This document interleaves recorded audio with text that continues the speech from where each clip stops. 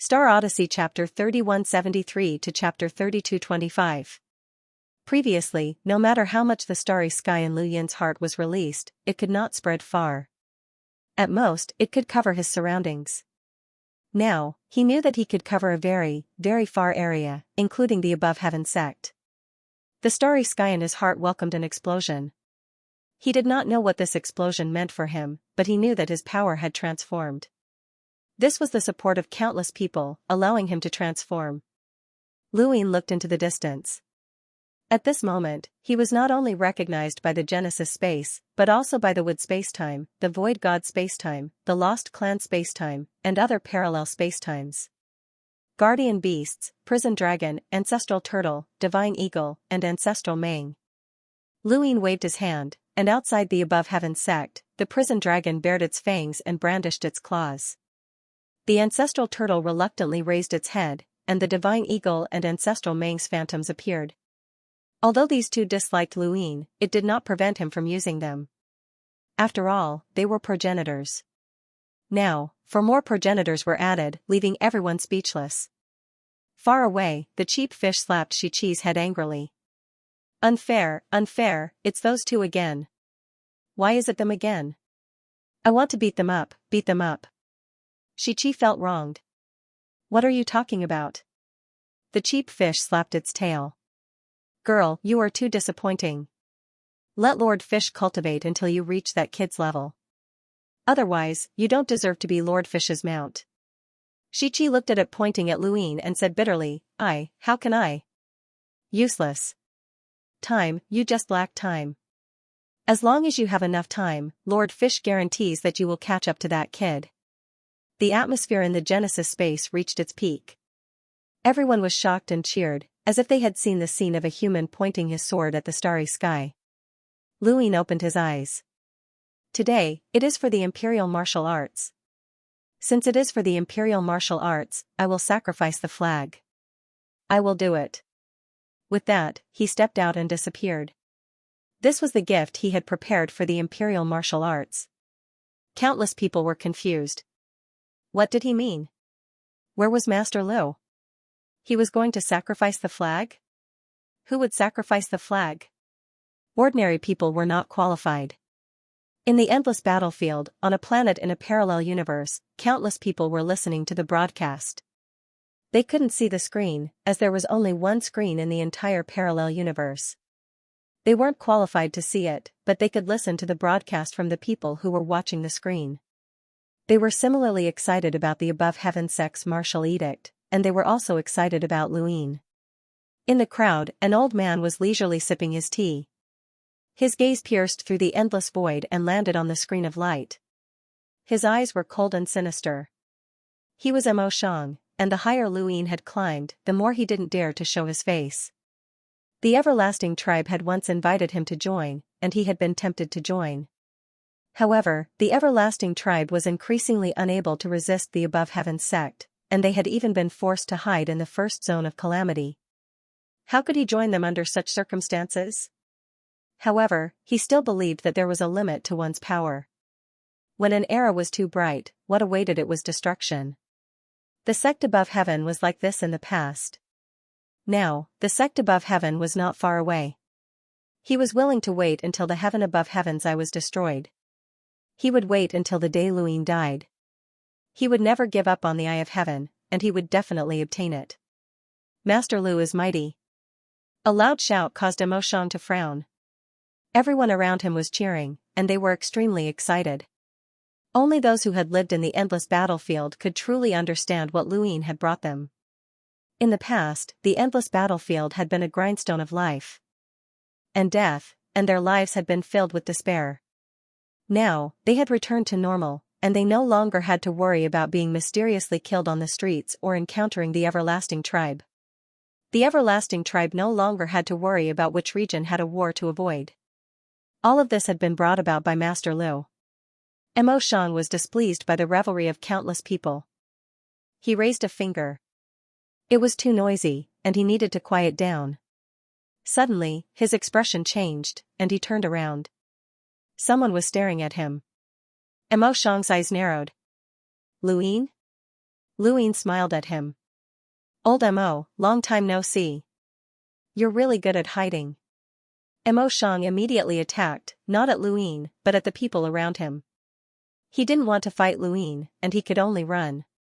This Luyin was clearly in the above heaven, and he had just said that he would sacrifice his flag. Now, he had appeared here. Was he going to sacrifice his flag? Mo Shang didn't think that he would lose to Luyin, but he also didn't want to expose himself to the above heaven's blade at this time. Lu Yuan and Hongyan Mavis were watching. The moment he attacked, the divine seal catalog appeared above Lu Yin's head. Golden light scattered across the sky, dispersing the darkness. At the same time, Lu Yin used the reverse step and appeared in front of Mo Shang. At this moment, Mo Shang had already used the sequence laws, making it difficult for the reverse step to succeed. But it didn't matter. He only needed 1 second. He still had 1 second to use the reverse step. In just 1 second, Lu Yin grabbed Mo Shang and tore through the void, arriving at the above heaven. Everything happened too quickly. Mo Shang was stunned. He never would have thought that the little fellow who had once struggled at death's door under his hands, who had done everything he could to survive, had now completely taken the initiative and directly pulled him to the above heaven. When they arrived at the above heaven, golden light shone brightly. Mo Shang saw Lu Yin in front of him and quickly retreated. Below, on the sky stairwell, countless gazes fell on Mo Shang. Outside the above heaven, many parallel universes, the everlasting tribe, and the outer realms all looked at Mo Shang. Mo Shang's hair stood on end. Lu Yuan, Hongyan Mavis, and the others' gazes brought him great pressure. Lu Yuan's eyes were smiling. Hongyan Mavis was puzzled. This person seemed to be the former sect master of Elysium as well. Dosheng smiled so widely that his mouth split open. Interesting. Big Sis made a killing gesture at Mo Shang. The wooden blade was unsheathed, and a cold glint flashed. Yi Rua and the abandoned path watched coldly. At the bottom of the sky stairwell, Lu Bujing smiled bitterly. Old Mo, you're out of luck. Kue Luo cackled, this guy is doomed. Elder Chan's gaze was full of sympathy, this guy was really unlucky. Not only had he been discovered, but he had also been brought to the above heaven. Only one person had experienced this before, Wang Si. Back then, Lu Yin had executed Wang Si on the sky stairwell, shocking everyone. Now, the second person to be executed was Mo Shang, a powerhouse of the sequence laws. Everyone knew that Mo Shang would face an extremely miserable fate. Mo Shang stared blankly at the above heaven, cold sweat dripping from his forehead. Master Lu, I'll join the above heaven. I'll be at your disposal. Lu Yin's lips curled up. Mo Shang, one of the 12 Elysium sect masters during the era of the above heaven. During the war with the Eternals, he betrayed Wu Tian, one of the 3 realms' 6 paths, and hid in the endless battlefield out of fear of death. The Eternals attacked the above heaven, but not only did they not help the above heaven, they even attacked the above heaven. Although he did not explicitly join the Eternals, he betrayed humanity. He is a powerhouse of the sequence laws, an existence above the progenitor realm. He was personally acknowledged by the Eternals. Once he joined, he would be able to ascend to the 7 sky gods. He is one of the top experts in the history of mankind. Today, as the above heaven sect master, I take you as a sacrifice for this martial edict. When he finished speaking, Lu Yin released the starry sky in his heart. In the past, he had only felt that the moment he released it, the surrounding space would be filled with contradictions with this part of spacetime.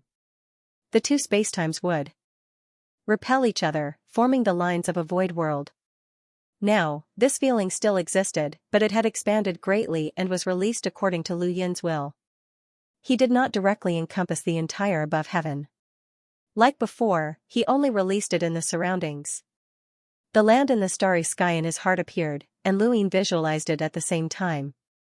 The land overlapped and directly covered the above heaven, blocking out the auspicious clouds. Mo Shang impatiently pleaded, Master Lu, I did not betray humanity. What happened back then was a misunderstanding. You all misunderstood me. I did not intend to attack the above heaven. As soon as he finished speaking, endless darkness spread out with him as the center, covering the entire above heaven. It was great darkness sky, the profundity of the dark sequence's laws. Mo Shang knew that he only had one chance to attack. He did not believe that Luin, who was only a demi-ancestor, could really kill him. He only believed that there would definitely be people among the people below who would attack him. Mo Shang was only trying to create momentum for Luin. He had to guard against those people below. However, no one on the stairway to heaven moved. Mo Shang's great darkness sky directly covered the above heaven and blocked the stairway to heaven. He believed that even if those people below wanted to attack him, they would first have to disperse great darkness sky, giving him time to escape. However, he did not realize that the land above his head had completely overlapped and was crashing down. The moment the land fell, Mo Shang realized that something was wrong. The darkness swallowed up the land. He raised his hand and used his finger sword technique, wanting to tear the land apart. However, regardless of whether it was the sequence particles or the finger sword technique, they were all crushed by the land. Even Fengbu's sequence laws were useless, let alone Mo Shang.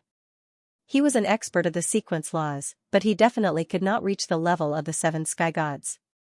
The land fell completely, and Mo Shang's entire body was pressed down and kept falling. It was only then that he realized that no one was helping him. It was Luin who wanted to attack him. This Luin wanted to kill him, an expert of the sequence laws, even though he was only a demi-ancestor. Impossible. How could a demi-ancestor kill him? He had thought that Lu Yin's solo banishment of Di Qiong after his return was fake and that the above heaven had created momentum for Luin. Now, he knew that it was real. How could this monster reach such heights as a demi-ancestor? How? Pfft.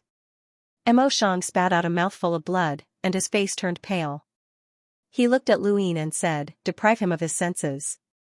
This was his ancestral world, and he wanted to deprive Luin of all of his senses of the outside world. In the past, this move had caused Dan Pu to lose her ability to move. She did not even know if she was dead or alive. If not for her divine power, the people in the game of 1,000 faces would have been controlled as well. However, this move was now useless against Luin.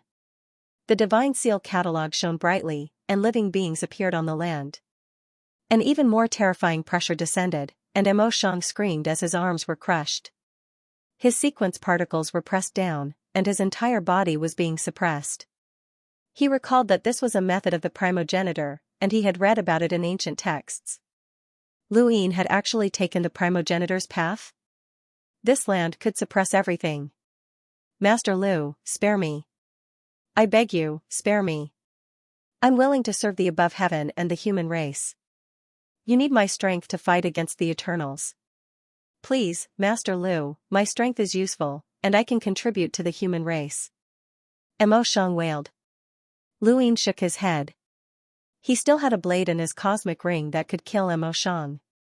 It had come from the undying deity and contained the power of decay. He had once thought that he would need to use that blade to kill Mo Shang, but now, he no longer needed it. If he could kill Count Feng, what more Mo Shang? The moment Mo Shang had been brought to the above sky sect, his fate had been sealed. His only use was as a sacrifice to the sect. Did humans need experts? Of course they did, but not every expert did. This person was selfish and had once enjoyed the above sky sect's favor, but he had betrayed them.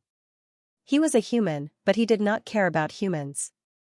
Such an expert was only suitable as a sacrifice. Master Lu, don't force me. I know you have divine power, but don't force me to say it. I just want to live, and I'm willing to submit, Mo Shang threatened in a low voice, his eyes sinister.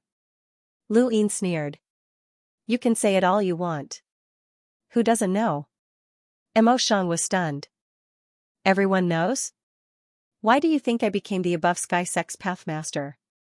What do you think I sacrificed? Do you think you can control me with divine power? Luin mocked. Master Lu, I'm willing to submit. Master Lu. Mo Shang roared as his blood splattered on the stairway. The great dark sky had already dissipated, and everyone in the above sky sect watched as Mo Shang continued to fall while carrying the land. He could not dodge or escape, as this was the land's suppression. Luin could use it to suppress countless people, but it could also suppress him alone. Lu Bujing sighed. It's over.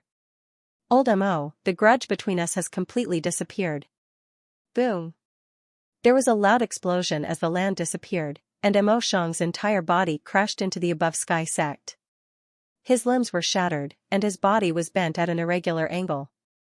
Everyone who saw this scene was speechless. They just looked on like that. A dignified expert of the sequence's laws had fallen just like that.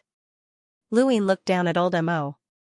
This person was the first person he had encountered who had used the sequence's laws to attack him. Luin had been in a sorry state back then, and if not for Celestial Eye and his divine power, he would have died long ago. Old Mo could be considered a watershed in Luin's path of cultivation. Before and after this person's appearance, Luin had deeply felt the power of the sequence's laws. This person had once been invincible, but now, he was insignificant. Old Monster Mo's face was a mess of flesh and blood as he cried out in a low voice, "Lu, Master Lu, I beg you, spare my life, I beg you, I beg you, I beg you." Luin looked down from above, the golden radiance making him appear incomparably divine as his shadow enveloped old Monster Mo's body. "Why didn't you think of this moment when you betrayed Wu Tian? Why haven't you thought about dealing with above heaven?" He then looked around at the sky. People have to pay the price for what they've done. There's no turning back for betrayal, and anyone who dares to betray humanity will face the same fate. There's no exception. As soon as he finished speaking, he waved his hand casually. A terrifying power streaked across the sky like a meteor, slamming into old Devil Mo and killing him. Following that, the commander appointment platform appeared, and Luin directly selected old Monster Mo. This was the outcome. Betraying the human race would definitely not end well. This scene sent chills down the spines of countless onlookers. Those who had thought that they would be able to take advantage of the situation were now terrified. They could not betray Luin. The Eternals were terrifying, but Luin was even more terrifying. The military edict had won Luin the hearts of countless people, but the flag sacrifice had also sent chills down their spines. The way of a king was to use both kindness and authority. Luin was not a good person, nor was he a saint. He was just a normal person with flesh and blood and emotions. He was willing to give up everything for humanity, and he was also willing to take their lives. He only wanted a clear conscience, and he only wanted to exterminate the Eternals so that humanity would no longer have any enemies. He only wanted to live a peaceful life, but that day was still far away. He turned around and walked up the staircase, passing by everyone. Finally, Luin reached the top of the staircase and stood in front of the primogenitor's statue. He faced everyone. "No matter how strong the enemy is, do not be afraid. I will stand in front of all of you. Remember, there's a kind of person in front of you called Luin."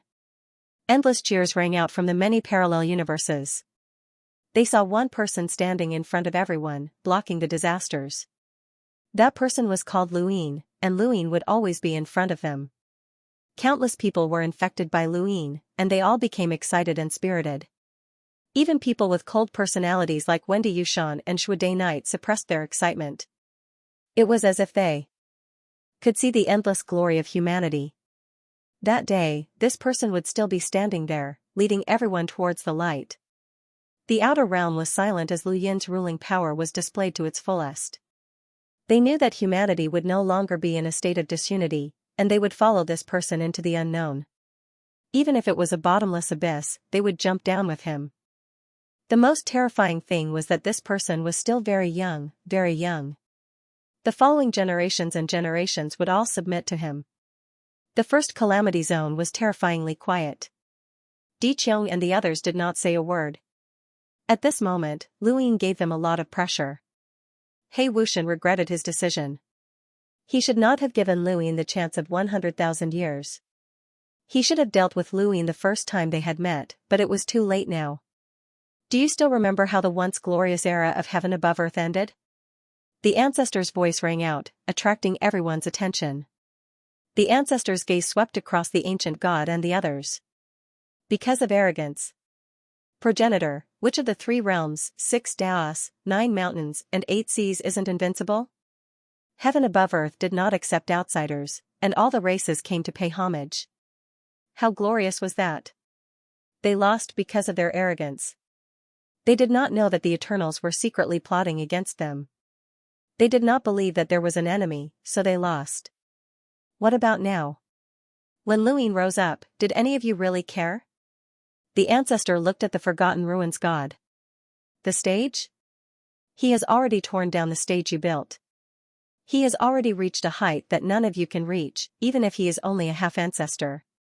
After saying that, she turned to look at the black mother tree. He probably didn't think about it either. Otherwise, he would have done it regardless of the price. Now, are you sure that the third god's commandment is for humans or for us? Beneath the black mother tree, the Grand Empyrean looked at the screen with a burning gaze. Little thing, you really went up. Let me see what you can do now. The martial edict had brought unprecedented confidence to the humans. The strength of heaven above earth had made the Eternals and the outsiders speechless. Lu Yin's efforts had not been in vain. Now, there were constantly parallel universes connecting to the Genesis space, and the limitless empire had never stopped working. As for Luin, he was calm and fishing in heaven above earth. If he immediately caused trouble for the Eternals after the martial edict, it would be easy for them to plot against him. He had to take the initiative. There would definitely be a decisive battle with the Eternals. For this battle, he had to prepare a lot. It was not time yet. The martial edict was not a declaration of war. It was only the first step to restoring the humans' confidence. The true declaration of war was not yet, but it was not far away. As for now, it was very difficult for the Eternals to attack the humans. The initiative had already shifted. On this day, a butterfly flew across the starry sky, shuttling through parallel universes and arriving at the Lost Clan's dimension. In the starry sky of the tree, Lu Yuan suddenly opened his eyes, took a step forward, and disappeared. In the Lost Clan's dimension, a faint light shrouded them. All the Lost Clan members were stunned like statues. Even the progenitors like Dan Jing and Dan Yan, as well as Grand Elder Dan Gu, were frozen in place, holding cards in their hands. The butterfly slowly flapped its wings and spoke in a soft and pleasant voice, "Please don't misunderstand. I have no intention of targeting you humans, but this race must be taken away. This is my duty." Lu Yuan walked out from under the starry sky and looked at the butterfly with murderous eyes. "Are you joking? The Lost Clan has just joined heaven above earth, and you want to attack them. You say you have no intention of targeting us? Previously, the Eternals were at a disadvantage because you wanted to help them. What are you trying to do?" The butterfly was helpless. "I made it very clear in the previous battle that the Eternals and you humans are evenly matched. If you fight, no one will benefit. That's why I deliberately stopped the war. If you start now, I won't stop you. As for this race, they come from another universe. My duty is to expel visitors from other universes. I have no intention of targeting you. Please don't misunderstand." Lu Yuan shouted, "You didn't come earlier or later. You came after the Lost Clan joined heaven above earth. Isn't this a slap to heaven above earth's face?" The butterfly's voice became softer. "I'm sorry, the Eternal Clan told me. I didn't find this race before, but since I know, I can't leave them alone. Again, please don't misunderstand. Humans have helped me before, and I have no intention of targeting them. Really. Moreover, I have no intention of doing anything to this race. I just want to expel them." At this time, Grand Elder Dan Gu recovered. He looked at the butterfly in confusion. "Who are you? Why are you attacking us?" The butterfly flapped its wings beautifully. "Your race doesn't belong to this universe, so please leave." Grand Elder Dan Gu's expression changed. Lu Yuan knew it was the truth when he saw Grand Elder Dan Gu's expression. He frowned and stared at the butterfly. "No matter what, since the Lost Clan has joined heaven above earth, there is no reason for them to leave. Go, we will protect this race." The butterfly said, "Please don't hinder me. This is my duty. If I don't expel them, it will be my mistake. Please don't make things difficult for me." At this time, Luin arrived. The Lost Clan spacetime was connected to the primordial space. He had also gained the recognition of the Lost Clan spacetime and sensed the abnormality here. "It's you again. You're called Tianan, right?" Luin looked at the butterfly with vigilance. The butterfly greeted gently, "We meet again. I'm sorry, I don't mean to target you, but this race doesn't belong to our universe. I can only ask you to leave. Please don't make things difficult for me. Luin frowned. You found the wrong person. It's not the lost clan that doesn't belong to this universe. It's the Eternal Clan. New volume opened, Invincible. Brothers, thank you for your support. Thank you. QZQ 4418 Baidu. Brothers reward, I'll make up for the previous chapter.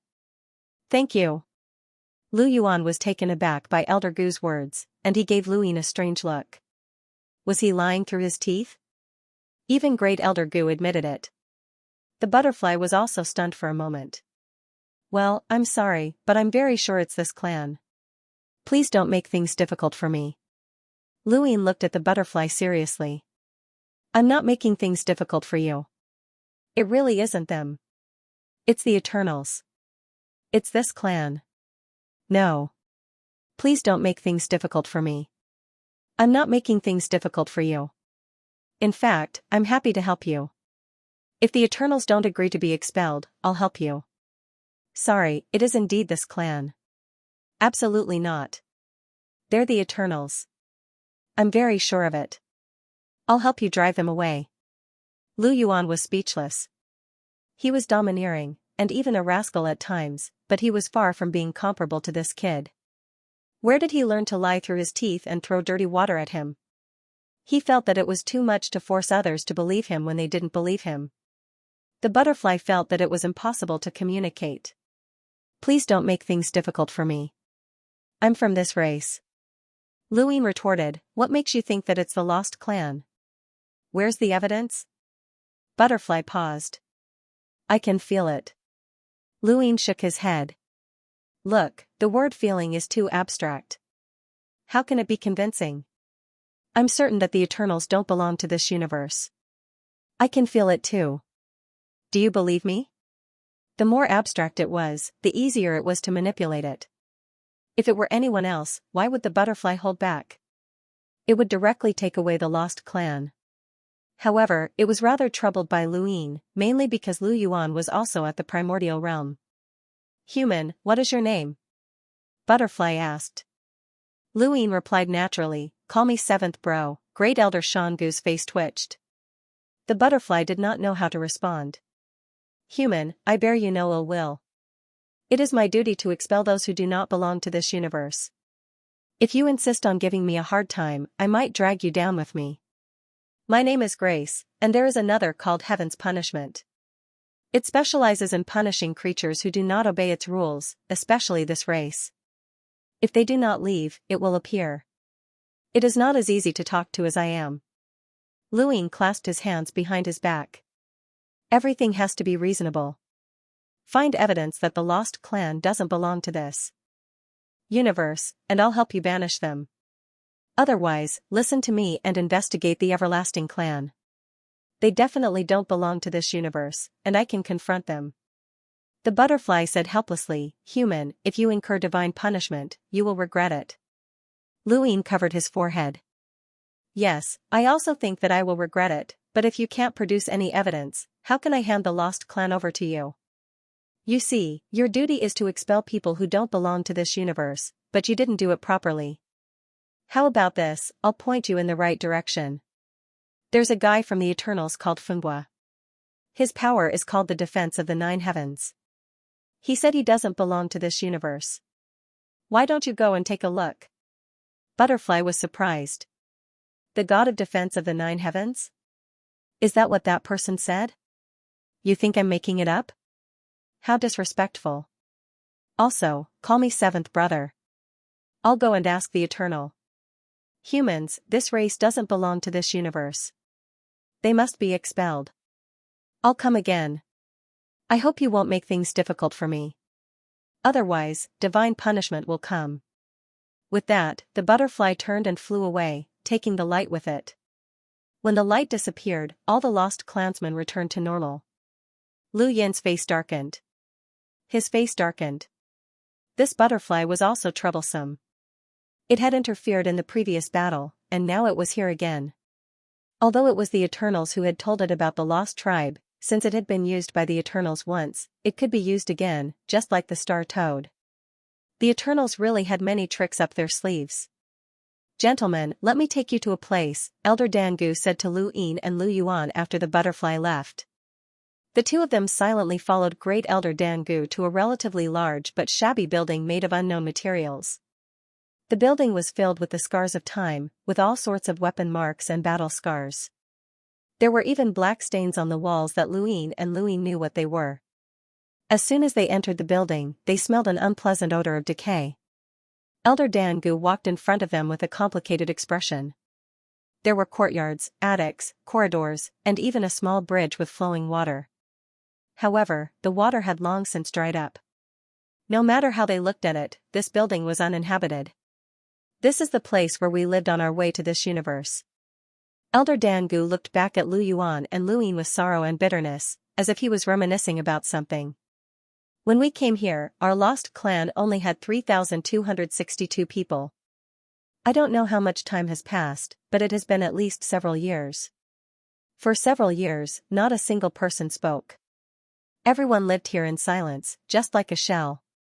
In truth, we, are indeed just shells." That final battle connected the past and the present. One after another, the old seniors tread on the river of time to come here. Some of them planned for the ages, some of them pretended to be dead, all for the sake of that final battle. We won. That was the most difficult battle we have ever seen. It lasted for a very long time, and far too many people died. It is simply impossible to count. Elder Dangu recalled, there were no innocents in that battle. Even the ordinary people who didn't know about it weren't innocent, because they were born in that universe and were destined to bear the karma of that universe. Humans were like weeds, and when a batch died, another batch would be born. At that time, everyone was in a killing frenzy, and no one cared about the lives of others. They only had eyes for the enemy. In the end, that battle still ended with our victory. But Great Elder Dangu closed his eyes and became silent. Lu Yuan looked at Lu Yin. He didn't know what had happened to the lost clan, but Lu Yin had heard about it. "But so what if we defeated the enemy? We thought that the most difficult battle, the most beautiful victory, and the fruits of victory that were irrigated with countless lives were nothing more than a pebble in the eyes of a certain existence. That's why we fled and came to this universe. We didn't say these things to get the celestial sect to protect us. It's the exact opposite." Elder Dangu looked at Lu Yin. "Let Tianan send us back. We can't resist that existence, but I want to see that existence again. I want to see our home. We can't find our home ourselves. If Tianan can help us find it, we'd rather go back. It can't find it." A voice suddenly rang out, and the surroundings turned gray, gradually expanding. Lu Yuan raised an eyebrow and looked in a certain direction. Seeing this, Lu Yin was overjoyed. "Master." Elder Dangu was surprised. Who was it? He had not noticed when the other person had appeared at all. Nearby, Mr. Mu emerged from the void and walked over step by step. He looked at Lu Yuan, and Lu Yuan looked at him as well. "Congratulations, fertile earth. You've reached the primordial realm," Mr. Mu praised. Lu Yuan smiled. "Mr. Mu, long time no see." Mr. Mu was on the same level as the founding ancestor. He had appeared when the celestial sect was at its peak, so he naturally had seen Lu Yuan and the others. Moreover, he had seen them when they were young. "In the blink of an eye, you've all grown up. The Inception School has produced some good disciples," Mr. Mu praised. Lu Yuan smiled bitterly. "You're joking, Mr. The celestial sect has been destroyed. We've either died or gone missing. There aren't many who survived, so how can there be any good disciples? Oh right, there's also a traitor." Mr. Mu smiled. "You were able to reach the primordial realm, but this might not be your end. I have high hopes for you." "Thank you, Mr. Thank you even more for teaching our little seven." Lu Yuan was truly grateful. Mr. Mu looked at Lu Yin. "The path is getting more and more blurry. I didn't teach you anything." Lu Yin bowed. "Master, why have you come? How's Immemorial City? How's the founding ancestor?" Lu Yuan was excited. He had heard from Lu Yin that the founding ancestor was in Immemorial City. This made him want to go to Immemorial City, but he could not let go of this place. Mr. Mu said, "Immemorial City is fine. Because of your activities, the Eternals' war has slowed down. I never thought that even the protectors of the four directions would be drawn out." The group was puzzled. The protectors of the four directions? Mr. Mu looked at Elder Dangu. The protectors of the four directions are responsible for guarding the four sides of this universe. Any creatures from the outside universe will be expelled by the protectors of the four directions, and you are no exception. That butterfly was right. This is its duty. However, there is something that you do not understand. Expulsion does not mean that you will find your home. Elder Dangu's expression changed.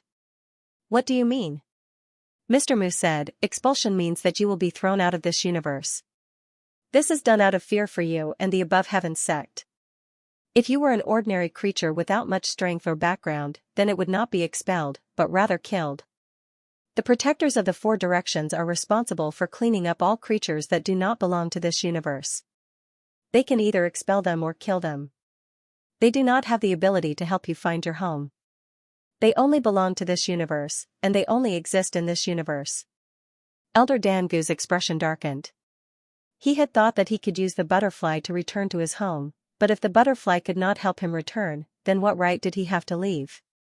In this universe, even progenitors did not dare to casually tear through the void and enter an unfamiliar parallel universe, let alone throw them into an unfamiliar universe. That would be equivalent to forcing them to their deaths. Master, what do you mean by this universe? Who set the rules for the protectors of the four directions? Or did they form an alliance on their own? Lu Yin asked. Mr. Mu said, when it's time for you to know, you will know. A certain existence has appeared in my universe and the Lost Clan's universe. I cannot speak of it, or it will easily draw them out. Lu Yin's heart sank. Was even Mr. Mu so fearful? How strong are the protectors of the four directions? Lu Yuan asked. Mr. Mu said, they are all at the primordial realm. Lu Yuan frowned. This was troublesome. If they wanted to protect the Lost Clan, they would have to face four primordial realm experts. They would not be as easy to deal with as the Eternals. Lu Yin's eyes narrowed. Are they purely fulfilling their duties, or are they helping the Eternals in the name of their duties? Mr. Mu paused. Both.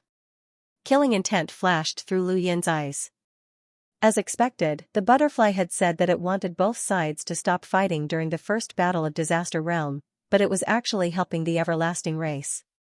Now, the sect above heaven had just issued a military decree, and it was here again. If it took away the lost race, where would the sect above heaven's face go? The everlasting race only needed to spread the news a little, and Lu Yin would become a joke. No matter how he looked at it, the butterfly was helping the everlasting race. Mr. Mu said solemnly, the protectors of the four directions are not to be trifled with. I also sensed Tianan's aura, which was why I had no choice but to come here from Immemorial City. If you want to protect the lost race, you have to fight the protectors of the four directions with your full strength. With the current strength of the humans, you might be able to deal with the protectors of the four directions, but the everlasting race will be very difficult to deal with. We'll do it ourselves, Elder Xianxia said sternly. The lost race rarely interacted with other civilizations because they did not want to lose anything. Now, it was the same. They could be lost to other civilizations since they were not familiar with each other. Lu Yuan could not help but say, since the protectors of the four directions have their duties, they shouldn't fight us to the death for the sake of the lost race. If we really end up killing them, their duties will become even more useless. Mr. Mu said, sending 2 or 3 is not a problem. The protectors of the four directions rarely appear. It's been so many years, and they've only appeared a few times because creatures that do not belong to this universe have difficulty coming here. They have their own methods. But there's one thing that might be an opportunity. The protectors of the four directions seem like 4 creatures, but they're actually responsible for one direction. If the lost race does not rely on external forces and faces one of them alone, the other 3 might not be drawn over. This is the only way to protect ourselves without starting a full-scale war with the protectors of the four directions. Lu Yuan shook his head. How can the lost race fight against a primordial realm expert? Elder Xianxia was helpless. If the lost race were at their peak, 1 or 2 primordial realm experts would not be a problem at all. But now, they were just remnants of a race that had fled. Lu Yin's eyes lit up. The lost race could deal with the butterfly alone. Mr. Mu looked at Lu Yin and smiled. Congratulations on leading the sect above heaven once more. The military decree, very interesting. Mr. Mu's praise was something that he had always sought after. No matter how well he performed in the past, Mr. Mu had always acted as if he didn't care at all. This had made him somewhat sullen, but now, he could hear that Mr. Mu was truly praising him. And he, too, deserved to be praised. Thank you, Master. Mr. Mu nodded and looked at Lu Yuan. About Tai Chu, if you can defeat the Eternals, go to Primeval City and meet us there. That will be the place of the final battle. You will see Tai Chu there, and perhaps many familiar faces. Lu Yuan clenched his fists. We will definitely meet up with Master in Immemorial City. The grayness around Mr. Mu gradually faded. I can't appear for long. The Eternals are also watching me. Everyone, we'll meet again in Immemorial City. With that, his figure disappeared. Lu Yin had many questions for Mr. Mu, but he had already left. In the past, he did not understand why Mr. Mu had come and gone in such a hurry. Now, he understood. Mr. Mu had been keeping an eye on Immemorial City while hiding his presence from the Eternals. This was because he knew too much. If he stayed for too long, Immemorial City would be in danger. The stronger one was, the more helpless they would be. They would never be able to experience the freedom of ordinary people. After Mr. Mu left, Lu Yuan looked at Grand Elder Xianxia and asked, Do you have the confidence to deal with that butterfly? Great Elder Xianxia shook his head and said, When it appeared, I was already under its control. I can't deal with it. Lu Yuan looked at Lu Yin. This was troublesome. If the above heaven wanted to protect the lost clan, they would have to face 4 primordial realm experts. Mr. Mu had appeared just in time, or they would not even know that they had gained 4 more primordial realm experts. Now, it all depended on the above heaven sect's decision. Would they abandon the lost clan, or would they rather face 4 more primordial realm experts? Grand Elder Xianxia bowed slowly towards Lu Yin. Above heaven sect, one of the 3 sons and 6 lords, Xianxia, formally requests to leave the above heaven sect. My lost clan has been heartless. We have clearly received the above heaven sect's grace, but we have to leave because our clansmen are xenophobic. None of this has anything to do with the above heaven sect. Downlord, please allow my lost clan to leave. Lu Yuan's eyes flickered. Grand Elder Xianxia wanted to take responsibility for everything. He did not want the above heaven sect to be cursed or make things difficult for Lu Yin. Once they left the above heaven sect, the lost clan would not necessarily be expelled. They might even be killed. This would be the most miserable outcome for the lost clan. My lost clan has gone through far too much. We were originally a remnant clan of a universe. We should not have been alive a long time ago. Please allow us to leave, Downlord. Grand Elder Xianxia maintained his bow as he made his request politely. As an expert only second to the primordial realm, he was acting so humbly. Even Lu Yuan was shocked. With his personality, he did not care about the protectors of the 4 cardinal regions or the Eternals. So what if they were all enemies? The Lu family had never feared them. However, not only did they represent the Lu family now, but they also represented the above heaven sect and humanity. Just how righteous was it to unite the various parallel universes in the past?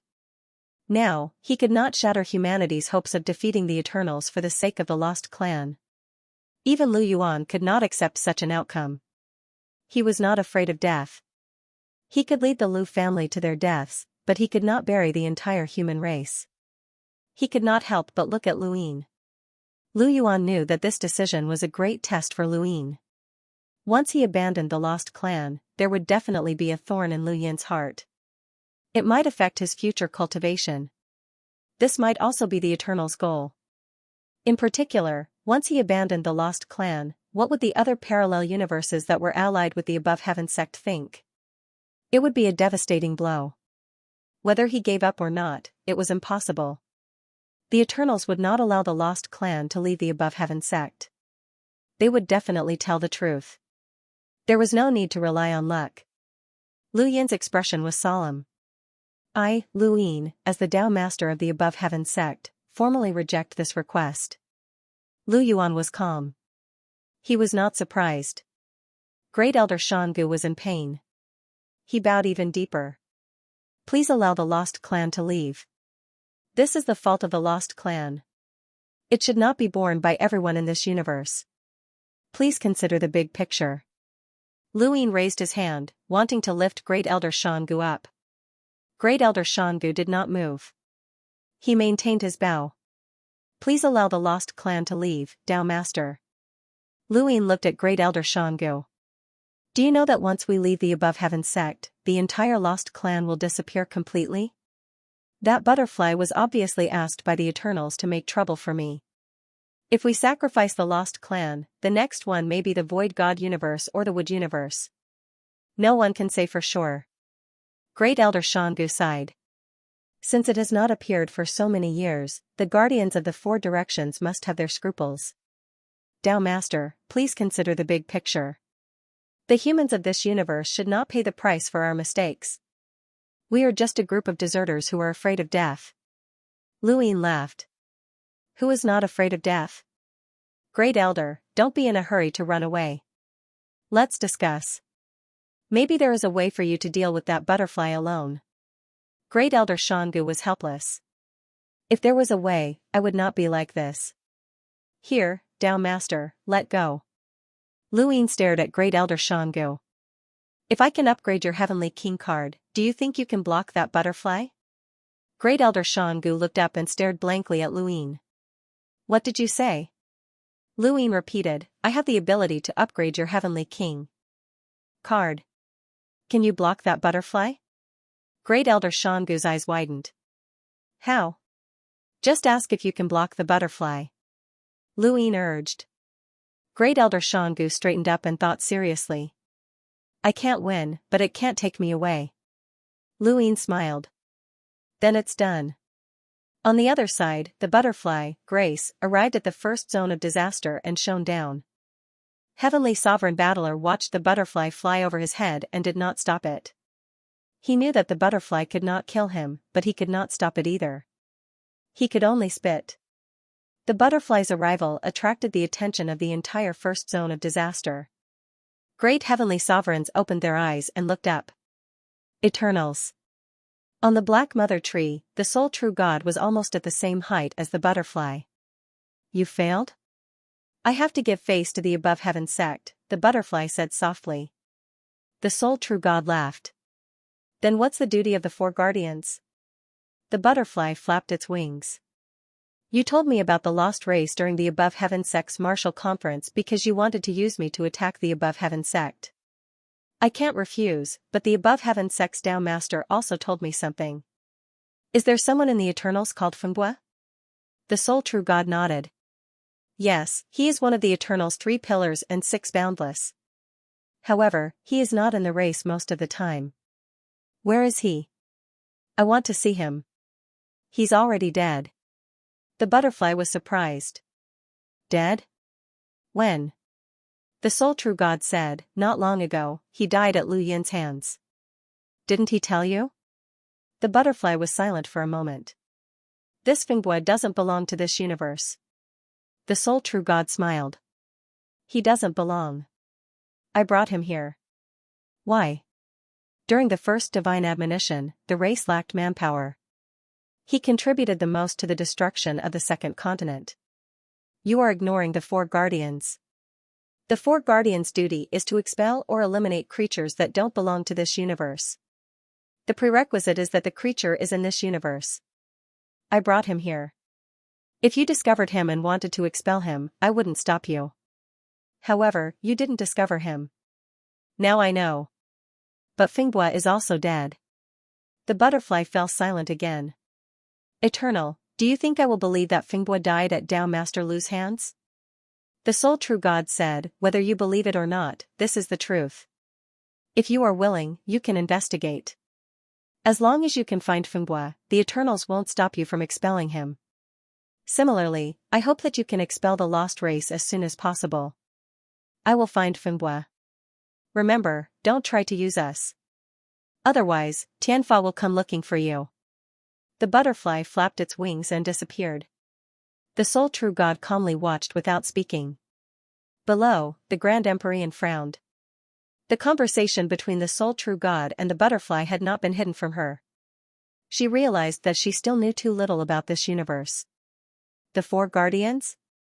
She seemed to have heard of them before. In the primordial space, Luin looked at the card in front of him. It belonged to Great Elder Xianxia and was called Heavenly King. The card was like a second life for the lost clan. The fact that Great Elder Dangu was willing to give the card to Luin meant that he had absolute trust in Luin. Luin had previously hesitated on whether or not he should help Grand Elder Xianxia upgrade his card's grade, but he had put it aside. Now, he could only do this. It didn't matter if the butterflies helped the Eternals or not. What mattered was that the Eternals had a way to get the butterflies to help them. The Lost Clan was just the beginning. As the Eternals grew weaker, they would only become more and more resourceful. However, there were only so many powerhouses in this universe, and Luin did not believe that the Eternals would be able to hold on. Raising his hand, Xianxia took out the die. Flicking his finger, he watched as the die slowly spun before finally stopping at 3. Lu Yin's eyes lit up. It was a good sign. He placed the Heavenly King card on the table and then began to crazily toss out star essence. Upgrading Eternal Darkness had cost Luin 100 trillion star essence, which was a rather exaggerated number. Upgrading a Heavenly Emperor card would not be a small amount either. 100 trillion. This was a sum that Lu Yin had gone to great lengths to obtain, and he had never expected to use it all up in such a short period of time. No, he had to think of a way to obtain more star essence. It was impossible for him to do so in the primordial space, so he would have to use the reincarnation spacetime. Although their powers were opposite, they could still be used. As the star essence continued to be consumed, the Heavenly Emperor card also continued to drop until it was completely gone. Just like the Perpetual Darkness card, it had been reduced to 100 trillion star essence. He reached out and picked up the Heavenly King card. In an instant, the same scene happened. In the lost time and space, the clansmen were surprised to find that their cards were inexplicably facing a direction, as if they were worshipping. Great Elder Dangu was currently in the Above Heaven sect, and he similarly noticed this matter. He looked towards the rear mountains. He finally understood. So that was how it was. It wasn't an ancient card that appeared before, but rather Eternal Darkness. Luin had upgraded Eternal Darkness to the level of an ancient card, which was why such a phenomenon had occurred. Now, the Heavenly King card had definitely succeeded. He didn't know how Luin had done it, but it was too miraculous. This was something that not even the clan's peak had been able to accomplish, and how long had it been since then? For a moment, Great Elder Gu felt as if Lu Yin's entire body was shrouded in a dense fog, making him seem unfathomable. While waiting anxiously, Great Elder Dangu received the Heavenly King card. Looking at the Heavenly King card again, the familiar feeling of blood connection was still there, but there was an additional sense of unfamiliarity. It was as though there was a barrier between him and the card. This was the power of the ancient card. He was still a progenitor and had not reached the primordial realm, so it would not be easy for him to use the ancient card. Head Elder, let's give it a try. It would be best if we can block the butterfly, but if we can't, then we'll think of something else, Luin said. Lu Yuan looked at the card curiously and then at Luin. He recalled the one true god's words. Perhaps only turbid treasures had such a miraculous ability. Not long after, Great Elder Dangu returned to the Lost Clan. He was somewhat excited because he saw another path.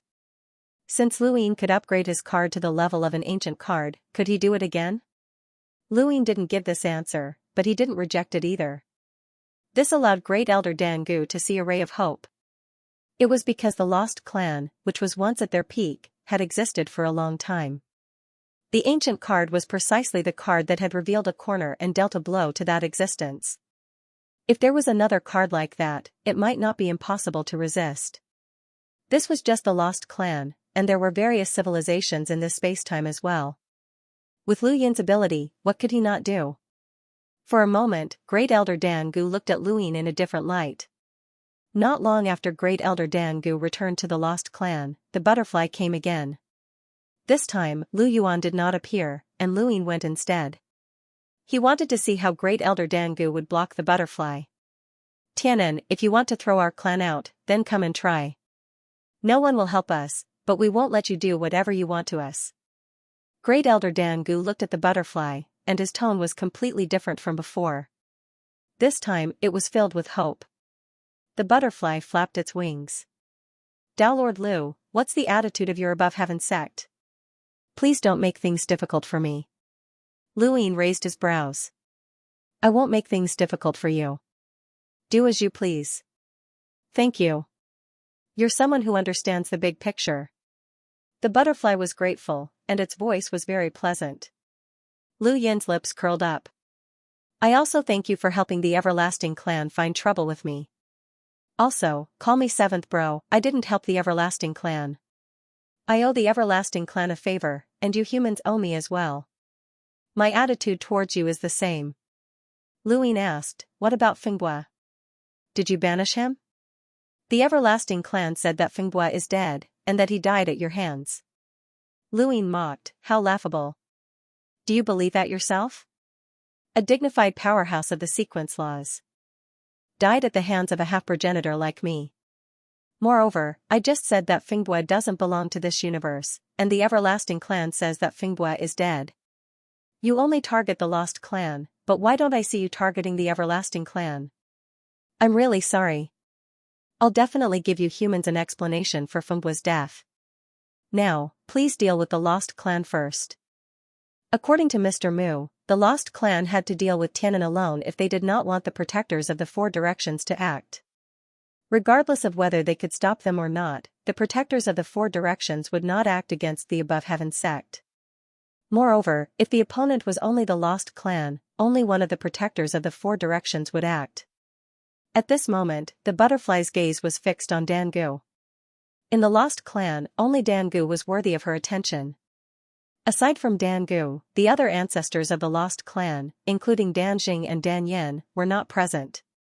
If Dan-gu could not stop them, then they could not. You're called Dan-gu, right? The butterfly spoke gently. Great Elder Dan-gu looked at the butterfly. My Lost Clan does not belong to this universe, but after being here for so many years, we've long regarded this universe as our home. We fought against the Everlasting Clan together and formed a deep friendship. Why can't you accept my clan? Your fate is determined by the heavens. Since your Lost Clan does not belong to this universe, you should not stay here. Leave. I can show you the way out. The butterfly fluttered her wings. This was her respect for the Lost Clan. The Lost Clan was not weak, especially with the Above Heaven sect nearby. She would not go too far.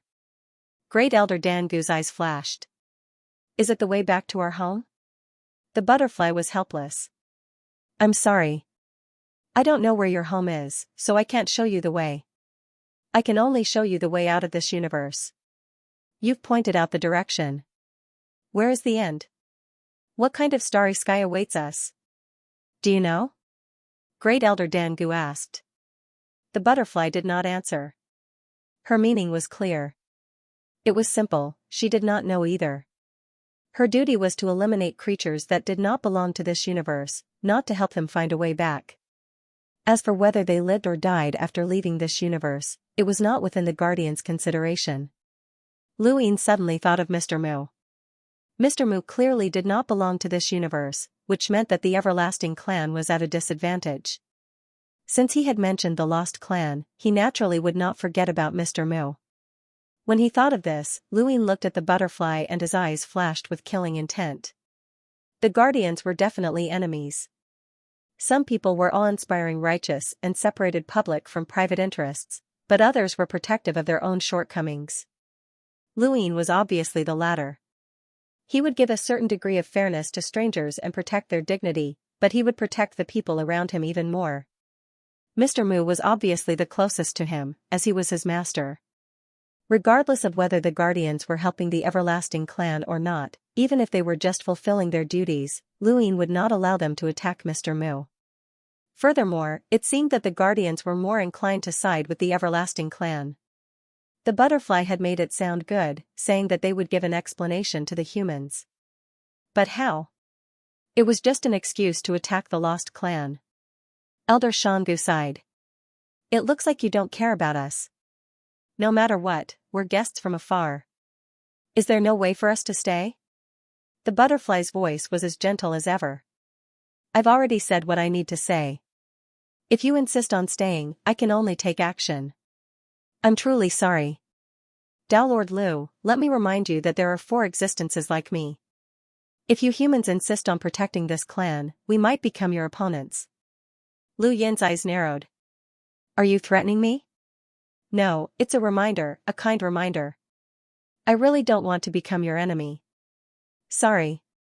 With that, the butterfly flapped its wings, and the flowing light was beautiful. It immediately replaced the lost clan's starry sky, causing it to become multicolored without any prior signs. Lu Yin's expression changed. This was the power of a primordial realm expert.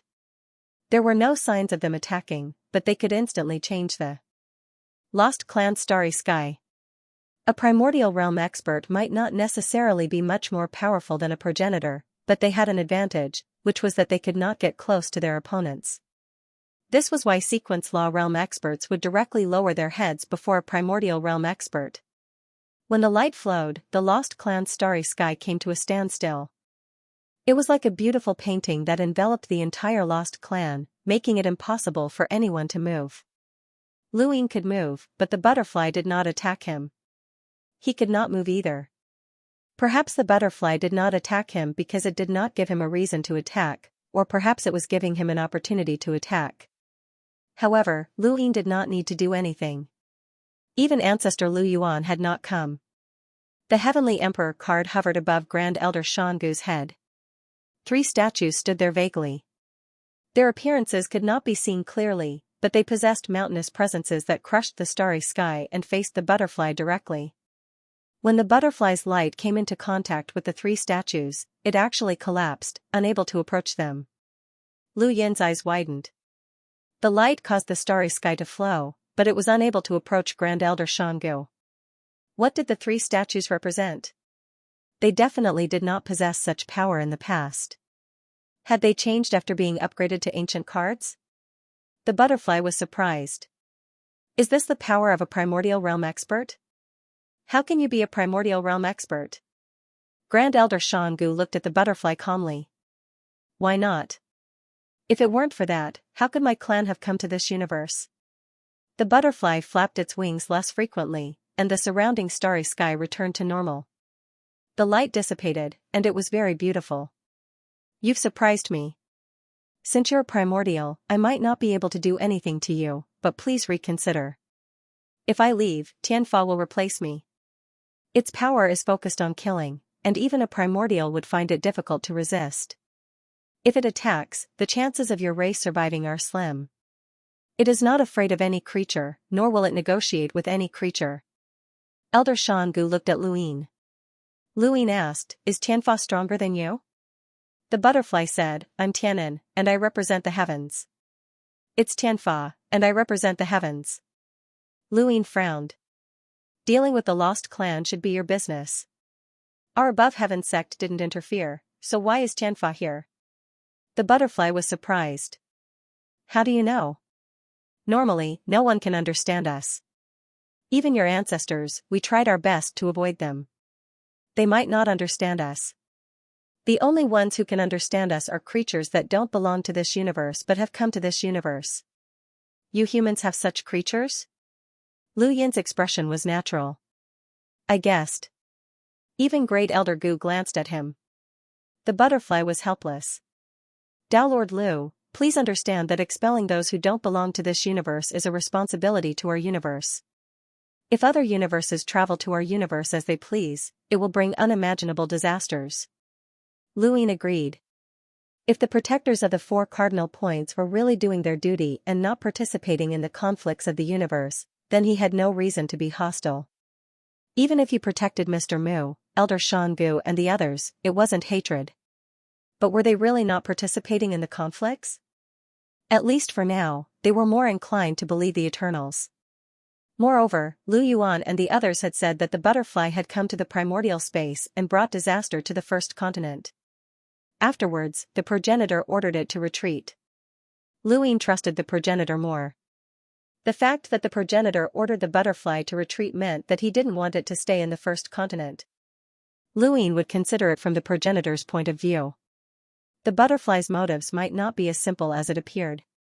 It's a great duty, and I will also protect your duty. Now, the question is, who made this duty for you? Lu Ying asked. Xianxia stared at the butterfly and suddenly thought of his homeland, the omnipotent existence. It seemed like only an existence like that could assign duties to primordial realm experts. The butterfly slowly flapped its wings, sprinkling down radiance. Dao Master Lu, when you reach our level, you will naturally understand the importance of protecting your own universe. We voluntarily joined forces to guard the four directions, all for the sake of expelling the life forms of other universes. It wasn't a duty set by anyone. Lu Yuan arrived. He rolled his eyes when he heard what Butterfly said. I've reached the primordial realm too, so why don't I feel that way? I don't believe it, and I can't believe it. Tianan, you keep saying that we humans have done you a favor, but you won't even tell us this? I'm telling the truth. Dao Master Lu, I really don't want you to face heaven's punishment. It's unreasonable. Once it comes, it won't do you any good. Butterfly said. Lu Ying nodded. I've received your reminder. I still have the same question, why is Tianfa here? Expelling the lost clan should be your business. No matter whether you have the ability to expel them or not, you shouldn't let Tianfa do it for you. Butterfly denied, if Tianfa can't do it for you, how can it be called Tianfa? Tianfa punishes on behalf of the heavens. The heavens refer to our universe, while Tianfa covers the entire universe. So, Dao Master Lu, I'll ask you one last time. Are you willing to let the lost clan leave this universe? Grand Elder Xianxia frowned. We won't leave, even if we die. His attitude had been passive before, whether it was the battle against the Eternals or the expulsion. He would rather die than implicate the above heaven sect. However, it was different now. Lu Ying actually had the ability to upgrade the Heavenly Emperor card. This was an opportunity for their clan to return to the peak. How could he give it up? Butterfly sighed, then, I'm really sorry. Tianfa is coming. Everyone, take care. With that, she flapped her wings and flew away. Grand Elder Xianxia looked at Lu Ying, Dao Master, Tianfa might not be so easy to deal with. Lu Ying pondered for a moment before ordering, take the lost clan away. Grand Elder, you can only face Tianfa alone. If we don't deal with you, Tianfa won't find the other lost clan members. They're not as valuable as you. Grand Elder Xianxia was grateful, thank you, Dao Master. Butterfly's retreat did not mean that she could not defeat Grand Elder Xianxia. In her words, she represented the heavens. If she encountered a primordial realm enemy, she would naturally be dealt with by Tianfa. After Butterfly left, the lost clan members were immediately taken away in secret. Apart from a limited number of people in the above heaven sect, no one else knew. Lu Ying remained in the lost clan's starry sky, waiting for Tianfa to arrive. He wanted to see just how powerful this so-called Tianfa was. Ancestor Lu Yuan naturally stayed behind as well. Not long after, Hongyan Mavis also came. The others wanted to come as well, but they were stopped by Lu Ying. This was not a war, so they could not interfere even if they came. Very soon, half a month passed. On this day, a blood-red liquid drifted through the starry sky. It was enough to drown 10 people. This drop of blood-red liquid traversed the void, disappearing and reappearing from time to time. It did not make any turns, heading straight for the lost clan's starry sky. It passed through all the other parallel universes along the way before finally arriving in the lost clan's starry sky. After arriving in the lost clan's starry sky, the blood-red liquid moved silently towards Grand Elder Xianxia's location. Not long after, the blood-red light that floated in the starry sky suddenly expanded, covering the entire lost clan's starry sky in an instant. The Genesis space was connected to the lost clan's starry sky, and Jiaofeng sat in the indestructible mecha at the point of connection. He stared blankly at the blood-red light before him. What was going on? The entire Lost Clan's starry sky had turned blood-red. Lu Yin, Lu Yuan, Hong Yan Mavis, and Grand Elder Shangu's expressions changed. Representing the heavens. The Lost Clan will be punished and exterminated. The blood-red liquid let out an endless murderous roar that reverberated through the entire starry sky, causing everyone who heard it to shiver. Lu Yin stared into the distance. Was that a ball of blood? Lu Yuan's expression sank. What arrogance! Hong Yan Mavis clenched her fists. This feeling is not good. Grand Elder Shangu's expression turned ugly. He could sense the terror of Tianfa.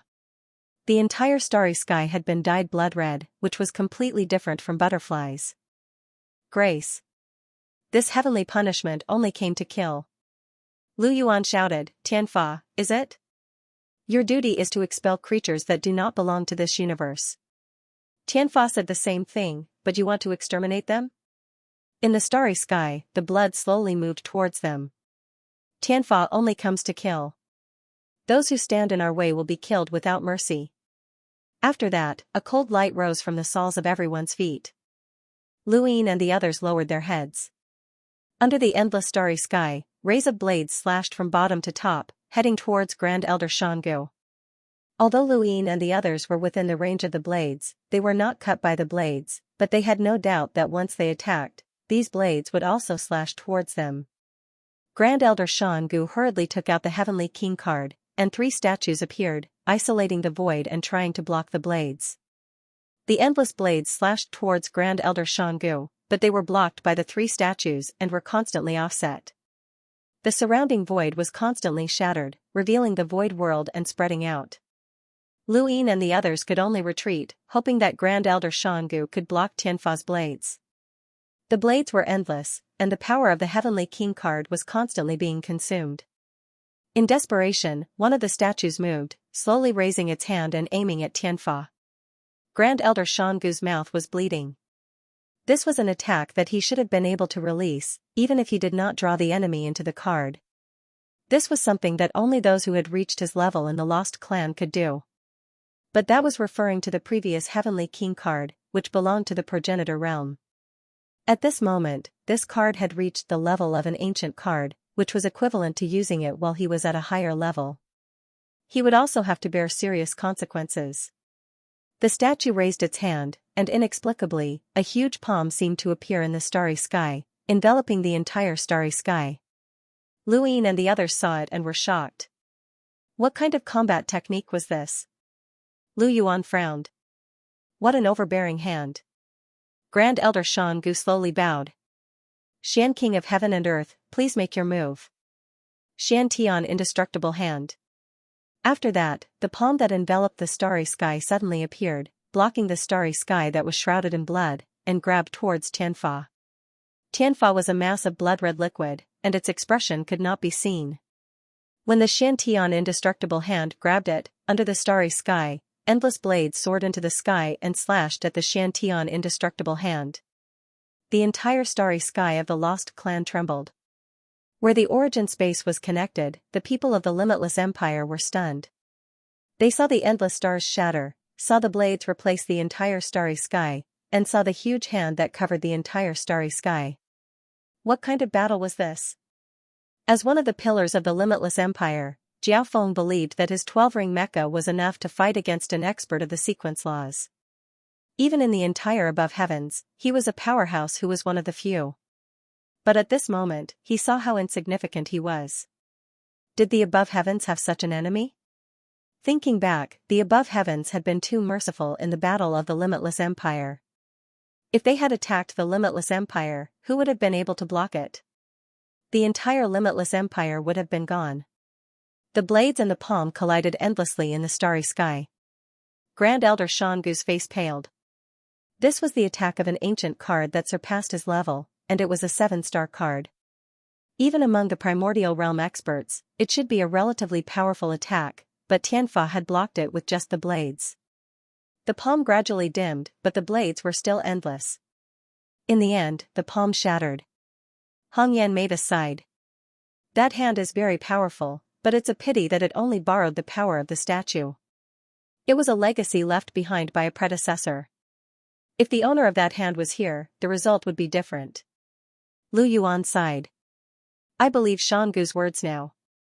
Their homeland does have absolute powerhouses, and the owner of that hand is one of them. What a pity. Lu Ying looked at Xiangu. Of the 3 statues, one had already used its attack, so it was useless. What about the other 2? Countless blades slashed toward Great Elder Xiangu from all directions. Xiangu spat out a mouthful of blood and bowed deeply to the other statue. Endless Warlord, please attack. The statue trembled, and soon, the entire starry sky became even redder. This was not from Tianfa, but from the statue. Sounds of slaughter rang out, causing the countless blades to stop. Tianfa's blood-red liquid spun slowly, as if it was afraid. Grand Elder Xiangu's face paled, and he struggled to hold on. It was too much for him to use the power of the 7-star ancient card, so he released the card's power. However, he could not draw Tianfa into the card, so he could only do this. He hoped that Endless War King could kill this powerful enemy. In his hometown, Endless War King had been dazzling in the final battle. He had fought until the very last moment, maintaining his charging posture even in the face of death. He would feel fear for that existence, but Endless War King was not. Endless War King's existence was born for slaughter, to pave a bloody path for the beings of that universe. Ancient powerhouses died one after another. Xiangu did not wish to be killed while carrying the regrets of countless people in that universe. He wanted to live. He wanted to live until he reached that existence and struck him again, even if the price was the destruction of the entire lost clan. He would definitely live to see that day. The blood-red figure charged out of the statue.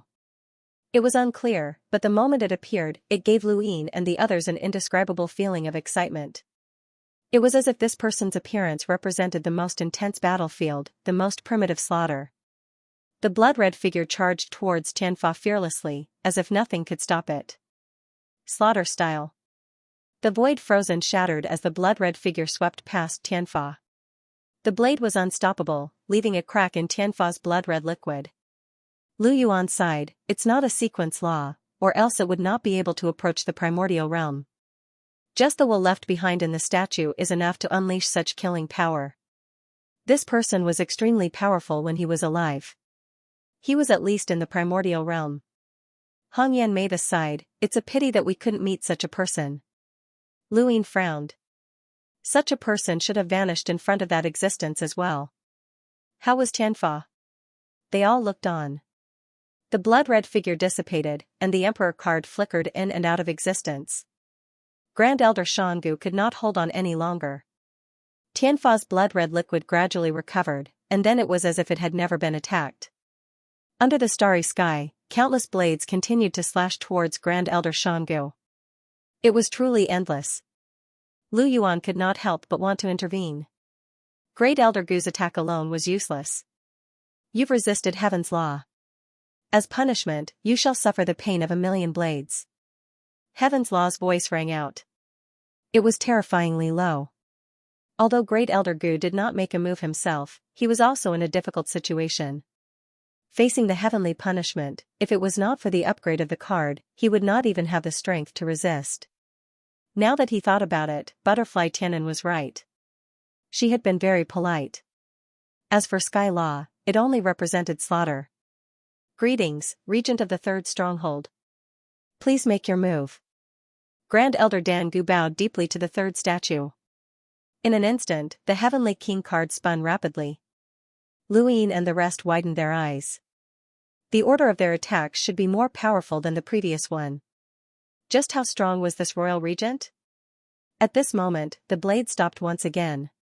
Clearly, even divine punishment was concerned. Then, Great Elder Dan Gu entered the Heavenly King card and disappeared. Heaven's Law was stunned for a moment, and a blood-red light suddenly fell and covered the entire sky. It wanted to force Great Elder Dan Gu out, but it discovered that Great Elder Dan Gu was not in this region of space. He must have been prepared, and the lost clan members were nowhere to be seen. Lu Ying was speechless. This was what they had discussed beforehand. If they could not defeat Heaven's Law, they would flee. However, he had been stunned just now, and he had been looking forward to seeing the royal regent make his move. Lu Yuan and Hongyan Mavis were disappointed that they had not seen it. Perhaps the royal regent could represent the top power of that universe. From the looks of it, this Heavenly King card was not as simple as it seemed. There might be a reason why the lost clan had been thrown into this universe by that universe, and the existence of those 3 statues might not be simple. Luin had also thought of this. He felt that those 3 statues gave him a feeling of inheritance, and Great Elder Dan Gu gave him a similar feeling to Elder Chan. The card that had brought the lost clan to this universe was similar to this universe's burial ground. Ancestor, what level of strength do you think the Arcane King of Heaven and Earth and Endless War King are at? They can unleash such power without using the laws of the sequence, and they even used the statues to attack. Are they dead? Luin was curious. Lu Yuan said, dead, they might have died. As for their strength, I'm not too sure, but they are at least in the primordial realm. Hongyan Mavis was puzzled, 3 primordial realms, but they left their power in a card? There must be a reason, Luin guessed. I'm interested in that universe. Do you think we can go there? Not sure. First, we can't find the way. Second, that universe must have something similar to Heaven's grace and Heaven's law. Third, I don't dare to go, Luin said bluntly. Hongyan Mavis also said, I don't dare either. Lu Yuan was embarrassed, I'm also a little scared, mainly because of that old man Dan Gu. Is there really such an existence? There should be. There must be. The 3 discussed, completely forgetting about Heaven's law. Heaven's law was silent for a moment before speaking. Heaven's grace mentioned that you are from the human races above heaven. Luin and the others looked at Heaven's law, that's right. What advice do you have?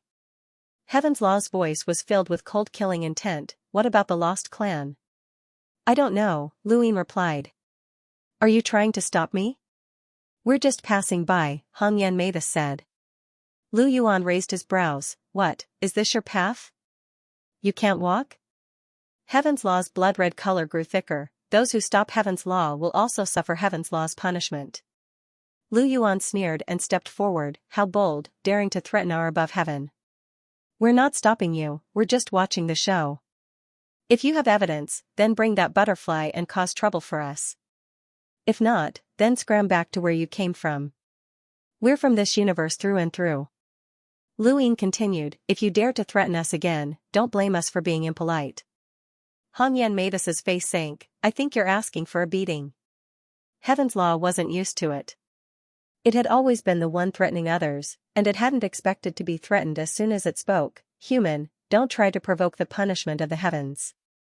You can't afford the price. Luin threatened, don't try to provoke our above heaven. You can't afford the price either. Lu Yuan disdained, it's just a ball of liquid.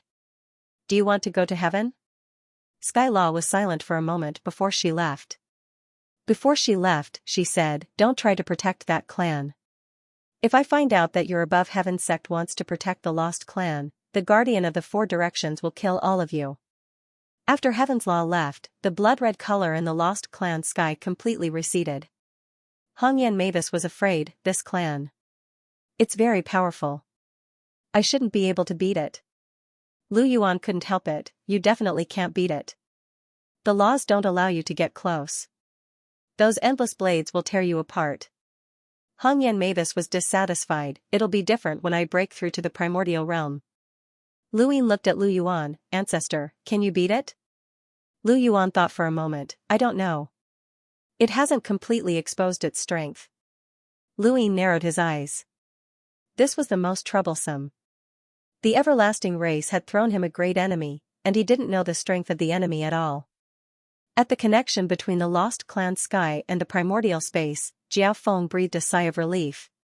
It had finally returned to normal. He wanted to see what had happened, but he didn't dare to. The mecha didn't give him a sense of security.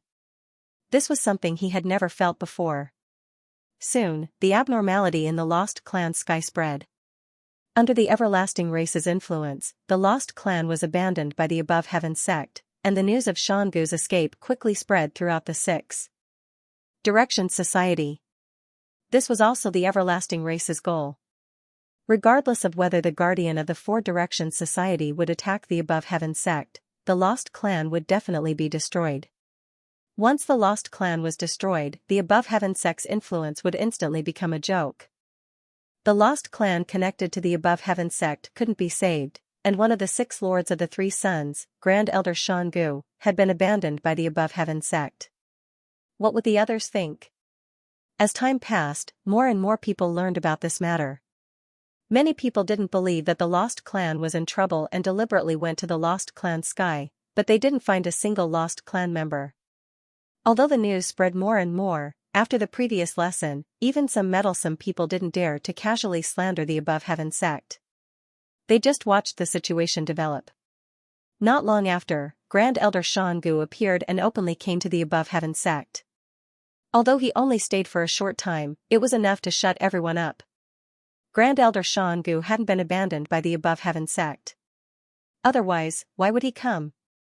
Why would the above heaven sect let him enter? No matter how one looked at it, Grand Elder Xianxia's relationship with the above heaven sect was extremely good. 3 days after Grand Elder Xianxia left, divine punishment came to the above heaven sect. The starry sky of the origin space was directly covered in blood, but then a golden radiance spread and dispersed the blood. It was the radiance of the God-sealing catalog. Ancestor Lu Yuan took action. The above heaven sect harbored a sinner and should be punished by the heavens. Divine punishment's voice came, but Ancestor Lu Yuan blocked it. Apart from a limited number of people, no one else could hear it. Ancestor Lu Yuan sneered. Which eye of yours saw us harboring a sinner? Speak. Divine punishment's voice was low. That person is called Xianxia. He came to the above heaven sect. You say we're harboring a sinner just because he came? Didn't you come too? There are so many people who come to our above heaven sect every day. What, do I have to report to you one by one? Ancestor Lu Yuan sneered. Divine punishment paused for a moment, and an invisible killing intent spread out. Then, it exploded. Blades appeared under the starry sky and pointed at Ancestor Lu Yuan. Ancestor Lu Yuan's face turned cold. You dared to attack our above heaven sect. To us, you're also a sinner.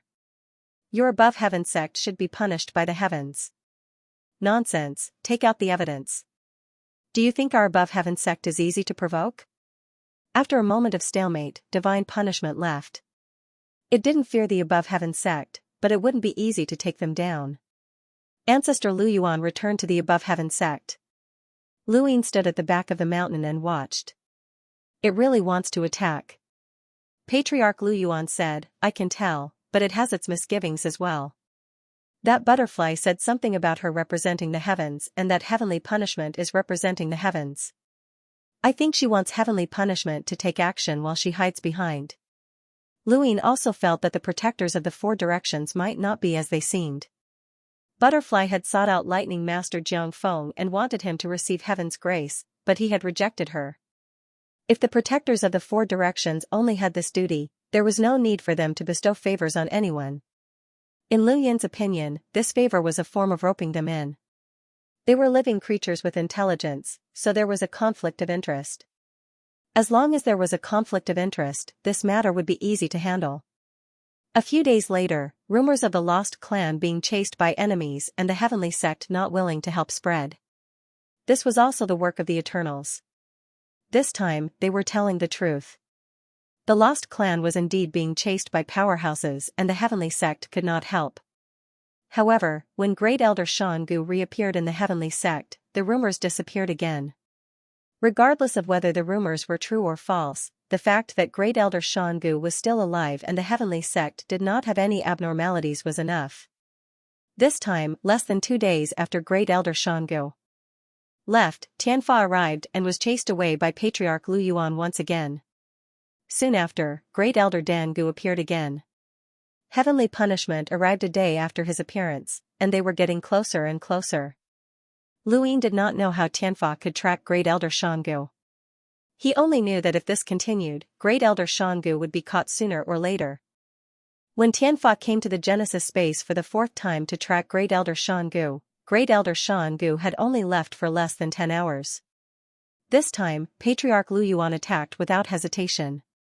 I think you don't put our heavenly sect in your eyes. You come and go as you please. Where do you think we are? Back then, Lu Yuan's strength had forced Di Qiong to retreat, and Di Qiong had not dared to fight back. This was the strength that the Lu clan was proud of. In the entire Genesis space, only the Mavis family could compare to it. Under the starry sky, countless blades slashed at Lu Yuan, but they were all shattered by his slap. He was shocked by the strength of the Heavenly King statue, but that did not mean that he was weaker than the statue. He was just surprised that he did not belong to this universe. The blade was shattered by Patriarch Lu Yuan. Just like the blood-red humanoid form of Endless War King, he charged towards Sky Punishment. Heavenly Punishment was a blood-red liquid, and Lu Yuan had long wanted to see what it was. However, this slap suddenly stopped. Lu Yuan felt as if his entire body was caught in a rope that he could not break free from. Everywhere, even in the endless void, there was an inexplicable strength that bound him. Even with his strength, he was unable to break free. The blade slashed from bottom to top. Lu Ying clenched his fists. Hong Yan Mavis' voice rang in his ears, "Don't worry, you don't understand Fertile Earth's strength. He, more than anyone else, needs to be evenly matched, even facing death in battle." Lu Ying did not understand. "What do you mean?" "Just watch." Hong Yan Mavis gazed at the sky. "It's been a long time since I've seen fertile soil yearn for a battle so much. The primordial realm has given him another opportunity." In the starry sky, the sabers all slashed towards Patriarch Lu Yuan. A general appointment platform appeared beneath Patriarch Lu Yuan. He stood in it and allowed the sabers to slash at him, producing clashing sounds. The general appointment platform remained unharmed. Lu Ying found it strange. He had never seen Patriarch Lu Yuan summon or use ascendants to fight. Was there no need, or was there no need? The general appointment platform enveloped Patriarch Lu Yuan, allowing the sabers to slash at him without moving. The sabers were endless, just like when Heavenly Punishment attacked Elder Shangu. Even the Heavenly Emperor card could not withstand it, forcing Elder Shangu to take the initiative to fight for a chance of victory. Unfortunately, he failed. Patriarch Lu Yuan was also watching. He did not believe that the sabers were endless. His battle with Heavenly Punishment was actually to buy time for Elder Shangu. Otherwise, Heavenly Punishment would have found him very quickly. Does the Above Heaven sect want to become enemies with the protectors of the Four Directions? Heavenly Punishment's voice was cold and murderous.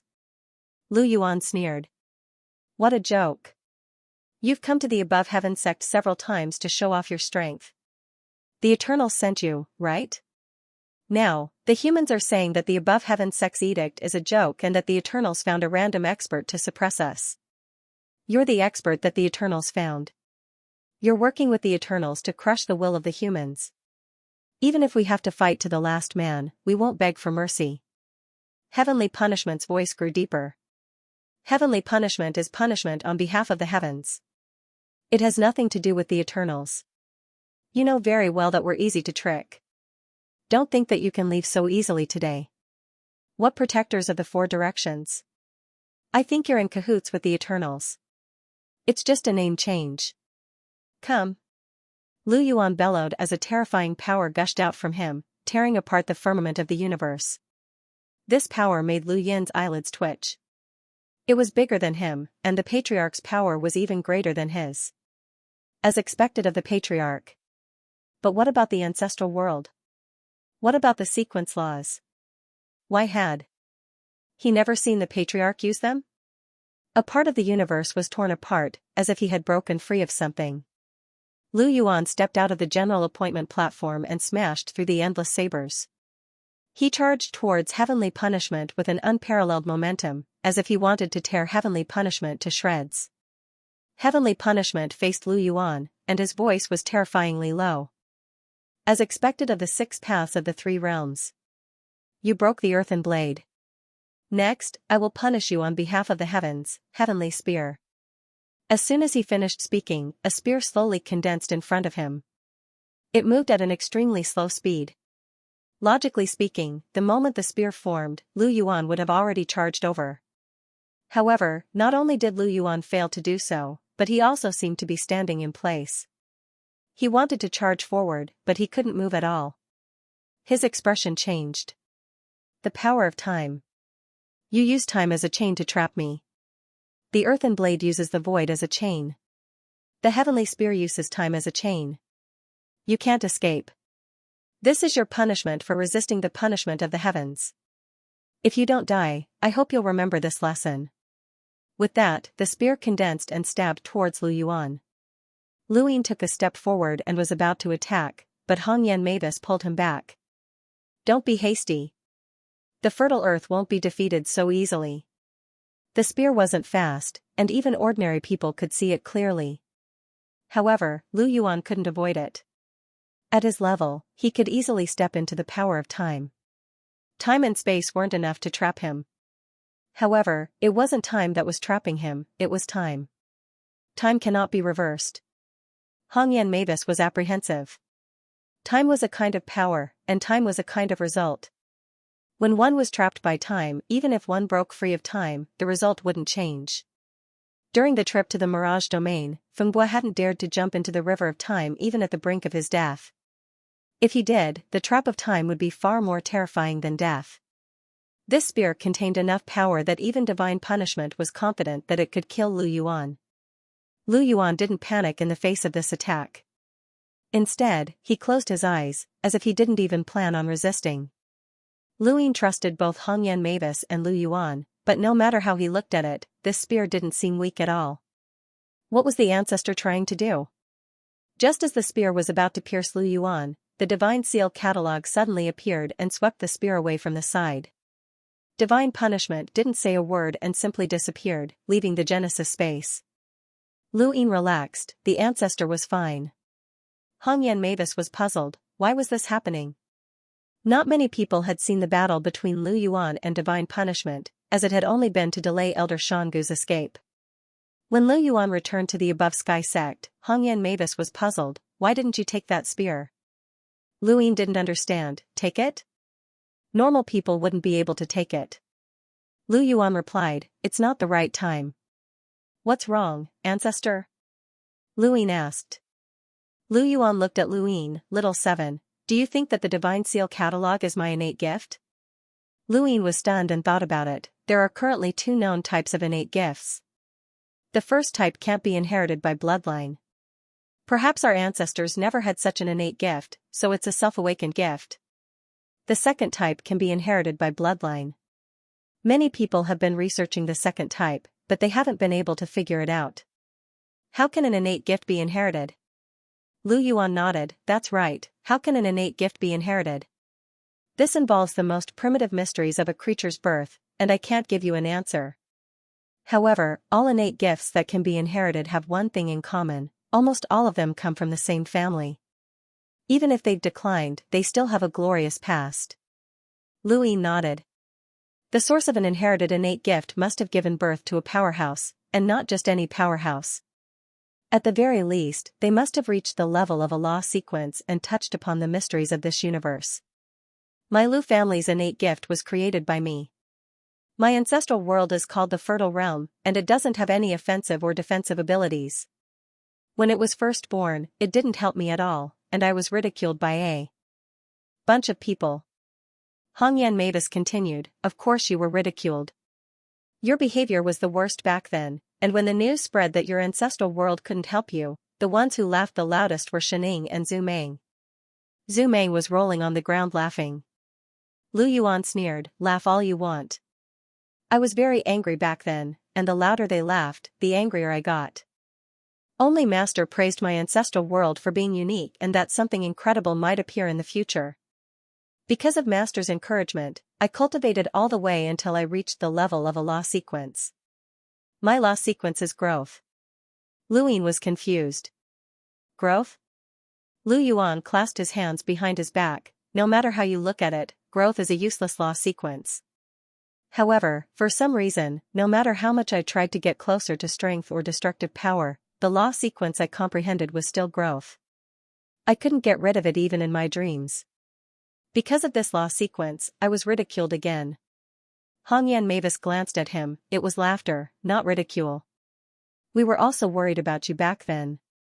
Logically speaking, with your personality, how could you possibly comprehend such a gentle law sequence like growth? I was more like it. But you did. At the time, it was an unsolvable mystery. Chu Heizi told us in private that you had a lot of maternal love. Lu Yuan's eyes widened in anger. What did you say?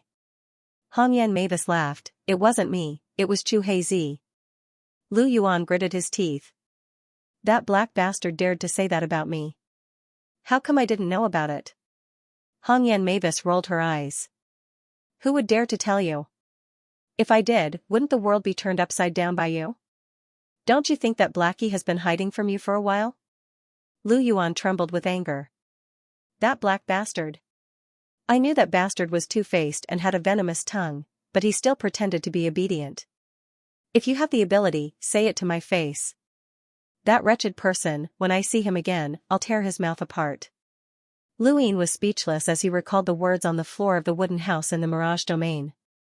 It seemed that everyone knew about the Grim Reaper's characteristics, and his mouth was really venomous. He had initially thought that the Grim Reaper was an unsmiling and ruthless person who could suppress astral beasts with his own strength.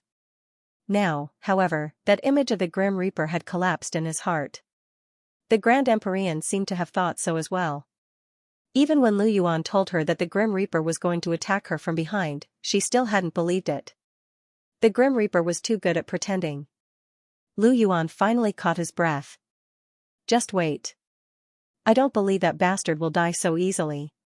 He'll definitely appear, and when that time comes, I'll tear his mouth apart. Just wait. What's next, forefather? Lu Yin asked. Every person's cultivation path could give Lu Yin inspiration, especially someone like Lu Yuan, who was a powerhouse of the 3 realms and 6 daos. Furthermore, Lu Yuan's ancestral world and sequence laws were inexplicable and did not match his personality. This allowed Lu Yin to see another side of comprehending sequence laws. It seemed that the comprehension of sequence laws did not necessarily go according to one's wishes. Lu Yuan took a deep breath and suppressed his anger. The fertile realm's ancestral world grows with sequence laws. No matter how you look at it, it doesn't seem to be good at attacking. I thought about it for a long time, and in the end, I connected the sequence laws to the fertile realm. Then, something strange happened that made those fellows unable to laugh. He looked at Lu Yin solemnly. I planted the Divine Seal catalog. Lu Yin was stunned and suspected that he had heard wrong. You didn't hear wrong. I really did plant the God Seal catalog, Patriarch Lu Yuan repeated. Lu Yin blinked. Innate gifts can be grown? Patriarch Lu Yuan looked at Lu Yin's expression in amusement. We've always been shocked by your cultivation and progress. I never thought that there would be a day when you would be surprised. Hongyan Mavis said, at that time, we had the same expression as you. Can talent be cultivated? Master was in seclusion at that time. When he came out of seclusion and heard about this, he was also surprised, but not too surprised. Master seemed to have guessed that this might happen. Patriarch Lu Yuan sighed. I also didn't expect that I would plant the God Sealing catalog one day. My Lu family originally had some general platform talent. After this talent was passed down, I learned that there were experts in the origins of our bloodline even earlier. Since I was able to plant the God Sealing catalog, perhaps the general platform was also man-made because it can be passed down. I hoped to compare myself to the ancestor of the unknown bloodline so that the God Sealing catalog could be passed down. But you know the result. My son was forced to his death by me, and in the end, I even forced out Madman Lu. At that time, everyone said that it was impossible for the God Sealing catalog to be passed down. Because of this obsession, I killed my son. Hongyan Mavis consoled, gossip is a fearful thing. Sometimes, some words are even more destructive than a powerful innate gift. That wasn't spread by Chuhiai, was it? Patriarch Lu Yuan suddenly thought of something and glared at Hongyan Mavis. Hongyan Mavis frowned. Chuhiai only has a cheap mouth. But Chuhiai has never thought of harming anyone, and it's impossible for him to ridicule and slander you. Fertile Earth, don't you trust him? Patriarch Lu Yuan sighed. Sorry, I was overthinking it. Lu Yin also did not believe that the Grim Reaper would slander Patriarch Lu Yuan. This had nothing to do with a cheap mouth, it was clearly jealousy and ridicule. With the Grim Reaper's strength, how could he possibly be jealous of Patriarch Lu Yuan? He might even be stronger than the Patriarch. Madman Lu awakened the God-sealing catalog. I know that I did it, and I did indeed plant an innate gift that can be passed down. It came from the fertile earth realm and the laws of the sequence. However, I've already reached the limit. It's impossible to plant anything else in the fertile earth realm. This is what Master said. But there's a prerequisite, and that is that I'll always remain in the progenitor realm. Patriarch Lu Yuan was excited. Now that I've broken through the progenitor realm and reached the primordial realm, the fertile earth realm has transformed once more. He looked at Luyin with shining eyes. Little 7, I can still plant something else. Luyin felt that there was something wrong with these words, but he was inexplicably excited. He had managed to plant the God-sealing catalog when he broke through the progenitor realm. Now that he was in the primordial realm, what could he plant? Could a third innate gift appear in the Lu family's bloodline? Luyin understood after hearing the Patriarch's words. So, Patriarch, you want to face life and death and see what you can plant in the fertile earth realm? Patriarch Lu Yuan said, there are too few primordial realm enemies. If I don't face life and death, how can I plant something powerful? If I can plant an innate gift that surpasses the God-sealing catalog, my Lu family will truly be invincible in the future. Then why did you give up? Hongyan Mavis did not understand. Luyin did not understand either. Patriarch Lu Yuan thought about it and looked at Luyin. I don't know what you want. Lu Yin's body shook as he stared at the Patriarch in a daze. Hongyan Mavis stared at Patriarch Lu Yuan in a daze before looking at Luyin again. She nodded, that's true. With that, she left. Patriarch Lu Yuan chased after her in a hurry. Kai Hong, wait, tell me, what else did you say about me behind my back? Especially Chuhiai. Luyin stood where he was and smiled as he watched the Patriarch and the others leave. Was Cultivation lonely? No, it was never lonely. During Lu Xiaoshuan's era, he had the Lu family's protection. He was the noble young master of the starry sky tree. The 7 heroes had died for him. That was a bond of blood, the most sincere friendship in the world. Although he had gone through many hardships during Lu Yin's era, he had also gained friendship, love, family, and everything else. He really did not lack anything. In the entire Genesis space, or even the Hexagon Association, and even the entire human race, how many people acknowledged him? He really was not lonely. Giving was a very foolish thing to do in the cultivation world.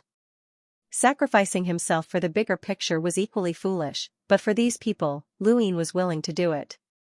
Whether it was the Lu family or the entire human race, there were too many people who protected him openly and secretly. He would protect them until the end.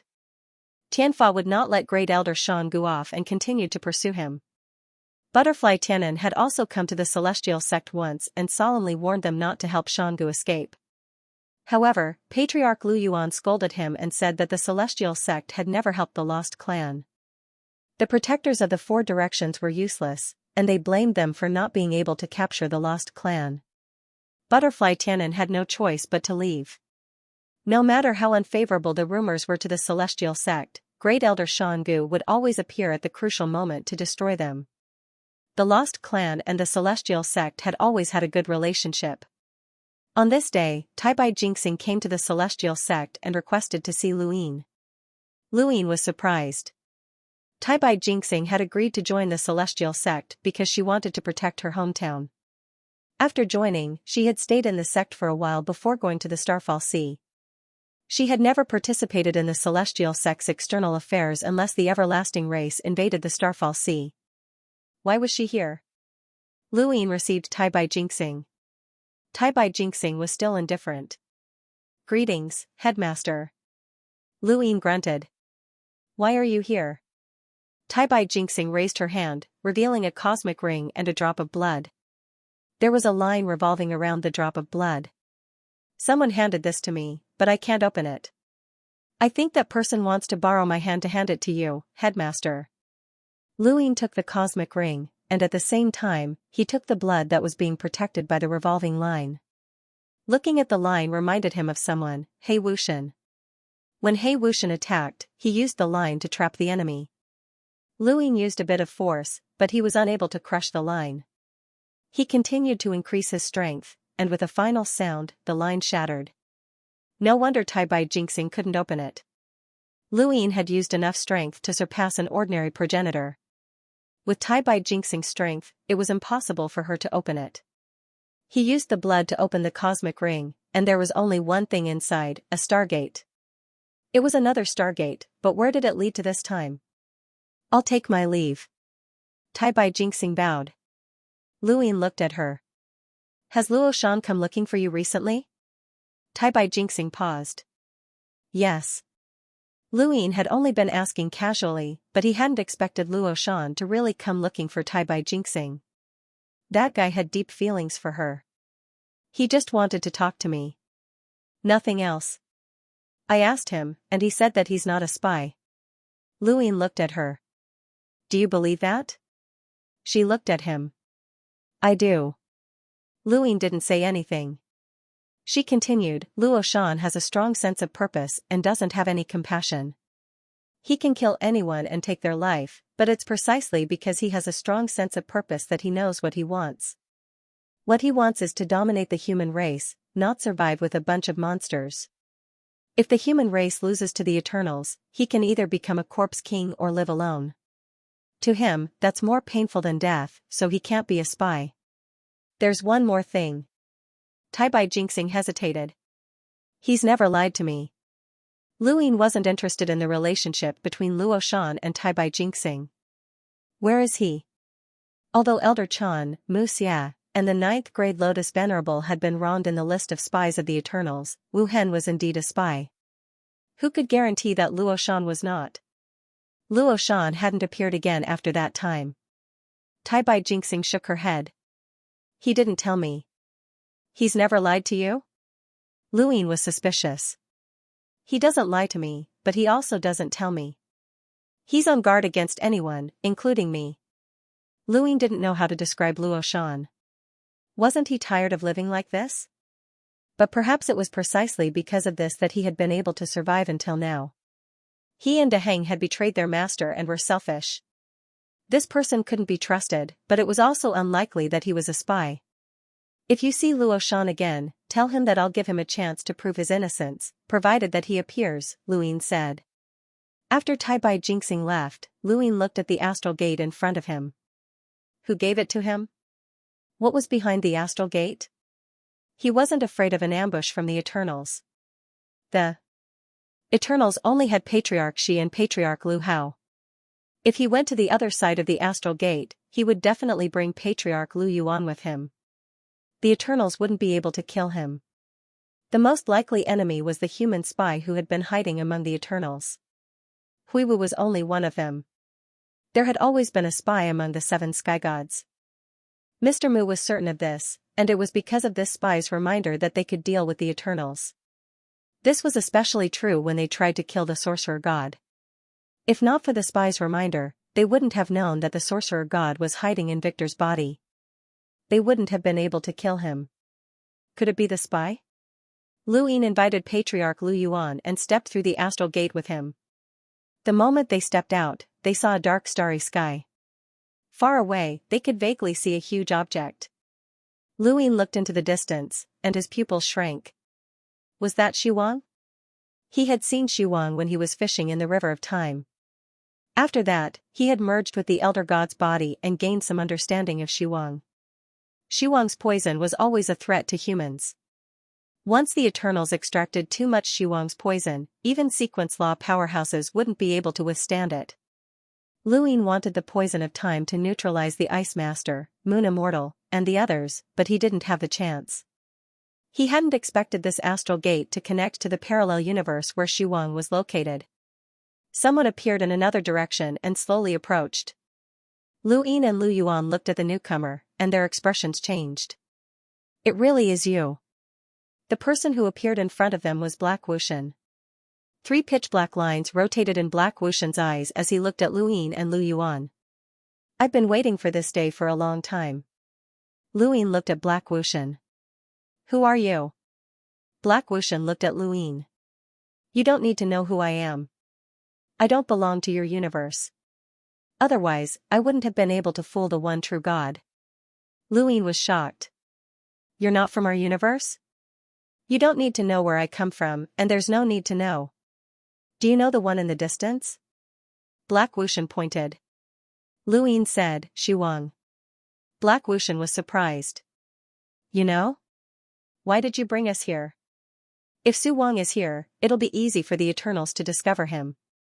He Wushan said, it's not easy, because I'm the one who collected the unreal poison. Lu Yin's eyes flashed as he stared at Black Wushan. So, the 5 spirit tribes and the March Alliance's defeat was caused by you? How many years has it been? I've been collecting illusory saliva, but I've only given a small amount to the Eternals each time. I've told everyone that I've never collected much. Even so, after so many years, the Eternals used up all of the illusory poison in one fell swoop, dealing a heavy blow to the 5 spirit tribes and the 3 Moon Alliance. There was nothing I could do. If I hadn't kept most of the illusory poison for myself, the 5 spirit tribes and the 3 Moon Alliance wouldn't have been the only ones defeated. You and White Cloud City would have been the same. As he spoke, he took out a black liquid from his cosmic ring. This illusory poison is at least 10 times more than what the Eternals used to heavily injure the 5 spirit tribes and the March Alliance. Lu Yin nodded. If that's the case, why didn't you tell us beforehand that the Eternals were going to attack them? He Wushan's tone was calm. My existence cannot be exposed unless it is a matter of life and death. Insignificant 5 spirit clans and the March Alliance can't change the overall situation. Then what are we doing now? Lu Yin asked. He Wushan said, illusory poison doesn't belong to this universe. Lu Yin's eyes lit up. You want to use illusory poison to divert the attention of the protectors of the 4 directions? He Wushan gazed into the distance. If it weren't for the appearance of the protectors of the 4 directions, I still wouldn't have been exposed. The 4 of them are enough to keep your above the heavens busy. If you really want to protect the lost clan and wage a war against the protectors of the 4 directions, the outcome will be difficult to predict. After all, your opponents are 4 primordial realm experts. Even if you give up on the lost clan and disregard your reputation, the Eternals will still have ways to guide the protectors of the 4 directions to make things difficult for your above the heavens. Not to mention, the protectors of the 4 directions have always been biased towards the Eternals. You don't need to doubt this. As long as they have the chance, those 4 will completely destroy your above the heavens. Lu Yuan was confused. Why is that? He Wushan said, in their eyes, the Eternals have an easier time maintaining the stability of this universe. Humans, on the other hand, have too many variables. How do you think the first continent was destroyed during the first battle of the Divine Commandment? Lu Yuan's eyes narrowed. The protectors of the 4 directions? He Wushan said, although I didn't see it with my own eyes, your above the heavens progenitor was unable to prevent the destruction of the first continent. It should be related to the protectors of the 4 directions. 4 primordial realm experts against 1 progenitor. It should be possible. Lu Yuan's eyes were filled with heavy killing intent. So that was the case. Lu Yin had never thought that the protectors of the 4 directions would be related to the destruction of the above the heavens. If that was really the case, then these 4 had to be eliminated. To them, the Eternals and humans don't matter. They will help whoever is stable, and they will destroy whoever is the most variable. This is their principle, said He Wushan. After that, he looked at Lu Yin. I've come to you to tell you 2 things. First, the antidote for illusory poison is the poison of time. You have to find a way to find it. Second, the Eternals plan on pushing illusory poison into the primordial space. Lu Yin's expression changed. When? Originally, they were going to do it after the 5 spirit clans and the March Alliance were defeated.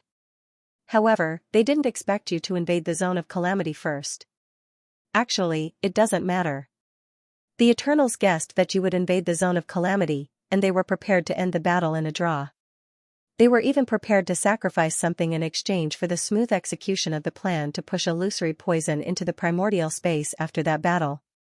However, the Grand Empyrean messed up the plan and used the 6 paths of reincarnation to seal the only true God. That was why the plan failed. Since there was such a plan, why didn't you tell us? This concerns the survival of the human race, asked Lu Yin. He Wushan said, I don't know.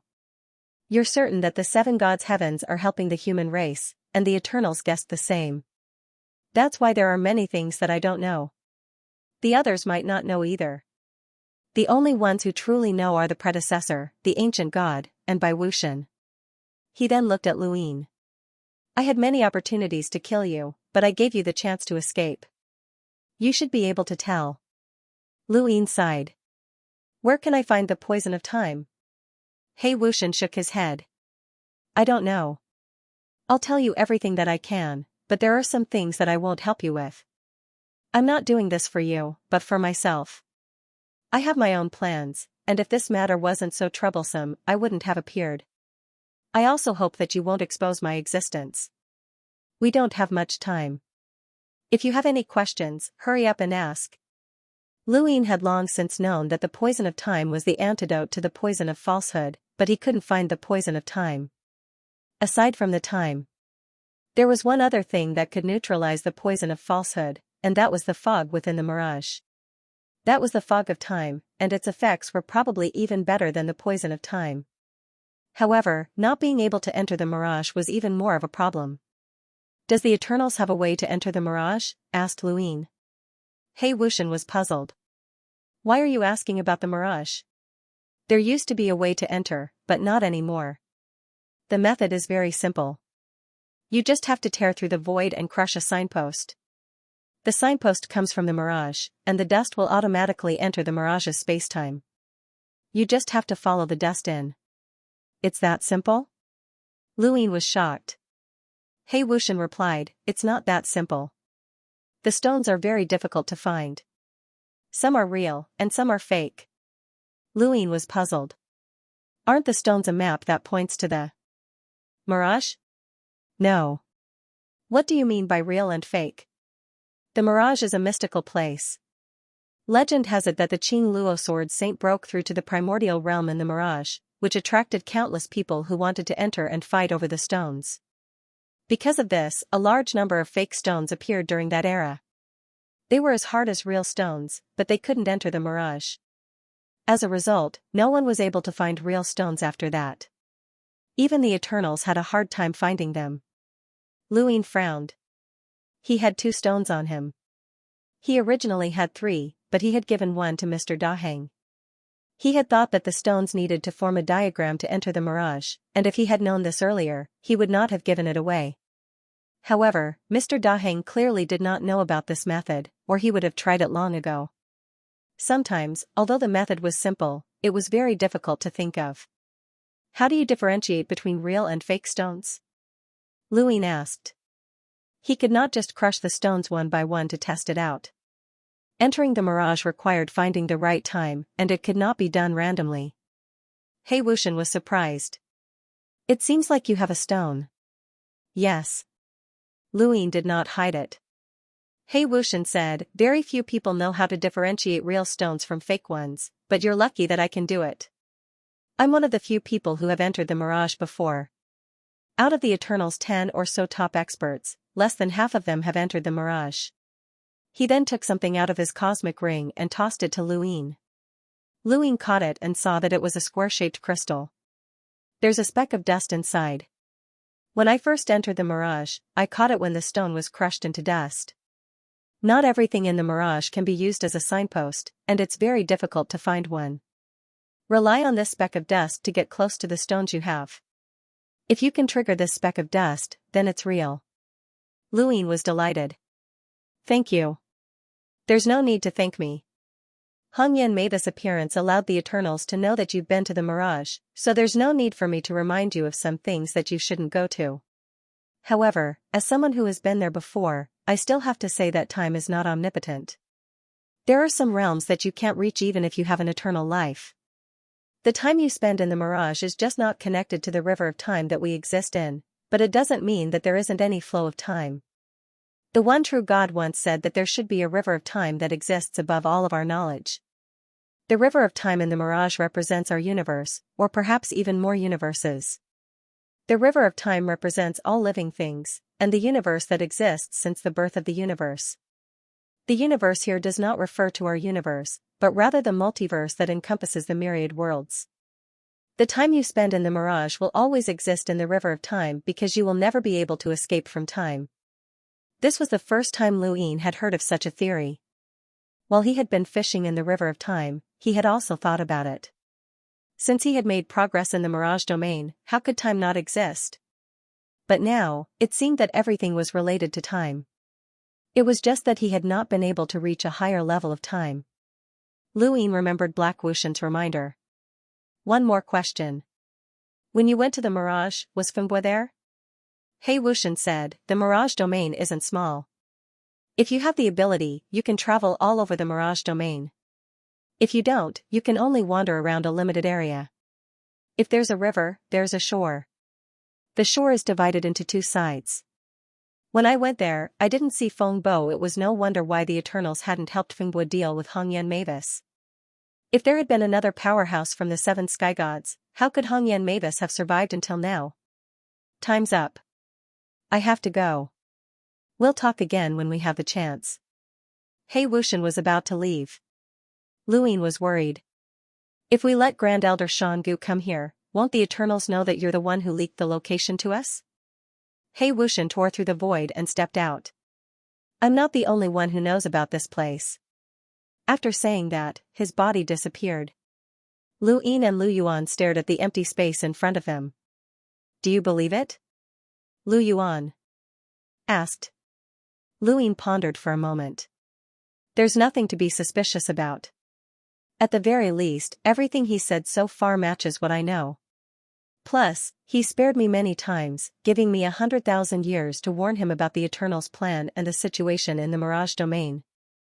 Even if he's pretending to approach us, there's no need for him to tell us anything. Lu Yuan sighed with emotion. In the past, I had already guessed that we had people in the seven gods' heavens, but I never thought that it would be him. It's time for Great Elder Dangu to calm down, Lu Yin said softly as he looked at the distant behemoth. The astral gate floated in the void, and Great Elder Dangu rushed out of it. When he saw the enormous Su Wang in the distance, he suddenly felt a chill run down his spine. Lu Yin had warned him that Su Wang could crush out a void world with just a flip of its body. Not to mention Great Elder Gu, even Lu Yuan and Hongyan Mavis were shocked by his words. Both of them were famous for their strength, and they were very clear about how much strength was needed to strike out the world of nothingness. Progenitor realm experts might not be able to strike out a world of nothingness, but Huang could do so with a flip of its body. This meant that the power contained within its body was terrifying to the point of making one's hair stand on end. Once such an existence made a move, what would happen? Lu Yuan guessed that if Illusory were a normal creature, its destructive power would be no weaker than a primordial realm expert. Lu Yin's warning kept popping up in his mind, and Great Elder Dangu did not dare to approach Su Wang. Not only could Su Wang release a void world with a flip of its body, but it could also devour energy. This was the source of Su Wang's poison, and any creature that approached it would lose their energy. Great Elder Dangu did not want to approach Su Wang for the time being. Very quickly, a few days passed, and Tianfa finally caught up to them. Tianfa had not used the astral gate, and it was impossible for her to do so. The astral gate was with Lu Yin. Through some unknown means, it had found the location of Great Elder Xianxia and chased after him. Previously, he had been able to easily track down Great Elder Xianxia's location. The closer he got to Great Elder Xianxia, the more Great Elder Xianxia got into a fight with old ancestor Lu Yuan in the Above Heaven sect, causing Great Elder Xianxia to flee far away. The moment divine punishment appeared, Great Elder Xianxia rushed towards Su Wang. He did not use his real body, but his mecha. This mecha came from the Limitless Empire. It was one of the few mecha that didn't use ring energy to fight. It was an experimental mecha for the Limitless Empire Academy. Now, this mecha was finally put to good use. The mecha was very fast, and it was at least as fast as a half-progenitor. It had been remodeled by the Limitless Empire before they had set off, and its control method had nothing to do with ring energy. Otherwise, Great Elder Xianxia would not have been able to use it.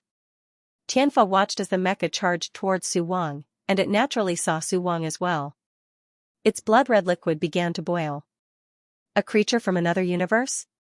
It could tell that Su Wang did not belong to this universe. This was the reason why Blacklist God had told Lu Yin where Su Wang was. He wanted to use Su Wang to suppress Tianfa.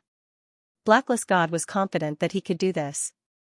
Although Su Wang did not have much fighting ability, it was quite resistant to beatings, and it could devour energy on its own without needing to be controlled. As the mecha approached Su Wang, Great Elder Xianxia felt his energy drain away. However, this type of energy devouring was fine as long as it stayed away from Su Wang. It was not Su Wang's poison. Now, it all depended on what Tianfa would do. Tianfa only hesitated for a moment before attacking Su Wang. It hesitated because it sensed that Su Wang was not to be trifled with, but since it did not belong to this universe, it had to act. Earthen Blade. Countless blades slashed at Su Wang from below, including the mecha. Great Elder Xianxia took out his Heavenly Emperor card to block the blades, but the mecha could not block Tianfa's blades. The endless blades slashed down on Su Wang's body, startling him awake. Su Wang hurriedly flipped over and growled in pain. Tianfa did not show any mercy. Anyone who dares to enter this universe will be killed without mercy. Su Wang flipped over, and its huge body crushed the stars as it charged towards Tianfa. It seemed huge, but its speed was not slow. It traveled through the stars like a sea, and the closer it got to Tianfa, the stronger the energy devouring became.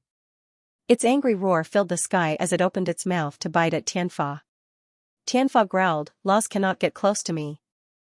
Your laws are useless against me." Su Wang was born from the universe, and its ability to devour energy was a type of law. It was not something that was cultivated, but rather something that was nurtured by nature. However, as long as it was a law, it could not get close to Tianfa. The devouring of energy did not affect Tianfa in the slightest. A spear formed in front of Tianfa, and Su Wang suddenly stopped moving, just like Patriarch Lu Yuan. Heaven Spear. The spear stabbed towards Su Wang, directly piercing his body and passing through his back. Su Wang held miserably and twisted violently. The sound of space shattering rang out. Great Elder Xianxia felt his scalp tingle from within the mecha. He knew that even the primordial realm expert, Patriarch Lu Yuan, was unable to break free from the imprisonment of time, yet Su Wang was able to shatter it. Tianfa was shocked as well. Once strength reached a certain level, it could break free from time. The primordial realm expert, Patriarch Lu Yuan, was unable to do so because he was not as strong as Su Wang. In the current universe, there was no one who could surpass Su Wang in terms of strength. Perhaps Hongyan Mavis had a chance at surpassing Su Wang after breaking through to the primordial realm, but the chances were very slim. Su Wang could be regarded as the most powerful existence in the countless parallel universes. Even with that being the case, he only twisted. He was unable to break free from the imprisonment of time. The damage from the Heaven Spear was nowhere near as great as it seemed. Su Wang constantly twisted, and the sound of space shattering constantly rang out. Tianfa's earthen blades stretched out endlessly, landing on Su Wang's body. However, they were unable to break through Su Wang's defenses. Only the Heaven Spear could penetrate Su Wang's body. Tianfa planned on circling around Su Wang and attacking Great Elder Xianxia first. However, Great Elder Xianxia had locked onto Su Wang, so he hid near him. He had enough distance to avoid Tianfa's Heaven Spear. The Heaven Spear required distance, and it would be useless if it was too far away. The imprisonment of time was not easy, or Tianfa would have been invincible long ago. The endless blades were unable to break through the Heavenly Emperor card's defenses for now, and Su Wang was constantly breaking free from the imprisonment of time. With no other choice, Tianfa could only retreat for now. Seeing Tianfa retreat, Great Elder Xianxia let out a sigh of relief. He hurriedly piloted his mecha away from Su Wang, afraid that he would unleash a world of nothingness and devour him. Su Wang constantly twisted. The pain had stimulated him, and he needed a very long time to recover. Far away, Luin watched this scene with a shocked expression. Forefather, Su Wang's strength is probably beyond that of all living creatures. Forefather Lu Yuan's expression was solemn. Since ancient times, no one has been able to break free from the imprisonment of time. Big Yella is one, and so is Su Wang. They are both astral beasts. Humans are much less talented than these astral beasts, Luin said. But we humans are good at creating things. Otherwise, the astral beasts would not have been enslaved in that era. Lu Yuan sighed. Big Yella hates us. Otherwise, I would really want him to come out and reminisce about the past. He used to bring us around in space, and we will never be able to return to those days. Let's go. Tianfa can't touch Xiangu for now, but we have to think of a way to deal with him. Otherwise, the protectors of the four directions will always be the Eternal's barrier.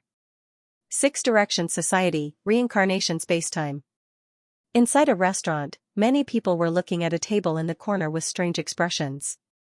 The table was filled with delicacies, but there was no one there. A figure was curled up under the table, his buttocks exposed and trembling. The waiter walked over and knocked on the table, causing the person under the table to panic even more. Don't look at me, I'm cheap. I'm just looking around. Don't look at me, I don't want to become a line. Guest?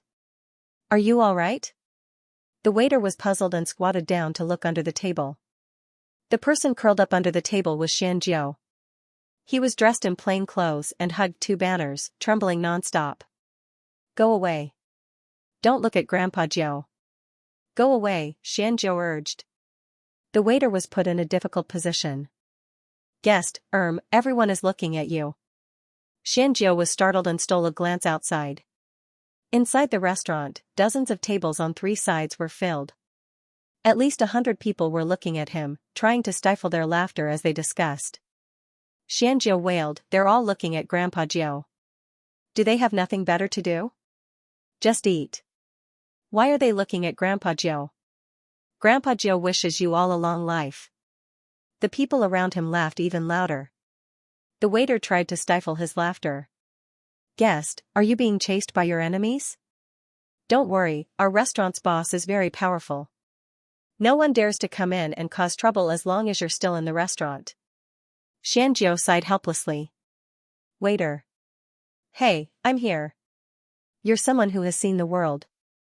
You're praising me. Have you seen people eating people? The waiter was stunned. You, what do you mean?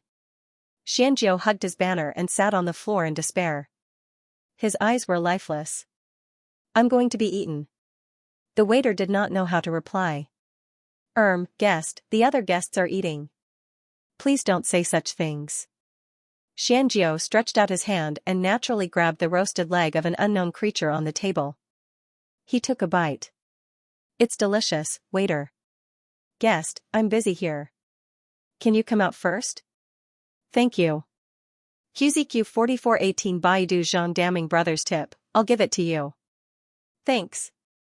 Xianxia was silent for a while before looking at the waiter in admiration. You've indeed seen the world.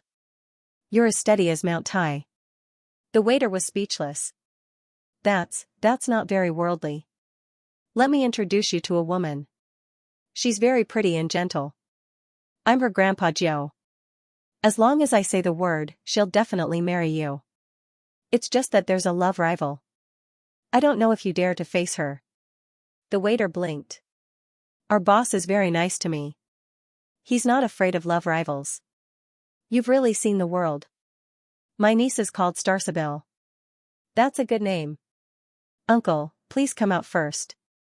The floor is cold. Good child, Uncle admires you. By the way, that love rival of yours is called Luin. Some people call him Master Lu. Boss, this scoundrel lied to me. Who dares to deceive the people of our restaurant? I killed him. With a bang, Xianxia rushed out of the window, still holding a roasted leg in his hand. As he ate, he mumbled, let's go find that brat Luin. Grandpa Jiao can't be eaten. Let's see who's more unlucky. Brat, Grandpa Jiao is here. After Luin returned to the above-the-sky sect, he decided to roll his die. It wouldn't be easy to deal with the guardian envoys, and he wanted to see what the Eternals were up to by rolling the dice. The Eternals had done everything they could to get the guardian envoys to attack the above heaven sect. On the surface, it seemed like they were afraid of the above heaven sect, but Luin had no idea what the above heaven sect was capable of. The Eternals weren't stupid, and Luin could tell that this was a ploy. Back then, the Eternals hadn't relied on absolute power to destroy above heaven. Luin could only be at ease if he knew himself and his enemy. The Purple Emperor's consciousness had helped Jiang Yi's shattered consciousness planet recover by more than half. He should be able to break through the barrier now.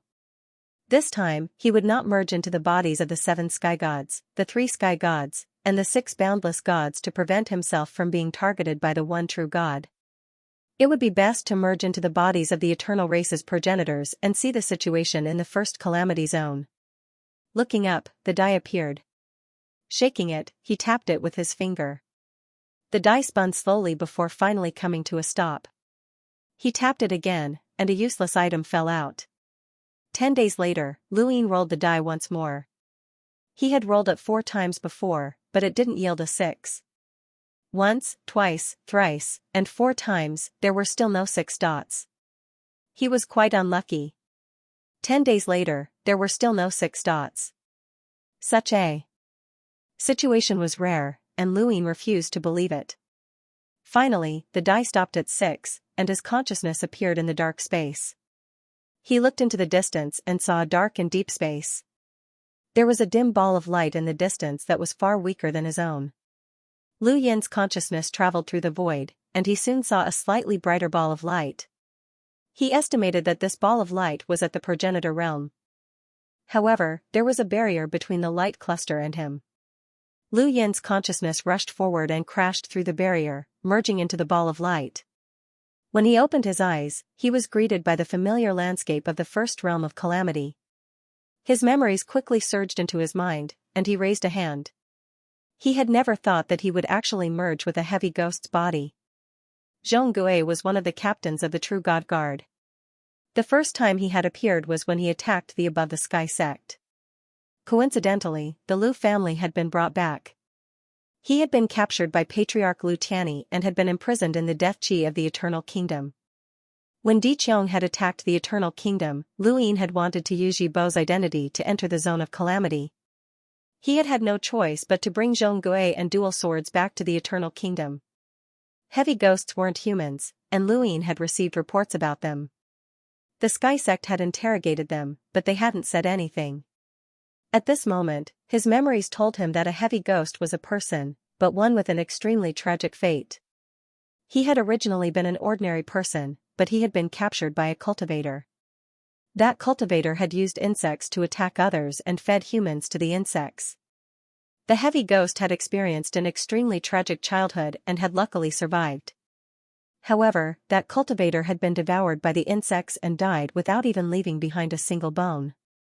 Because the heavy ghost had spent a lot of time with insects, he had gained the ability to control them and had stepped onto the cultivator's path. That cultivator had only been an envoy, but he had relied on the heavy ghost's path to reach the progenitor realm. Because he had used insects to fight, the heavy ghost had been viewed as an evil person. He had never explained himself and had killed all enemies who came to attack him. He had committed heinous crimes in his own civilization, and he had been brought back by the Eternal Kingdom to become a captain of the True God Guard. As for his strange words, they had all come from his childhood interactions with insects, which had led to another personality. The heavy ghost's memories made Lu Yin rather uncomfortable. His childhood had been miserable, and the slaughter he had experienced after becoming a cultivator had been an eye-opener for Lu Yin. This person was very pitiful. His entire life had been miserable, but he had also brought misery to countless people. He had killed many innocent people. In front of him, the river of divine power flowed along the cracks in the ground. The first zone of disaster had been destroyed after several wars. Muji walked over from a distance. Heavy ghost, why are you also staring at the river of divine power? Lu Yin looked at Muji. Huiwu had become a berserk corpse because of him, and this person was one of his targets to kill. However, this person had not told the Eternals that he was Yebua, nor had he revealed his suspicions about Wang Xiaoyu. What was he thinking? Muji looked at the heavy ghost strangely. What's wrong with you? This isn't like you. Lu Yin's consciousness withdrew from his body. He did not need to worry about anything now. Even if he had been discovered, so what? The one true God already knew that he could use the die to enter another's body. The 3 powers, 6 seas, and the 7 sky gods should all know. It was not impossible for Muji and the others to know as well, so he would just let the heavy ghost be suspected. His consciousness returned to his body and he sighed. His experience as a heavy ghost had made his heart heavy. People had to control themselves. He had also experienced white meat and had almost been eaten. Fortunately, his luck had not been too bad, and he had obtained everything that should have been his. Calming himself down, Luin continued to roll the die. Another 10 days passed, and Luin rolled possession again. He found a ball of light and merged with it. When he opened his eyes, a dark red light filled his vision. Was this the river of divine power? Memories flooded in as Luin merged with the berserk corpse. This corpse's memories were very complex, as it had once been a progenitor. However, Luin was not interested in its memory since it was just a berserk corpse. Not too far away was another berserk corpse, Huiwu. Luin looked at Huiwu, whose eyes were closed. He was locked in a cage and had no aura at all. During the battle in the region, Huiwu had charged out from the lake of divine power and brought the Xiaoying divinity towards the Black Mother Tree. At that time, no one had understood Huiwu's actions. Was he helping the Xiaoying divinity? Or was he harming the Xiaoying divinity? Regardless of the situation, Huiwu had still been thrown under the lake of divine power and turned into a berserk corpse. Luin wanted to call out to Huiwu, but suddenly, divine power flowed and a four-sided seal appeared in front of him. The one true God's voice rang out, "You recovered so quickly?" Luin hurriedly withdrew from the fusion and returned to the dark space. The seal followed closely behind, bombarding Lu Yin's consciousness. Fortunately, Luin reacted quickly this time and he was not hit. After his consciousness returned to his body, he panted heavily. It was fine, as he had dodged it. The one true God had been trapped in the 6 paths of reincarnation, but he had still been able to use a turbid treasure to attack Luin. As expected, he had been prepared. Luin put away the die. If he wanted to obtain information on the Eternals, either the 3 pillars and the 6 seas or the 7 sky gods would be the best choices. Unfortunately, they would definitely be guarded against, and the die's usefulness had been limited. Luin felt a sense of loss. He stayed in the above-the-sky Back mountain for a few days, trying to find a way to bypass the Guardians and start a war with the Eternals. On this day, news came from Lu Tianjing that Kuzu had awakened. Luin was delighted, and he immediately went to Lu Tianjing. Kuzu was one of the 9 mountains and 8 seas from the Daosaur Sex era. The 9 mountains and 8 seas were just a name, as Kuzu's true strength was incomparably terrifying. Luin would never forget that when he had been traveling through space in the Daosaur Sex main hall, he had seen Kuzu and the Undying Deity collide head-on, and a small portion of the Undying Deity's body had been shattered. Kuzu had killed his way into the first zone of disaster, faced the one true God, and survived. Kuzu was the first powerhouse in the primordial space to be respected by Celestial Victor, and he had exchanged the victorious battle technique with Celestial Victor. Celestial Victor had killed his way into the zone of disaster several times in order to find traces of Kuzu. There were not many legends about Kuzu in the primordial space, but anyone who knew about him would be shocked. Kuzu's strength was definitely not below progenitor Chen's. In the depths of Lu Tianjing's mountain range, Kuzu sat on one end of a chain with his head lowered. No one knew what he was thinking. On the other end of the chain were Lu Yuan and Lu Tianyi. Luin arrived and saw Kuzu with his head lowered. "How is Kuzu?" Lu Tianyi replied, "He's been like this since he woke up, and he hasn't spoken to us. Let's wait. He should be recovering." Luin looked at Kuzu and waited quietly. After a while, Kuzu slowly raised his head and saw Lu Yuan and the other 2. His gaze landed on Lu Tianyi, and he said in a hoarse voice, "Senior, Tianyi." Lu Tianyi relaxed. "Kuzu, how are you?" Kuzu looked at his body. "I need time to recover. It's a bit troublesome." He then looked at Lu Yuan in surprise. "Pathmaster?" Kuzu had never met Lu Yuan before. Lu Yuan was in deep slumber all year round. "I've heard of your deeds. You killed your way into the Calamity region alone." "Kuzu, thank you for everything you've done for humanity," Lu Yuan praised. Kuzu frowned. "I forgot." "Senior, have you forgotten what you've done?" Luin could not help but ask. Kuzu looked at Luin, and his eyes lit up. "Things will move in the opposite direction when they reach an extreme." Luin bowed deeply to Kuzu. "Junior Luin thanks Senior for your inheritance. Things will move in the opposite direction when they reach an extreme." This technique has saved me too many times. Kuzu sized Luin up. You're not weak, but you're still a half-ancestor. It's rare. Lu Tianyi replied, his name is Luin, and he's the current pathmaster of the primordial space. The Daosor sect is no more, and my Lu family has been exiled once. Many things have happened since you went missing, and we'll tell you everything. Kuzu nodded. The affairs of the world are unpredictable, and that's how it should be. Humanity will always be reborn from the ashes and return to glory. At this point, his gaze turned cold. I remember now. Rebirth. Butterfly. I was killed by Butterfly once. Lu Yuan and the other two were shocked. Butterfly? Kuzu lowered his head and clutched his head. He seemed to be in pain, and his eyes flickered as if he was recalling something. Luin and the other two exchanged glances. Butterfly? Tianan? Thank you. QZQ 4418 Baidu. Brother's reward, I'll give it to you, thank you. The desolate ancestor kept recalling his memories as his skin cracked and fell off inch by inch, revealing new skin as if he had been reborn.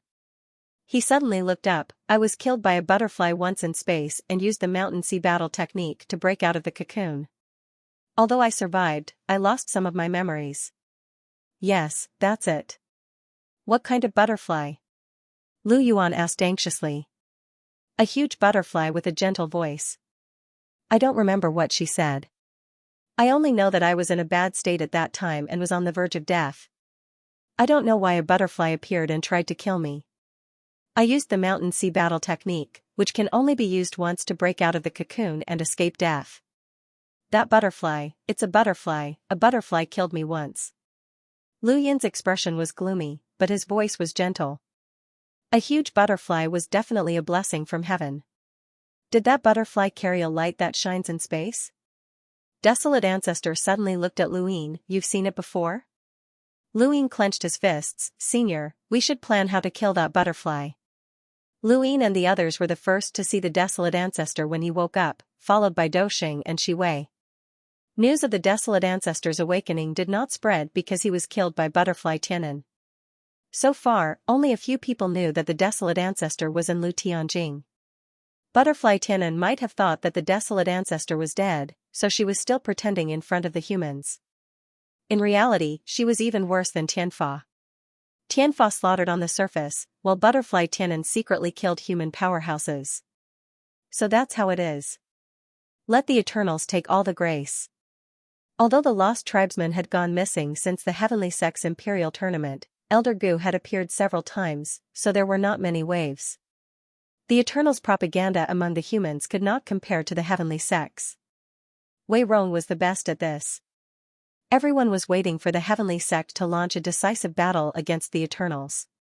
At this time, a legend about the Mirage Domain quickly spread throughout the Six Directions Society, including the various parallel universes. The cause was that a huge creature hidden in the void had appeared in a parallel universe called 100 Martial, which attracted the cultivators of the 100 Martial universe to investigate. Finally, they found a piece of beast skin and several stones wrapped in it. No one knows who told the origin of the stones, but the entire 100 Martial universe instantly knew that these stones were related to the legendary Mirage Domain. Gradually, the news spread to the Six Directions Guild and to the Celestial Sect. It also spread to the Boundless Battlefield. When Mr. Deheng received the news, he was shocked. Is the news true? In front of him, a cultivator from the Repose Palace respectfully said, It's true. Now, the animal skin and several stones are in the 100 Martial universe. The 100 Martial universe has joined forces with other universes that have a friendly relationship with it. Several masters who have reached the Ancestor realm have joined forces to seal the animal skin and stones and decided to auction them. The invitation letter has been sent to the Six Directions Society. Mr. Daheng frowned. They are actually auctioning it? It is said that the people of 100 Martial universe do not believe in the Mirage Domain, so they want to auction it for some practical benefits, the man replied. Mr. Daheng nodded. That's a wise choice. Announcing the news so openly, even those who want to snatch it will have to think twice. Alright, I got it. Wait, what's the reaction of the Heavenly Sect? I heard that old Zen has already gone to 100 Martial Universe to buy those things. Mr. Daheng's eyes narrowing his eyes, he said, "Alright, you can go back." After the man left, Mr. Daheng muttered to himself. The stones of the Mirage Domain had not appeared for so many years. How could so many of them appear all of a sudden? Moreover, why would someone know that these stones were related to the Mirage Domain and spread the news? This matter made Mr. Daheng feel uneasy, as if something was about to happen. However, he was not willing to give up. After all, this matter was related to the Mirage Domain and himself. What he was most afraid of was that this matter was related to the Heavenly Sect, but it was unlikely. Why would the Heavenly Sect do this for no reason? If they had the time, they might as well think about how to infiltrate the Eternal Race. Recently, he had heard some rumors that the Heavenly Sect had given up on the Lost Clan. Some people also said that the Heavenly Sect was targeted by powerhouses and would definitely be destroyed. He did not believe these words at all. He knew too well how powerful the Heavenly Sect was now. In the past, it was very difficult for Luin and the others to kill the Forgotten Ruins god. Now, which of the 7 sky gods dared to come out alone? If they came out, they would die. Although the current Heavenly Sect was still not at its peak, it was not far off. At least, the Eternal Race was afraid. The disappearance of the endless battlefield was the best proof. If this matter had nothing to do with the Heavenly Sect, he wanted to get involved. However, he was afraid that the Heavenly Sect would get involved. He knew that these stones were related to the Mirage Domain. After thinking about it, Mr. Daheng decided to go, but he had to hide his identity. Similarly, in the endless battlefield, Luo Shan also heard this news in a parallel spacetime. His decision was the same as Mr. Daheng's. He would go and hide his identity. Regardless of whether the Heavenly Sect would get involved, he was sure that Daheng would definitely go. If Daheng fought with the Heavenly Sect, then he could wait for an opportunity. He was not interested in the Mirage Domain because he knew that he would not be able to obtain so many stones. The Heavenly Sect was the most likely to obtain the stones. However, this did not stop him from finding an opportunity to deal with Daheng. If he did not deal with this person, he would never be able to feel at ease. In the Heavenly Sect, Elder Chan had gone to a parallel spacetime outside the realm. The Heavenly Sect naturally had to get involved. In the Sixth Direction Association, many cultivators were looking forward to seeing who these stones would eventually belong to. They wanted to see the legendary Mirage Domain. The 100 Martial Universe was a relatively powerful parallel spacetime with 2 progenitors. Even in the Sixth Direction Association, they were quite strong. In the past, the Sixth Direction Association had wanted to include the 100 Martial Universe, but the 100 Martial Universe had refused. At that time, the war with the Eternals had been intense, so the Sixth Direction Association had not acted against the 100 Martial Universe. In fact, the 100 Martial Universe had not been able to decide whether to join the Sixth Direction Association. There were many similar situations, and it was precisely because these parallel spacetimes were connected that they dared to refuse the Sixth Direction Association. When Luin had first joined the Sixth Direction Association, there were less than 70 parallel spacetimes in the Endless Battlefield and the Sixth Direction Association. It was not that there were no parallel spacetimes, but that these parallel spacetimes were connected to each other, and they refused to join the Sixth Direction Association and fight with the Eternals. This could not be helped, as a considerable number of them were not humans at all. The 100 Martial Universe was dominated by humans, but other races could also interfere. At this moment, in a huge circular plaza in the 100 Martial Universe, people were arriving one after another. The auction would be held in this plaza. The plaza was piled up with dark red stones and looked quite simple and crude. There was a huge statue of a man in the middle of the plaza. This statue was the first human progenitor of the 100 Martial Universe, who had changed the world and led the people of the 100 Martial Universe to embark on the path of cultivation. This person was called the 100 Martial Universe. Some people called this spacetime the 100 Martial Universe. The entire plaza was very large, and it was not easy to enter. No more than 5 people from each parallel spacetime were qualified to enter, and these were the stronger ones. The weaker ones did not even have the qualifications to enter. Outside the plaza, people landed from time to time, and there were also astral beasts in human form. Some astral beasts were much larger than this plaza. There won't be any trouble, right? There was a high platform directly behind the statue in the plaza, and 5 people stood on it. They were the progenitors who had organized this auction. 2 of them were humans from the 100 Martial Universe, 1 was an astral beast from the 100 Martial Universe, and the other 2 were from 2 parallel spacetimes.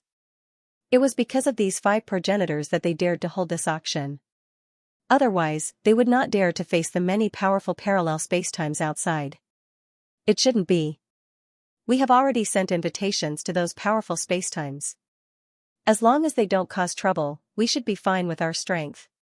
Someone said. What did the Six Paths Society say? Of course we'll hand over the invitation letters as soon as possible. The Six Direction sect has received a total of 20 invitation letters. We have to be careful with them, especially the Above Heaven sect. I personally made a trip there and handed over the invitation letter to that Elder Chan. We must not be careless with the Above Heaven sect. They are too terrifying. Let alone the 5 of us, even if there were 50 of us, I would not feel safe. Did the Above Heaven sect say anything else? Someone asked. The person who personally went to the Above Heaven sect to deliver the invitation hesitated for a moment and said, Old Zen asked us to sell the stones and beast skins directly to the Above Heaven sect. The price must be satisfactory. No, what we want is not only benefits but also fame. The Above Heaven sect is so powerful because they have roped in many parallel spacetimes. Although we cannot reach the Above Heaven sect's level, roping in more parallel spacetimes will help us protect ourselves. Yes, this is our fundamental benefit. The Above Heaven sect cannot touch it. Don't worry, I refused. Otherwise, there would not be this auction. The Above Heaven sect might be dissatisfied, but they will not do anything to us. Parallel spacetimes are joining the origin space one after another. They still have to put on a show for the other parallel spacetimes. Otherwise, how can they convince the public? Don't worry, the Above Heaven sect will not have a problem. That is? Old Zen is here. Go and welcome him. Several people were shocked and hurriedly went down. Outside the dark red plaza, Old Zen attracted the attention of countless people. The Above Heaven sect had been thoroughly recognized by the Above Heaven sect. Many parallel spacetimes had preserved relatively ancient history. They knew very well how powerful the Above Heaven sect used to be. The current Above Heaven sect was already close to the former Above Heaven sect. People kept coming forward to chat with Old Zen, but they were limited to progenitors. Looking around, there were only a few progenitors outside the plaza. Soon, a group of 5 people came out. 100 Martial Spacetimes Bayanai is here to welcome Senior. Old Zen looked over. Bayanai was 100 Martial Spacetimes progenitor, the descendant of 100 Martial Spacetime. This auction was initiated by him. Beside Bayanai, a man bowed. 100 Martial Spacetimes Chengdu is here to welcome Senior. 100 Martial Spacetimes Illumination Raccoon is here to welcome Senior. Xianxia Spacetimes Esteemed Xianxia is here to welcome Senior. Luofu Spacetimes Luofu King is here to welcome Senior. The 5 progenitors came out to welcome him. They were the leaders of the auction, giving the Above Heaven sect enough face. The surrounding people were as quiet as cicadas in winter, watching this scene enviously. Not everyone was qualified to be welcomed by these 5 people. After all, they were 5 supreme powerhouses. The 5 of them joined forces and once dared to refuse the Six Paths Association's invitation. Elder Chan smiled, "You're all too polite." Bayanai was enthusiastic, "It's our honor to have the Above Heaven sect come." Elder Chan, please. Elder Chan nodded and stepped into the square under the compliments of several people. Someone was jealous. "Bah, what's this? We have to line up." Hearing this, the people next to him gloated, "Brother, if you can also make an imperial edict and shock the universe, they will do the same to you. We were just lucky to unite many parallel universes. If it weren't for the shocking news of the 100 Martial Universe, our universe wouldn't have known that so many parallel universes were connected." Who isn't? At first, I also thought that there were only a few parallel universes in the entire universe. For this reason, I was worried that the Six Paths Association would forcibly take them away. Now it seems that I was thinking too much. There are many parallel universes. There are quite a few, but none can match the Six Paths Association. That's true. The two who spoke were not human. In the entire square, less than 1/10 of the human population was human. Most of them were astral beasts. The races that were not human were collectively called astral beasts, but there were also great distinctions among them. No less than 5 battles took place outside the square, all of which were fights between astral beasts. However, these battles did not enter Elder Chan's eyes. These astral beasts did not dare to fight in front of Elder Chan. The above heaven sect was really a colossus to them. In the distance, De Heng had already arrived. He hid his face and received an invitation. For a powerhouse like him, it did not matter whether he received an invitation or not. He had plenty of ways to get it. Watching Elder Chan being invited in, his eyes wandered and suddenly fixed on a person.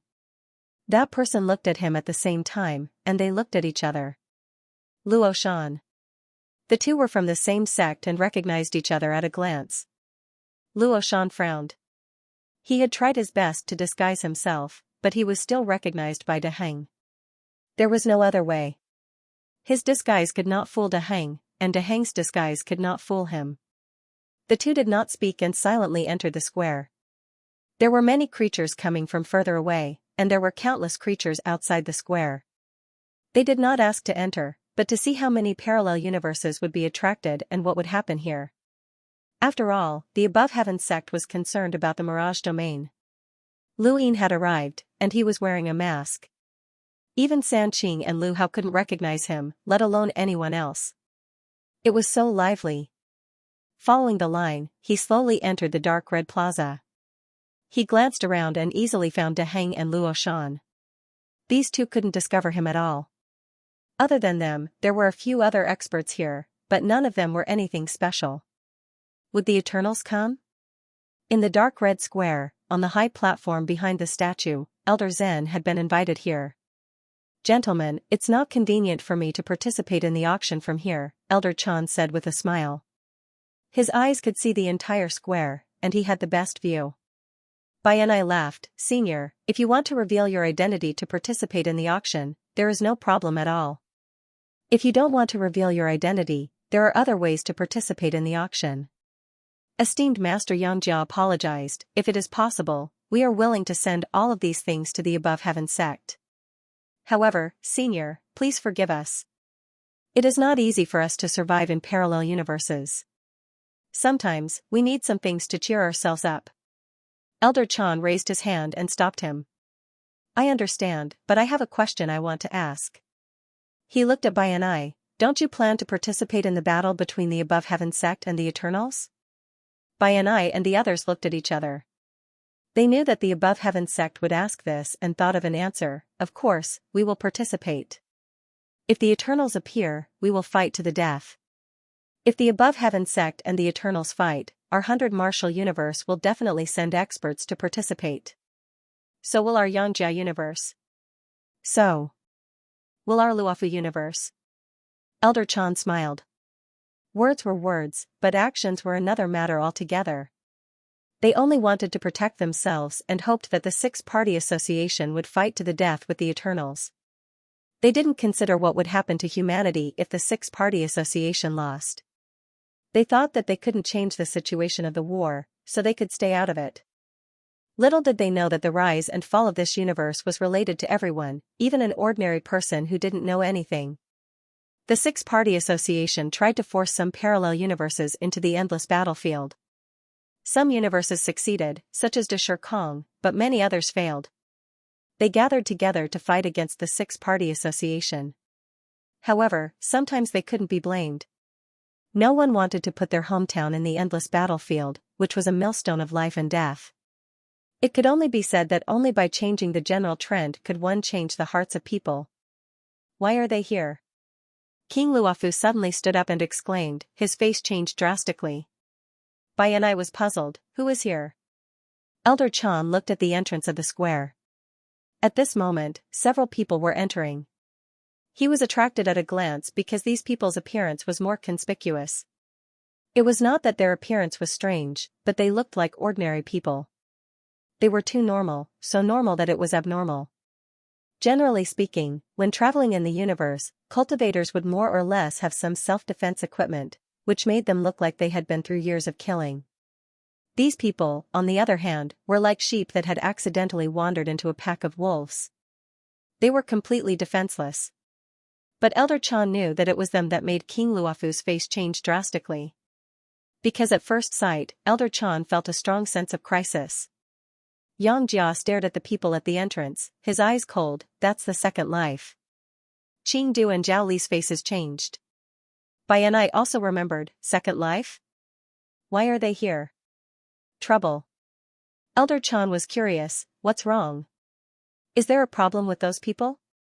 King Luofu's face was gloomy. Senior, you may not know, but the Second Life is a gang that runs amok in the universe.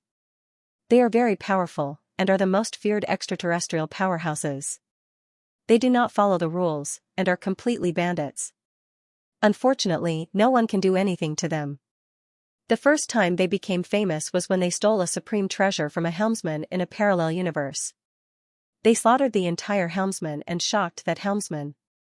Outsiders thought it was a vendetta and didn't pay much attention to it. But then, they went crazy and went around stealing supreme treasures. They killed people everywhere, including astral beasts. They didn't even spare the Eternals. They just killed people for the sake of stealing. They had no position and no morals. Elder Chan frowned, are they very powerful? King Luofu took a deep breath. His tone and gaze were full of fear, very powerful. After so many years, they have slaughtered so many creatures that I finally understood their abilities. The Second Life has a total of 5 people. The eldest, Second Bone, is a sequence powerhouse. He is terrifying at first glance, and has the 3 styles of the bone-leaving technique. His bones are connected, and he has an avatar.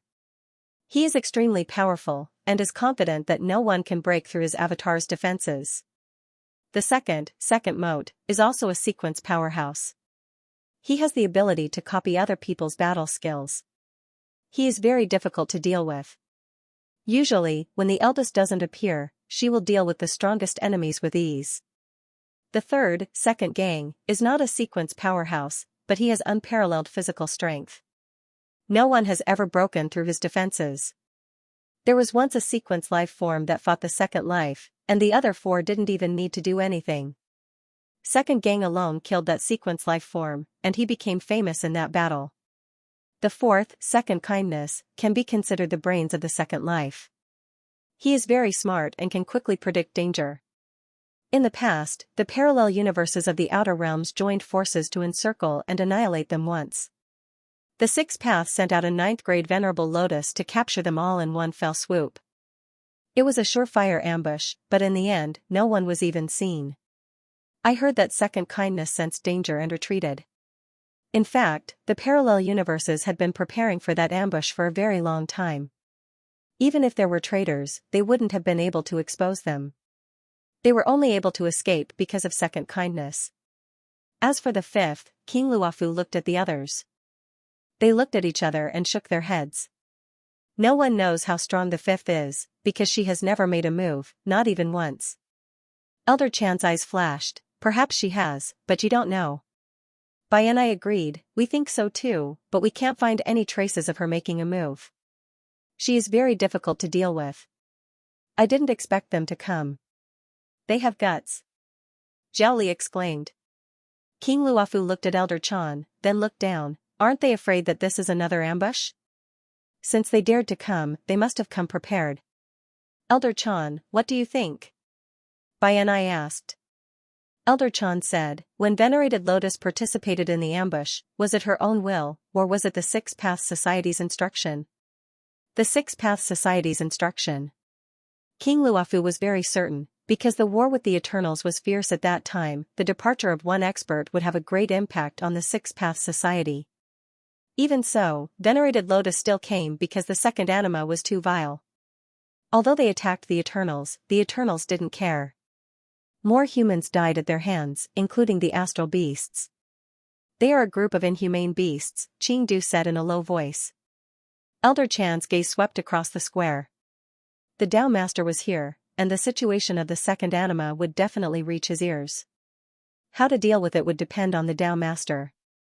Let's wait and see, said old Chan. He knew what these people were thinking. They wanted the auction to be a success, but they also wanted to surround and kill second anima. Of course, they couldn't do it on their own. Their only option was to invite the experts of the 3 Yangs and 6 lords, as well as the 8 Daos of the inner and outer realms. If the above heaven sects really came, they definitely didn't want to fail, because this was the first time the above heaven sects had fought. Failure would be too embarrassing. On the other hand, the ones benefiting from this would be the 100 martial universe. With second anima dying here, their prestige would definitely be greatly improved. That was a good idea. The second anima's group had already entered the square. If King Luofu could recognize them, so could the others. Isn't that the second life? How dare they show up? Shoo, don't look for death. The second life is evil, but they're powerful. We'll be finished if they target us. Let's just do our job. If they want to participate in the auction, will the others dare to expose themselves? Once they take something, they'll definitely target us. Not necessarily. It depends on who gets it. If the above heaven gets it, the second life won't dare to make trouble for them. That's true, but the second life isn't afraid of death. In the square, the second life and the others walked in indifferently. The noise around them didn't affect them at all. Big brother, isn't it too high profile this time? It's not in line with our rules. Second Meng pushed up her glasses. She was wearing a black sweater and a pair of big glasses. Just like her name, she looked very cute, but those who knew her well knew how cruel she was. Second Gang grinned.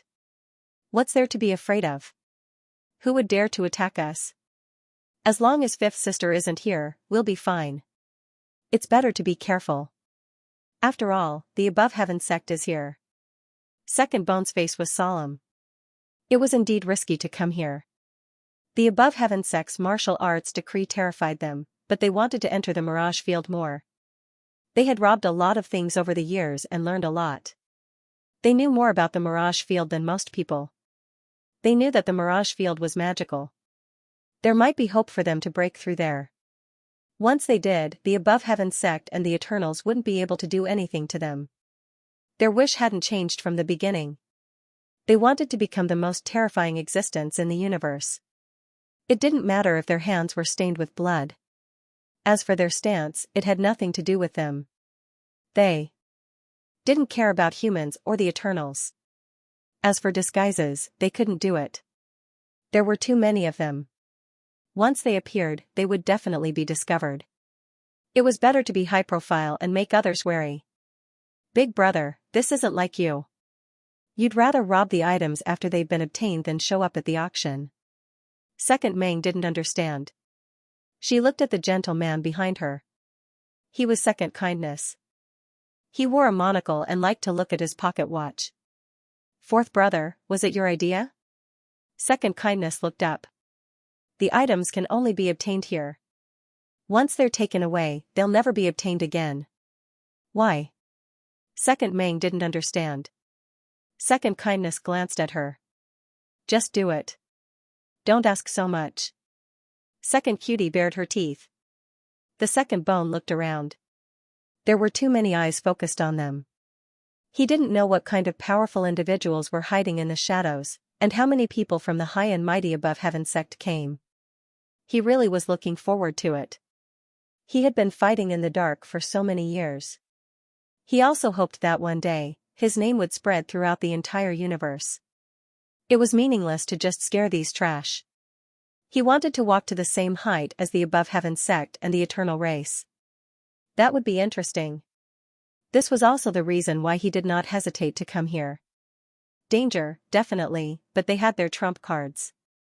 In the crowd, Lu Yin heard the discussions around him and looked at the few people who were dressed too normally. A second life? At the same time, Second Kindness' eyes widened. He put away his pocket watch and shouted, "There's a master. Be careful." The expressions of Second Bone and the others changed, and they all took a step back to protect Second Kindness. They had done this action too many times. Second Bone looked at Second Kindness. Beads of sweat dripped from the forehead of the second kindness. His face paled as he sank into fear. They had seen this scene before. It was when these parallel universes had asked the Six Paths Association to kill them. At that time, second kindness had acted in a similar manner, causing them to give up on the supreme treasure that they had dreamed of obtaining. It turned out that they had made the right choice. If they had acted at that time, they would not have had a second life. Now, second kindness was acting in the same manner again. This caused Second Bone's heart to sink. Fourth brother. Second Bone's smile also disappeared. Second Cutie's expression was terrifyingly calm. Second kindness took a few deep breaths and said in a low voice, "Big brother, we should retreat. I was too naive. The Mirage Domain has attracted monsters." "Who?" Second Bone asked. Second kindness shook his head. "I don't know, but I felt an indescribable danger just now. It was stronger than any other time, so strong that I couldn't breathe. Big brother, let's give up. We underestimated those behemoths. They don't just have a large number of experts." Second Bone was unwilling. "If we take the risk, can we snatch it?" Second kindness shouted, "Big brother, let's give up." Second Cutie's tone was terrifyingly calm, completely different from before. "Listen to fourth brother. Big brother, let's give up. Let's go." Second Bone nodded. "Let's go." Second Bone closed his eyes and said bitterly, "The auction hasn't even started, and we've already given up. We, Second Life, have never been so humiliated. Forget it, let's go." After that, they walked out of the square. King Luofu and the others had been staring at Second Life. When they saw them walking out of the square, they were puzzled. Were they leaving? Most of the eyes in the square were focused on Second Life. They watched as they walked out of the square. Halfway there, they suddenly stopped and changed direction, walking towards a corner of the square. Everyone who saw them was confused. What was going on? At this moment, Second Kindness's fear had reached its peak. Just as they were about to leave the square, an even stronger sense of danger came. He did not know where this danger came from. Was it inside the square or outside the square? He only knew that the further he walked, the stronger the danger became. It was so strong that he trembled. He could only walk towards the corner of the square. No matter what, at least this place was safe before the auction ended. Is it really that scary? Second Bone's face darkened. Second Kindness was terrified. "Big brother, this is the most terrifying thing I've ever felt in my life. We can't do anything. When the auction starts, we'll leave immediately. My mistake. I shouldn't have come. There might be more than one monster here," Second Bone said bitterly. Second Kindness gritted his teeth. "I was the one who told everyone to come. Fourth brother, this has nothing to do with you.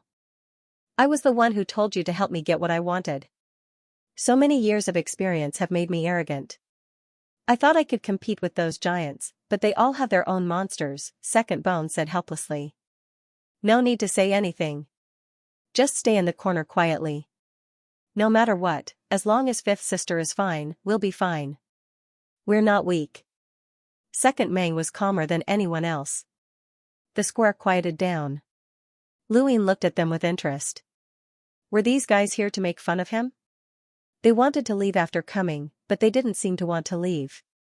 Outside the square, a man and a woman were just like everyone else. They were very ordinary, and even Luin did not notice them. The two walked towards a corner and sat down quietly. Soon after, another person entered. It was Dan Gu. He entered the square and naturally found a corner to sit down.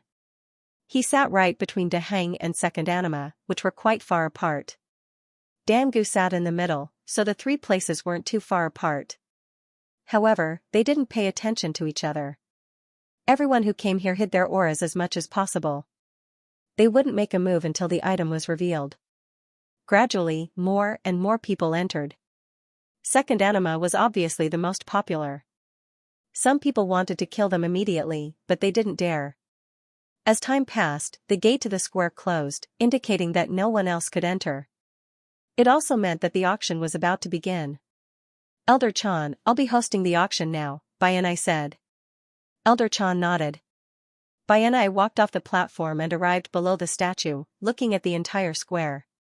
At this moment, the 100 Martial Universe was in front of countless people. The success of today's auction was related to their future hopes.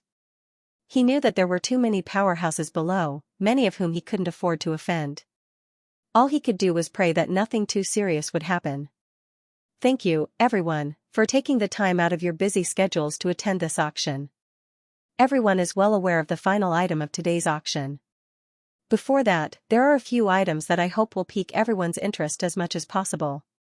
With that, he waved a hand, and a beautiful woman walked out to begin the auction that countless parallel universes were paying attention to. The items that could be auctioned off in this sort of auction were not simple, and many people competed for them. They weren't competing for cultivation resources from various parallel universes, but rather for treasures. It could be considered bartering, but to some powerhouses, these items were obviously not worth their attention. For the next auction item, if there are people from the Six Path sect or even people from the primordial space, you should be familiar with it. It is the wisdom root. The beautiful woman revealed a brilliant smile as she said these two words. Lu Yin's body stiffened as he looked at the platform. Root of wisdom? How could there be a root of wisdom here? There weren't many in the square who had heard of the root of wisdom, but those who understood would definitely not give up on it. Even to a progenitor, a root of wisdom was not an ordinary item. Lu Yin was even more curious about where the root of wisdom had come from. As she spoke, someone walked out from behind the woman, carrying a tray with a root of wisdom on it. The root of wisdom comes from the primordial space's Tao Source sect era, and it comes from progenitor Hui, one of the 9 mountains and 8 seas. For cultivators, the root of wisdom can allow them to clear their minds and comprehend things that are normally impossible to comprehend. In other words, it can allow one to discover things that are normally difficult to discover. It is a precious treasure in the primordial space, and if anyone is interested, you may bid for it. Someone immediately placed a bid. On the platform behind the statue, Elder Chan did not say anything and merely watched quietly. Beside him, Bayanai waved, and a woman walked up and respectfully carried a tray. Elder Chan, this is a gift to you. Elder Chan was astonished and looked at the tray, only to see a root of wisdom on it. This is? Bayanai smiled. The root of wisdom came from the primordial space, and the auctioneer coincidentally participated in the war during the Tao Source sect era.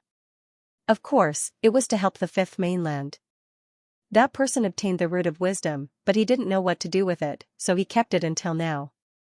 It just so happened that the auction was held, and someone brought it here. Elder Chan chuckled. Thank you, but our headmaster prefers the wisdom root. Bainai's eyes lit up. Headmaster Liu? Elder Chan nodded. Bayanai swallowed and looked at the others. They exchanged glances and made up their minds. The auction continued, and the atmosphere was heated. But for some reason, someone suddenly joined the fray and raised the price crazily. This person's bid was so high that no one else dared to compete. Lu Yin had wanted to compete, but he gave up. Some things would eventually fall into his hands, so there was no rush. In the end, the wisdom root was won by the person who was determined to get it. As for who it was, no one knew. The plaza was not a special auction, but rather the most respected place in the entire 100 Martial Universe. That was why the auction was held here, but it was not difficult to hide one's identity. On the platform behind the plaza's statue, Bayanai heaved a sigh of relief. Fortunately, he had won the bid. This thing might be able to break the ice between them and Master Liu. They had thought that Master Liu would not care about the wisdom root. Elder Chan was amused, but he did not expose them. Many people in the universe wanted to get closer to the headmaster, and even progenitors were no exception. The auction continued. Many people were bidding, but some did not make a move. They were waiting for the finale. The next item to be auctioned is a starry gate. No one knows where this starry gate leads to. We are only auctioning it because someone asked us to do so. Perhaps it leads to the everlasting race, or perhaps it leads to the location of the expert who obtained this starry gate. Everything is unknown. Lu Yin raised an eyebrow and looked at the platform. How bold of them to bid for a stargate. Any stargate could be connected to the everlasting race, so generally speaking, any discovered stargate would be brought to the hexagon for them to decide. Yet here they were auctioning one. Luin looked at the platform behind the statue, and his expression darkened. Elder Chan frowned and glanced at Bayanai and the others. What's the matter with this stargate? Zhao Li quickly stepped forward and smiled apologetically. Elder Chan, this stargate actually came from one of my elders, and it leads to a place where he once cultivated. It has nothing to do with the everlasting race, which is why we dared to auction it. If it had anything to do with the everlasting race, we would have sent it directly to the above heaven sect. That's not all. We can use this stargate to see if there are any Eternals among the bidders, Qingdu said. Elder Chan shook his head. You're underestimating the Eternals. How can they be so easily identified? They were embarrassed and didn't say anything. In the end, this stargate was auctioned off. Ordinary people didn't dare to buy this stargate. After paying a huge price, they would either send it to the above heaven sect or the Six Paths Society. Otherwise, they would be unlucky. Moreover, they would be targeted by the Eternals. Only an idiot would buy it. Just as Elder Chan had said, even if there were Eternals in the plaza, they wouldn't bid for the stargate. De Heng, Luo Shan, and the others were even less likely to bid. Right now, Second Fate only wanted to leave and wait for the final item to appear. When that time came, those ruthless people would have no time to deal with them. Only then would they be able to leave. Naturally, they would not bid for the stargate now. After the stargate, there were several more auction items. Looking at the situation, it was unknown how many there were. One of the old men couldn't hold back any longer. Rising to his feet, he shouted, "What the hell are you people doing, Bayanai? Hurry up and auction the stones. Why do you think we're here? Are we giving you money? That's right. Hurry up and auction the stones. We've been waiting. For so long. How long do you want us to wait? Hurry up." More and more people were growing impatient. On the high platform, the beautiful woman was at a loss. Although she had experience in auctioning, she was still terrified by so many ruthless people below the platform. Almost all of them were top-notch experts from different space-time universes. She looked at the statue pleadingly. On the high platform behind the statue, Bayanai gritted his teeth. These fellows are clearly here to watch the show. Where did they get the confidence to bid? Let's just directly auction the stones. These fellows don't care, but if we offend someone, it won't be easy to clean up the mess, esteemed Yanga said. King Luofu nodded. Let's begin. Bayanai nodded and gave the order. On the high platform below, the beautiful woman sighed and adjusted her state of mind. She then faced the crowd once more. In accordance with everyone's request, the next auction item will be the final item, 5 stones and the beast hides that wrap them. The starting price will be none. Because the final item is precious, the other items that will be auctioned will be similarly precious. My Bayanai space-time may not recognize any of them, so they will all be auctioned with cultivation resources from the primordial space and star essence. The final auction items will be sent directly to the above heaven sect. When she said this, the crowd went into an uproar. They were actually sending the auction items to the above heaven sect? No one had expected the Bayanai space-time to play such a hand. What was the meaning of this? They were trying to lean towards the above heaven sect. Luo Shan was flabbergasted, and he looked at the high platform behind the statue. He naturally saw Bayanai and the others, as well as Elder Chan. These fellows still had some brains, as even the above heaven sect was interested in the Mirage Domain's legend. They had not handed the stones over to the above heaven sect, as they had their own needs. Now that the auction had been held smoothly, they had obtained what they needed. After the auction, they would hand over the items to the above heaven sect, and the above heaven sect would definitely not treat them unfairly. Everyone knew that Luin liked star essence. This was killing 3 birds with 1 stone. They had obtained what they wanted, gained the favor of the above heaven sect, and even relied on the above heaven sect. In the future, anyone who wanted to do anything to the 100 Martial spacetime would have to think twice, as the above heaven sect would not stand idly by. They had some brains. Most people thought of this, and for a moment, they had a whole new level of respect for Bayanai and the others. Second Fate and the others were shocked. Second Bone praised, if nothing unexpected happens, the 100 Marshall spacetime, the Yanga spacetime, and the Luofu spacetime will form an alliance. This auction has successfully spread their influence, and they might even gain the protection of the Above Heaven sect. As for any losses, they won't suffer any losses. The Above Heaven sect won't accept their resources for nothing. They're smart. After he finished speaking, he looked at Second Kindness with a worried expression. Fourth brother, can we go now? Second Kindness gasped for breath. Let's go. On the other side, Luin was just as surprised by Bayanai and the others' actions. Their actions had made it impossible for the Above Heaven sect to ignore them. Interesting. Atop the statue's platform, Elder Chan's gaze swept over Bayanai and the others. What are you trying to do? Bayanai hurriedly replied, please forgive us, Elder Chan. We want to use this auction to make a name for ourselves, so we can't directly give the stone to Master Lu. However, we'll send all of our bids to the Above Heaven sect as a token of our sincerity. Elder Chan laughed. Do you think that the Tao Lord lacks these resources?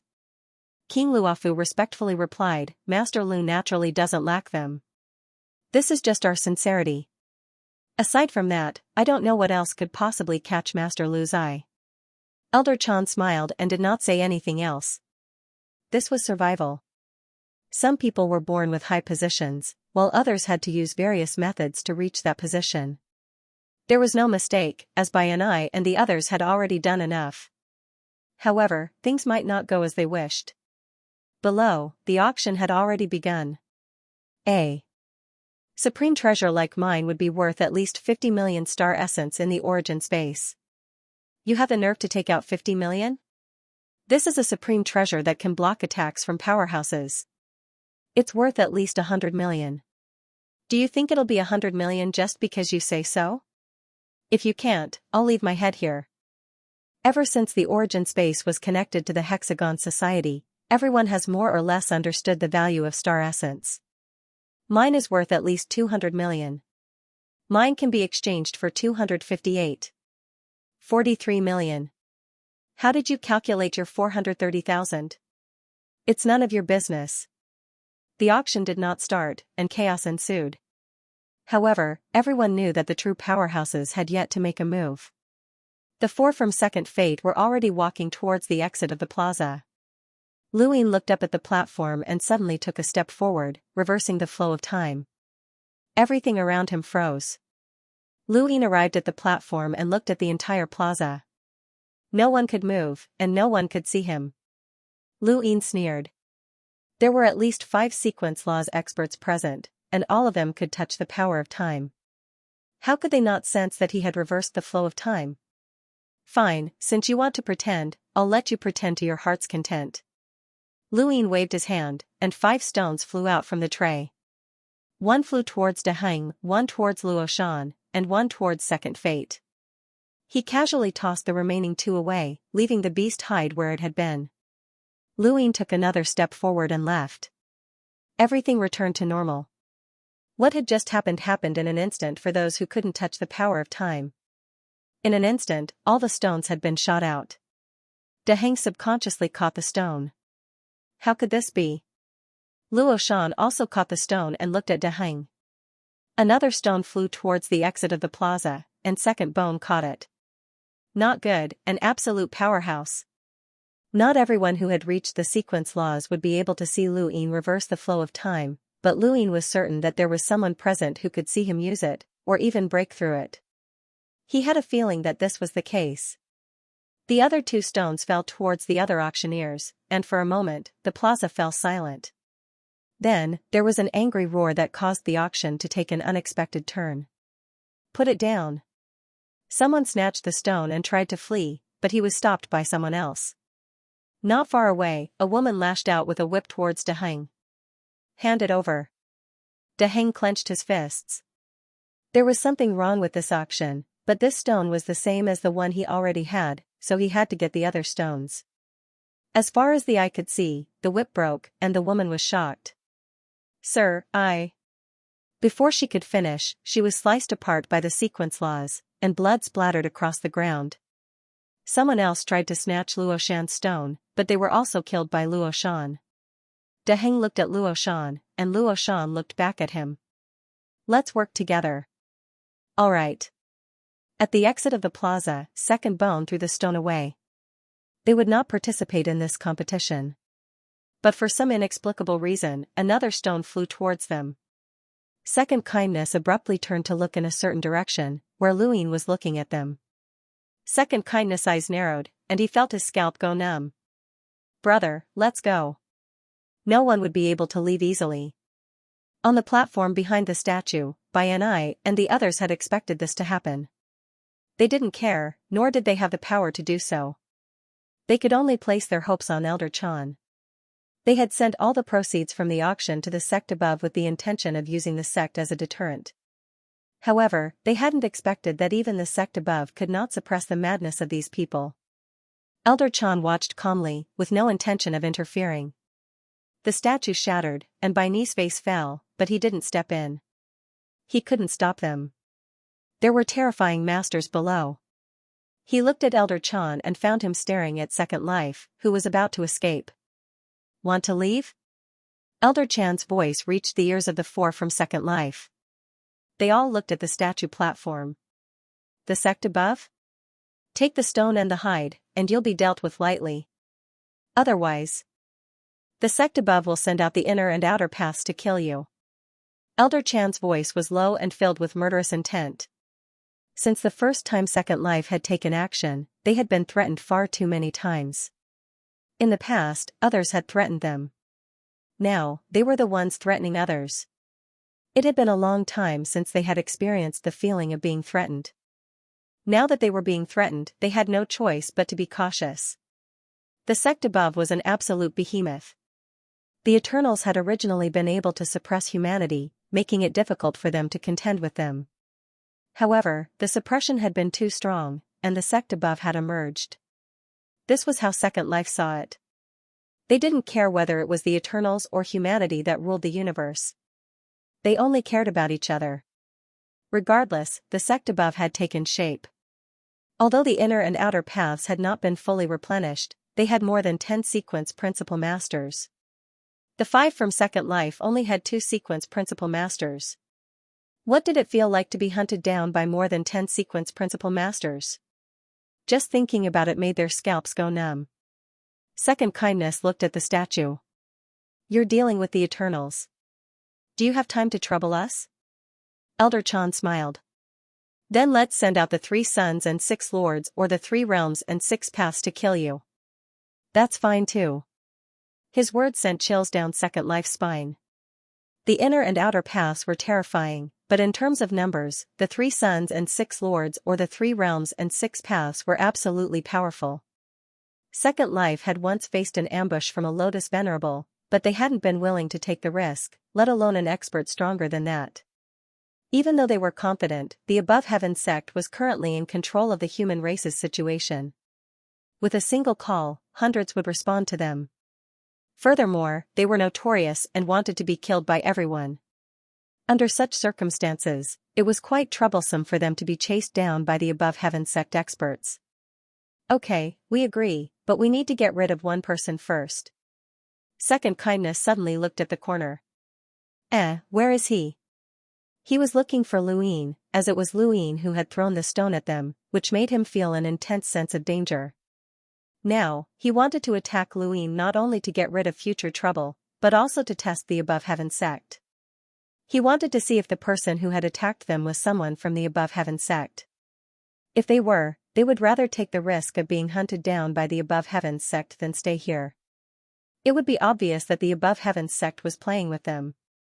If they weren't, they could help the Above Heaven sect. They were also interested in the positions of the inner and outer realms. It would be even better if they could obtain a position of the 3 young 6 lords. However, Luyin had disappeared. Old Zen narrowed his eyes when he saw Second Virtue's actions. This person's thoughts were meticulous, and he had instantly thought of a way to test him. He could not be allowed to live. On the plaza, most of the people were fleeing. The strength displayed by De Heng, Luo Shan, and the other Ancestor Realm experts was terrifying enough. This chapter is not finished, please turn the page. The qualifications to participate. Second Bone looked at the stone in his hand and hesitated.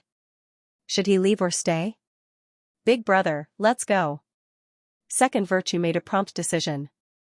Being hunted down by the Above Heaven sect was better than staying here and waiting for death. His sense of danger was growing stronger, and he could not stay here. Suddenly, Second Virtue disappeared. A card flashed past where he had been standing, flying towards the auction stage. Second Bone was shocked. Third brother. He reached out to grab it, but he was unable to do so. He watched as the card flew further and further away. Ever since he had entered the plaza, he had been suppressing his anger all this time. His sequence particles surged out and pressed down on the entire plaza. Second Bone's sequence law was fear, which instilled fear in his enemies. Anyone who was touched by his sequence particles would feel a natural sense of fear when facing him. In an instant, the remaining people in the plaza were affected by Second Bone's actions. Daheng and Luo Shan were not spared.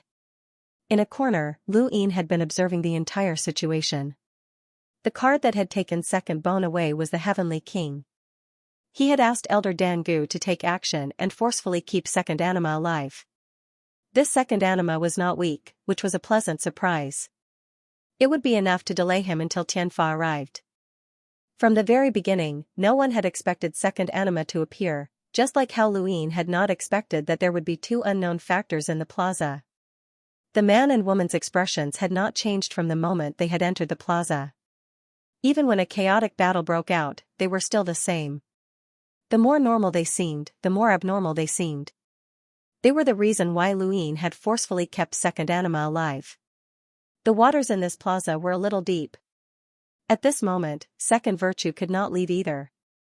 The 5 siblings of Second Anima were as close as brothers. Even if they did not care about the lives of the humans in the outside world, they still cherished each other the most. Since Second Virtue had been captured, the others would not leave.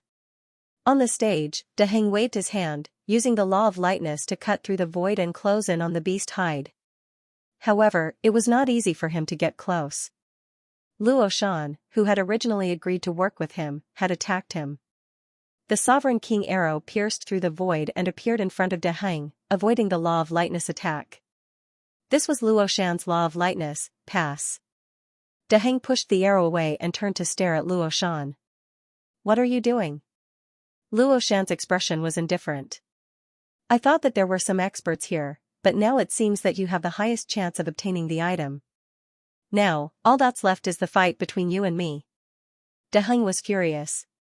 Are you crazy? Elder Chan is here. Do you think he's the only one in heavens above?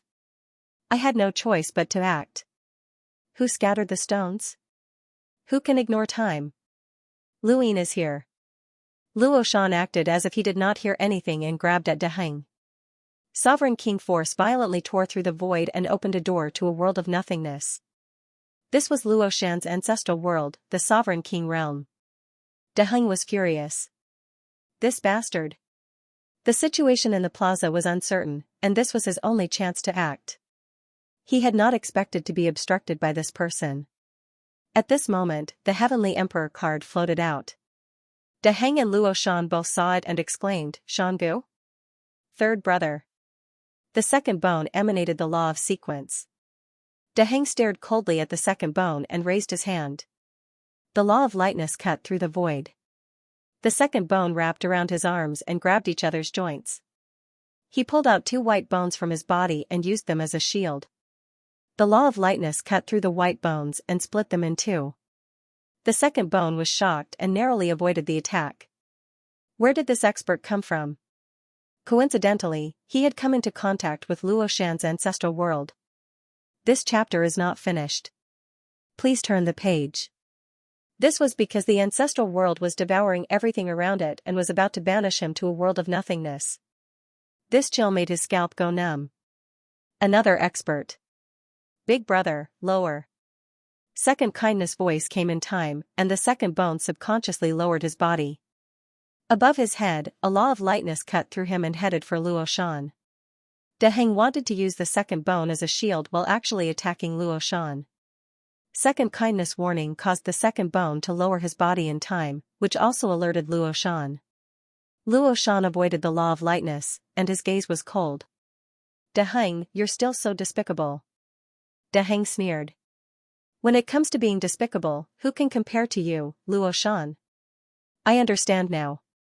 You knew that Luyin was here, and you attacked because he instructed you to. This was all set up by him." In the corner, Luyin was helpless. Everyone was too smart, but he couldn't say that, as he had been too obvious. But there was no other way. No one had provoked a dispute, so he had to do it. This auction had indeed been set up by him, but the 100 Martial Universe and the others had not known about it. They had been passive all this time, and Luo Shan did not know either. It was precisely because Luo Shan did not know that he had come, otherwise, Luyin would not have been able to find him. Luo Shan knew that Luyin was here, but he still attacked De Heng because Luyin had just told him to give him a chance to prove his innocence. The real goal of this situation was Tianfa. De Heng, Luo Shan, Second Anima, the 100 Martial Universe, and the other experts who had been lured here were all pawns in the game. Although there had been an accident, the general direction had not changed. Eh? The general direction had changed. Luyin looked at the man and woman who had remained calm throughout. They wanted to tear through the void and leave. Others could leave, but they could not. As he thought about it, Luyin attacked.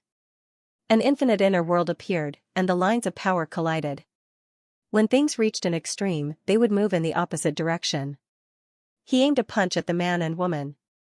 This punch shook the heavens and the earth, causing the entire spacetime to roar. It shocked everyone in the plaza who had attacked. The man and woman looked at Luyin. Luyin's punch was so powerful that even sequence law powerhouses would find it difficult to take it head-on. At the very least, it had frightened De Heng and Luo Shan. However, the man met Luyin's punch head-on. Luyin's punch suddenly changed direction and blasted towards the ground. Luyin's eyes widened. Di Qiong. This move was Di Qiong's sequence law, under the dome. Luyin had not understood why so many people's attacks had all missed when they approached Di Qiong and landed at his feet. Later, he learned that it was because of Di Qiong's sequence law, under the dome. As long as his sequence law could not be broken, all attacks would only appear at his feet. Luyin had guessed that the Eternals would send powerhouses, but most of them should not have come. Although Luyin's plan was targeted at Tianfa, if one or two of the Eternals were lured here, they might be able to join forces and deal damage to the Eternals and Tianfa. Since Di Qiong had appeared, then an arrow pierced through the air and shot towards Luyin. It was indeed her, the Archer God. Not bad. Di Qiong, the Archer God, and the three masters and Lu Hao are here. Aren't you afraid of being surrounded? Luyin dodged the arrow. The arrow was not fast and did not seem to be very powerful. However, he knew that it would be harder to dodge the arrow as it went on. Even someone as strong as Heavenly Master Do Xing would be riddled with holes every time he faced the Archer God. Di Qiong looked up. Luyin, do you really want to leave us here? What makes you think you can leave us here and plot against Tianfa? Luyin stared at Di Qiong. There are many powerhouses in the Above Heaven sect. End of chapter. Di Qiong sneered and turned to Second Kindness. Help us fight. After this battle, you will be friends with the Everlasting Tribe. We will take care of the Above Sky Sect's pursuit. You've been running rampant in the universe for so many years, so I'll only tell you one thing. Now, it's the third commandment. Second Kindness' expression changed. The third commandment? Second Gu and Second Meng were confused. What was the third commandment? Di Qiong's lips curled up. So you do know. Second Kindness shouted without hesitation, brother, we agree to the Everlasting Tribe's conditions. All right, we'll listen to you. Everlasting Tribe, what do you think we should do? But before that, we need to save our third brother, Second Gu shouted. Second Meng frowned but didn't refute. The five of them were united in life and death. Luyin's eyes flashed coldly. You only know one thing, but not the other. You've betrayed your own kind. You deserve to die. He hadn't expected Second Life to betray the humans, but it didn't matter. Di Qiong and the others couldn't hope to do anything to the above sky sect in this battle. They were only using Second Life to protect themselves. Lu Ying didn't plan on killing Di Qiong and the Archer God either.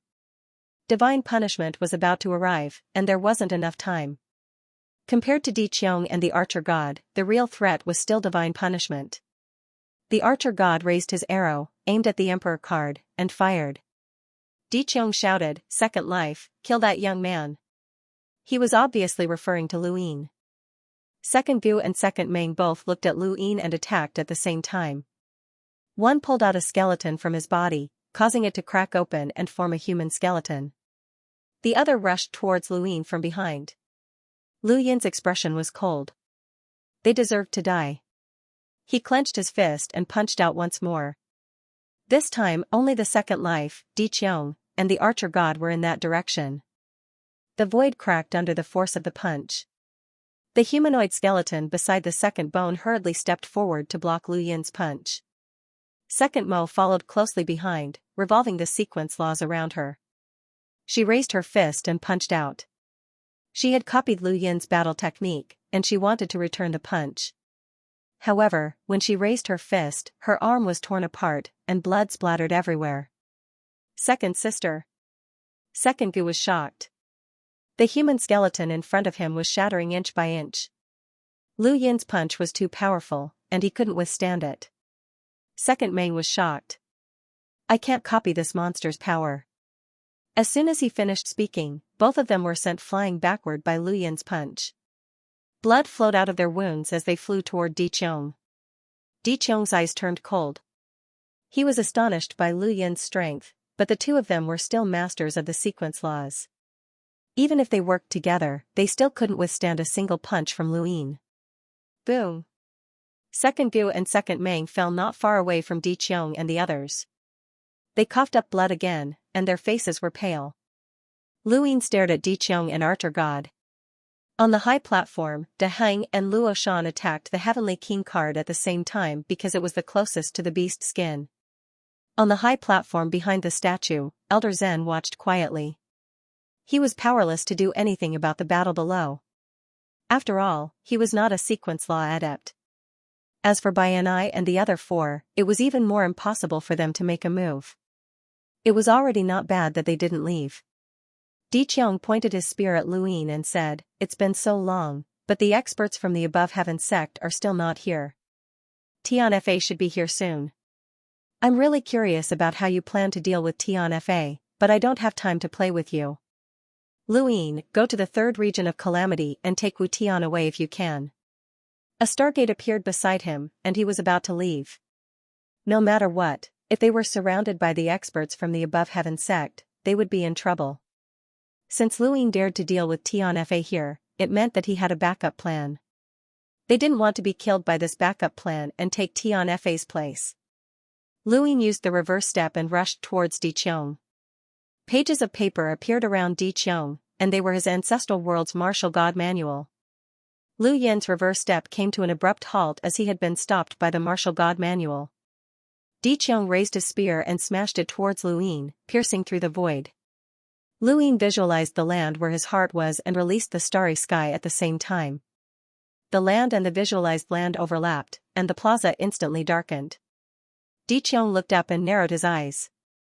"Let's go." Suddenly, a ray of light shot towards him. He turned around and waved his hand to break it. It was a spear. Was it his own spear? He looked in that direction and saw that it was Second Meng. The two human-shaped skeletons beside Second Bone rushed towards Di Qiong. "Don't even think about leaving. Second Life, you're crazy!" Di Qiong shouted. Second Kindness shouted from afar, "Master Lu, I know it's you. We won't help the Eternals. We're humans after all. What do you want us to do now?" Lu Ying frowned. What was Second Life thinking? The weak had their own methods of survival. In the past, Lu Ying had been forced by the Day-Night clan to use the Third Night King's trail to keep the Day-Night clan in suspense so that they would not act against him. Second Life was doing the same thing.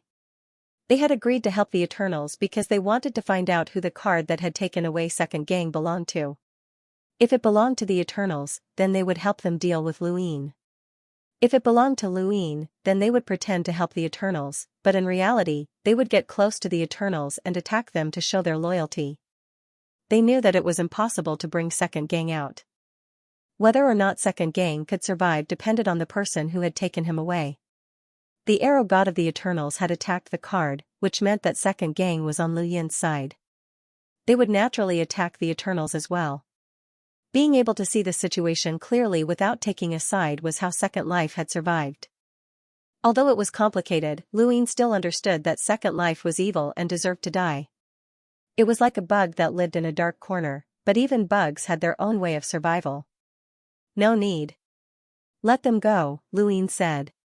He could sense that Tianfa was about to arrive. He pressed down with a single hand, and the land collapsed. Di Qiong and the arrow god entered the astral door and left. The land suppressed the entire plaza, and Elder Chan and the others hurriedly left the platform. Otherwise, they would be the first to be suppressed. De Heng was shocked by this power. We can't wait any longer. Whoa, snatch.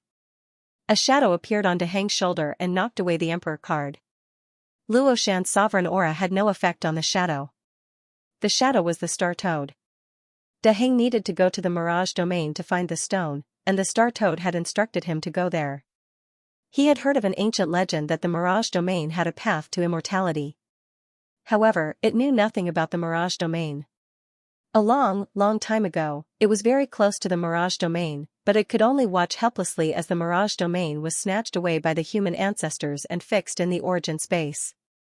Those people were rascals. The Mirage Domain belonged to the entire universe and should not belong to a certain group. However, those rascals snatched it away just like that, and it did not have the chance to enter for many years. Now, the opportunity was right in front of him, and the stone was real. Although this auction seemed like a trap, even if it was, he still had to enter. Even if there was a 1 in a million chance, it was still a chance. Furthermore, he was confident that there were few in the universe who could harm him, so there was nothing to be afraid of. De Heng was shocked. This is a trap, my lord. The stone and beast skin are fake. They're fake.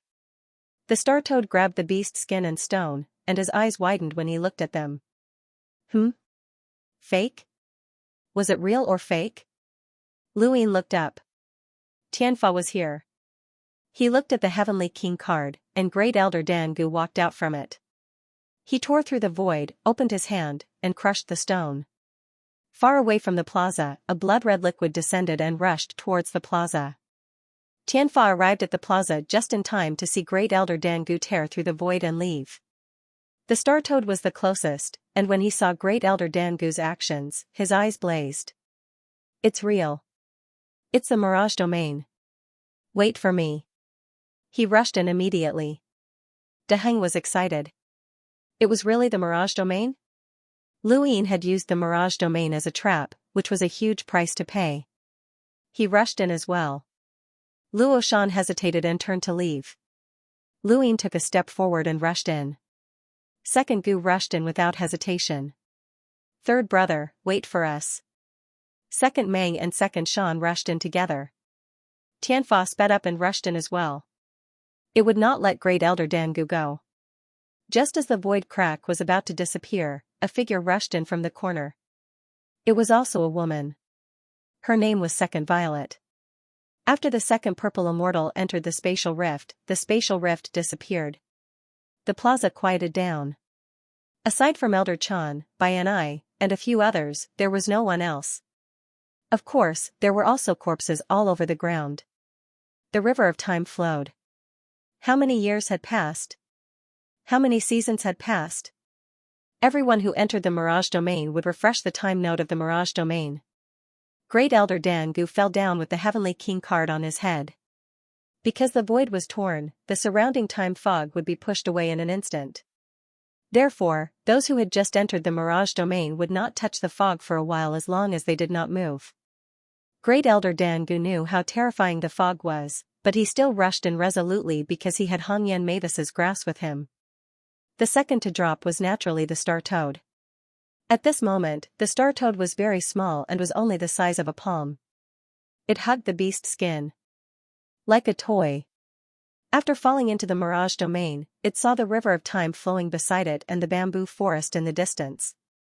It was excited. Mirage Domain. This is the Mirage Domain. This is a great deal. I've finally come to the Mirage Domain. It stared at Great Elder Dangu. Come here. At this moment, Daheng came out of the void crack and smashed at the star toad. The star toad was disgusted and threw him out.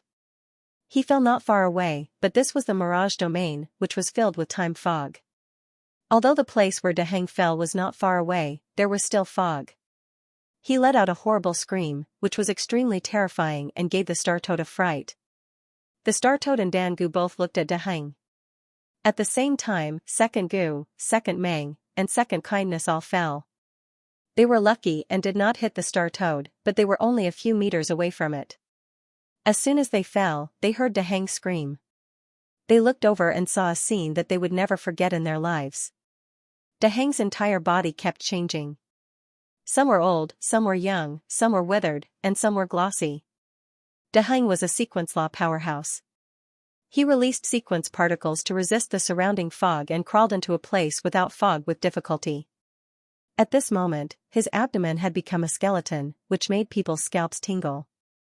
Daheng trembled and stared at his skeletal abdomen. He wouldn't die, but it would take some time for him to recover. What happened to him? Second Mang was stunned. Luyin fell and walked into the mist calmly. The next moment, Tianfa entered. Mirage Domain? In the end, Second Purple fell and Second Bone hurriedly pulled Second Purple over with White Bone.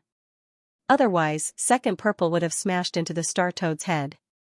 Although they didn't know the star toad, they sensed danger from it. The Mirage Domain was no longer quiet. The mist moved slowly, which made Second Bone and the others wary. They kept moving toward the empty space. The star toad wasn't too afraid. It understood that this was the time of mist transformation. The power of time wasn't unfamiliar to an expert like it who had crossed the bitter calamity. It could resist it. However, Daheng was terrified. Luyin and Grand Elder Dangu stood in the mist, looking very conspicuous. Tianfa said in a low voice, "Dao Lord Lu, do you think entering the Mirage Domain will allow this person to escape from me?" No one can escape from Tianfa. The star toad looked up in shock. Protector of the Four Directions, Tianfa? You're here too? In the first Calamity Domain, it had seen Butterfly Grace. Now that it saw Tianfa in the blood-red liquid, it was even more wary.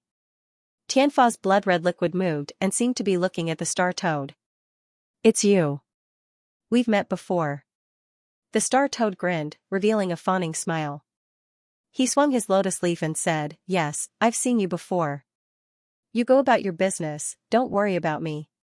Luyin looked at the star toad. Star toad, didn't we agree to deal with Tianfa in the Mirage Domain? The price for hiring you is to let you enter the Mirage Domain. Tianfa's killing intent surged, filling the Mirage Domain with blood. Second Bone and the others felt their hair stand on end. They tried their best not to make a sound. They knew very well that the people in front of them were all terrifying existences. Although Master Lu hadn't reached the supreme level yet, his strength was quite abnormal. The star toad screamed, "Luyin, don't talk nonsense. When did you hire me to deal with Tianfa?" That's Tianfa. You want to deal with the protectors of the Four Directions? Are you crazy? Lu Yin's lips curled up. Stop pretending, Tianfa won't trust you. You want to sneak up on me? No way. Fight openly. With that, he turned to heavenly punishment. You protectors of the Four Directions have repeatedly caused trouble for the above heaven sect. Do you really think I don't know that you're helping the Eternals? Once I get rid of you, heavenly punishment will be next. You want to deal with the guardians of the Four Directions? Do you know how messy this universe would be without us? Divine Punishment's voice was getting lower and lower. Human, you don't know what's good for you. Without us, you wouldn't have a stable living space. We've sacrificed so much for this universe. We've been stabilizing this universe and blocking the strong enemies from the outside. Is this your reason for attacking the primogenitor? Luyin barked. The star toad was astonished. The guardian envoys were going to deal with the human ancestors? Heavenly punishment was silent for a moment. The human race isn't stable. Taichu actually fixed the mirage domain in this universe. We've warned him, but he still does as he pleases and acts recklessly. If we allow him to do as he pleases, this universe will be connected to other universes one day. Our years of hard work will then be for nothing. This is for the greater good of the universe. The human race is a selfish race that is filled with violence. This chapter is not finished. Please turn the page. This race cannot expand too quickly and cannot dominate the universe. Taichu was like that. We hope that you won't follow in his footsteps. Luin looked up and took a deep breath. He laughed, but his laughter was filled with mockery. The greater good of the universe. Does this mean that if I bring the above heaven sect back to the primogenitor's glory one day, you'll also attack me? Heavenly punishment spoke up. As long as you don't destroy the stability of the universe, we won't attack you. We don't target any creature.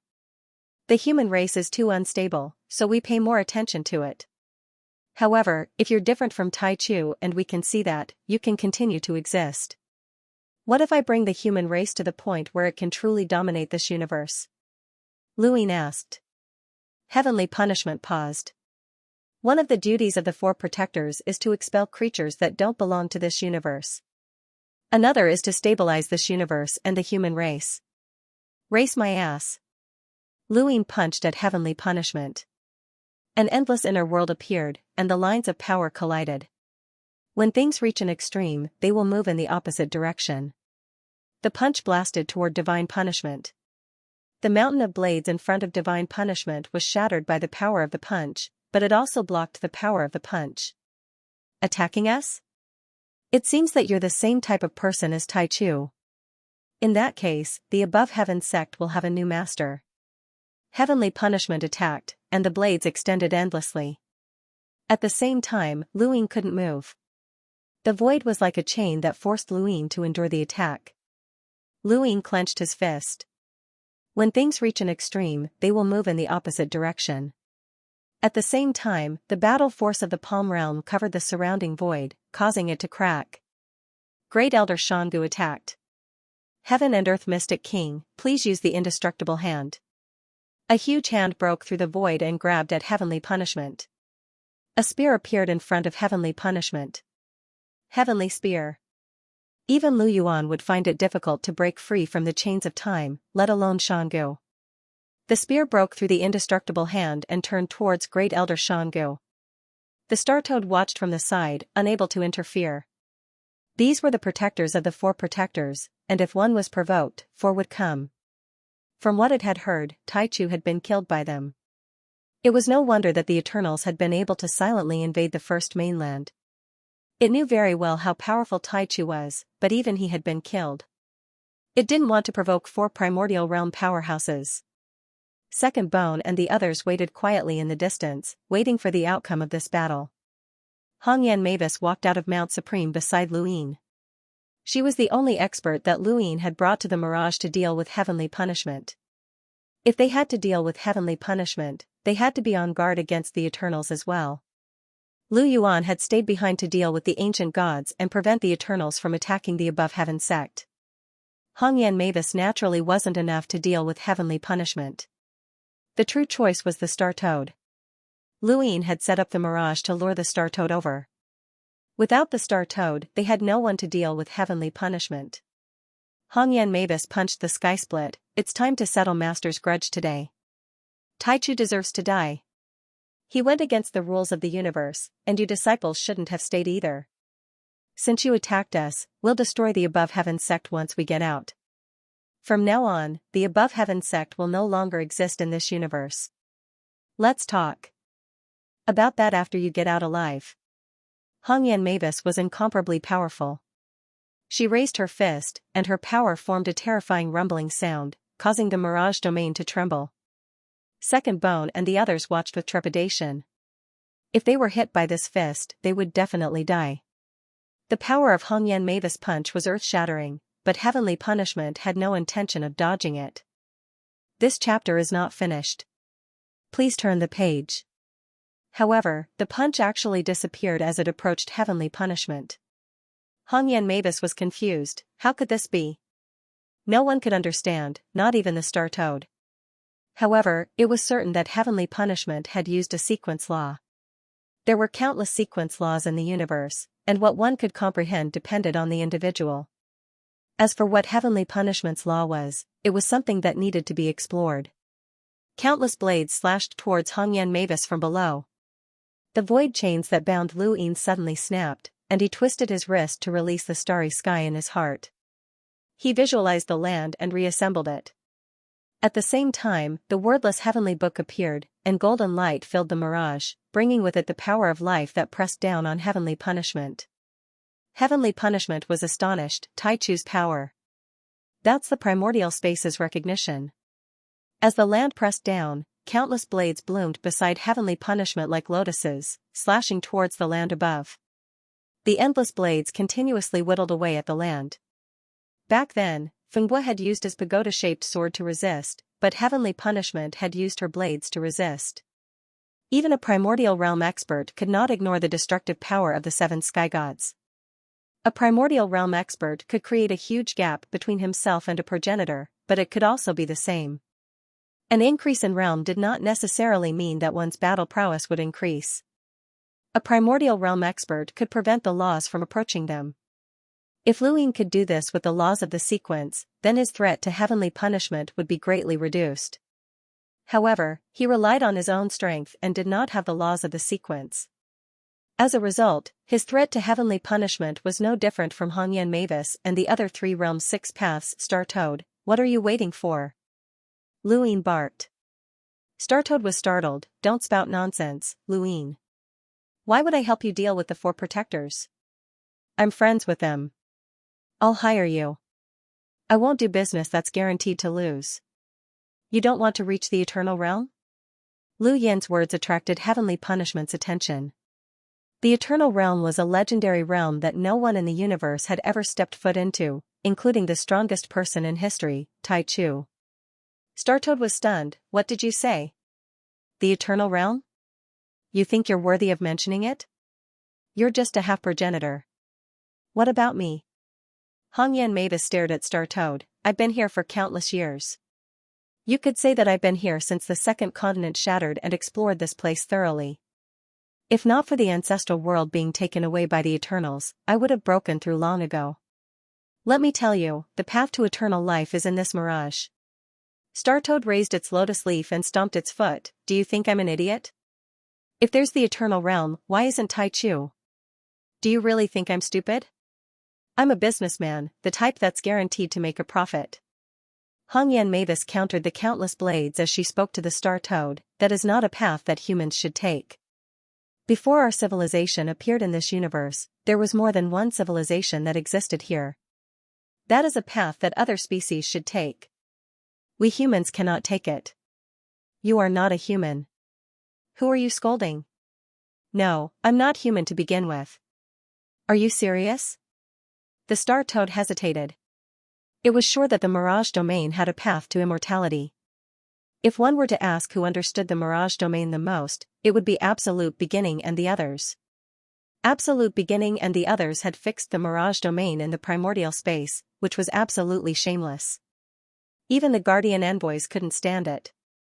Why did Destiny cultivate again? You should have heard that she was the one who discovered that path. Otherwise, with her talent, she would have broken through long ago. It's not like you don't know that she's the most talented among us, Hongyan Mavis tempted. End of chapter. The Star Toad gritted its teeth after hearing Hongyan Mavis' words.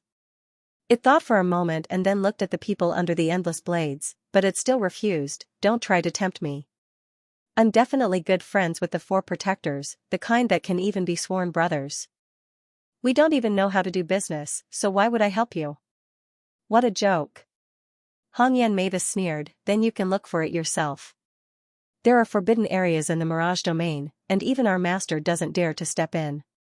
If you step in, you will either die or be crippled. If you want to explore them one by one, I guarantee that you will be a dead toad before you find the path to immortality. The Star Toad was furious. You're the toad. Just a toad, Luine mocked, using the Grand Empyrean's words. These words completely enraged the Star Toad. It recalled how it was trampled under the feet of a Grand Empyrean in the Second Calamity region, how it had participated in the battle with Lu Yuan and the others. Just thinking about this made it feel sullen and angry. It couldn't wait to break through to the Eternal Realm. At that time, it would kill all of these fellows. Hold on, it smiled slyly, you humans will allow me to break through to the Eternal Realm? What a joke, aren't you afraid that I'll break through? Hongyan Mavis said, there are limits to the Eternal Realm. Although you're invincible, you won't be able to attack us easily. Of course, we won't attack you either. There are no absolute limits in the universe. The Star Toad fell into deep thought, it made sense. Luine felt strange, these were the words of the primogenitor, but Hongyan Mavis was very good at using them. She had said them to him before, and now she was saying them to the Star Toad. The higher one's realm was, the more they would believe such words.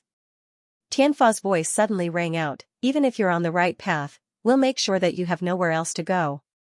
The Star Toad was horrified, Tianfa's threat made its entire body turn cold. Right, so what if it found the path to eternal life? The 4 protectors would attack it, and it would be killed before it could reach eternal life. It shook its leaf and glared angrily at Luine and Hongyan Mavis. Luine, Kai Hong, don't even think about tempting me. I'm the best friend of the 4 protectors, and I'm firmly on their side to protect the universe. I'm the future 5th protector. Second Mang and Second Purple looked at each other and saw the strange look in each other's eyes. They were also trying their best to hold back their laughter. They saw a toad jumping around and squawking. It was even swinging its lotus leaves. That scene actually diluted their fear of this unknown place. Only Second Kindness looked at the toad with fear in his eyes. This toad was terrifying. Luine sighed, Star Toad, do you really think that Sky Law can leave this place alive? The protectors of the 4 directions can also die. Shut up. You are not allowed to insult my friend. The Star Toad roared. The Star Toad shouted fiercely, but it had no intention of attacking at all.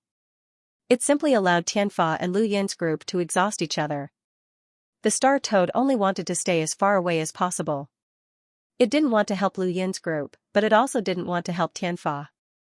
Luine shook his head, if even eternal life can't move you, then what about this?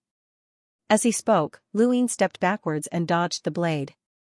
He then took out a pitchfork from his cosmic ring and threw it to the ground. The pitchfork stabbed into the ground and waved in front of the Star Toad. The Star Toad looked at the pitchfork with confusion, but then its eyes turned red. It finally roared in anger, where did you get my discarded weapon? Luine sneered, do you really think that we can't find your nest? Daheng gave you a stone, right? Why do you think I gave it to him? This chapter is not finished. Please turn the page. The Star Toad glared at Daheng. Daheng was stunned. What did this have to do with him? Luine had schemed against Daheng and sent him to the endless battlefield. That incident had nothing to do with the Star Toad, but he had schemed against both Luo Shan and Daheng. In the end, he had given Daheng a stone to appease him. This was because Luine had given Daheng a stone of his own, and it didn't matter since the stones needed to be pieced together to find the way to the Mirage Domain. However, Luine had learned the real way to enter the Mirage Domain from He Wuxian. He wanted to drag the Star Toad in to deal with Tianfa, but he also needed to think of a way to force the Star Toad to help him deal with Tianfa. At this time, he thought of the stone fragment that he had given Daheng. Stones were naturally formed in the universe, and because they had been broken, every stone had a different shape. Luine used the compass to think of the stone that he had given Daheng and found the Star Toad's nest. He was lucky that Daheng had given the stone to the Star Toad, or else he wouldn't have been able to find it. This was the most important step in his scheme against the Star Toad. The Star Toad was too cunning, and after living for so long, it knew everything. Luine knew from the way it had treated Tianan the butterfly in the first Calamity Domain that he couldn't force it to do anything. Now, he wanted to destroy its nest and take all of its treasures. This was the most important step in forcing the Star Toad to help him. Of course, there was no guarantee that he would succeed. It all depended on how much the Star Toad cared about its treasures. Even if he failed, it didn't matter. He could just leave the Mirage and think of another way to deal with the Guardians. The guardians were like mountains that couldn't be bypassed. If he didn't deal with them, he would never be able to deal with the Eternals. Even if he had to face both the Guardians and the Eternals at the same time, Luin didn't hesitate to take a gamble. This was the only way to deal with Tianfa. There was only one chance to surround and kill Tianfa. There were many times when cultivators needed to take risks, and Luin was no exception. Every level had its own dangers, and the Guardians had to be dealt with.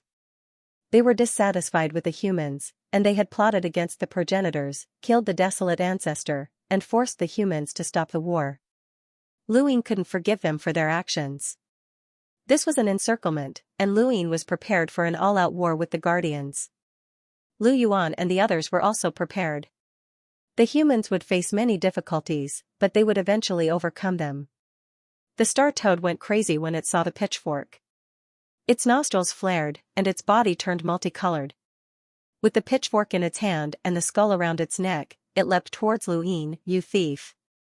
Lu Yin's eyes narrowed as he stared at the star toad. "I'm going to sell your collection for cheap. This is the worst deal you've ever made in your life. I want you dead." The star toad's body suddenly expanded, and it gripped its pitchfork tightly as it stabbed towards Luin. Hongyan Mavis clenched her fist, and the trees on the ground grew rapidly to block the star toad's path. The star toad's pitchfork pierced through the trees and stabbed towards Luin. "You failed. Retreat!" Hongyan Mavis shouted. Luin stared at the star toad, and the star toad stared back at him. Its eyes were unprecedentedly fierce and emotionless. It was clearly a wild beast that had gone berserk. The pitchfork brushed past Lu Yin's scalp, drawing a line of blood. Elder Shangu was shocked. "Headmaster." Luin could feel the chilling murderous intent from the pitchfork, but it wasn't aimed at him. It was aimed at the endless blades behind him. Tianfa. This chapter is not finished. Please turn the page. The star toad was finally convinced. Or rather, in its stubbornness, its collection was more important than the path to immortality. Luin had made the right bet. The star toad was trying to survive bitter adversity. Bitter adversity was the toad's stubbornness towards its business gains. It would never give up no matter what happened, and this was the star toad's greatest obstacle. The Grand Empyrean wanted to kill the only true god in bitter adversity. The star toad had to complete every single transaction perfectly in order to survive this ordeal. It had been willing to give up on Lu Yin's last-minute price increases to deal with the Eternals rather than betray the integrity of its business. This was its ordeal, and it had been trying to survive it all this time. Compared to the illusory path to immortality, surviving bitter adversity on its own was more realistic. It had been through this bitter adversity for far, far too many years. Even if all of the protectors were here and Luin was holding them hostage, it would still take action, let alone Tianfa. This was a creature's instinct. The multicolored star toad raised its pitchfork and stabbed at Tianfa. This was something that even Tianfa hadn't expected. Despite the endless blades blocking its path, the pitchfork still managed to pierce through the blood-red liquid, tearing through the void and shattering everything in its path. The other end of the pitchfork emerged from the blood-red liquid. Luin, Hongyan Mavis, Elder Dangu, and Second Anima were all watching. A spear of heaven appeared in front of Tianfa and stabbed towards the star toad. "You're courting death." The star toad's eyes turned sinister. "Friend, don't blame me. I have no other choice." It slapped the end of the pitchfork, causing it to sweep forward and break the spear of heaven. The star toad quickly retreated, but found that it couldn't move. Tianfa had used time chains to imprison it. The star toad was horrified. "What the hell?" Hongyan Mavis stepped on the star toad's head and punched at Tianfa. The terrifying punch landed outside the blood-red liquid, but it was still ineffective. The spear of heaven and the blade of earth appeared at the same time. The spear and blade intersected and overlapped, forming something that resembled both a spear and a blade as it stabbed towards Hongyan Mavis, the star toad, and Luin. The void around Hongyan Mavis distorted as a large tree rose from the ground to block her front. It was the Mavis divine tree, and the imprint on it glowed brightly. The overlapping spear and blade stabbed into the Mavis divine tree in an attempt to penetrate it. Blood flowed from the corner of Hongyan Mavis' mouth as she forcefully used the divine tree to suppress the spear and blade. The light in the sky dimmed as the land pressed down. Luyin had taken action to suppress Tianfa. Do you really think you can reverse Tianfa? Tianfa's voice was low as it allowed the land to fall. In the end, it landed on top of Tianfa, but it didn't harm it at all. It's a sequence law. It's in the primordial realm, so the laws can't get close to it. However, the sequence law it controls is extremely powerful. Hongyan Mavis gritted her teeth. Their attacks had all been nullified by Tianfa's sequence law. Even now, they still didn't know what kind of sequence law Tianfa possessed. With a thump, the star toad finally broke free from the time chains. It was only because the spear and blade had been trapped by the Mavis divine tree that it would have been unable to break free. With a strange cry, the star toad raised its hand, and the pitchfork returned to its hand. It then viciously charged at Tianfa and stabbed down, causing the void to tremble. The shockwave spread out and turned into a sharp aura that seemed like the end of the world. The second Bones group was shocked, and they hurriedly blocked the attack. Deheng was bitter. He was getting closer and closer to death in such a battlefield. End of Chapter 1. The Star Toad was the only one present who could harm Sky's Law. Since it was trying to survive bitter adversity, it could not get close to Sky's Law, so Sky's Law was ineffective against it. Of course, its law was ineffective against Sky's Law as well.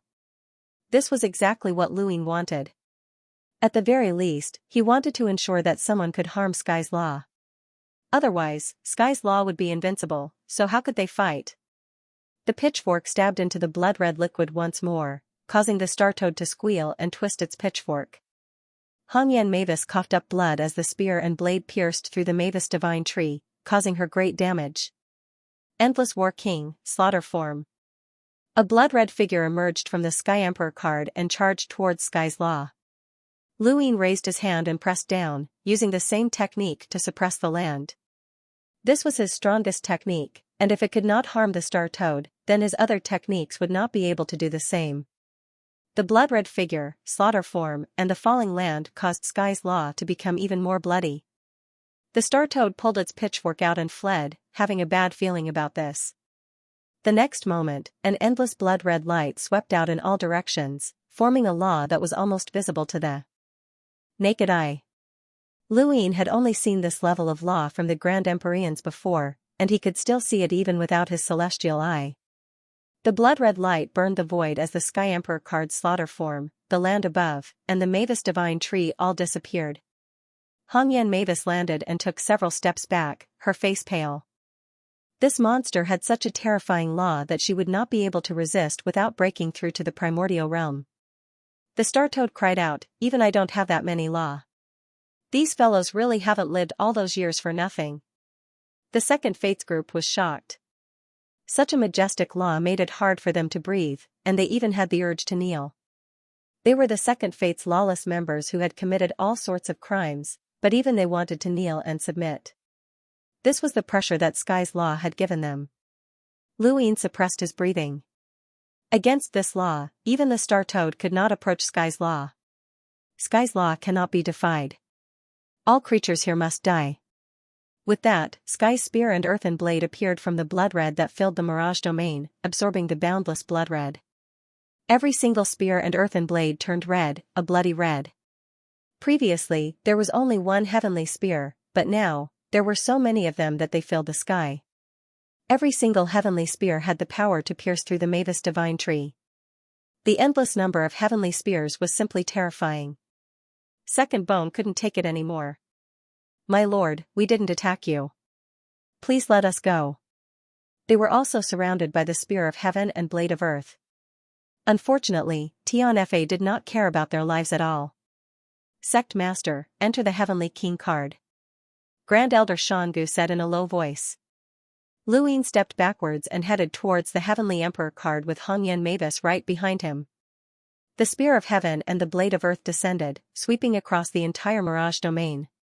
The star toad took out a lotus leaf and placed it on the surface of its body. Its body shrunk continuously and buried itself under the lotus leaf. Inside the Heavenly King card, Grand Elder Dangu clutched his chest and coughed up blood. In the outside world, the Heavenly Spear and Earthen Blade were constantly colliding with the Heavenly King card.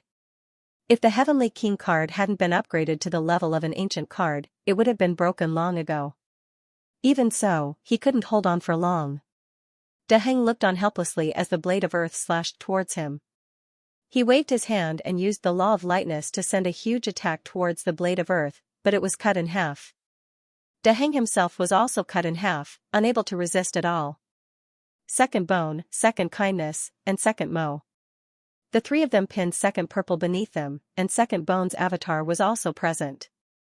The blade of earth swept past and shattered the avatar, while Second Bone, Second Kindness, and Second Mo were all killed at the same time. Their bodies were torn apart and their blood stained the ground. The lotus leaf on top of the star toad's head was exposed to the wind and rain, and it could shatter at any moment. The toad curled up under the leaf, not daring to raise its head. No one could withstand Tianfei's attack, which was a world-ending punishment. After Daheng, Second Life, and the others were all killed, the Spear of Heaven and Blade of Earth swept towards the Heavenly King card and continuously pierced it. The Heavenly King card cracked at a visible rate. Inside the card, Lu Yin and the others watched as the sky continued to crack. They could not hold on any longer. Second Gang was not too far away. He had wanted to resist Grand Elder Shan Gu after entering, but he was only a progenitor, and the difference was too great. He did not even dare to say a word. However, the cracking of the Heavenly King card made his scalp go numb. What was going on? Was the sky falling and the earth rending? Grand Elder Shan Gu spat out a mouthful of blood and slowly knelt down in front of a statue. Junior Shan Gu respectfully requests the Royal Regent to act. Greetings, Royal Regent. As soon as he finished speaking, Grand Elder Shan Gu's entire body began to bleed. Lu Yin and Hongyan Mavis saw the statue move. No, a figure walked out from within the statue. His face could not be seen clearly, and his hands were clasped behind his back. There seemed to be a scroll in his hands. Inside the Heavenly King card, the sky seemed to be restrained by something, and the Spear of Heaven and Blade of Earth that were attacking the Heavenly King card seemed to be trembling. The figure looked up at the sky. Above me, there is no sky. There is only one person. There is no sky.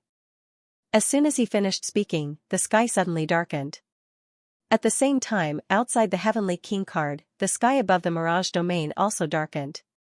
Tianfei's blood-red liquid suddenly boiled as it sensed an unparalleled power.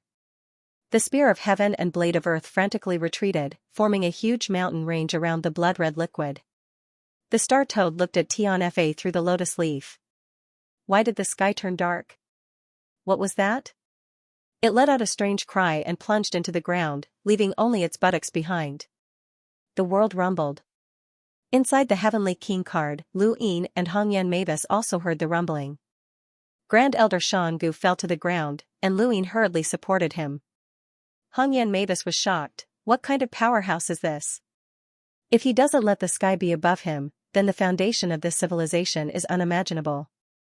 Lu Yin had already thought highly of the Lost Clan civilization, but every time Grand Elder Shan Gu revealed something, he realized that he had still underestimated them. Every time this happened, he would remember what Grand Elder Shan Gu had said.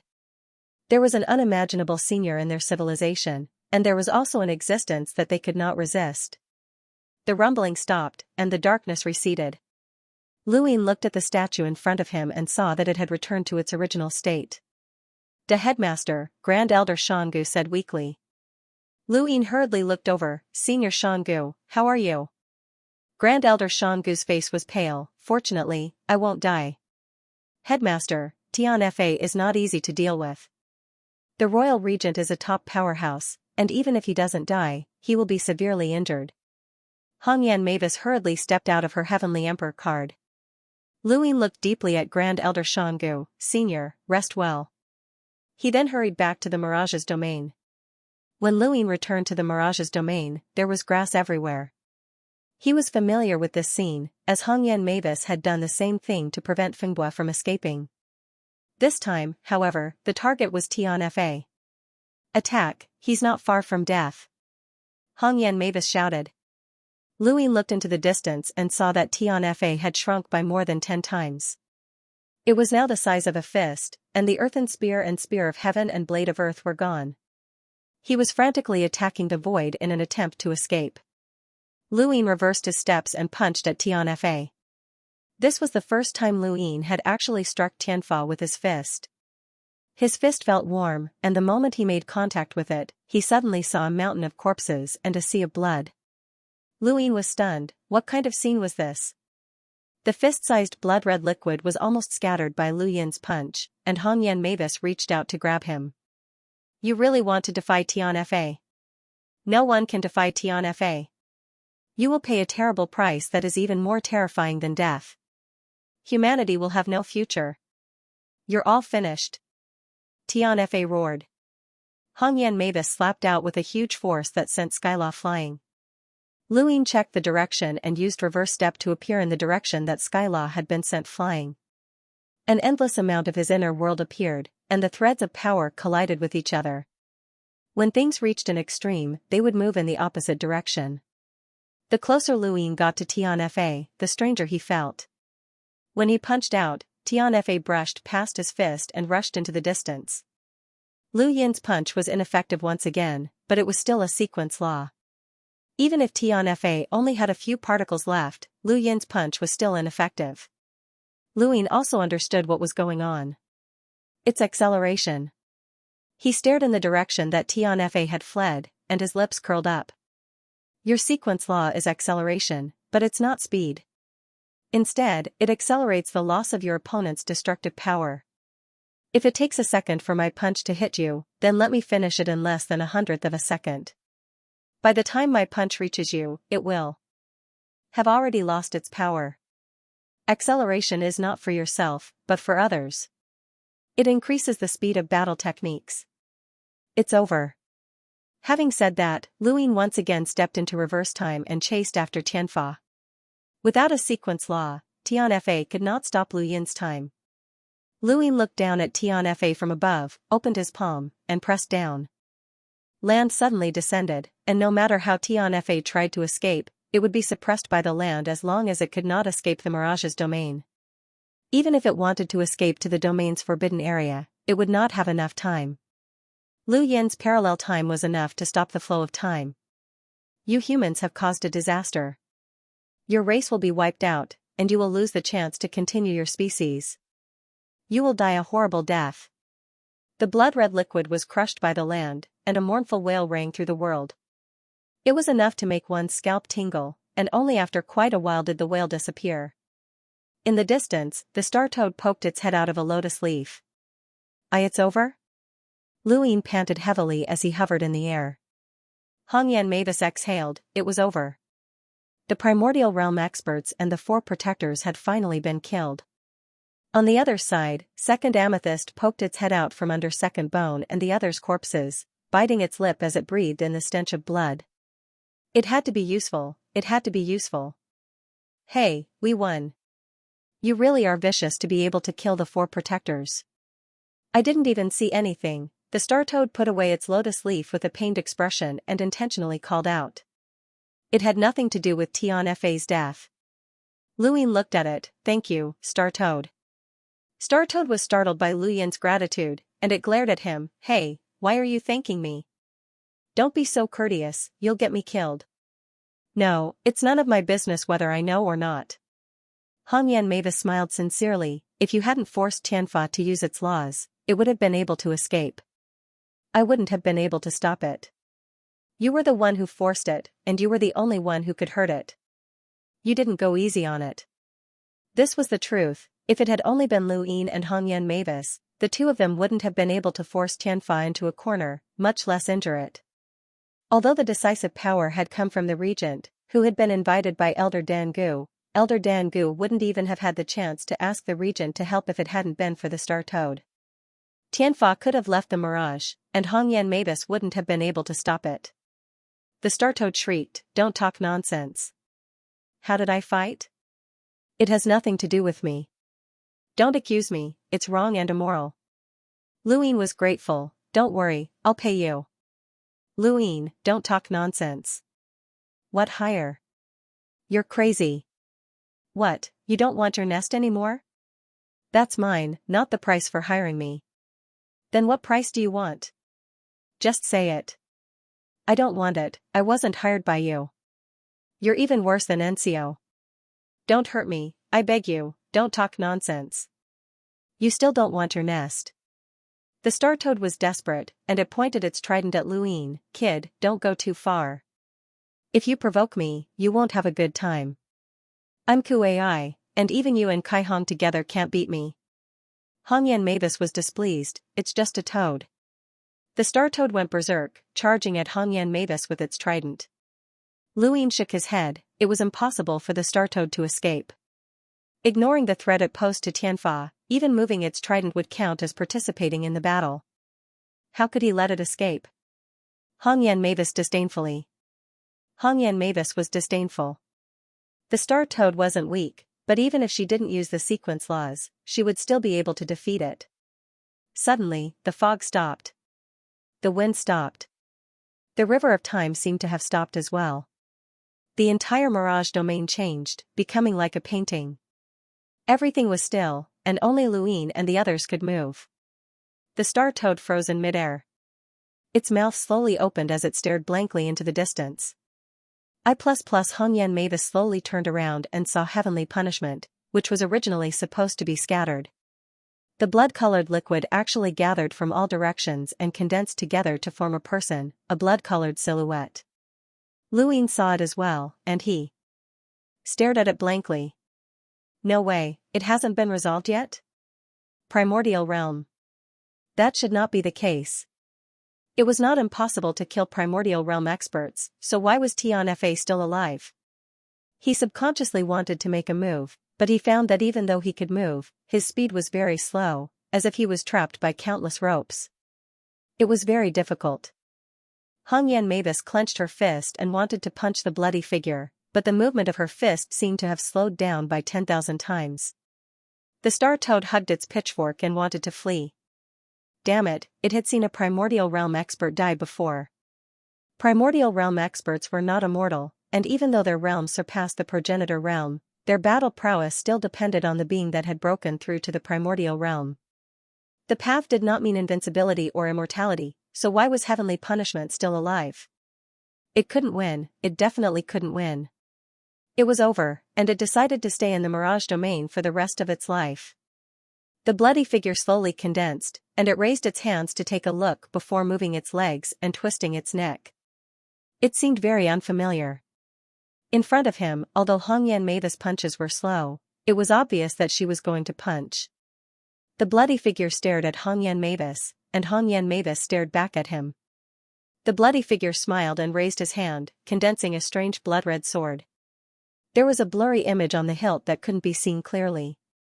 He took a step forward and instantly shot past Hongyan Mavis, leaving a trail of blood behind him as he landed on the ground. Hongyan Mavis was powerless.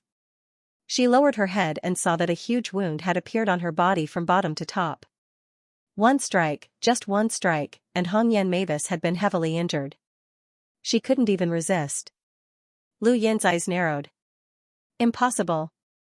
That was Hongyan Mavis, one of the 6 Daos of the 3 realms. She could rival ancestor Lu Yuan and Gu Yizhi before they broke through to the primordial realm. How could she be heavily injured by a single strike? However, there was nothing impossible about what had just happened. It was as if the entire mirage domain had been frozen. Was heavenly punishment really that invincible? The blood-red figure swept past Hongyan Mavis. After slashing at her, it seemed to be a little confused.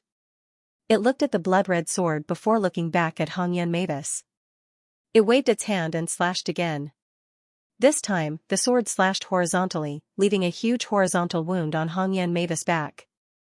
No one could fight back, and Hongyan Mavis' movements were ridiculously slow. Lu Yin's eyes widened as he watched the bloody figure raise his sword for the 3rd time and slash down. Then came the 4th and 5th strike.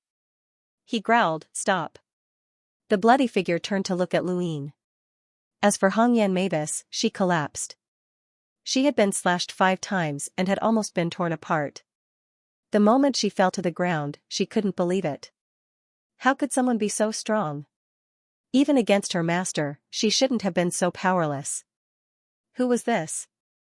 This was beyond their imagination, and it definitely wasn't heavenly punishment. This was a powerhouse that they didn't recognize. It was over. They hadn't expected such an existence to appear. If they had known earlier, they wouldn't have attacked Heavenly Punishment, but it was too late now. Nothing could be perfect. Luyin had set up a trap to kill Heavenly Punishment, and regardless of whether he won or lost, he had thought of a way out. However, he hadn't expected such an existence to appear after he won. At this moment, even if Ancestor Lu Yuan and a Grand Empyrean were here, they probably wouldn't be able to stop this existence. After all, they couldn't leave Hongyan Mavis powerless to resist. This was a variable that no one would have thought of outside of the scheme. Luyin hadn't expected such a variable to appear, and the moment it appeared, it brought death. The bloody figure looked at Luyin for a while before taking a step forward and disappearing. Luyin punched out. Although his speed was slow, he wouldn't give up. Even if this punch never touched this person, he would still attack. Just like Progenitor Chen, he would die standing. The star toad had been stunned for a long time, and its scalp had gone numb. It knew very well how strong this existence was if Hongyan Mavis couldn't even resist, but it had never expected to fight against such an existence. This was an eternal life realm existence that had survived the calamity. From what it knew, since ancient times, the strongest powerhouse should have been the human ancestor, Tai Chu, who was second only to Tai Chu. These two were rare existences that made the star toad feel that even if they hadn't reached the eternal life realm, they were close to it. However, even these two shouldn't have been able to leave Hongyan Mavis powerless to resist. At the very least, she should have been able to land a punch, but now, she couldn't even land a single punch. Monster, this was a monster. Blood covered everything in front of it. The star toad stared blankly at the bloody figure and opened its mouth wide. "We're friends." The bloody sword landed with a hiss, and the sound of metal clashing could be heard. The star toad was cut down by the sword, and a wound that almost split it in half appeared on its body. The star toad crashed to the ground and rolled its eyes, pretending to be dead as blood flowed everywhere. The bloody figure took another step forward and appeared in front of Luyin. Luyin's punch didn't even land halfway, and he maintained his punching posture. It looked ridiculous, but only he knew how powerless he was. The bloody figure raised his sword high and slowly brought it down. It didn't land instantly like when he had killed Hongyan Mavis and the star toad, but it was so slow that it was only a bit faster than Luyin's punch. Even so, it would still land on Luyin's body before he could land his punch. This was a despairing contrast, and the bloody figure was enjoying Luyin's helplessness, despair, and resistance. He was toying with Luyin. Luyin's eyes went wide as he watched the blood-red blade descend upon his shoulder. The moment it touched him, he felt a bone-chilling cold as an intense pain spread throughout his body. The blade then tore through his flesh and bones, and he heard the sound of his bones being cut open. It was very, very slow, and it felt as if time itself had stopped. This moment of pain seemed to last forever. Luyin's punch was already out, but the bloody figure easily dodged it. The difference between them was just too great. No matter what Luyin did, he couldn't escape the fate of being killed. How could this be? Luyin couldn't accept it. He had been on the passive side for so long, and he had even died more than once. How could this still happen? He was unwilling to accept it. He had all sorts of powers and could face any enemy head-on. Even if the only true god acted against him, he was confident that he would be able to fight back. How could a shadow suddenly appear and kill him? He had power, and he definitely had the power to resist all sorts of possibilities. The sword cut through his body from his chest all the way to his abdomen. The physical strength that Luyin was so proud of was like paper in front of this bloody figure. Hongyan Mavis and the star toad all had unimaginably strong defenses, but they were still easily injured and on the brink of death. Luyin was no exception. The sword slashed down, and blood splattered onto the ground, leaving behind a trail of blood. A small bolt of light appeared around Luyin's body, and it shuttled back and forth for a second. Although the bloody figure's attack was slow, that was relative to someone at Luyin's level. It took less than a second for the attack to end, and Luyin could easily return to his previous state of being injured in a second. The small boat shuttled back and forth without being affected by the frozen void, which seemed to have exceeded the bloody figure's expectations. The bloody figure raised his hand and slashed at the small boat. The small boat shuttled back and forth, avoiding the attack. This scene gave Luyin a flash of inspiration.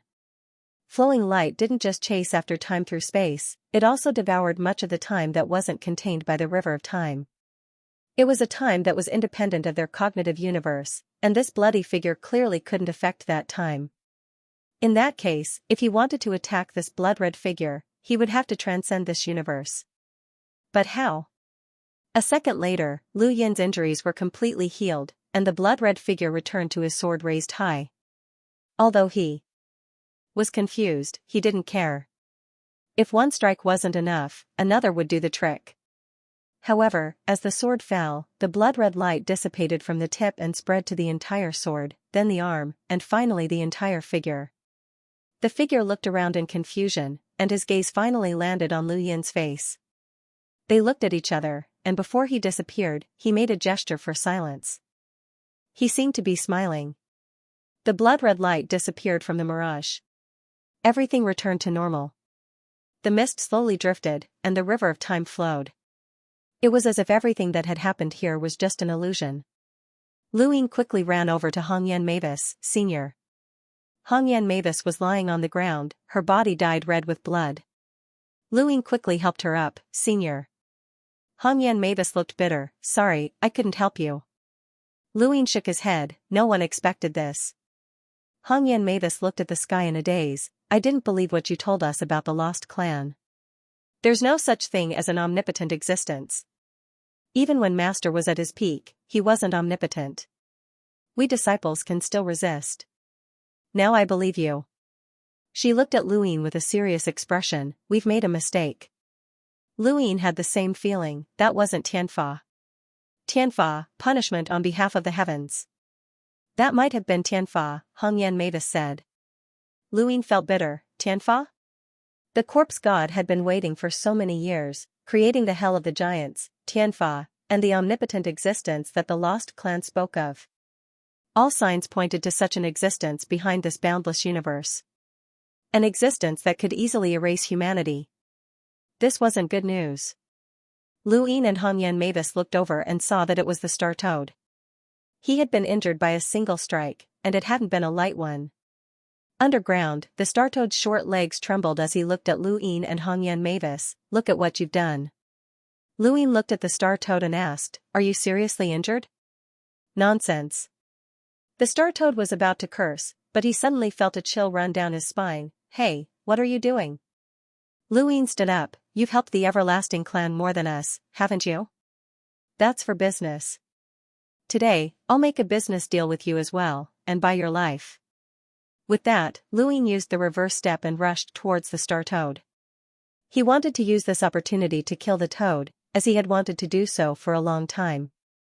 The Star Toad's multicolored body suddenly darkened as it swung its pitchfork and leapt into the air. Brat, don't think that I'm easy to bully. Business is business, and those who mix personal feelings deserve to die.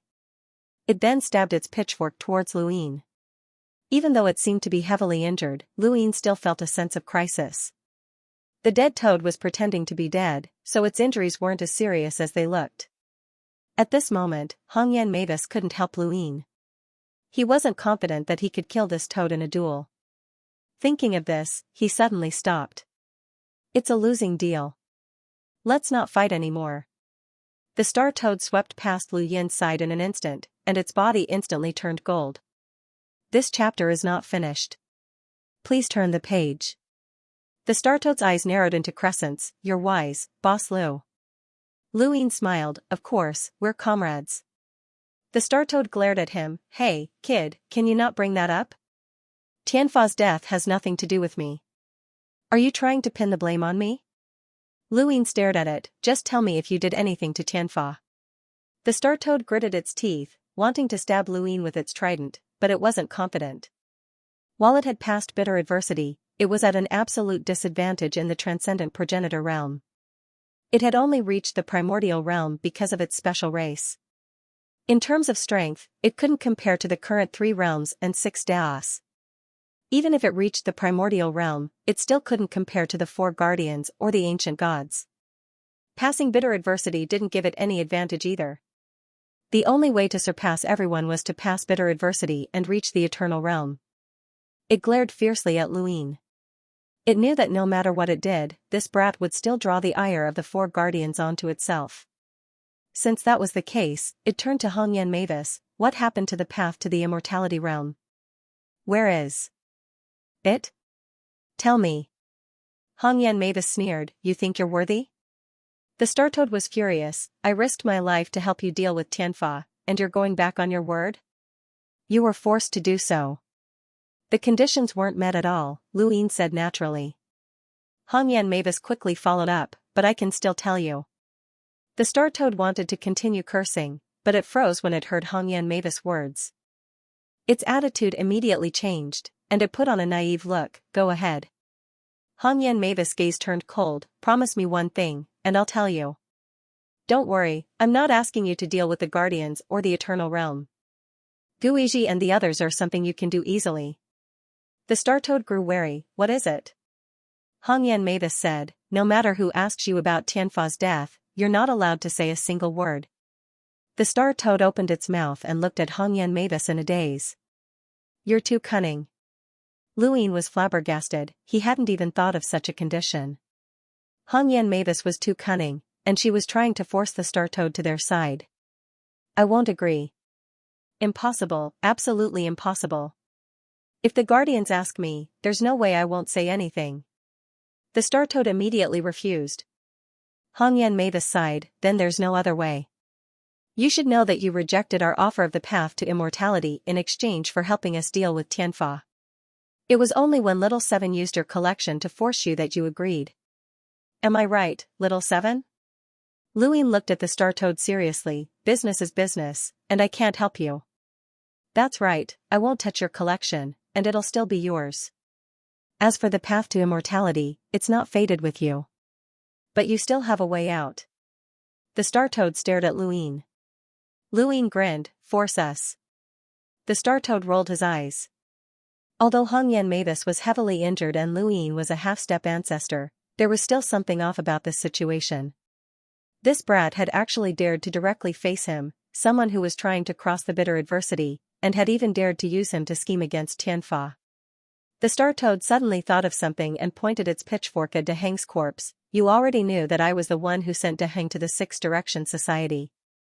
Lu Yin sneered, you think you can deal with me with an idiot?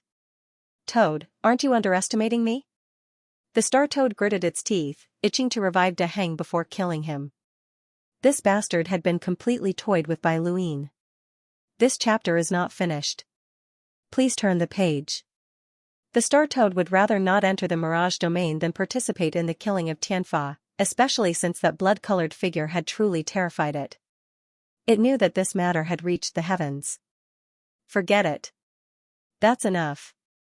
Now, you either know the path to immortality and truly pass the bitter calamity, where everything is beneath you, or you can face it yourself.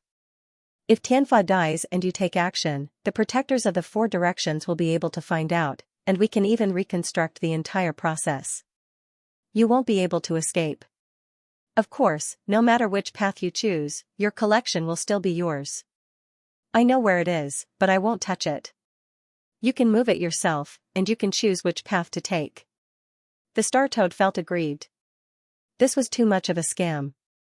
Were humans this sinister? The Eternals were still the ones that were easy to get along with. Why did they have to be so sinister? The Star Toad was extremely conflicted, as no path would work. It would definitely be targeted by the protectors of the four directions. It would definitely be targeted by the protectors of the four directions. Cough cough. The sound of coughing came from the distance, and Lu Yin and the rest looked over in surprise. Those from the second anima had actually survived? This was something that Lu Yin had never expected. Under Tianfa's area of effect attack, even the Heavenly Emperor card had almost been unable to withstand it. The Star Toad's lotus leaf had also been shattered, and they should have all died by now. How had they survived? He had clearly seen them die, and that pool of blood had been extremely exaggerated. In the distance, Second Purple was weakly lying on the ground. Beside him were the clearly shattered Second Bone, Second Mang, and Second Kindness. They were all sitting on the ground, panting heavily. Their bodies had obvious signs of being pieced back together, proving that they had indeed been shattered. Interesting. This must be some sort of innate gift, Hong Yan Mavis praised. Luin stared at the few from the second anima. These people had committed all sorts of crimes, and their deaths were not to be regretted, but they were not completely useless. With a bang, the star toad stabbed its pitchfork into the ground and glared at Luin and Hong Yan Mavis. Tell me the path to immortality, and I swear that I won't say anything. I won't say anything about Tianfa's death. Hong Yan Mavis nodded, a wise choice. The path to immortality lies in. Not long after, the star toad left with a heart full of resentment and helplessness as it distanced itself from Lu Yin's group. It had decided that it would never leave the mirage before breaking through to immortality. So what if the protectors of the four cardinal regions were here? Could they find the mirage? There would no longer be a creature like it in the universe. Gone, completely gone. It seems like it's not planning to leave the mirage in the future, Hong Yan Mavis said. Luin laughed, that's good too. It's caused too much trouble for us in the past, so it'll be quiet from now on. If I want to find it, it has to come out. I still have a stone that can enter the mirage. Hong Yan Mavis frowned. The problem is that even if you want to use it, it has to be able to walk out of the Forbidden Zone alive. I've already told you how terrifying the Forbidden Zone is. It wouldn't be strange if it died in there. Lu Yin's heart skipped a beat. Is there really a path to immortality in the Forbidden Zone? Hong Yan Mavis nodded. That's what Nyo told us. I'm telling the truth, and I'm not lying to it. Even if I did, it would be Nyo. Luin realized that Hong Yan Mavis was a little two-faced. With the star toad gone, Luin turned his attention to the few from the second anima. They looked at him as well. The second anima was still in the Emperor card, but Elder Dangu had fainted and could not be released for the time being. The fog of time spread, and the few from the second anima were on high alert. They quickly moved closer to Luin. Luin walked towards them. End of chapter. Ergu stared at Luin and stepped in front of Ermang and the others. Master Lu, please forgive us if we offended you. Shan felt a chill all over his body. This man dominated this place. He could feel how terrifying the blood-red liquid and the star toad were. But this man had dealt with them all. He was indeed the sect master of the above heaven sect. Even the extraterrestrials didn't dare to provoke him. Luin glanced at them. I've heard about your deeds. You deserve to die. Ergu was vigilant. Master Lu, cultivation is fighting against the heavens and everything in this world. We're just cultivators. Luin put his hands behind his back. I don't plan to discuss this with you. You're unlucky to be involved in this war. I didn't let you leave the auction because what you did made me think that I could kill you all. Ergu and the others became more vigilant. Luin gave them too much pressure. But now, I've changed my mind. Everyone has the right to live, and you're right. I have no obligation to avenge those who died at your hands. It's just the law of the jungle. However, since I'm strong and you're weak, I have the final say in your lives. There shouldn't be any surprises, right? Shan said, Master Lu, we're at your disposal. Luin praised, smart guy, I heard that you have a strong sense of danger. You've been watching me during the auction. Since you knew it was dangerous, why didn't you run away when we entered the mirage? You should know that if you followed me in, the chances of survival would be slim, especially you. Luin looked at Ergu. I didn't notice you. You're here too. Ergu's voice was weak as if he was on the verge of death. The five of us will live and die together. Shan gritted his teeth. No matter how dangerous this place is, my third brother was caught by you. We had to come in. Ergu said, Master Lu, please let my third brother out. What if I say that your third brother is dead? Luin asked casually. Ergu and the others' expressions changed drastically. Their eyes suddenly became vicious as they stared at Luin. Shan clenched his fists. Master Lu, please kill us. Otherwise, we'll avenge our third brother. Second Meng and Second Violet both stared at Luin with undisguised killing intent. Luin laughed. Killing you is as easy as lifting a finger. There's no rush. Perhaps he's not dead yet. They knew that their lives would be in this person's hands in the future. It was an unbearable feeling, but they had long since expected it. They knew that the 5 of them would die one by one sooner or later. Luyin looked at Second Purple. Your innate gift is very unique. Second Bone continued, Fifth Sister's innate talent is community of destiny. In other words, as long as she fixes a person as her template, if that person doesn't die, we won't die either. If that person doesn't get injured, our injuries will also recover.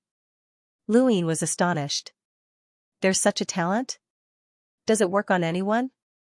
Second Purple weakly replied, of course not. The greatest limitation of this innate gift is that it can only be used on a specific person. The first person I used it on was eldest brother. Soon after, second sister, third brother, fourth brother, and even myself were all targeted. It's very difficult to increase the number of targets. Luyin understood, no wonder they wanted to protect you even when they were about to die. You also entered the mirage at the last moment. As long as you're alive, they'll be alive. No wonder Second Life is so notorious, but you still haven't died. The others looked at each other and saw the helplessness in each other's eyes. So what if they didn't die? Becoming someone else's puppet was no different from death, but they had no other choice. They had heard the conversation between Luyin and Star Toad, and even Star Toad had been forced not to speak of today's events. They knew then that they had no chance of freedom. They could either completely obey Luyin or die. There were only 2 options, and they didn't have the qualifications to bargain with Luyin. Luyin had his uses for these people from Second Life. These people had killed too many people, and even if they died, it wouldn't make up for anything. Besides, Luyin had no obligation to take revenge for others, especially strangers. Since that was the case, having these people do things for him that were inconvenient for him or even for Elder Chan would be considered a contribution to the human race. The above heaven shouldn't be like the above heaven in the past, completely exposed to everyone.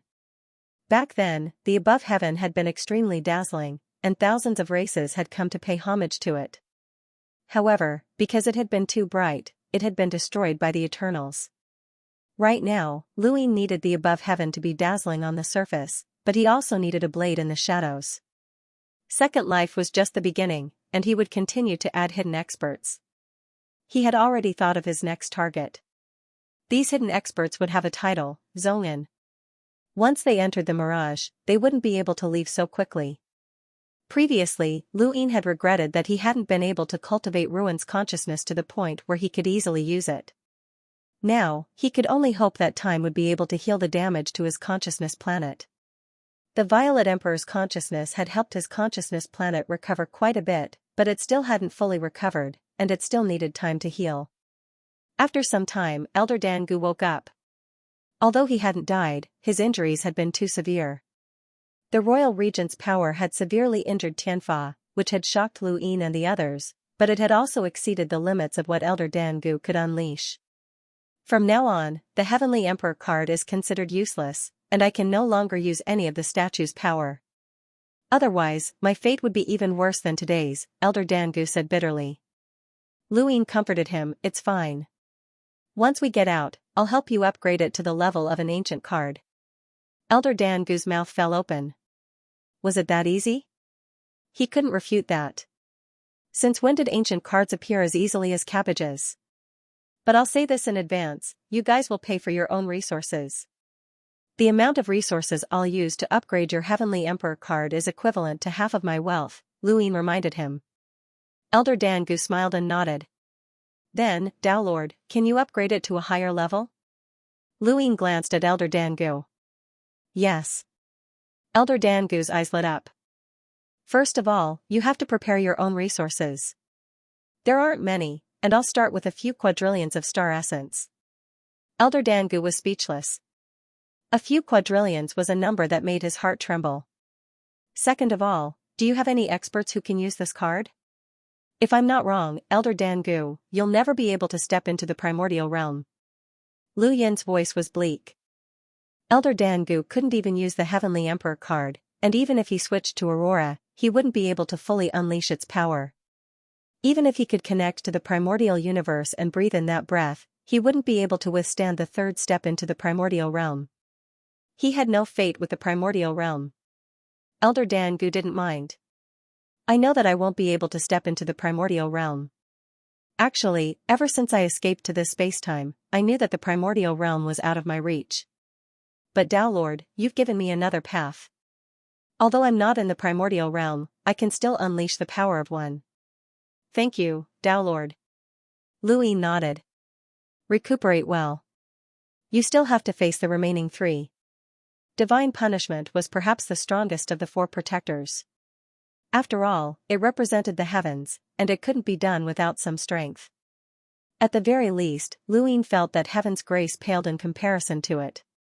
Even if the remaining three couldn't compare to divine punishment, they wouldn't be too far off. They were all in the primordial realm, and if the blood-red figure appeared again after they were killed, Luin wouldn't know how to deal with it. He had no idea how the crimson figure disappeared. He had only reversed time for 1 second. He knew how to reverse time for 1 second, and even knew how to deal with the crimson figure's attack. However, it was too difficult to do so. He only had the power of flowing light, which was beyond the river of time. If the blood-red figure appeared again, he had no confidence in dealing with it. This was the most troublesome part. Second had just been released, and he was currently in a corner with Second Bone and the others. They had also obtained the grass, so they no longer feared the mist. Hongyan Mavis had suffered quite a heavy blow. She had once been one of the peak powers of the universe, a legendary existence, yet she couldn't even block an enemy's attack now. She had finally seen the most deeply hidden existence of the universe.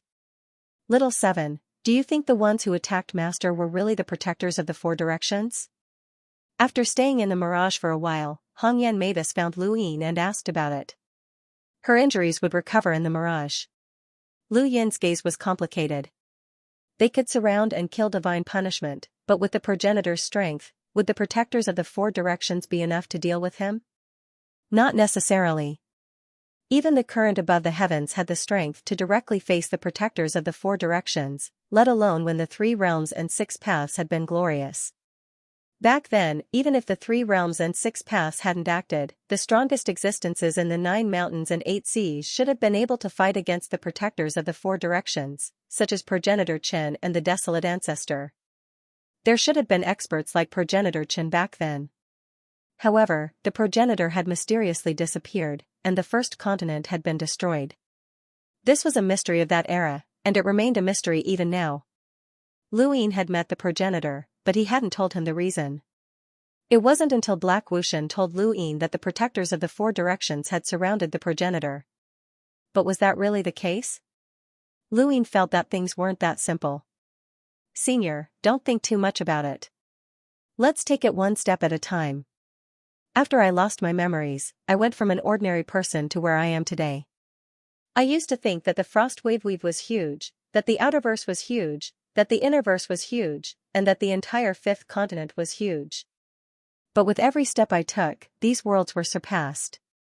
Now, we might think that these countless parallel spacetimes are huge, but there will come a day when we won't think so anymore. That day is very close. I feel like we've touched upon the deepest secret of this universe. Hongyan Mavis didn't say anything else. She wanted to break through to the primordial realm, and only then would she be able to face that existence.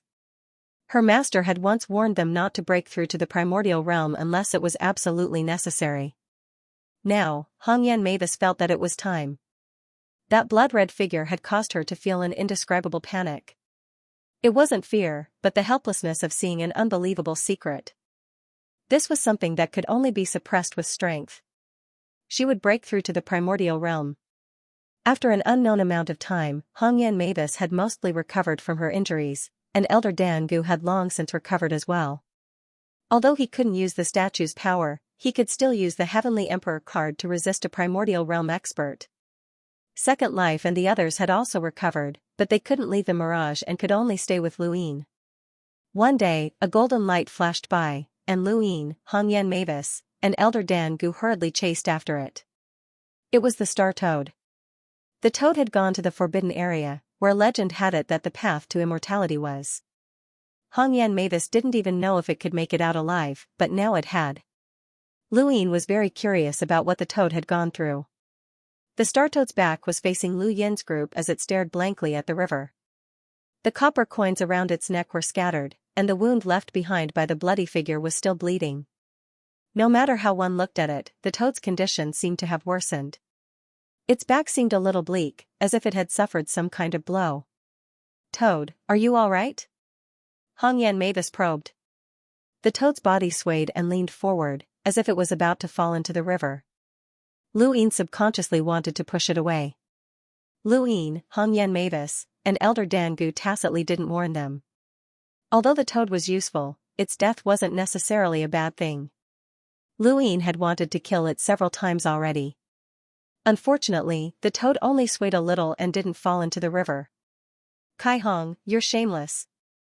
Hongyan Mavis was stunned, and her expression turned ugly. "You're scolding me, you stupid toad?" The toad turned around and glared at Hongyan Mavis. "So what if I'm scolding you? I haven't hit you yet. Come and try." Hongyan Mavis clenched her fist, shaking the void.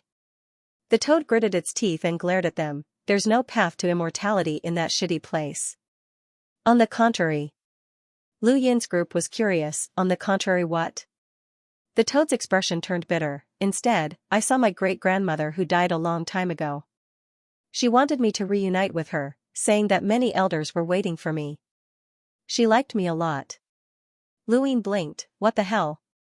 Hongyan Mavis replied naturally, "Isn't that immortality? Your great-grandmother is dead. To be able to appear there and return even after death, what is it if not eternal life?" The surface of the star toad's body turned into a multicolored color. It raised its pitchfork and glared at Hongyan Mavis. Lu Yin was on high alert. That damn toad wouldn't act out of desperation, right? After waiting for a while, it squeezed out 2 words, "shameless." After that, it turned around and ran away, disappearing without a trace. Lu Yin gave Hongyan Mavis a strange look. Even Great Elder Gu was looking at her strangely. Hongyan Mavis coughed. "Don't look at me like that. It has nothing to do with me. I didn't expect things to turn out this way. If I knew earlier, it would mean that I tricked it. I didn't trick it, or it would affect my breakthrough to the primordial realm." Lu Yin thought about it and agreed. "So you're saying that fate lied to you?" Hongyan Mavis had a headache. "I don't know either. Logically speaking, Nyonya was very obedient back then. This was no longer a simple scam. This was clearly a scam. The star toad had been severely injured, but it was still better than Hongyan Mavis. Now that Hongyan Mavis had recovered, the star toad's injuries had worsened because it had gone to the forbidden area. If it had encountered an enemy at this time, it would have died without even knowing how it had died. If there was no such thing as a grudge. There was no reason for such a deep grudge. Logically speaking, Fate and Hongyan Mavis had followed the primogenitor to cultivate, so there shouldn't have been any deep grudges. Unless. Lu Yin looked at Hongyan Mavis. Hongyan Mavis also looked at Lu Yin. "Did you think of something?" Lu Yin asked. "Senior, did you think of something as well?" "I did think of something, but I don't think so. Let's see if we think of the same thing. You write maybe, and I write impossible." Both of them wrote a word on their palms and raised their hands. Lu Yin wrote fake on his palm. Hongyan Mavis wrote real on her palm. What was real and what was fake? Their hearts sank as they realized that the universe that they should have known so well had become so unfamiliar. "Great Granny," the star toad wailed from afar. Lu Yin sighed. It was time to leave.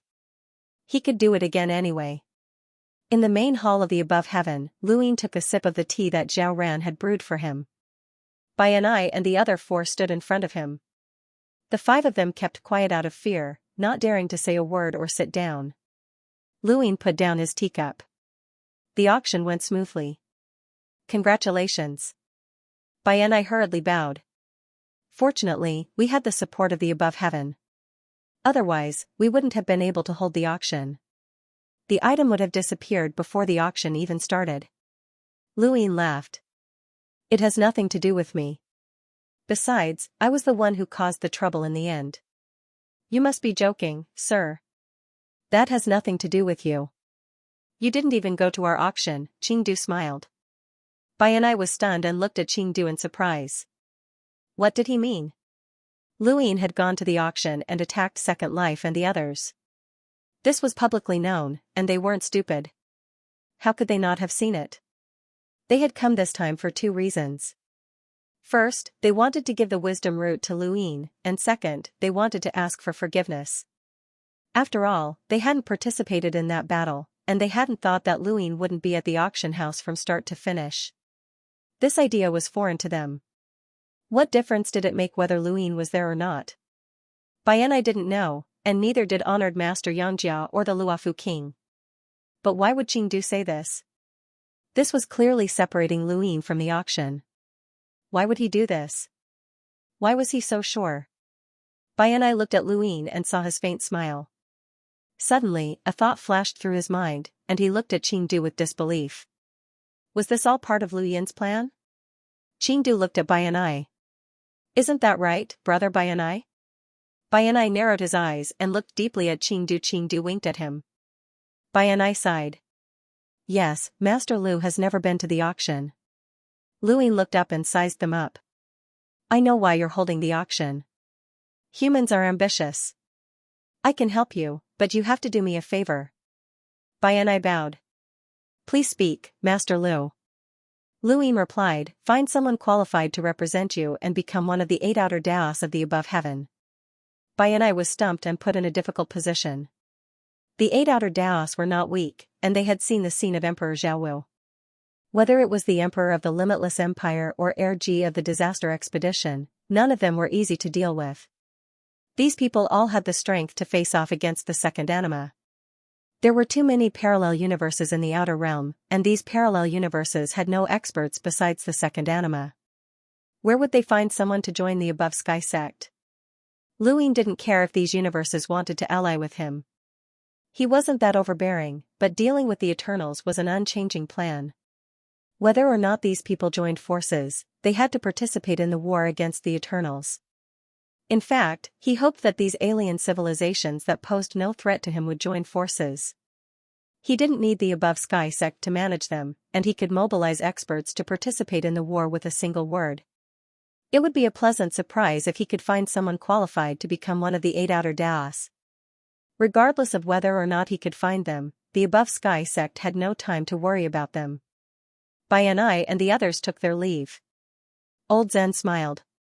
These fellows are all cunning. They want to see our above sky sect join the parallel universes and become stronger. We even beat the Eternals until they don't dare show themselves.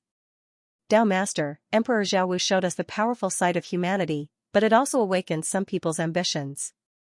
Luin didn't care. It's a good thing to have ambition. Only with ambition can one have the desire to improve. I'm afraid of no ambition. That's a disaster. He raised his hand, revealing the root of wisdom that Baianai had given him.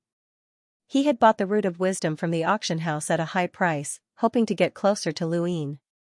Old Zen also took out the root of wisdom that Baianai had given him and handed it to Luin. I've already reached the peak. Breaking through to the progenitor realm was a pleasant surprise, and I can't take another step forward. I'll leave this root of wisdom for you, Tao Master. Luin didn't decline. Many thanks. Outside the above sky sect, Baianai and the others looked at Qingdu with unkind eyes. On the surface, it seemed that Baianai had been the one behind the auction, but in reality, it had been Qingdu who had suggested it. Now, it seemed that Luin had obtained what he wanted through the auction, and they had to hide this fact. The one who had truly benefited was Qingdu. Brother Qingdu, what benefits did Luin give you? Baianai asked. Why did you go through so much trouble to set up the auction? Esteemed Yanga and the others stared at Qingdu. We also want to know. Qingdu laughed. Everyone, don't be angry. Luin didn't give me any benefits, and he couldn't have come to me directly. It was old Zen who came to me. I didn't help the above heaven for the sake of benefits. I just wanted to rely on them. Everyone, think about it. Don't look at us as powerhouses who control the life and death of countless life forms. We don't dare to deal with a mere second anima. There are too many powerful life forms in the universe, and who can guarantee that we won't run into them? I just want to survive. What guarantee did the above heaven sect give you? King Luofu asked coldly. Qingdu smiled reservedly. One life. They'll save my life this time. Bayanai and the others sighed in admiration. It's a no-cost deal, but it's worth it. Seeing their ugly expressions, Chengdu said, actually, as long as we're willing, we can join the Above Heaven sect. They'll treat us the same. Bayanai frowned. He couldn't join the Above Heaven sect. He had his own ideas, and the most important thing right now was to find a card that could support the 8 outer paths. But where could they find such a card? Even if they could, the Above Heaven sect might not even bother with them. That was troublesome. Luyin had been waiting for Tianan to appear, so there was no way it wouldn't know. He didn't have to wait for long. Looking at the giant butterfly in the sky, he walked out of the Above Heaven sect. Master Lu, may I ask where Tianan is? Tianan's voice was as gentle as ever, but he would never forget that she had killed the desolate ancestor. If not for her, he wouldn't have gone into hibernation. How would I know where Tianfa is? Luyin denied everything. Tianfa is dead, Butterfly said. Luyin was shocked. Tianfa is dead? When? Daoist Master Lu, you don't know? How would I know? I was just about to ask where Grand Elder Dangu and the Lost Tribe went. Butterfly flapped her wings and hovered in space. Dao Master Lu, you should know that Tianfa's death is no small matter. Someone needs to take on the responsibility of the protectors. With Tianfa's death, a hole has appeared in this universe, and it will cause a disaster. Luyin agreed. I understand. How about this? I'll help you find someone to replace Tianfa. Dao Master Lu, I'm not joking. I'm not joking either. Do you think that I'm the Dao Master of the Above Heaven sect? Butterfly fell silent for a moment. I hope that Tianfa's death has nothing to do with you. Otherwise, you won't be able to bear the consequences. Luyin sneered. It has nothing to do with me, but I'm not afraid of threats. Don't try to pin this on me. I think that the Eternals are the most suspicious. Right, what about Fingbua? There's no trace of him. According to the Eternals, he's also dead. Do you think I'll believe that? We've talked about this before. The Eternals must have hidden Fingbua. If you have the ability to keep an eye on us, why don't you keep an eye on the Eternals? I'll say this, if you don't find Fingbua, don't even think about touching anyone from the Above Heaven sect. Leave, the starter space doesn't welcome you. Butterfly left, wanting to investigate Tianfa's death. Logically speaking, if Tianfa had died in this universe, she should have been able to find out. However, Tianfa had not died in this universe, which was the biggest problem. Where had Tianfa died? Lu Yuan walked out from behind Luyin and spoke in a suppressed voice. A good war denouement was ruined by these 4. We've achieved our goal, but we won't be able to start a war against the Eternals in the shortest time possible. Our morale will plummet. Luyin replied, it's fine. The war denouement is just a demonstration of the human race's strength. As long as we can get rid of these obstacles, I'll officially start a war against the Eternals. When the time comes, we'll raise the human flag. That will be the decisive moment. Ancestor, have you ever thought about what other changes have happened to Fate after it returned from the Mirage? Lu Yuan was surprised. Why do you ask? There are some things that need to be verified, Luyin said. Lu Yuan pondered for a moment. It's been too long. I can't remember, but there shouldn't be any changes. Otherwise, Master would have noticed it. This was his biggest doubt. Luyin looked up into space. How could a progenitor not have noticed the change in destiny? If destiny had not changed, then Lu Yin's conjecture would not have been valid. But then, why would destiny use the path of eternal life's forbidden zone to scheme against others? No matter how he looked at it, it was contradictory. Even though he had reached such a high position, there were still layers of mysteries in the universe that needed to be uncovered. However, up until now, the biggest problem was still the Guardian Envoys. Butterfly was very certain that Tianfa was dead. As long as she found evidence of Tianfa's death to his hands, she would immediately work with the other 2 primordial realm experts to attack the Above Heaven sect. From how she tried to kill the desolate ancestor, it would not be long before that happened. Perhaps what she was doing now was just a facade. The Above Heaven sect had to deal with the attacks of the Guardian Envoys at any time. If the guardians of the four directions were to attack above heaven, the Eternals would not. If they joined forces, then the above heaven sect would be in trouble. Luin thought about it. Now that he had regained his consciousness, there was no harm in going into seclusion again. This time, he would deal a heavy blow to the Eternals. The only true God had a turbid treasure, and he could indeed use the dark space to attack Lu Yin's consciousness. However, Luin would also be on guard, and he would not be able to move that quickly. This time, he did not need to memorize everything, only efficiency. Just as Luin was about to go into seclusion, someone's arrival startled him. It was Xianxia, Starsabil's grandfather. Starsabil would never have dreamed that she would run into a scoundrel like Xianxia in the above heaven sect. Xianxia also did not expect to run into Starsabil in the above heaven sect. Long time no see, grandniece. As an elder, Xianxia felt that he should greet her first. However, his greeting attracted a cold glare from Starsabil. Xianxia did not feel awkward and merely laughed it off. Luin arrived and looked at Xianxia strangely. You actually came looking for me? When Xianxia saw Luin, his originally smiling face suddenly became incomparably miserable, as if he had been abandoned. He wailed, Brat Lu, no, Downlord Lu, Master Lu, you have to help me. As he spoke, he moved to hug Luin. The second Night King raised a brow and casually pushed Xianxia back. Impudent. Luin waved a hand to dismiss the second Night King. He then looked at Xianxia's miserable expression and asked curiously, what happened? Were you bullied in the Six Direction Association? Xianxia bitterly replied, it's not the Six Direction Association. It's fate. Lu Yin's gaze trembled. Fate? Starsabil stared at Xianxia's back. Fate was now a dark cloud looming over her head. In order to break through to the progenitor realm, Fate's daughter had scattered the technique of fate and forced it onto Starsabil and Skymender. She had thought that she could avoid the calamity of fate, but in the end, it had still been taken away by fate and transformed into a string. This had been a huge blow to Starsabil, and she no longer dared to cultivate it. What happened? Luin anxiously asked.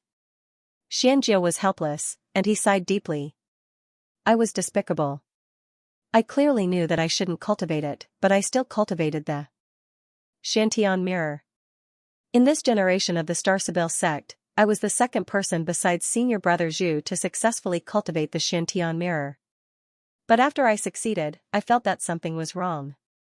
Senior brother looked at me strangely, and I had a premonition that a great disaster was about to befall me. The more I cultivated the Shantian mirror, the more I had this feeling. Especially when I tried to use the Shantian mirror to pry into fate, that sense of danger almost made my scalp explode. With no other choice, I fled the Starsabil sect and went everywhere to read people's fortunes. I specifically did the opposite and wanted to break free from the Shantian mirror's divination of fate. After so many years, it has indeed shown some results. Although my reputation isn't very good, at least I no longer feel that sense of danger. But. Xianxia looked at Luin sorrowfully. A while ago, that feeling appeared again, and it was even stronger than before. It was as if I saw a hand grabbing at me and a giant mouth about to swallow me whole. Down Master Lu, you have to save me. For the sake of our many years of friendship, I've helped you before, haven't I? As he wailed, Xianxia wanted nothing more than to hug Lu Yin's leg. He was not going to leave, not even if he was beaten to death. In the past, he had felt that Lu Yin was an ominous person, but now, this ominous person had become his life-saving straw. Lu Yin stared at Xianxia. Where is that feeling coming from? Xianxia felt a chill. It's everywhere. Specifically? If I can't find it, it means that it's everywhere. Walking, eating, sleeping, she's everywhere, and she's always watching me. Can you imagine that no matter what you're doing, there's always a pair of eyes watching you? A hand is constantly approaching you, and you can't escape even if you want to. In front of you, behind you, everywhere is a pair of eyes. It's an inescapable misfortune. Enough. Starsabil shouted, her face deathly pale and her eyes filled with fear. Xianxia looked at Starsabil. Grandniece, I'm just making an analogy. There's no need to be so cooperative. Luin looked at Starsabil, and he saw that she was truly frightened. The Star Sibyl who had once been as calm as still water, who had observed the young elites of the universe and schemed for the future, was nothing but a child in front of Destiny. Destiny's daughter's fate terrified her, and Luyin was also bitterly disappointed. Ancestor Lu Yuan, Hong Yan Mavis, the ancient gods, and the 3 realms and 6 Daos had all appeared, and Luyin was no stranger to these legendary existences. However, Destiny still gave him a chilling feeling, as if it was different from Ancestor Lu Yuan and the others. You once said that I'm an inauspicious person. You saw the future, and anyone who gets close to me will not have a good ending. Since that's the case, why come looking for me? Luyin asked. Xianxia sighed. I won't hide it from you. If possible, I would rather die than get close to you. But there's no other way. If I don't get close to you, I'll definitely be swallowed up by Destiny. Getting close to you might give me a chance at survival. The sect above heaven is so powerful now, and the 3 realms and 6 Daos have joined us. Even if Destiny is reborn, it should be afraid of this place. Luyin looked deeply at Xianxia. This time, Xianxia calmly met Lu Yin's gaze. If not for his tattered clothes and the broken wooden pole in his hand, this scene would not have been too out of place. So, you're asking for protection, Lu Yin said calmly. Xianxia smiled. You can say that, but there's another explanation. I'm here to help you sense Destiny. Lu Yin's brows rose. That's a good explanation. Then you can stay. Xianxia relaxed. Thank you so much. Zhao Ran, bring some tea. Luyin sat down on a stone bench and gestured for Xianxia and Star Sibyl to sit. Xianxia looked into the distance and saw Zhao Ran. His eyes widened. Why is she still here? Luyin was not surprised. Zhao Ran and Xianxia both had problems, and he wanted to use Zhao Ran to force out Xianxia's problems. He still remembered what had happened when he had first seen Zhao Ran. Zhao Ran had said that she would always be able to find Xianxia. Xianxia had also said that he could never avoid her. The two of them had some sort of connection, and Zhao Ran was related to Destiny.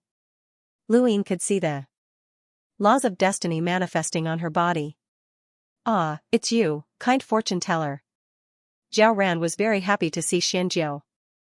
Xianxia naturally did not feel happy at all, and his expression was even uglier than if he had cried. You still remember me?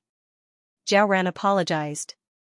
Although I'm lacking, I will try my best not to forget those who treat me well. Especially you, kind fortune teller. I'd rather you forget about me. Xianxia was helpless. Luyin looked at Xianxia and then at Zhao Ran. Alright, let's sit down and talk. There are some things that need to be clarified. Xianxia sighed. Master Lu has good eyes. I admit that avoiding you is related to this girl. She's related to Destiny. Luyin was not surprised, and neither was Star Sibyl. Zhao Ran was definitely related to Destiny, but they did not know what that relationship was. After the desolate ancestor had awakened, Luyin had asked Lu Yuan to ask him, but the desolate ancestor had only given him one answer. He did not know either. He only knew that Zhao Ran was waiting for someone, and he had seen Zhao Ran when he was young. When he became the desolate ancestor and saw Zhao Ran again, Zhao Ran was still the same. It was at that time that he knew that Zhao Ran was extraordinary, but he did not know what was so special about her. She walked the world, lived forever, and had even lost her memories. If she did not have any expectations, she would have died a much more comfortable death. On the stone table, there were 3 cups of hot tea that emitted a green aura. It looked strange, but those who knew Zhao Ran knew that the tea had been brewed very well and was progressing in a good direction. The first time I saw this girl, I knew that she was related to Destiny. At that time, I did not think about Destiny and only thought that it was a problem with the Xiantian mirror. Star Sibyl interjected, you thought that it was Mr. Zhu's problem? Xianxia scratched his head. Indeed, who would have thought of the legendary Destiny back then? The Xiantian mirror made my scalp go numb, and I thought that Senior Zhu was scheming against me. You all know how sinister that guy is. Even his smile is abnormal. This girl made my Xiantian mirror react, and I thought that Senior Zhu had sent her to cause trouble for me. I tested her a few times, but she actually lost her memories. Although I might have been able to find the problem with the Xiantian mirror through her, the longer I interacted with her, the stronger the sense of danger became. That's why I left to avoid her, but I never thought that she would find me every time. She's really out of stock. Zhao Ran nodded in agreement. Yes, I'm out of stock. She did not understand the rest, but the word out of stock was deeply ingrained in her bones. You all know what happened after that. This girl followed you, and I tried my best to stay away from you. Actually, I don't know much about her, and I just don't want to interact with her. It was obvious that he was telling the truth this time. Lu Ying did not plan on learning too much about destiny through Xianxia. After all, Xianxia was just someone who had cultivated the Shantian mirror and was not a powerhouse. Even mending Tian was more valuable than Xianxia, and Xianxia's only value was that sense of danger. If one wasn't a powerhouse, they wouldn't be able to find out Fate's whereabouts just by having a sense of danger, and that sense of danger wouldn't let them know the secret. Xianxia moved closer to Lu Ying and flashed a fawning smile. Master Lu, please send that girl away. I feel uneasy with her here. Lu Ying then said, she can make tea here. What can you do? Xianxia looked strangely at the green tea in front of him. You call this tea? Just like that, Xianxia stayed in Above the Sky sect. He had made up his mind not to leave. He had no choice. He didn't feel safe once he left Above the Sky sect. As for Zhao Ran, she was obviously more useful than him. 10 days later, Butterfly appeared again and asked about Tianfa. Lu Ying repeated the same words and even used Fingbua to annoy her, which angered her so much that she no longer spoke gently. A few days later, Butterfly appeared again, still asking about Tianfa and threatening Lu Ying. Lu Ying brought up Fingbua again, and he told Butterfly Tianan to use Fengbua's head to talk to him. Otherwise, he wouldn't waste any more time. Butterfly had no choice but to go to the first zone of disaster. Tianan, I didn't lie to you. Fingbua is indeed dead. Actually, there are only 4 protectors, and it's impossible for you to manage the entire universe. Most of the time, you just run into one. If Fingbua wasn't dead and you found out, I would have handed him over to you, but he is indeed dead, the one true God said. Butterfly flapped her wings. Tianfa's death is no small matter. Eternal, I need you to help me investigate. There's no need to investigate. Lu Ying did it, the one true God said directly. Butterfly said, of course I know that. In the current universe only Eternals and his Above the Sky sect can deal with Tianfa. However, I want evidence that justifies my actions against the Above the Sky sect. The one true God clasped his hands behind his back. Cultivation has always been about the law of the jungle. Since when did evidence matter? When the two sides are equal. You think that the Above the Sky sect is equal to the Protectors? Otherwise, why would Tianfa die? Then what do you want to do? Butterfly was silent for a moment. I need the Eternals' help. It's my duty, the one true God agreed. Even the 6 paths of reincarnation realm's Grand Empyreans could not hear their conversation. She was very curious about the Protectors, as these 4 were not simple. On the other side, at the Above the Sky sect's back mountain, Lu Ying looked at the chessboard in front of him and frowned. Across from him, Wang Wen was confident of victory, and he looked very confident.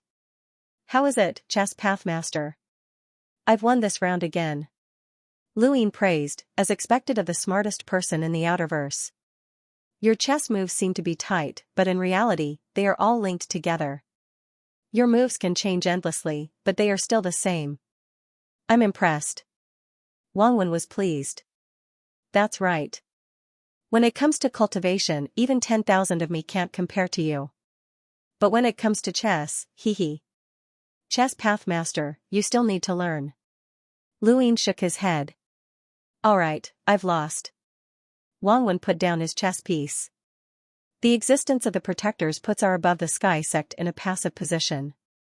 Even though one of them has died, the remaining 3 are very likely to stand with the Eternals. Once they join forces with the Eternals, it'll be a disaster for us. Chess Pathmaster, are you considering this? Lu Ying replied, I can't not. Wang Wen stood up and looked at the chessboard. All intelligent creatures have one thing in common. Apprehension. Apprehension comes from personal gains and losses. If they become enemies with the Above Sky sect, even the protectors of the four paths will have to weigh the pros and cons. They can't directly attack us, as they still have the responsibility that has bound them for countless years. Unless they are certain that Tianfa's death is related to us, and they have evidence that we can't refute. It seems absurd. Would a mighty primordial realm powerhouse need evidence to attack anyone? However, this is proof of our above-the-sky sect's strength. If Ancestor Lu Yuan hadn't broken through to the primordial realm, Ancestor Hongyan Mavis, the 3 Yangs, 6 Lords, and the 8 Paths, then the protectors of the 4 Paths would have no need to worry. Lu Yin looked at Wang Wen. So, you're saying that we shouldn't become a topic of ridicule? The Chess Path Lord is already doing that. What I want to say is that we should be wary of them asking for help. The ones who understand humans the best are the Eternals, and the ones who are most likely to find out that Tianfa died to the Chess Path Lord's hands are the Eternals. Only the Eternals can frame us. What the protectors of the 4 Paths need is an excuse that they can trust, Wang Wen said indifferently. This was not some great principle, nor was it some ingenious scheme. It was very plain, but sometimes, the more complicated something was, the easier it would be to do it. The Eternals? Lu Yin had always been wary of the protectors of the 4 Paths, so he had never attacked the Eternals. The more he did that, the more likely the Eternals would become involved in the matters between the protectors of the 4 Paths and the above-sky sect. Because the protectors of the 4 Paths were just too dazzling, Lu Yin had actually forgotten about the Eternals. How could he let that happen? The true enemy would always be the Eternals. Actually, Lu Yin had already been prepared to enter seclusion and cause trouble for the Eternals with his Dai's possession. After all, he had recovered his consciousness, and he was on guard against the only true God. However, Xianxia had come. After staying in the above-the-sky sect, Wang Wen wanted to play chess again, so Lu Yin played with him. Since we're done, I'll be leaving. Lu Yin stood up and left. Wang Wen was puzzled. Chess Path Lord, where are you going? Seclusion. Looking at Lu Yin's back, Wang Wen smiled. He hoped that the above-the-sky sect would truly reach the peak. He had walked out of the tiny iron blood weave, and he had seen just how vast the outside world was. However, that was not enough. He wanted control, even if it was just helping this person control it. The smartest person in the outerverse? No, he wanted to be the smartest person in all parallel universes. Right, it's about time. You should know what to do, right? Lu Yin's voice grew further and further away. Wang Wen was vexed. Don't make me do this. It should be way wrong. It's so troublesome. Still, the Chess Path Lord is becoming more and more sinister. Lu Yin arrived at his seclusion room and raised his hand, causing his die to appear. He hoped that Wang Wen would not disappoint him. He tapped out, and the die slowly spun. 3 possession, which could be used to upgrade something. However, Lu Yin was very disappointed that he had no more money. He continued, and tapped out another. While Lu Yin was in seclusion, a piece of news spread in the outside world, and it quickly reached the point where everyone knew about it. This news was that the Star Toad had killed Tianfa. The outside world did not know of Tianfa's name, but they knew that the Star Toad had killed a ball of blood-colored liquid in the Mirage domain. As for who had spread the news, no one knew, and no one knew the specific details. The Eternals wanted to help the butterfly find the truth behind Tianfa's death, but no one believed this news. The butterfly once again arrived in the first calamity domain. It can't be the Star Toad. Don't be fooled by its bitter adversity. You should know how strong it is. It is not a match for Tianfa, only true God said. Butterfly said, that's why I came to find you. During the 100 Martial Universes auction, Shangu of the Lost Clan was the first to enter the Mirage domain, followed by that person called De Heng. After that, Second Life and Tianfa went in, but they never came out. I have 2 questions. First, how did they know how to get to the Mirage domain? This is a secret that we know, but not many of you Eternals know. How did Shangu know? Only true God said, it could be the records of the above heaven. Don't forget that the Lu family's inheritance has never been severed. That's possible. Second, even if these people worked together, they were not a match for Tianfa. In the end, none of them came out, including the Star Toad. I'm sure that Tianfa is dead, but what about the others? Eternals, I hope you can help me investigate. Only True God looked at Butterfly. I'm sure that Luin went in as well. I'm sure, but it can't be used as evidence. We cannot casually attack the above heaven. We have restrictions, Butterfly replied. I'll find evidence for you. It's not the first time we've worked together, Only True God said. After Butterfly left, Only True God looked at the land of disaster. The truth was very clear, Tianfa had died at Lu Yin's hands. He knew this, and so did Tianan. The difficult part was that Tianfa had died in the Mirage domain, which prevented them from investigating the truth.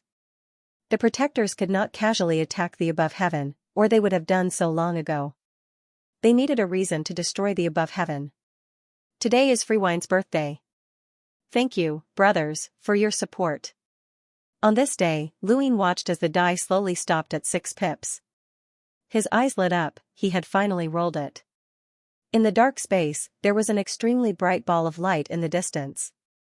Luin rushed over without hesitation, as such a bright ball of light definitely represented someone at the 7 sky gods level. The barrier blocked him, but it could not stop Luin, who had completely recovered his consciousness. He easily crashed through it and merged into the ball of light. The moment he did so, he felt a familiar sensation, it was the ancient god. Luin did not hesitate and slapped himself in the head. Luin! The one true god's voice rang out. Lu Yin's palm landed. And with a bang, the world spun. He exited the fusion and appeared in the dark space. Behind him, a large square seal rushed towards him. Luin hurriedly returned to his body and dodged it. This time, his speed was much faster because he was prepared for it. In the first zone of disaster, the ancient god spat out a mouthful of blood and squatted down, panting heavily. What was going on? Not far away, the ancestor frowned. It's Luin again. The ancient god's eyes flickered. So this was what Luin wanted to do by injuring himself. The one true god's voice rang out. Pass down my orders, no one in the race is to act rashly. Split into groups of 2, and one will act while the other will stop him. Understood, true god. Everyone bowed. In the 5th zone of disaster, the 4th zone of disaster, and so on, the eternal cultivators were split into groups of 2. The ancient god was naturally in the same group as the ancestor. Aside from the ancestor, no one else could immediately stop him. The ancient god clutched his forehead. It's fine. Even if he controls my body, it'll be difficult for me to kill myself. At most, he'll injure me once, and I'll recover quickly. A turbid treasure, a creation of the universe. It's truly mysterious. Even you were injured by it, the ancestor sighed. The ancient god calmly sat down and did not speak. The ancestor faced him. Atop the black mother tree, the one true god was helpless. Luin was not letting the Eternals move. If he could escape the one true god's suppression once, then he could do it a second time or a third time. Any Eternal expert could be controlled by him and commit suicide. Even if they did not die, if too many were injured, the heavens above would attack. Unless the guardians of the 4 cardinal guardians intervened, the Eternals would be in danger.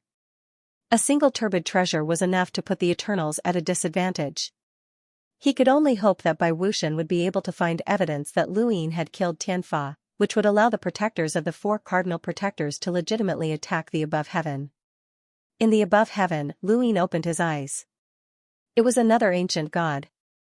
Strange, as ancient gods had clearly broken through to the primordial realm. Logically speaking, with the huge gap between him and a primordial realm expert, he should not have been able to fuse with them. Right, is it because my consciousness is too strong? Whether he could fuse with the primordial realm depended on his own consciousness. He had devoured Ruin's consciousness. Ruins was one of the 3 pillars, standing on the same level as Guiji. Even if Guiji broke through to the primordial realm, he could still fuse with Ruin's consciousness. But the time would be extremely short.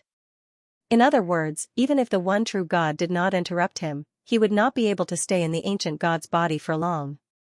Luin smiled as he watched the die slowly spin. He wondered what it would feel like to be hit by an ancient god's palm. Although it wouldn't be a serious injury, it wouldn't be much better. He didn't know who the next person would be, but the Eternals would definitely be on guard.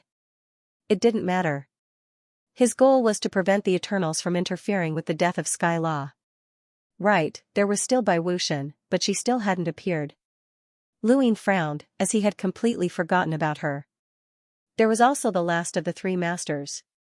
With that in mind, Lu Ying tapped his finger and continued to roll the die. This chapter is not finished. Please turn the page. If he wanted to use his divine power to roll the die, he would have to fuse with the bodies of these two people. He wanted to see who Bai Wuxian was. He decided that if nothing unexpected happened, he would roll the die here. He had to use this method to dig out Bai Wuxian. The die slowly stopped. 2 pips. Continue. 5 pips. Continue. 6 pips. His consciousness appeared in a dark space. Lu Ying looked around, but he didn't see any bright orbs. He started to search, but he couldn't find any. Lu Ying didn't need to worry about using his divine power to roll the die. His divine power planet wasn't small anymore, and it was enough for him to use. However, he still couldn't find any orbs after searching for a long time, so he gave up. 10 days later, he continued to roll the die, but he couldn't get 6 pips. He waited for another 10 days before continuing. During this time, the butterfly came to the above heaven sect once, but it was chased away by the Mavis family's beauty. The butterfly didn't threaten him, so it left. Lu Ying had been in seclusion for nearly 2 months, and he finally rolled 6 pips for the 3rd time. It was too difficult, and the more he rolled, the harder it was to get 6 pips. This was a rule. This time, he saw an orb of light. It wasn't bright, which meant that the owner of this orb was only a progenitor. Lu Ying had no choice but to fuse with it. When he opened his eyes, he saw a sea of red. Was this a lake of divine power? His memories fused, and Lu Ying sighed. He hadn't expected to fuse with this corpse again. This corpse had been under the lake in the first calamity, and it hadn't been too far from Hui Wu. Lu Ying had fused with it once, and he had seen Hui Wu. He hadn't expected to fuse with it again. The only true God could sense this place through his divine power, so Lu Ying couldn't stay for long. He turned to look in Hui Wu's direction. He had originally planned to leave, as this corpse wasn't worth much.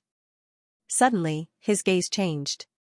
He met a pair of dark red eyes that belonged to Hui Wu.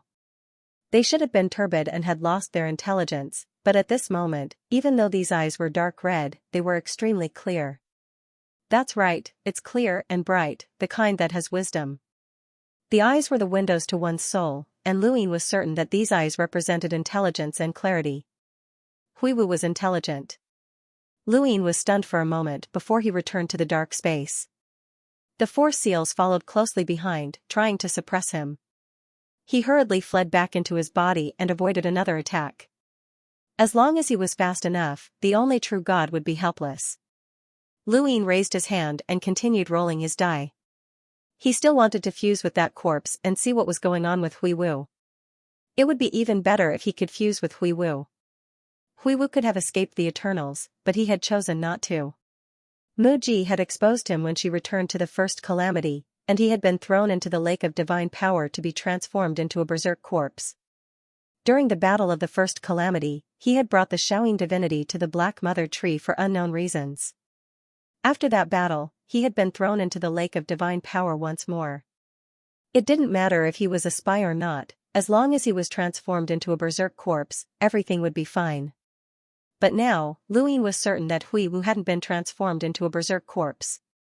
Although there were signs of a berserk corpse on the surface, his eyes were extremely clear. What was he doing? Lu Ying thought back to when he had wanted to take Hui Wu away in the first calamity. Wasn't it time? Hui Wu definitely had his own motives. He wanted to fuse with that berserk corpse again and talk to Hui Wu to see what he was up to. A month later, he rolled 6 pips once more. This time, he saw 2 extremely bright balls of light and 1 dim ball of light. Without hesitation, he fused into the dim ball of light, all for the sake of Hui Wu. Unfortunately, this time, this chapter is not finished. Please turn the page. He fused with a progenitor realm corpse king in the second calamity, and he immediately committed suicide. Continue. 10 days later, he rolled possession again, but he didn't find anything. There wasn't even a single ball of light. Continue. Time passed, and in the blink of an eye, half a year had passed. During this time, Luin hadn't rolled possession many times, and even if he hadn't found any balls of light. The only thing he had gained was fusing with Diqiong's body once. But the only true god had moved too quickly, and Luin had only managed to slap himself once before retreating. One slap. That's right, it was just one slap. It was useless for him to injure himself since the ancient god had already recovered. Since it was useless, he wouldn't hurt himself. This slap was especially loud in the first calamity, and when Luin retreated from Diqiong's body, Diqiong's angry roar echoed throughout the first calamity. The Forgotten Ruins god giggled. The Eternals were usually cold, but this scene made many people want to laugh. Laughter aside, Lu Yin's methods made them shiver. If Luin used this during a battle, it wouldn't just be a matter of humiliation, it would be a matter of life and death. The ancestor had specifically asked the only true god if there was any way to stop it, but the only true god had no way. The Eternals were having a headache, and so was Luin. It had been half a year, but he hadn't been able to fuse with the berserk corpse even once. How could he meet Hui Wu? He sighed and continued. The die slowly stopped spinning. Possession, 6. Lu Yin's eyes lit up, this was going smoothly. In the dark space, Luin saw the dim ball of light in the distance and rushed over without hesitation. He opened his eyes. Was this a heavy ghost?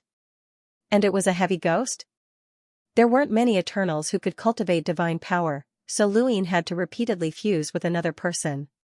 The heavy ghost faced Muji, whose memories were fused with him. The only true god had used a two-person team to deal with him, so he couldn't do anything even if he fused with anyone. Furthermore, the entire first zone of disaster was filled with divine power, which was the only true god's method of dealing with him. However, this didn't stop Luin from making his first move. For example, Diqiong had slapped himself. He looked at the divine power around him. In the past, the only true god wouldn't know if he fused with the heavy ghost unless he made a move. Now, perhaps the only true god would soon find out because divine power was interlinked. The only true god was prepared and wrapped a strand of divine power around the heavy ghost's wrist. Since that was the case, Luin controlled the heavy ghost to look up at Muji and slap her. Muji didn't react in time and was slapped in the face. She was stunned, but then she became angry. Luin, it's you. Luin controlled the heavy ghost to laugh. The great Eternals became like this just to deal with me. I, Luin, am really lucky. Ha ha ha. Eternals, do you think you can stop me? I can fuse with any living being, whether you're a corpse king or a berserk corpse, whether you're a 7 sky gods or a 3 librarians, none of you can stop me. With that, he withdrew from the fusion. In the dark space, the square seal smashed down fiercely. Luin was the first to return to his body and let out a sigh of relief. He had said all that to let Hui Wu hear him. As long as he could fuse with the berserk corpse, Hui Wu would know that it was him. If there was anything that Hui Wu needed him to do, then Hui Wu would tell him. Now, it was time to see if he could fuse with the berserk corpse. End of chapter. In the first disaster zone, the heavy ghost was confused as he stared at his hand. I slapped you?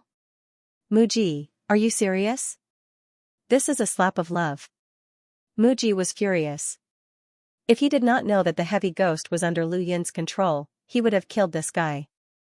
The two stared at each other, and the pink-haired girl trembled. Brother, it's too scary. The blue-haired man said, it's fine. Don't be afraid. The pink-haired girl pursed her lips. I am afraid that if I slap you, you won't like me anymore. The blue-haired man smiled. You won't. Don't be afraid. Even further away, Wang Xiaoyu and Tiango faced each other. Tiango barked and looked at Wang Xiaoyu's hand. Wang Xiaoyu also looked at her hand and fell silent. The slap was not heavy, but it was extremely humiliating.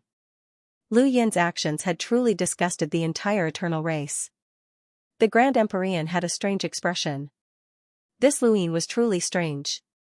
He did not have the demeanor of a powerhouse at all. In the above heaven, Luin continued to roll his die.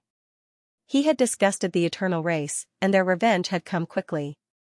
They spread the news that Luin could merge with anyone's body, obtain their memories, and control them.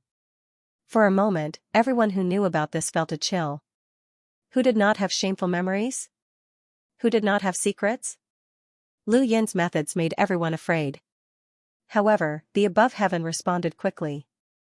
Wei Rong sent people to secretly spread the news that Luin could not only control others, but he could also instantly learn other people's battle techniques and obtain their innate gifts. He could even stop time or rewind it. He could even change the past and the future. This rumor, coupled with the rumors of Lu Yin's ability to control others, caused countless people to mock him. What a joke! How is that possible? I would believe it if Master Lu could control others, but obtaining their innate gifts and rewinding time to change the past and the future? Isn't that a joke? It must be. Some people with ulterior motives. Whoever says this is an eternal spy. It must have been spread by the eternal race. Who is it? Find him, find. Who dares to slander Master Lu? Find. Soon, many people were found. There were indeed eternal spies among them. This time, no one believed the rumors. The eternal race was helpless. They had wanted to annoy Luin. Although it could not cause any harm to the above heaven, as time passed, they would become more wary of the above heaven. Who would have thought that the heavenly sect would react so quickly, directly muddying the waters and exaggerating the rumors to the point where no one believed them? In the celestial sect, Wei Rong listened to his subordinate's report, his eyes filled with disdain. You want to deal with the above heaven sect with such a small trick? The longer the Eternals lived, the more backward they became. However, could Daozi really control others? Knowing other people's memories was terrifying. Luin didn't know what was happening in the outside world, nor did he need to know. There were many things that he didn't need to deal with. If he had to deal with everything, he wouldn't even have the time to cultivate. Rolling the dice was the key. Another 2 months passed, during which time he hadn't rolled enhance even once. His luck was terrible to the extreme, and he wanted to take a break, but when the die finally stopped spinning at enhance, Luin heaved a sigh of relief. He had finally rolled it. When he opened his eyes, a familiar red color flowed. It was a divine power lake. It was a berserk corpse, and he turned to look into the distance. This time, he had merged with another berserk corpse, and fortunately, it wasn't too far away from Hui Wu. Luin was overjoyed, he had finally merged back into the mad corpse. With a casual wave of his hand, a river of divine power swept past Hui Wu. Hui Wu looked at Luin and met his gaze. He opened his mouth, but no words came out. There was no sound, but Luin could understand what he was saying, and his eyes widened. With that, Hui Wu closed his eyes. Luin hurriedly withdrew from the fusion, but this time, the square seal caught up to him and viciously suppressed him. Even though Luin quickly returned to his body, he was still suppressed, mainly because Hui Wu's words had delayed him. When he opened his eyes, his consciousness returned to his body, and his face paled as he spat out a mouthful of blood. His consciousness planet had cracked, he had been injured. The sole true God had caught up to him and shattered his consciousness planet. Before he recovered, he couldn't break through the barrier and merge with the Eternals unless he was in the same place as them. However, there was no need to worry about that for now. Luin stood up, learning something important from Hui Wu. The Black Mother Tree had taken root, and Genesis dust was at the roots of the tree. Genesis dust was the progenitor's weapon, and there had once been 6 continents in the primordial space. Aside from the first mainland, the other 5 had been formed with Genesis dust at their core. The Eternals had deliberately destroyed the continents in order to destroy the above heaven. Was there a connection between the destruction of the above heaven and the destruction of the continents? Now, Luin knew that the Eternals had done it for Genesis dust. There was a speck of Genesis dust on his forehead, but he didn't know if it had originally been with the progenitor or if it had belonged to the first mainland. Although the first mainland hadn't been created by the progenitor, it had still been merged with Genesis dust. The Genesis dust on the 2nd, 3rd, and 4th mainlands were all gone. The 5th and 6th mainlands still existed, so they definitely had Genesis dust. At this moment, the Genesis dust at the roots of the Black Mother tree should be the Genesis dust of the second, third, and fourth mainlands. Luing didn't know how Huiwu knew, but he knew that he had to take Genesis dust with him. That was the progenitor's weapon, so it would definitely be useful to him. The only way to reach the roots of the Black Mother tree was through the domain of disaster. And the sixth domain of disaster was already under his control. If he wanted to, Luing could control the entire domain of disaster other than the first domain of disaster. The scattered Eternals wouldn't be a match for the current above heaven, but Luing hadn't attacked the Eternals because of the appearance of the four guardians after the Imperial Martial Edict. However, the sixth domain of disaster was also fine. Luing instructed the above heaven before heading to the sixth domain of disaster. The above heaven had a stargate that led directly to the sixth domain of disaster. With a single step, Luing arrived at the sixth domain of disaster. He looked up and saw the Black Mother tree surrounded by the six paths of reincarnation world. The one true God looked down and met Lu Yin's gaze. "Can you still use your turbid treasures?" the one true God asked. Luing looked at the one true God. "Of course, do you still want to try the taste of a slap? It's just a small trick. Your turbid treasures have disappointed me." "What about your turbid treasures? What are they used for? What else can they be used for other than smashing people?" The one true God looked at Luing deeply. "Actually, I admire you for daring to kill Sky Law."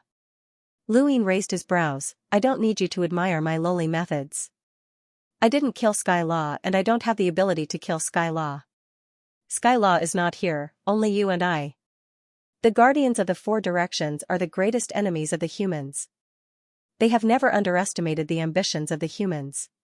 This universe is like a cage, imprisoning all of us and making it difficult for us to interact with the outside world. Taichu wanted to leave this universe, and that's why he ended up like this." "Luing, I know you and Taichu are the same kind of people," the one true God said.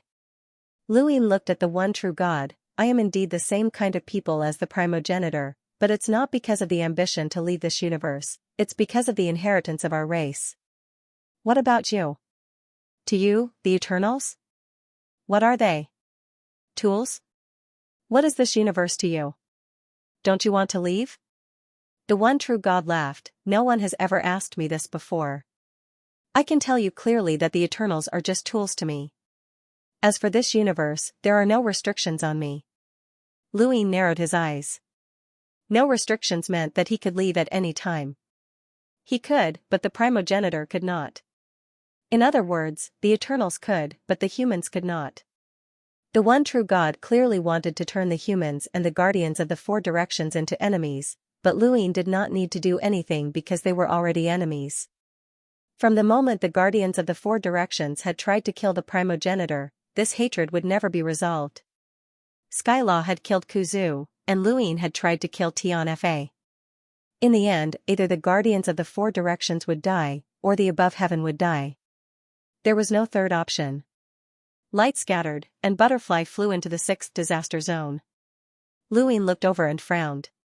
Butterfly's voice resounded throughout the sixth disaster zone. "Pathmaster Lu, may I ask if you are on the way to the Mirage Zone from the 100 Martial Universe?" Luing was indifferent. "I don't want to talk to you before Fumbua's matter is resolved." "Pathmaster Lu, proving that you did not kill Tianfa will not do you any harm." "But there are no benefits," Luing said bluntly. "The fact that there are no disadvantages is the greatest advantage." "Are you threatening me?" Butterfly's voice was gentle. "You don't want me to keep looking for you." Luing had a headache. "It is indeed troublesome for you to find me. How about this, didn't the Eternals say that Fingbua is dead and can't be found? Then I will give you what I can find." As he spoke, he threw a piece of paper to Butterfly. The paper floated in front of Butterfly. "There are some names recorded on this paper, and they are all from the Eternals. Some of them are not from our universe, go and find them," Luing said. Butterfly was surprised. "How do you know?" Luing was cold. "We know the Eternals as much as they know us humans. Other than Fingbua, there are no creatures from our universe," the one true God said. Luing was disdainful. "You want us to believe you? How many times have I told you that I did not kill Tianfa? This Butterfly does not believe me. And Suwon does not belong to our universe. Butterfly slowly flapped its wings. Eternals, bring the creatures on this list, I will check them one by one. With that, the paper floated towards the one true God. The one true God spoke up, there is no need to look. Like Fengbua, many of the names are already dead. This kid wants to use the dead to distract you. He will not admit that Fengbua died at his hands, and he will not admit to the deaths of these creatures either. Luin smiled, you won't even look at it. Butterfly, I have already shown my sincerity. If you do not resolve this matter, don't even think of getting a word from me. No one else could hear what Butterfly said to the one true God. After Butterfly left, the one true God spoke up again. Luin, the Heaven Sect's martial prowess has given many people confidence, but the protectors of the 4 cardinal points are enough to suppress you. Why are you so obsessed with the humans? There are too many restrictions in this universe. Don't you want to go out and take a look? In this universe, humans will never reach the immortal realm.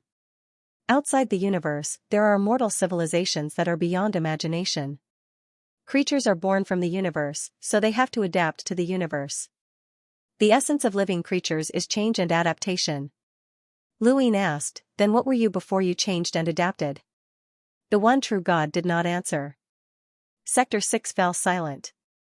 The celestial sect didn't have many powerhouses guarding the 6th calamity zone, but the everlasting race still hadn't managed to take it back.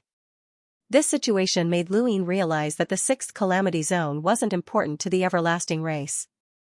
Perhaps it was the obsession of the only true God. He wanted to compare himself to the primogenitor. However, the ancestors' 6 continents all had chew dusts. The paths of cultivation were different. No matter how similar they were still different. In the 6th calamity region, there was nothing similar to the origin dust. Perhaps the river of divine energy was similar to the origin dust. Unfortunately, the river of divine energy in the 6th calamity region had been sucked dry. He walked towards the Black Mother Tree, searching for Chuchen at its roots. The closer they were to the Black Mother Tree, the closer they were to the 6 paths of reincarnation. Ever since the Grand Empyrean entered the 6 paths of reincarnation, Luin hadn't spoken to her. Outside the 6 paths of reincarnation realm, Luin saw a grand heavenly venerate with his back facing him. Are you confident? The Grand Empyrean didn't answer. Her bitter adversity was the one true God.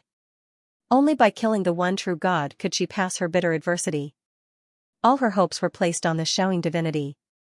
Only the Xiaoying divinity could make the 6 paths of reincarnation succeed. For this reason, no matter what happened, she couldn't touch the Xiaoying divinity. She wanted the Xiaoying divinity to gain the absolute trust of the Eternals. The higher she went, the more likely she was to complete the 6 paths of reincarnation. She succeeded. The 6 paths of reincarnation world was a battle between her and the one true God. The one true God's strength was being stripped away while she was also using her life to suppress the 6 paths of reincarnation world. As long as she could completely strip away the power of the one true God and kill the one true God, she would be able to survive the calamity and become the first person in the history of this universe, or rather, the first person known to mankind to step into the eternal life realm. However, Luin raised his head and looked at the one true God once more. The one true God's gaze was as calm as still water. Was he talking to me or the Grand Empyrean? In this universe, it was impossible for humans to step into the eternal life realm. If this was the case, then Grand Empyreans were doomed. Was it related to the blood-red figure? The blood-red figure that replaced Sky Law was so powerful that Hongyan Mavis and Star Toad couldn't even fight back. This was a despair that they had never experienced before. This despair made them think of the legendary immortal realm. Perhaps this universe already had eternal life realm experts, but they just didn't show themselves. Ever since his return from the Mirage Domain, this matter had always weighed down on Lu Yin's heart, restricting him at every step. In particular, when he faced the protectors of the 4 directions, he always felt like he was not facing primordial realm experts, but the legendary eternal realm experts. They were omnipotent existences. The Imperial Martial Order gave countless people confidence. However, the appearance of the protectors of the 4 directions had dealt a blow to Lu Yin's confidence. It was the same feeling he had when he saw the Eternals had 6 zones of calamity on the Black Mother Tree. He had been in despair then, but he had made it through. Now, that feeling of despair had reappeared. People are good at creating miracles, but miracles will not come again and again. What are you afraid of? The Grand Empyrean's voice traveled into Lu Yin's ears. Lu Yin looked ahead and saw that the Grand Empyrean was facing the first zone of disaster with his back facing Lu Yin. You've done well, kid. I didn't expect you to reach this stage. Since you've already reached this stage, what are you still afraid of? Lu Yin did not reply. I don't owe the Lu family anything. Lu Yin's gaze turned cold, say no more. This wasn't the first time he had heard such words. The Grand Empyrean had said it several times, and he had never owed the Lu family anything. I have my own path, and the Lu family has its own path. Humans have their own paths. My Lu family, everyone's greatest goal is to eradicate the Eternals, so I firmly believe that my path is the right one. I firmly believe that I can destroy the Eternals. Kid, if there comes a day when you have to sacrifice some people in order to continue on your path, will you do it or not?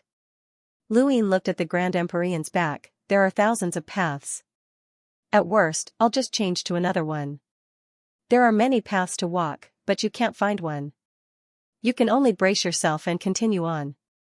Your Lu family was exiled because of your own actions, and you deserve it. You've already taken responsibility for this, so what are you still afraid of? From the moment the Lu clan returned, all of you were already reborn. You reap what you sow, cause and effect will never disappear. Lu Yin couldn't understand what the Grand Empyrean was saying. Crazy woman, are you really confident that you can destroy the Eternals? Crazy. It's just a matter of looking at things from a different perspective. Kid, there will come a day when someone will call you crazy. The Grand Empyrean was clearly displeased. If she hadn't been trapped in the 6 paths of reincarnation realm, she would have slapped Lu Yin. This kid had forcefully used a curse word as a nickname. Lu Yin looked at the Grand Empyrean's back. I firmly believe that there will come a day when the path is blocked. I will be able to open a new path. With that, he turned and left. He had come here to head to the roots of the Black Mother Tree, but when he approached the 6 paths of reincarnation realm, he discovered that the 6th Calamity Zone couldn't reach the roots of the Black Mother Tree. Thus, he could only change to another zone. The 5th Calamity Zone was helmed by the Arrow God, who had 5 sequence law experts under him. They were called the 5 Elders. Among the 6 Calamity Zones, the 5th Calamity Zone had the most sequence law experts aside from the 1st Calamity Zone. However, only 3 of the 5 Elders remained, and 2 of them had died. In the sky, a figure walked out of the astral door and casually tore through the void, attracting a huge figure. It was the Sovereign. And this figure was Yiro. Behind Yiro, the Forsaken Path walked out. In the 5th Calamity Zone, countless corpse kings roared and charged into the sky. They were slaughtered by the Sovereign's sword, and their blood dyed the ground red. Magician, Wen Huan, and Jiao looked at the sky in shock. Let's leave the 5th Calamity Zone. Even the Arrow God isn't here. We can't stop the Above Heaven sect. These are experts from the outer 8 paths. Lu Yin will definitely come. Without hesitation, the 3 immediately left the 5th Calamity Zone. In the 1st Calamity Zone, the Arrow God had learned that the 5th Calamity Zone had been attacked, but he hadn't left. Now, most of the Eternals experts had gathered in the 1st Calamity Zone to guard against the Above Heaven sect's attack. No one could predict Lu Yin's actions. Sometimes, a battle that seemed like it would end was just the beginning for him. The Eternals had suffered this loss more than once. Magician and the others had come to the 1st Calamity Zone, which was equivalent to giving up on the 5th Calamity Zone. The sole true God calmly watched the Sovereign and the others slaughter in the 5th Calamity Zone without saying a word. Lu Yin stepped into the 5th Calamity Zone and looked at the Black Mother Tree. From today onwards, the 5th Calamity Zone is also mine. Do you have any objections, Eternity? The sole true God said indifferently, if you want it, other than the 1st Calamity Zone, I can give you the other 5 Calamity Zones. Beside Lu Yin, the Sovereign, Yi Luo, and the Abandoned Path were leading the way. Unless the Eternals wanted to start a war with the Above Heaven sect, they wouldn't be able to stop them. The Above Heaven sect was worried about the Protectors and wouldn't fight the Eternals. The Eternals were also worried because the Protectors hadn't started a war with the Above Heaven sect. Under such circumstances, losing a few calamity zones wasn't a big deal to the Eternals. The sole true god couldn't understand what Luin was trying to do. Was it? Was he really going to snatch the calamity zones? It was useless to him. If he scattered the above heaven sex experts to guard the calamity zones, it would be extremely foolish. What was he trying to do? No one could understand Lu Yin's goal. Luin didn't tell anyone. He walked to the Black Mother Tree in the 5th Calamity Zone. Here, he saw the Arrow God's residence. It was an ice-cold palace. As he stepped into the palace, the light from the fire illuminated the interior, making it look especially eerie. There were murals on the walls that Luin couldn't understand. They should belong to the Arrow God's civilization. The entire palace was built with great care. The stairs, the position, the height, and the murals made it seem like the palace of a flourishing dynasty.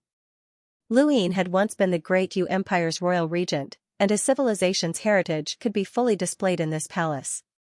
Luin wasn't interested in the throne at the top of the palace. He walked towards the harem and finally came to a room.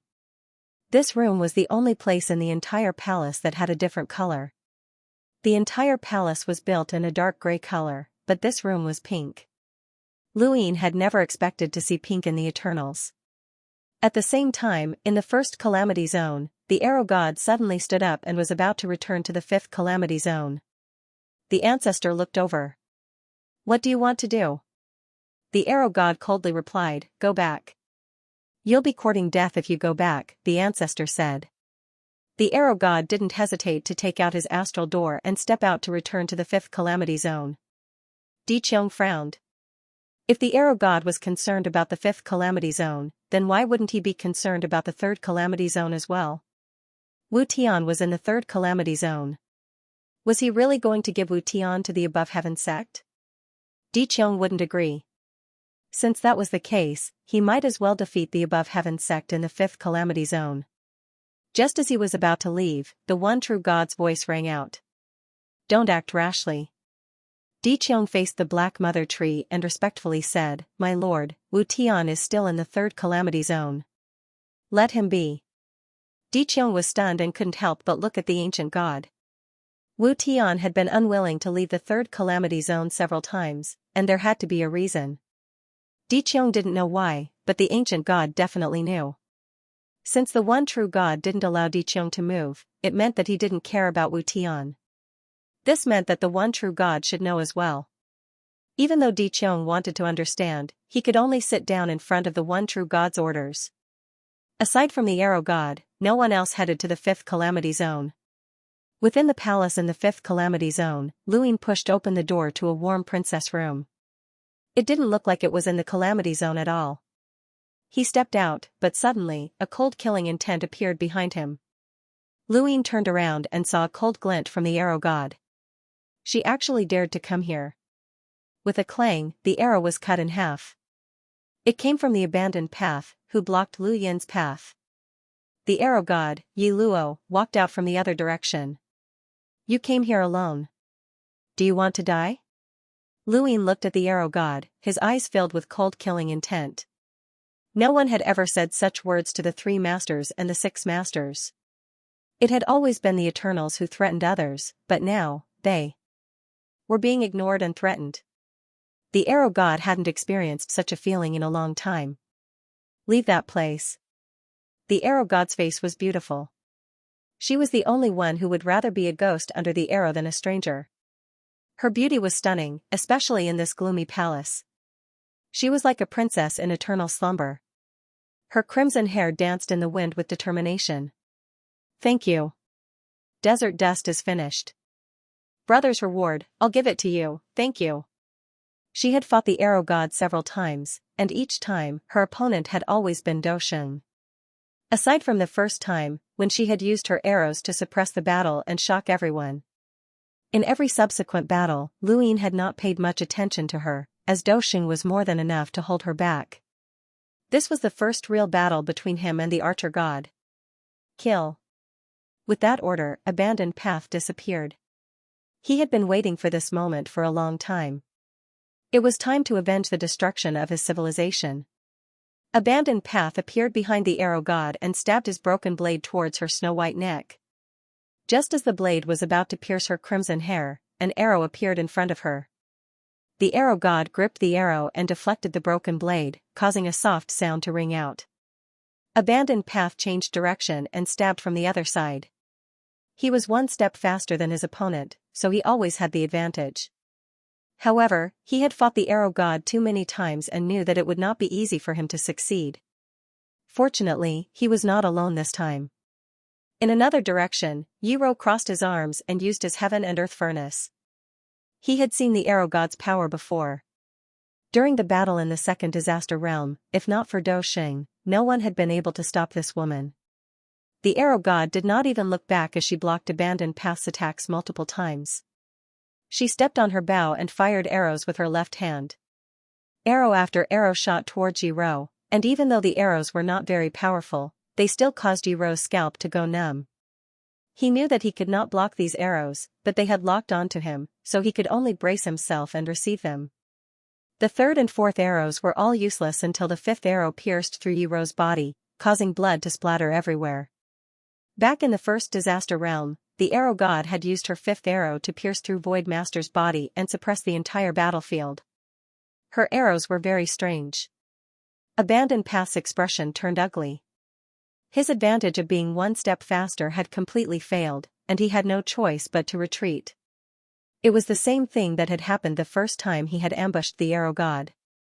This woman's sequence laws had completely thrown his own sequence laws into chaos. Yes, it was chaos. This woman's sequence laws were chaos. Luyin used reverse step and paralleled time. It was time to attack. After all, his opponent was one of the 3 masters and 6 voids, and she was very powerful. The arrow god's crimson hair danced in the wind as her sequence laws filled the void. Luyin stepped into her sequence laws, and his reverse step lost its effect. Instead, he was met with her arrows. An infinite inner world appeared, and the lines of power collided with each other. The arrow shot into the limitless inner world and collided with the lines of power. The collision formed new lines of power, and as the arrow drew closer and closer to Luyin, the lines of power almost covered the entire void and completely blocked the arrow. In the end, the arrow fell to the ground right before his eyes. The archer god did not mind and shot out another arrow. The arrow still shot into the line of power, and the same thing happened again. The arrow god was shocked. What was going on?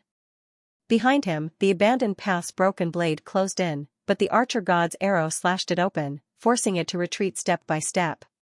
The heaven and earth smelt was formed, and the pressure was released, wanting to refine the arrow god. The pupils of the arrow god changed again and again.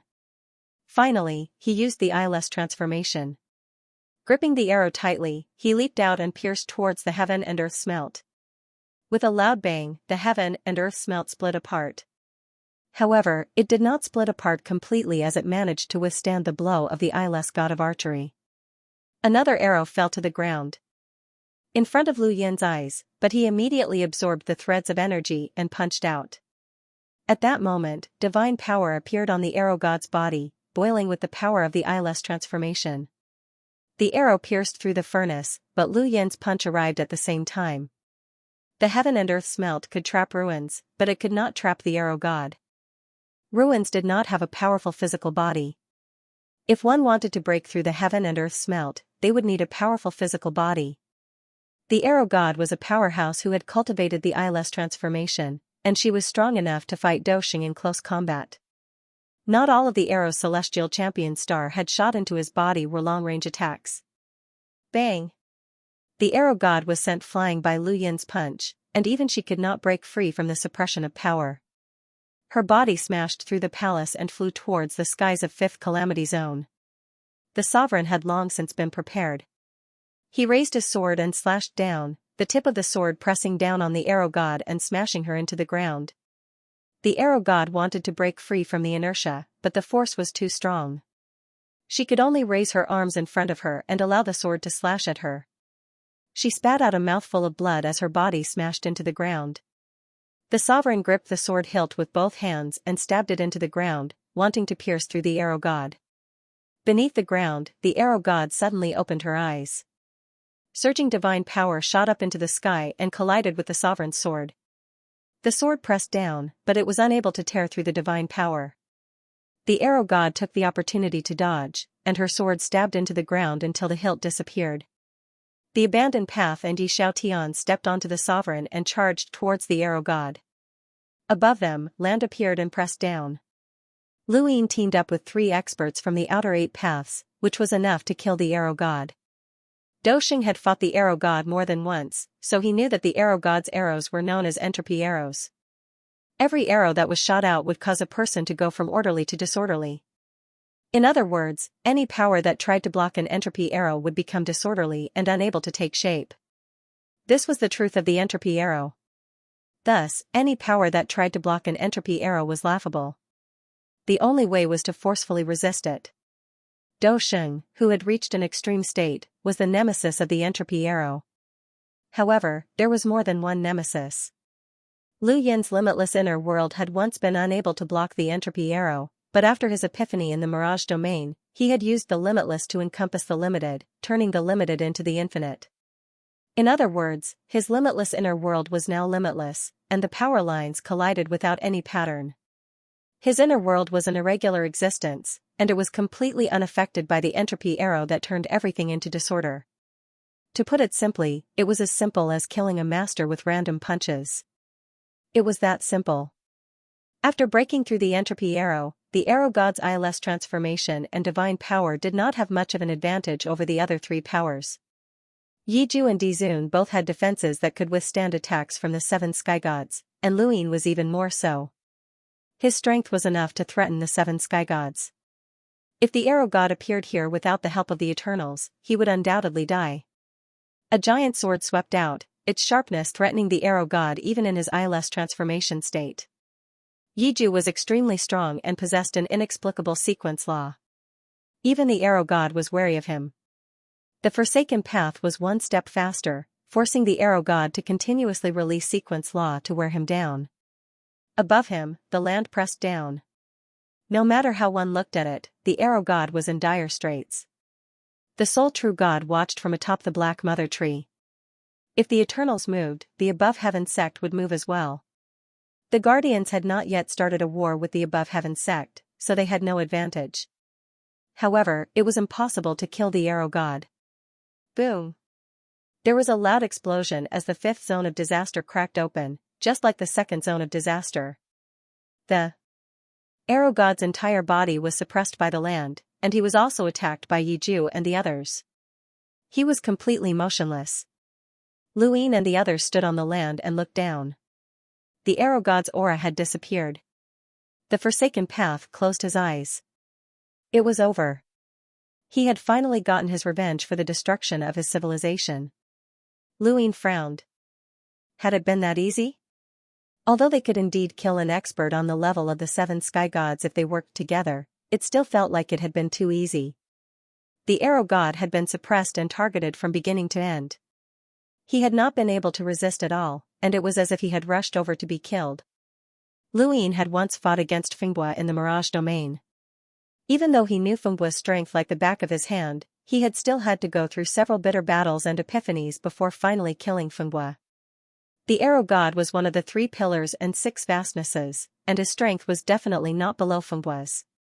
Lu Yin had not even used his overturning palm or eternal darkness card, so how could he be killed just like that? He felt like it had been too easy, but the arrow god's aura had indeed disappeared. As he thought about this, the land disappeared, and Lu Yin looked down.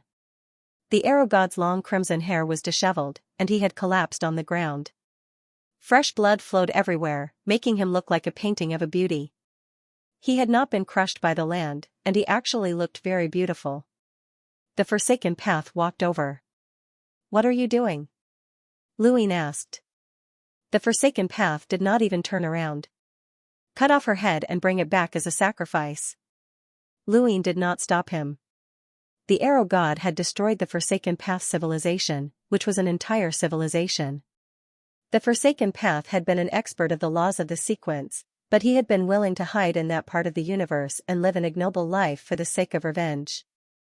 This blood feud was something that could not be described with words. Yi Ao felt that it was a pity. In truth, he had wanted Xianxia to coexist with the arrow god. In the past, he had not wanted Xianxia to come into contact with the symbiosis technique, as he had only wanted to protect her smile. However, as the curtains to the great battle had been drawn out, he realized that he had been too naive. No one could avoid a war between two races, and there was no escape.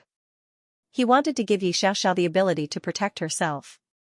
This woman was extremely strong, and he had rarely met a match after the symbiosis with the astral progenitor. The everlasting race was his greatest opponent, and Lu Yin's threat was below that of the everlasting race. Although the previous battle had seemed like an encirclement, it had actually been very dangerous for them. It was a pity that this woman was from the everlasting race and cultivated godly power, so she could not coexist with Xianxia. The Forsaken Path walked over to the arrow god, grabbed his broken blade, and squatted down. Just as he was about to attack, the arrow god suddenly opened her eyes. The Forsaken Path was stunned, and he subconsciously used the laws of the sequence to be faster than the arrow god. The arrow god's body shattered, and another figure walked out from her shattered body. Her godly power surged as she covered her snow-white body. She held an arrow in her hand and pierced through the void towards Lu Yin, who was not too far away. Although the arrow god was fast, Lu Yin was even faster. He immediately used the inverse step to parallel time, and everything around him stopped. However, as the arrow god's particles filled the void, the inverse step lost its effect. The arrow god gripped her arrow tightly and revealed her sharpness as she stabbed it towards Lu Yin's face. Lu Yin knew that it would not be that easy, but this was too strange. The arrow god's aura had not weakened at all, and she did not seem to have been injured at all. How could this be? Had they fought for so long for nothing? This should not have happened. The next moment, the arrow god disappeared, and so did Lu Yin. They had both entered the Perpetual Darkness card. The moment the arrow god attacked the Forsaken Path, Lu Yin took out the Perpetual Darkness card and hid it in the void. He did not believe that the arrow god was unharmed, and he wanted to finish her off completely. Within the Perpetual Darkness card. As the two disappeared, the Perpetual Darkness card floated into the air. The Forsaken Path and Yi Ro looked at each other, hesitating whether or not they should enter. Inside the sovereign Mecca, Emperor Shang looked around. This battle was more dangerous than the Limitless Empire's countless years of battles. This was the core battle of the universe. If the Limitless Empire had discovered the everlasting race instead of the Fifth Mainland, they would have all become corpse kings by now. He shuddered at the thought of this. Thank you. Desert Dust is finished. A reward from a brother. Thank you for your support. I'll add more chapters. Thank you. On the Black Mother Tree, the one true god was still calm. Would the arrow god die so easily? No, it was not easy. Killing the others was easier than killing the arrow god. The arrow god was born in a spacetime called Li. There was a very strange thing about this spacetime, which was their talent. Not everyone in the spacetime had talent, but talent would occasionally awaken in some people. This talent was called Li, the same name as the spacetime. It was very simple. Anyone who awakened the talent could put on a skin bag after cultivating to a certain extent. This skin bag was equivalent to a body that was exactly the same as the original body, but without consciousness. This body could not be released, so it could not be an external incarnation, nor could it be a clone. Its only use was to put it on the body of the original body, so that it could be used as a substitute. Anyone who awakened the talent was extremely difficult to kill, because you did not know how many layers of skin he put on. This kind of skin could not be seen by outsiders. When attacked, it was always the skin bag that suffered the fatal attack, not the body. Unless the skin bag was completely destroyed, it was the body's turn to die. At that time, the one true god accidentally learned of such a spacetime and went there personally. He happened to meet the arrow god who had awakened the talent. In order to consolidate his power, the leader of the spacetime took away anyone who had awakened the talent and killed all their parents and relatives. This made the person lose the memory of their relatives from a young age and only be loyal to the leader. Because the talent had to be awakened at a very young age, at that time the memory was not complete, there was no hidden danger in doing so. The leader of the spacetime had ruled for countless years and had always relied on this method. However, the appearance of the one true god changed the situation. He secretly let the arrow god witness his relatives being killed, but he could clearly remember. After that, he did not stop the arrow god from being taken away by the leader of the spacetime and cultivated. In the eyes of the leader, the arrow god was completely loyal to him, and he spared no effort to cultivate him. There were no less than 5 awakened ones with innate talents. In order to cultivate the strongest awakened, the helmsman let them kill each other. In the end, only the arrow god survived. Unsurprisingly, the arrow god turned against the helmsman and destroyed the helmsman clan. It was also at that time that the one true god appeared and took her to the Eternals. How could such a talented person be killed? Because even the one true god did not know how many layers of skin the arrow god put on himself. 3? 5? Or 10? And even more. Luin and the arrow god were locked in a fierce battle within the Eternal Darkness card. He used his infinite inner world to disintegrate the arrow of entropy and used the dark hall to incinerate the arrow god. Combined with the suppression of the land, the arrow god was constantly at a disadvantage. In particular, the dark hall was a trap that came with the ancient card, which was equivalent to the primordial realm. Moreover, the laws of sequence were ineffective in eternal darkness, so the arrow god was constantly suppressed by Luin. In the end, her godly power was completely exhausted, and her snow-white skin was exposed in the dark space, which dazzled Luin. This woman's beauty was filled with coldness and bloodlust. No man could resist this kind of wildness that needed to be conquered. However, she had no intention of wearing any clothes at all. She fought with Luin naked, allowing him to see everything clearly. It was impossible for Luin to not be distracted, so he had no choice but to pull away from the arrow god and use the wordless heaven book to increase his vitality. Together with the dark hall, he was able to kill the arrow god once more. Luin watched as the arrow god lay dead in the void, his skin seeping with blood. He was like a sleeping beauty, lifeless, but Luin did not let his guard down. He attacked again, but the next moment, the arrow god's skin split open, and another figure walked out. This one was as beautiful as a painting, with snow-white skin. It was another arrow god. Lu Yin's heart sank. This was an innate gift, and it was definitely an innate gift. How many times could this woman be reborn? With his current strength, it would not take him much effort to kill the witch spirit god, the undying god, and the corpse god. However, the arrow god's situation made him uncertain, and he felt that it would be difficult to kill him. The arrow god stared at Luin coldly. Have you seen enough? Luin was thinking about how to kill her, so he kept staring at the arrow god. However, the arrow god was not wearing any clothes. Your innate gift is very unique. The arrow god's gaze was cold. If you want to obtain the 5th calamity, I will not stop you. However, you are not allowed to enter that palace. Luin probed, what kind of innate gift do you have?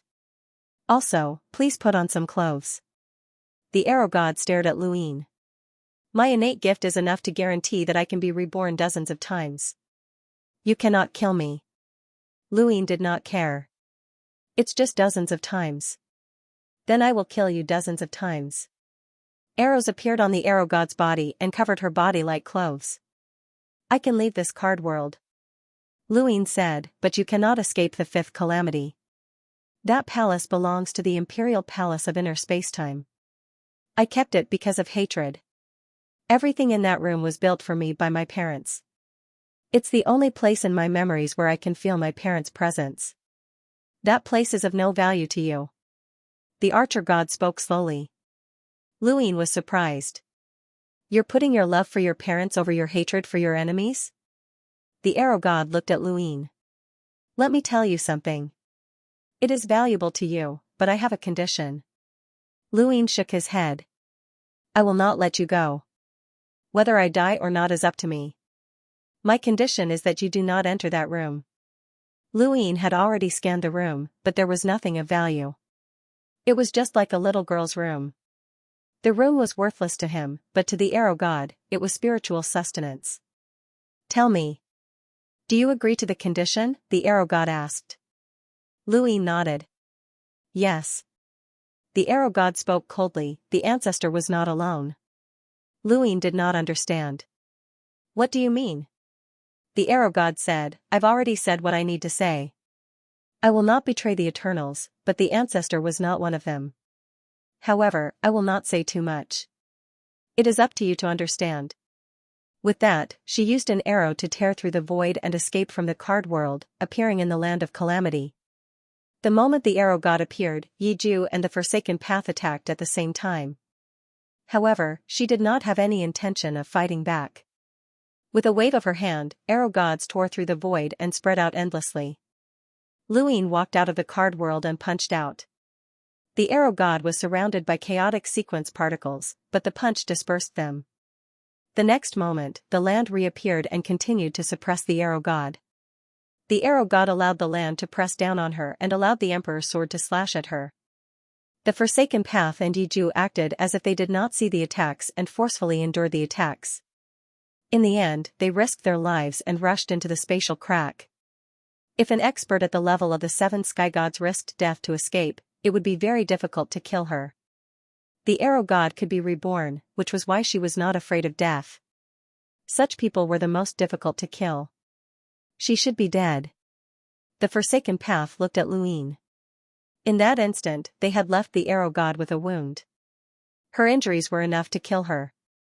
However, they should have killed her before, but she had come back to life. It was very strange. Luine frowned. Did he have to kill her dozens of times before he could kill her? This arrow god was rather troublesome.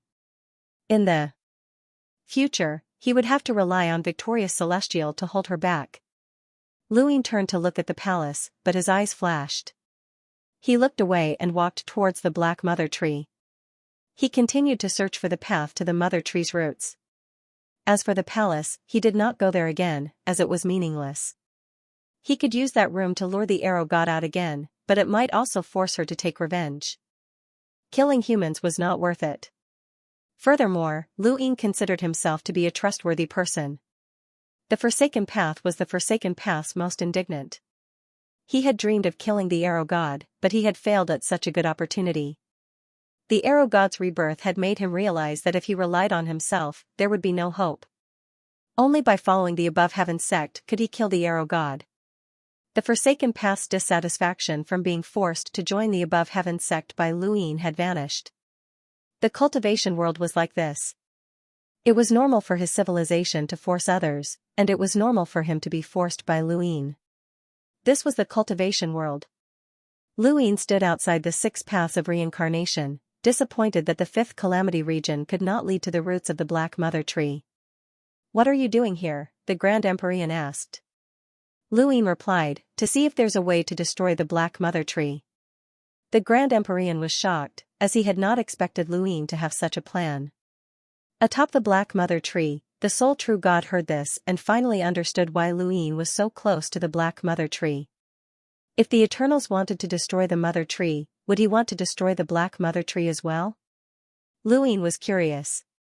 What exactly is this Black Mother Tree and the Mother Tree? The Grand Empyrean said, "The Mother Tree has existed since ancient times. As for this Black Mother Tree, you will have to ask about the Eternals." Luine could not ask, and the sole true god could not answer. He only knew that the 6 calamity regions were different from the 6 continents of the primordial space. The 6 continents of the primordial space were the power of the progenitors, and they could even be considered weapons. The 6 calamity regions were formed by the Eternals against the Above Heaven sect in the primordial space. However, this Black Mother Tree was not simple, and it could not be grown so easily. The sapling would grow to the same height as the Mother Tree one day, so how did this Black Mother Tree grow? Luine watched for a while before leaving. Next was the 4th calamity region. He was still thinking about the arrow god's words. The ancestor was not alone. What did that mean? Not a human being and not a human being were 2 different meanings. Not alone meant that the ancestor was another species. Not alone, either she had an expert helping her, or Luine suddenly remembered what he had seen on the day he was exiled from the Lu family. Xianxia was lying on a wooden bed, and figures walked out of her body, including Mr. Wei. That scene was still fresh in Lu Yin's mind. Could there be a connection? Not alone. Xianxia, Wei knew, ancestor? Luine kept thinking as he stepped into the 4th calamity region. The fourth calamity region was the weakest of the six. It used to have Silent Void, but after Luin had appointed him, there were no experts left. No one had passed the first round of the Chosen of Divinity, and even Yi could challenge the entire fourth calamity region. This was Blacklist God's territory. Yi easily arrived at the fourth zone. Abandoned Path and Dizun walked in front. With the three experts leading the way, all of the experts in the fourth zone had fled. Luin scanned the area and saw that Wei Shu was nowhere to be seen. Only the distant Eternal Kingdom still existed. There was no rush. Even if he dealt with the Eternal Kingdoms now, they would still reappear if he failed to defeat the Eternals in the future.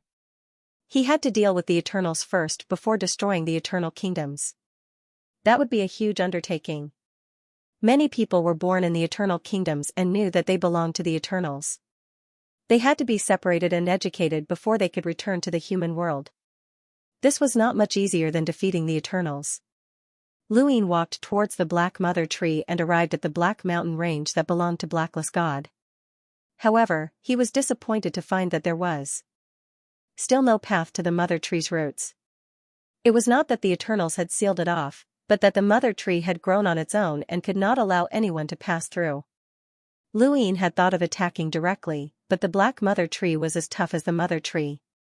The Eternals would not be able to easily destroy it, and he did not have the time to do so.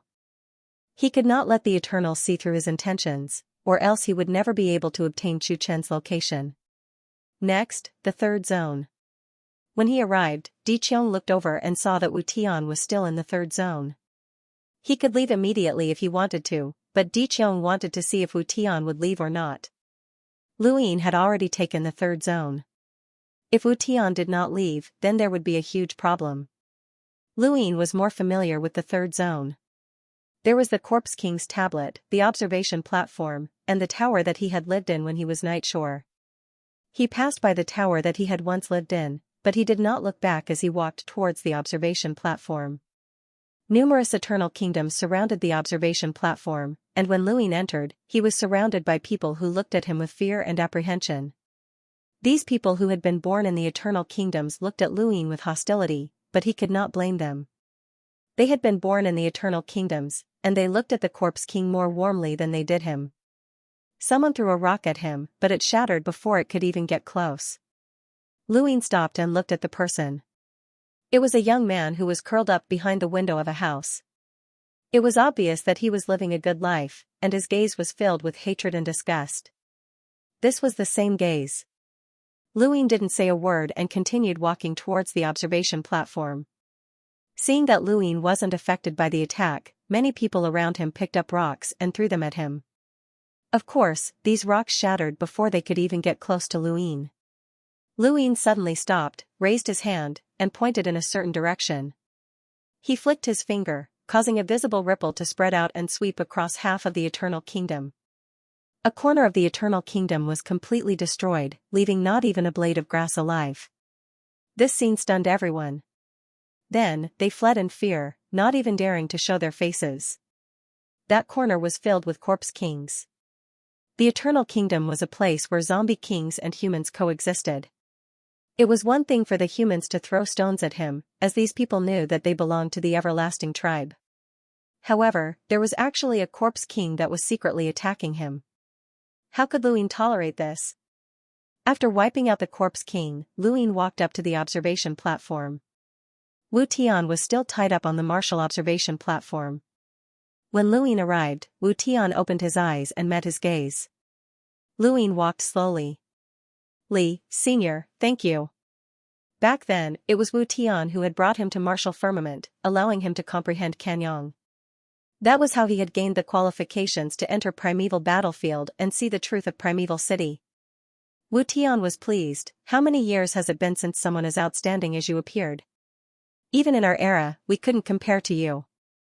Kid, you're very good. You don't seem like a descendant of the fertile lands. Luin looked at Wu Tian. Senior, we can leave now. Wu Tian shook his head. I'm sorry, but we can't leave.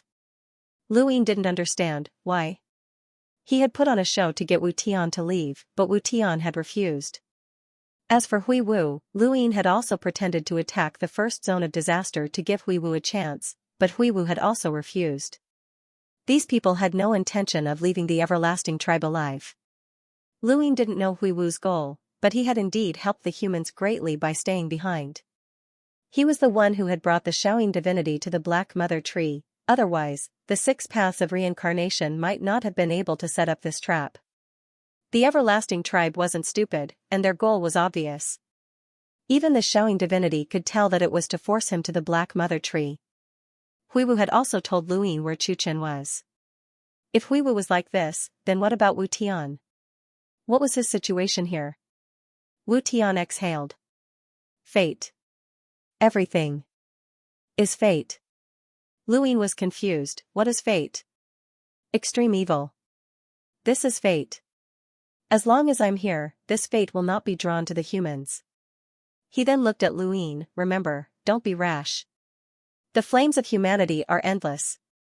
You can lose, but you won't die. You can run, but you can fight again. Little brat, live. Think of a way to live. Lu Yin walked up to the observation platform and stood very close to Wu Tian. Senior, what's going on? Wu Tian sighed. If you tell me, fate will target you. Lu Yin opened his mouth, but he didn't know what to say. There were some things that he didn't know because his cultivation was too low. A half-ancestor seemed to be able to fight against the 7 sky gods with all their methods, but were they really that strong? They couldn't compare to the 3 realms 6 paths, and of the 3 realms 6 paths, only the ancient gods and patriarch Lu Yuan were at the primordial realm. Above that was Ku'er, and above that was the eternal realm. The only true God had repeatedly said that it was impossible to reach the eternal realm in this universe. After Tianfa's death, that blood-colored figure's strength was still vivid in his mind. He was still too weak, pitifully weak. Lu Yin clenched his fists. He had to break through to Ancestor no matter what, and he didn't necessarily have to break through to the 4 inner worlds at the same time. Breaking through to Ancestor, the laws of the sequence, and the primordial realm. Only by reaching that level would he be able to understand everything. In the past, he had felt that his path was very difficult, and he had to think of ways to deal with the Day-Night clan. Now, however, the Lu family had returned, and the world had returned to its original state. His path was still very difficult, and he couldn't see the end of it. Wu Tian's words were very pessimistic. Even if Lu Yin conquered the disaster zones, he still felt that he would be defeated and run. Was it because of this so-called fate? Senior, I don't believe in fate. I only believe in myself. How far do you think I can go before I can bear this fate? Lu Yin asked. Wu Tian looked deeply at Lu Yin. How is master? Lu Yin's body trembled, but he didn't say anything. He just walked towards the Black Mother Tree. Wu Tian didn't answer, but it was the best answer. Even a primogenitor couldn't bear this fate and had ended up like this. The guardians of the 4 directions. It had something to do with them. Lu Yin felt so stifled that he found it difficult to breathe. He clearly had the advantage against the Eternals, but now the guardians of the 4 directions had appeared. Had the primogenitor been injured by one of them? Lu Yin wanted to go to Immemorial City and ask the primogenitor and Mr. Mu. He wanted to know just how deep this universe was. Wu Tian watched Lu Yin's departing figure and was speechless for a long time. In the first zone, Di Qiong suddenly stood up with a gloomy expression. He hadn't left, and Wu Tian hadn't left either. Bastard. He had been fooled. He had always felt that he was the one who had trapped Wu Tian, but now it seemed that he was the one who had been trapped. What was Wu Tian thinking? He suddenly looked at the ancient god and asked in a low voice, why isn't Wu Tian leaving? The ancient god opened his eyes. I said that I don't know. There's something wrong with Wu Tian. I must kill him. Di Qiong's voice was filled with murderous intent, and he felt humiliated at being fooled. No one answered him. Kill Wu Tian? If he could, he would have done so long ago. Wu Tian was still unwilling to leave the 3rd zone. Not only had he traumatized Di Qiong, but he had also traumatized the Eternals. The 3rd zone still couldn't lead to the roots of the Black Mother Tree. Lu Yin stood outside the 6 paths of reincarnation and watched for a while before turning to leave. He suddenly thought of something. The mother tree could be drained of astral liquid to increase the cultivator's cultivation speed. What was the theory behind this? Hongyan Mavis and the others had said that the mother tree was the earliest living thing in this universe.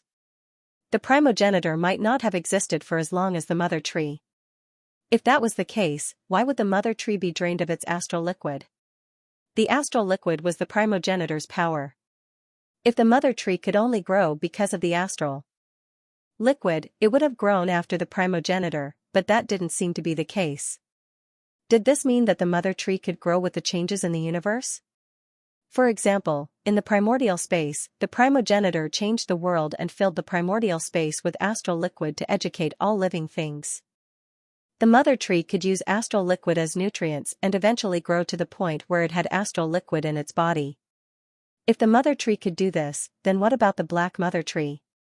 This black mother tree was comparable to the mother tree. Did this mean that it had the power to change the current spacetime in its body? Did this mean that the divine force river wasn't just limited to the black mother tree and the land of disaster? Did it also exist within the black mother tree? If too much astral liquid was absorbed from the mother tree, it would be damaged. This meant that the divine force river should be the same. Luin walked for a while before stopping to look back at the black mother tree. If he absorbed all of the divine force rivers in the land of disaster, what would happen to the black mother tree? What would happen to the Eternals? Lu Yin's eyes burned with passion. He wanted to try it, and he was qualified to do so. However, how would he explain this to Hongyan Mavis, Wu Tian, and the countless people from the Six Paths Society? If news of him cultivating divine force got out, it would be a huge blow to him and even the above heaven. Unless no one knew that he was the one who had absorbed the divine force. Yibo Lu Yin's gaze turned cold. If he still had this identity, then would the Yibo identity have to come out? What about Muji? How would he explain this to the Eternals? Luin walked towards the second land of disaster while deep in thought. So far, Yibo hadn't been exposed. Muji didn't seem to have said anything, or else the news would have spread long ago. As for the Eternals, Yibo was already dead. After the Chosen of God's battle in Primeval City, Yibo hadn't appeared again. What would happen if he appeared again? How would he appear? Not long after, Lu Yin arrived at the second zone. Ever since Ruins had been killed, the second zone had been half abandoned. When Lu Yin arrived at the second zone, it was considered part of the above heaven sect's territory. Although Ruins had died, there should still be Lan Lan. However, the second zone was in decline. Aside from the Eternal Kingdom, there wasn't a single decent corpse king. Those that could be transferred away had all been transferred to the first zone. From the sixth zone to the second, Lu Yin had basically circled around the Black Mother Tree. Saying that he wanted to destroy it was a good excuse. He slowly arrived at the area closest to the Black Mother Tree, which was also the area where Ruins had once been. Lu Yin's domain continued to expand as he looked down. Soon, his eyes lit up, there was hope. The mother tree's roots were extremely lush, different from the astral tree where there was a mortal realm. However, there was no mortal realm in the astral tree, just a stretch of dark roots that stretched endlessly.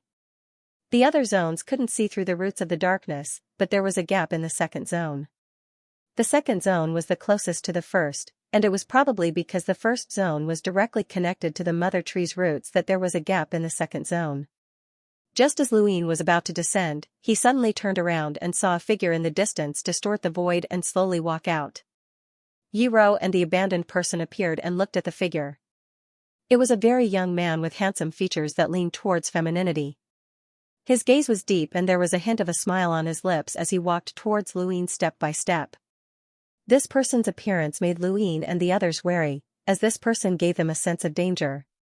Lu Yin stared at the newcomer, and his many years of battle intuition told him that this person was very dangerous. The youth walked towards Lu Yin step by step, completely ignoring Yiro and the abandoned person who were blocking his way.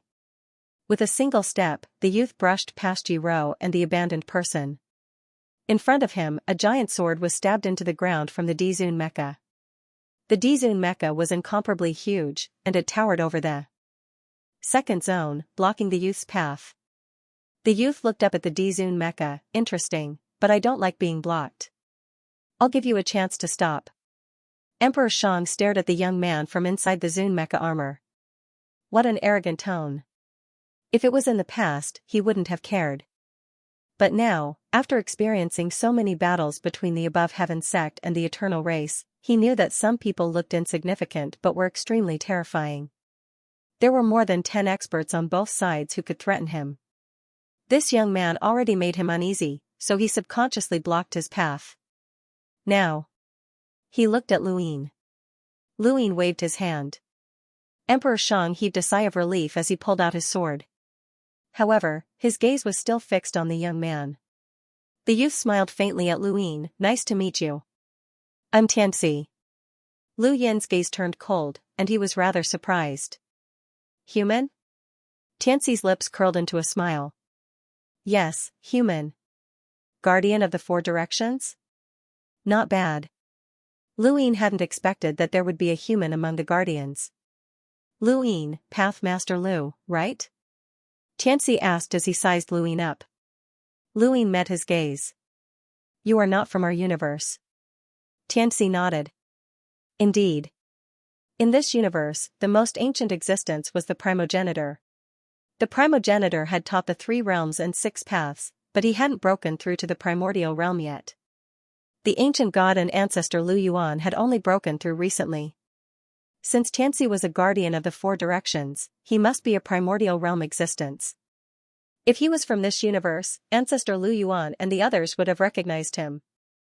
A human and a primordial realm expert. There was only one explanation: he didn't belong to this universe. Luin laughed. How interesting. The guardian of the 4 directions is determined to expel creatures that don't belong to this universe, but you don't belong to our universe. Then, may I ask, who will expel you? Xianxia didn't care. Because I've existed for so long, I can be considered a person of this universe. What about the Lost Clan? Luin asked. The Lost Clan has existed for a long time. You can ask around.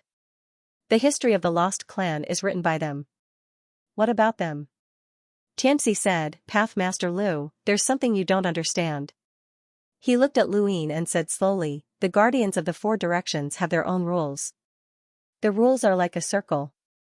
If you step in, you follow the rules. If you don't follow the rules. I'm in the circle. Except for the guardians of the 4 directions, all creatures in this universe are outside the circle. Luin laughed. I see. I understand now. Your words are much better than Tianxi's hypocritical nonsense. Xianxia smiled. Even if we are in the circle, we still have to follow the rules. Tell me, how did Tianfa die? Luin put his hands behind his back. There's something you don't seem to understand. He looked at Xianxia. I also have a circle. Those who follow me are in the circle. Those who defy me are outside the circle. Xianxia didn't say anything. He just looked at Luin. Luin looked at him without fear. So what if he was in the primordial realm? He had killed Tianfa. But since the guardians of the 4 directions had made the rules, he couldn't break them easily. Although Xianxia sounded domineering, if he really started a war with the Above Heaven sect for no reason, there would be karma that he couldn't bear. Otherwise, since Xianxia wanted to kill Kuzu, he would have killed the Above Heaven sect long ago. Tianfa wouldn't have been fooled for so long and still chased after Great Elder Shangu. Invisible restraints didn't mean there were no restraints. Pathmaster Lu, you're interesting, very interesting, Xianxia said slowly. Luin looked at Xianxia. I think you're interesting too. Can you answer me a question? Xianxia said, go ahead. Luin stared at him. Who drew this circle for you? Xianxi's eyes turned cold. There is no absolute limit in the universe. When a situation reaches the limit, there must be rules to limit the limit. Otherwise, it will be self-destruction. You mean that the circle was drawn by the guardians of the 4 directions? Xianxia didn't answer. Pathmaster Lu, I also want to ask you a question. Go ahead, Luin said. Xianxi's eyes were calm. Do you cherish everything you have now? Luin looked at Xianxia for a while. Of course. If you cherish it, don't give it up easily, Xianxia said. Luin asked, what about you? Do you cherish the position of guardian of the four directions? Or should I say, do you cherish your life? Xianxia smiled. Of course I cherish it. But I'm also very curious. Is there anyone who dares to take my life? Maybe. Who knows what's going to happen in the future? Luin said indifferently. Xianxia shook his head. Since there might be, I'll let it happen earlier. I don't like to wait. Pathmaster Lu, I'll ask you one last time. How did Tianfa die? Luin looked at him indifferently. I also have a question. Did you come to our universe on your own, or did you come with a different standpoint? Tianxi's eyes widened, and the coldness in his eyes was bone-chilling. Luin had this question ever since he found out that Xianxia didn't belong to this universe. He had thought of a possibility. Xianxia didn't belong to the humans of this universe. Then, he represented the humans of his own universe. Compared to this universe, what would their standpoint be? Friendly relations? Mutual interaction? Or invasion of the universe? If it was the latter, then the guardians of the four directions had besieged the progenitor and helped the Eternals destroy the sect in the heavens. Everything could be explained. The people of their universe wanted to enter this universe, and the sect in the heavens was extremely glorious. Only by destroying the sect in the heavens could they pave the way for themselves. This was the first thing that came to Lu Yin's mind. After all, he had experienced the unification of the innerverse and outerverse, the fifth mainland, and the entire process of the Six Directions Society. He was all too aware of the conflict between foreign and native lifeforms. If not for this situation, he couldn't find a reason for the guardians of the four directions to attack the progenitor. There were too many foreign lifeforms in this universe, and the guardians of the four directions didn't have the ability to completely eradicate them. Their so-called title of Guardian of the Four Directions sounded more like a fake title to deal with the humans. Yes, it was a fake. Of course, these were all the worst guesses.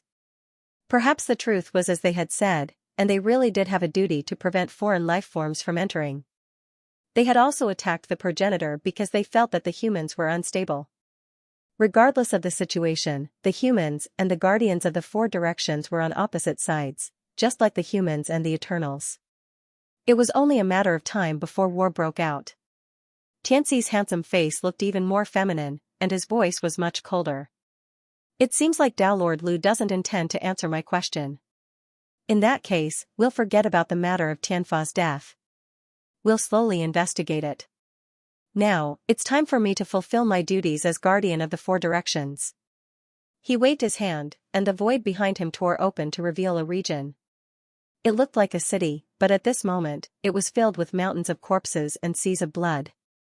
Blood dyed the streets red, and corpses were strewn all over the ground. At the very top was a woman who had long since died and was suspended in the air by an invisible force. Luin looked over, and his eyes narrowed. An indescribable killing intent surged out of him, and he almost attacked Xianxia. This city belonged to the Lost Clan. The Lost Clan had been hidden away by the Above Heaven sect and scattered to various spacetimes, afraid that Tianfa would find them and wipe them all out. Luin had expected that the guardians of the four directions would find a few hiding spots for the Lost Clan, but he hadn't expected to see mountains of corpses and seas of blood. Everyone in the city had been killed, and blood flowed like a river. The woman who was suspended in the air was Dan Fengyi. Yi Ao and the abandoned ones looked gloomy. They had cultivated to this level and had killed too many life forms, but they had rarely seen such a scene. There were many ordinary people in the city, and not everyone in the Lost Clan was a cultivator. Emperor Shang's expression was ugly inside the Prime Emperor Mecha. He ruled the limitless empire, and even though he was at war with the outside world, he tried his best to provide the people of the empire with the most stable lives. This scene made his nerves throb. It was too cruel. Thank you. QZQ 4418 Baidu. Brother, I'll give you the tip with extra chapters. Thank you. Tianxi's lips curled up as he looked at Luin. Look, these people from other universes think they can hide. Isn't that laughable? We're the protectors of the four cardinal regions, and we know this universe too well. Hide? Where? Is this how you expel them? Lu Yin's killing intent vanished, and he was abnormally calm. Tianxi grinned at him. That might not have been the case. After all, there are so many people in the lost race, and we don't really want to kill them all. However, Tianfa is dead, and we need an explanation. He died because of the lost race, so we'll kill them all and bury them with him. Humans, you always think you're smart, but you're actually very stupid. Even though I'm also human, I know your weaknesses too well. Killing Tianfa was your greatest mistake, and that's only the first. You'll see a second, third, and fourth hiding place being massacred. Dao Lord Lu, what do you plan on doing? This was coercion. Tianxi was forcing Lu Yin to attack him so that the protectors of the four cardinal regions would have a legitimate reason to destroy the sect above heaven. Lu Yin did not say anything. He just stared at Tianxi. He would definitely kill this guy, but how?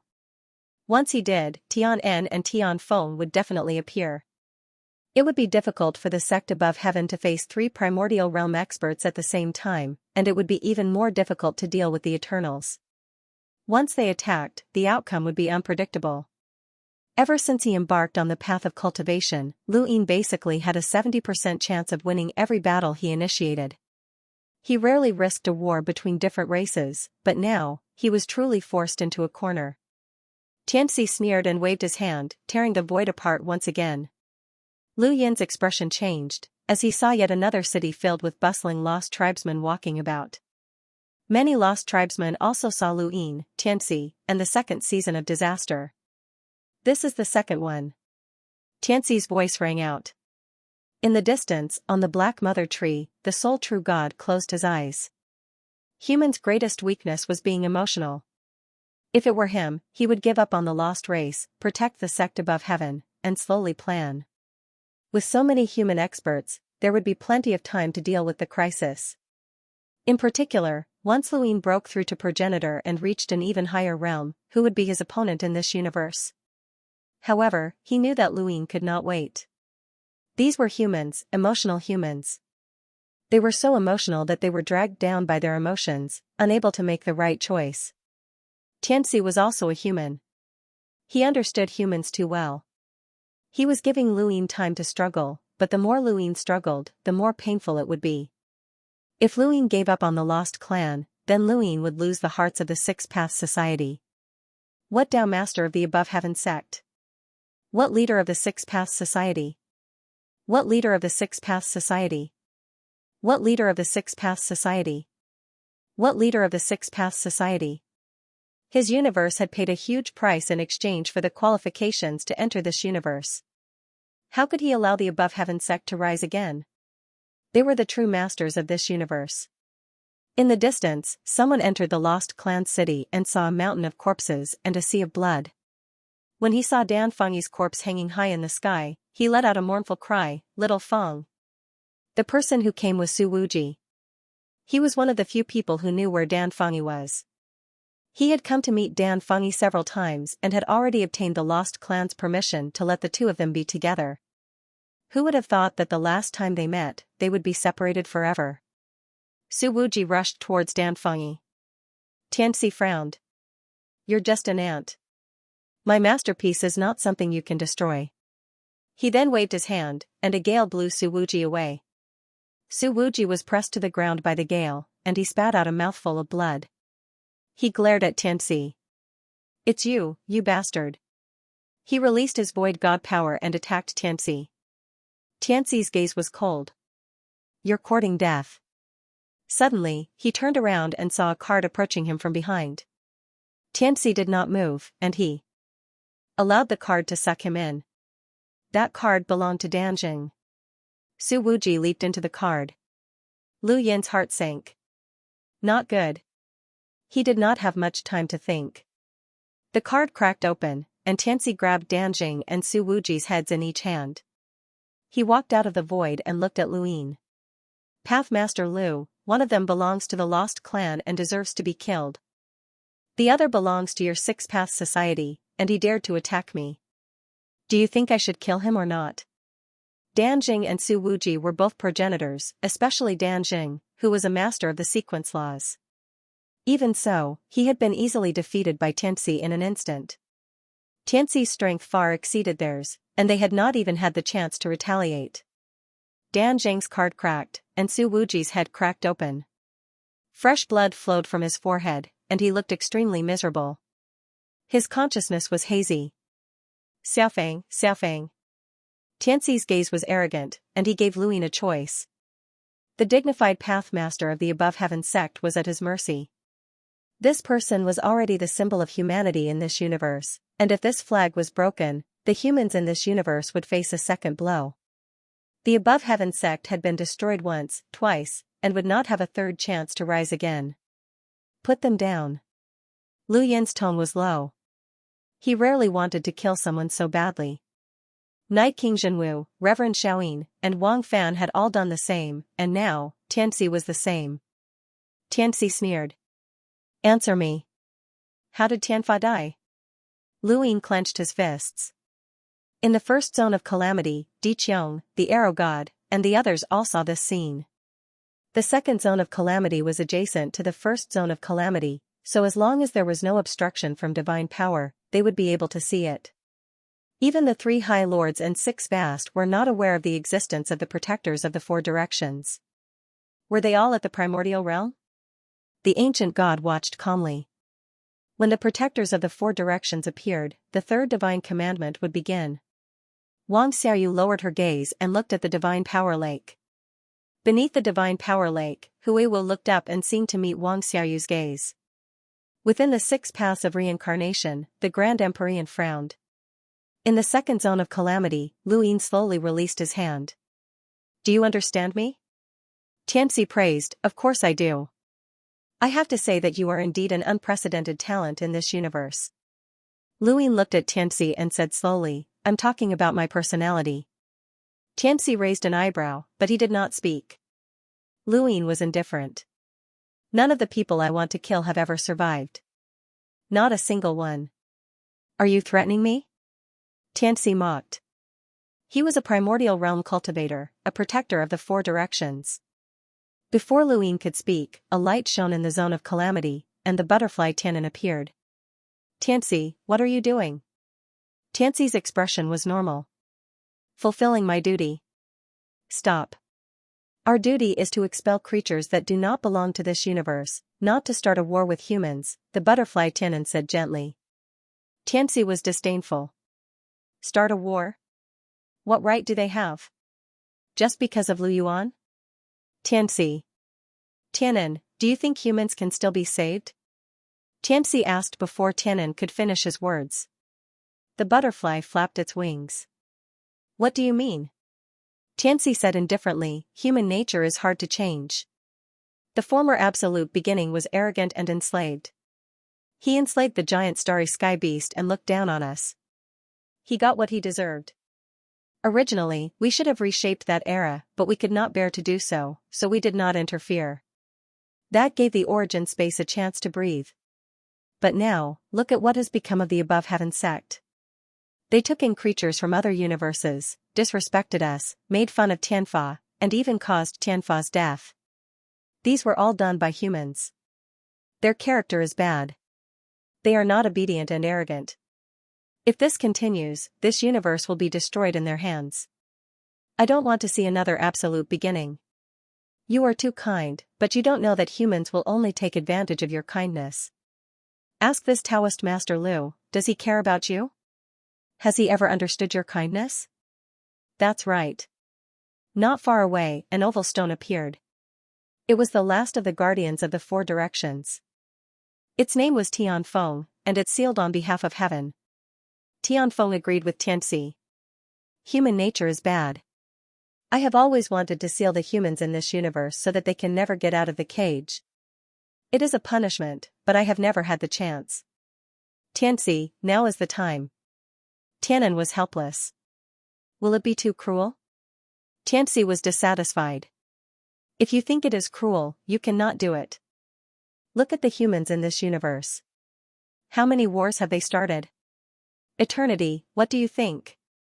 In the distance, on the black mother tree, the only true God said, humans cannot be tamed. Tianfeng sneered. Yes, they cannot be tamed. Tianxi looked at the butterfly Tianan. Guardians of the Four Directions, the two of us can do it. You can continue to perform your duty and stay where you are. Noisy. A low voice resounded through the sky. Xianxia and the others looked in one direction. It was the lowest part of the 6 paths of reincarnation, where the Grand Heavenly Venerate was. The Grand Heavenly Venerate slowly turned around and looked at the second zone of disaster. He looked at Luyin. Kid from the Lu family, what are you waiting for? The more you have, the more you are afraid of losing? Or are you already afraid? You let these pieces of trash clamor. They are just a bunch of animals. Xianxia stared at the Grand Heavenly Venerate. Taihong, your character is worse. Your words are disrespectful. You will not have a good ending. Tianfeng threatened coldly, I wanted to seal her back then. If not for Genesis' disciple, she would not have survived until now. But it does not matter. Genesis' disciple died in her place. It is also a punishment. Tianan was helpless. Although humans are uncivilized and have bad personalities, they are still a race. Let's try to preserve their spark. It seemed that regardless of whether Luyin saved the lost tribe or not, the guardians of the Four Directions would act. Xianxia could not wait any longer. Even if Luyin gave up on the lost tribe, he would act against the above heaven sect and completely eliminate the human inheritance in this universe. Luyin looked up and sighed. Crazy woman, when did it become your turn to teach me how to do things? The Grand Heavenly Venerate snorted. Although these animals are noisy, some of their words are not without reason. Are humans bad personalities? Luyin lowered his head and grinned. Yes, very bad. If you have the ability, come and deal with it. If the heavens do not destroy me, I will destroy the heavens. Everyone in the above heaven sect, listen up. As the Tao Lord, I give the order to kill the guardians of the Four Directions. I, Luyin, will bear all the karma. Let us, a vile race, use our sharp fangs to tear apart all enemies. Thank you. QZQ 4418 Baidu. Brothers tip, I'll give it to you, thank you. Thank you for your support, brothers. Thank you so much. As soon as Luyin finished speaking, the golden light descended. The general appointment platform appeared from the ground and crashed into Xianxia. Xianxia instinctively crushed Danjing and Su Wuji's heads, but at that moment, Luyin appeared using the reverse step. A small boat made of flowing light shuttled back and forth. Xianxia was knocked back by the general appointment platform, while Danjing and Su Wuji recovered. Although they were not dead, they had fainted. Lu Yuan appeared on the golden light. I'm evil. What's wrong? It's just a few animals. Hongyan Mavis, Lord Victor, Lu Tianyi, and the rest walked out one by one. At the same time, the one true God ordered, Eternals, help the guardians of the Four Directions. Kill. The ancient god was the first to walk out and punch at Lu Yuan. He had targeted Lu Yuan, and so did Lu Yuan. De Chong, let's fight to the death. Fertile Earth, you're no match for me. Bah, shameless. An arrow shot out from the arrow god, and Celestial Champion Star smashed down with his staff. The two of them were now facing off against each other, and only Celestial Champion Star could hold back the arrow god. Otherwise, the arrow god's battle prowess would suppress the entire battlefield. The god of Forgotten Ruins smiled and threw the meditative ruins at Luyin. Little Luyin, let me play with you. Luyin stood where he was. Boundless void god power whizzed over. You're the god of Forgotten Ruins, right? I'm your opponent. The god of Forgotten Ruins was unhappy. I don't like old men. The battle between the Above Heaven sect and the Eternals broke out immediately. It was the second disaster zone. Here, one of the Eternals had died. Now, many more would die. Xianxia stared at Luyin. Do you know? Even if you don't save the lost tribe, you can't save the humans. Your master is Old Man Mu. He's also from the outer universe. Luyin looked at Xianxia. You'll die a horrible death. I promise. I'll let you die first. Xianxia wanted to attack Luyin. As a primordial realm expert, it was not difficult to kill a half-ancestor. He did not know how Tianfa died, but Luyin did not kill him alone. At that moment, the thunder exploded. The Thunder Lord arrived and slashed at Xianxia. Tianan's voice sounded. Thunder Lord, I invited you to join the Guardians of the Four Directions. Why are you attacking us? Xianxia was blocked by Thunder Master Jiangfeng. Jiangfeng was covered in thunder and lightning, and his whole body was covered in a dark purple substance. I don't want to be an animal. Tianxi's gaze turned cold. You're courting death. Up in the sky, Hongyan Mavis green grass was constantly canceling out the radiance of the butterfly's grace. She could sense that there was definitely something wrong with the butterfly's radiance. Tianfeng charged towards Luyin, intending to seal him. Along the way, blade and sword radiance swept past, coming from Mu Qian and Kong Tianzhao. The two of them joined hands to fight against Tianfeng. Primordial realm experts could not get close to them, which was equivalent to crippling close to half of Mu Qian and Kong Tianzhao's battle prowess. The patterns on the surface of the Tianfeng flickered, directly immobilizing the two of them. Above his head, a huge sword pressed down. It was from a venerable sovereign. However, Dizun was also unable to move in an instant. Suppressing the heavens is not someone you can deal with. Wait until I seal this brat, then I'll deal with you. Tianfeng charged towards Luyin. Diqiang and Dixia attacked Luyin from another direction. Luyin was the center of the battlefield. In the third calamity region, Wu Tian raised his head in surprise. They are actually fighting with the Four Directions guardian envoys? This? Fate has already set its sights on him. Sigh, forget it. Yi Rou and the Forsaken Path faced Diqiang and Dixia at the same time. Around Diqiang, Wu Tian's scripture flashed. Yi Rou could only attack once, and he was immobilized the second time. Diqiang swept past him and looked at Luyin with a fierce gaze. Brat, die. Beside Luyin, the void distorted, and Wu Tian walked out. Diqiang, you've learned a lot from me. Today, return it all to me. Diqiang was shocked and in disbelief. Wu Tian? You? Luyin was also surprised. Wu Tian had actually walked out of the third calamity region? The most shocking thing was his cultivation. He clearly looked like he was dying, so how could this happen? Diqiang was blocked by Wu Tian, but Tianfeng was still unstoppable. It was a different kind of power. No matter who attacked, they would be sealed for an instant. There was no way to stop it. Above heaven Sex Tao Lord? Back then, I sealed Tai Chu's bloodline, causing him to lose his hands. Brat, today, I'll seal your entire body, Tianfeng threatened. Lu Yin's face fell, so this guy was the one who had caused the progenitor to lose his hands. Lu Yin couldn't tell what Tianfeng was, but he knew that he wasn't Tianfeng's match. Thus, he didn't hesitate to rush towards the Black Mother Tree. Now that a huge battle had begun, and it was initiated by the Guardians, the humans were at a disadvantage against the Guardians and the Eternals. Even if Wu Tian attacked, no one could stop Tianfeng. Hongyan Mavis was also having a hard time blocking Tianfeng. He was about to break through to the progenitor realm. Of the four inner worlds, the one that needed to break through the progenitor realm the most was the infinite inner world. However, there were 3 grains of primordial dust at the roots of the Black Mother Tree, which allowed Lu Yin to see the path to the mortal realm's transformation. Perhaps this path was more suitable now, but he had to obtain the 3 grains of primordial dust first. Don't run. Tianfeng chased after him. Lu Yin used reverse step to parallel time, but this battlefield was filled with the laws of the sequence.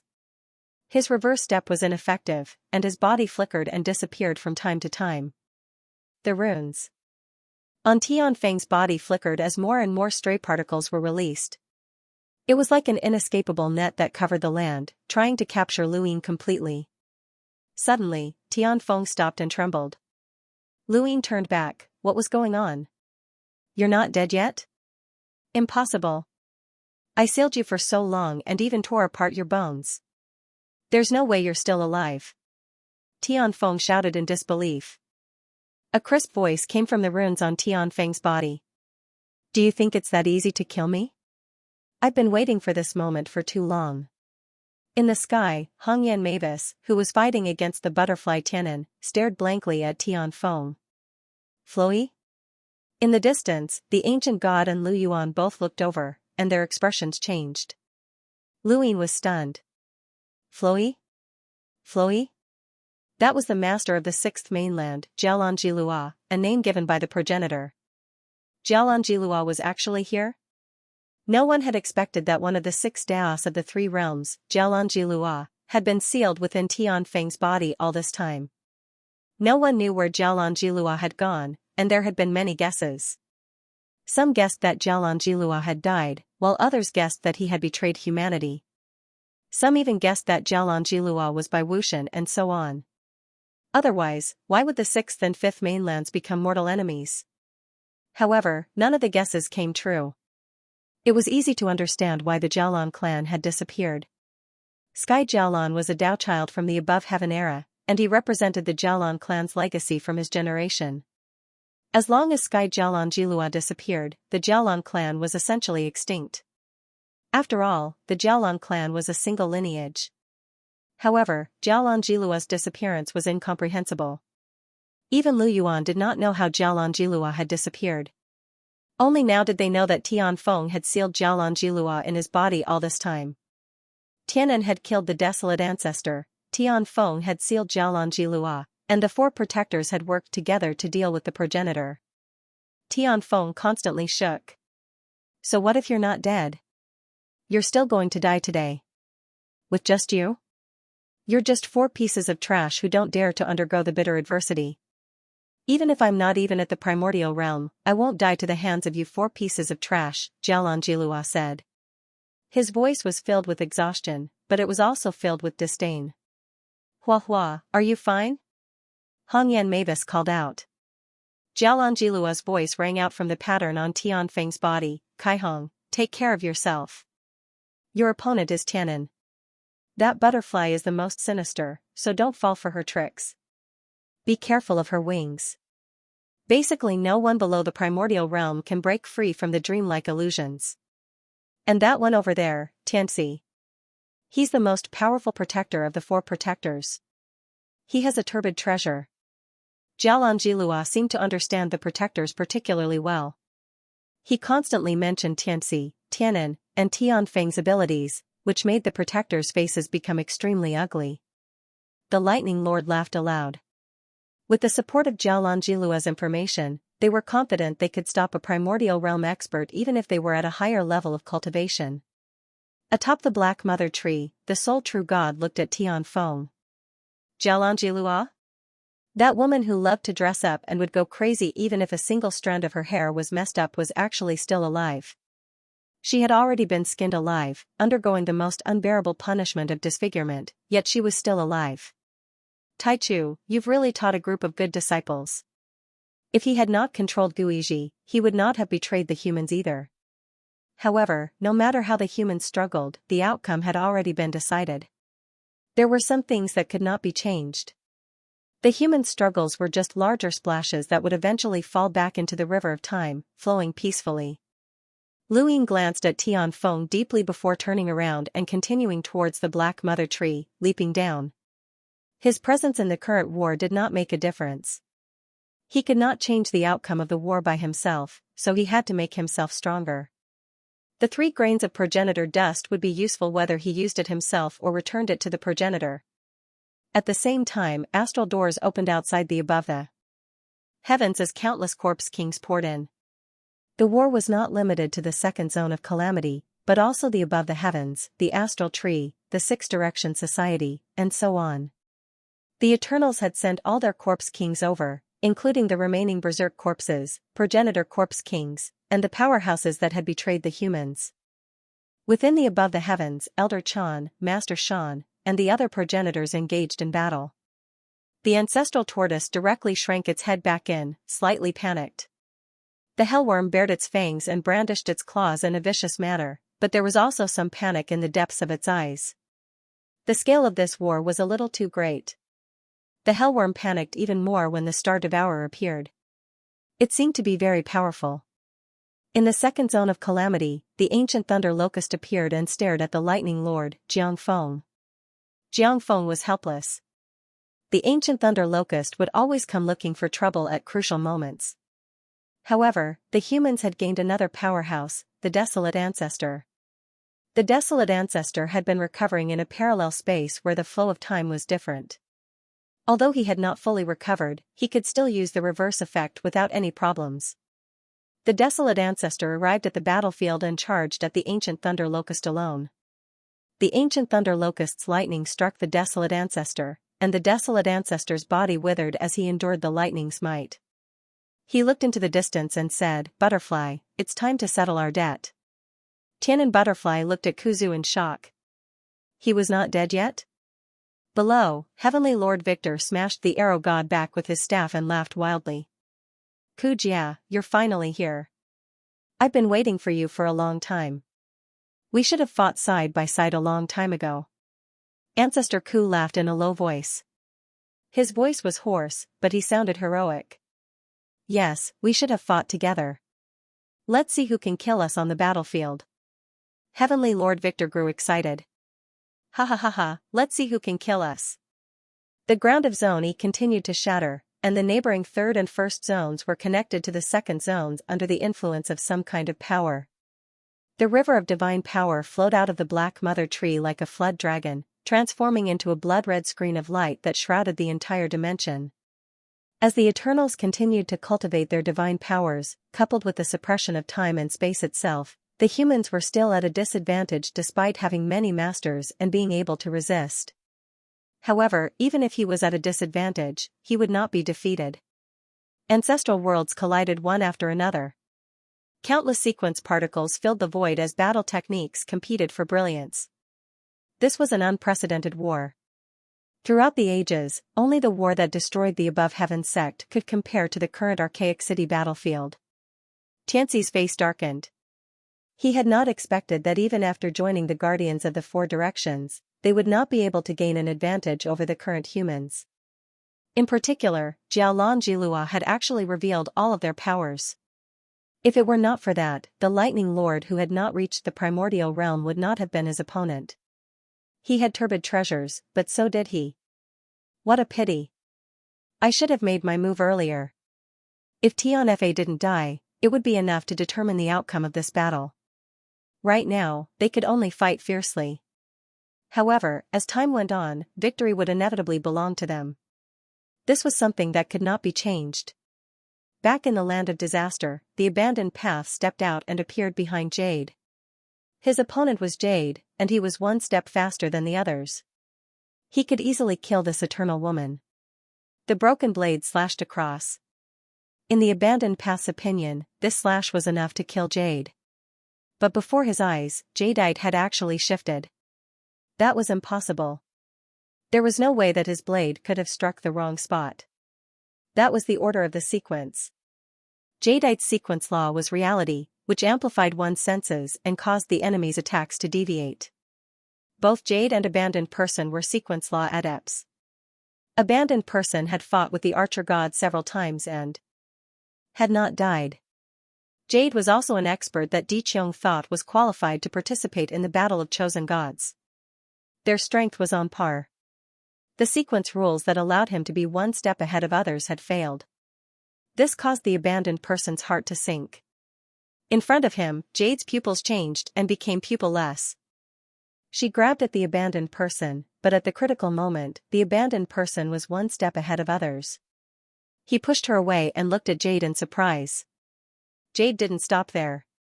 After the abandoned path dodged, she stabbed out with her sword in a certain direction.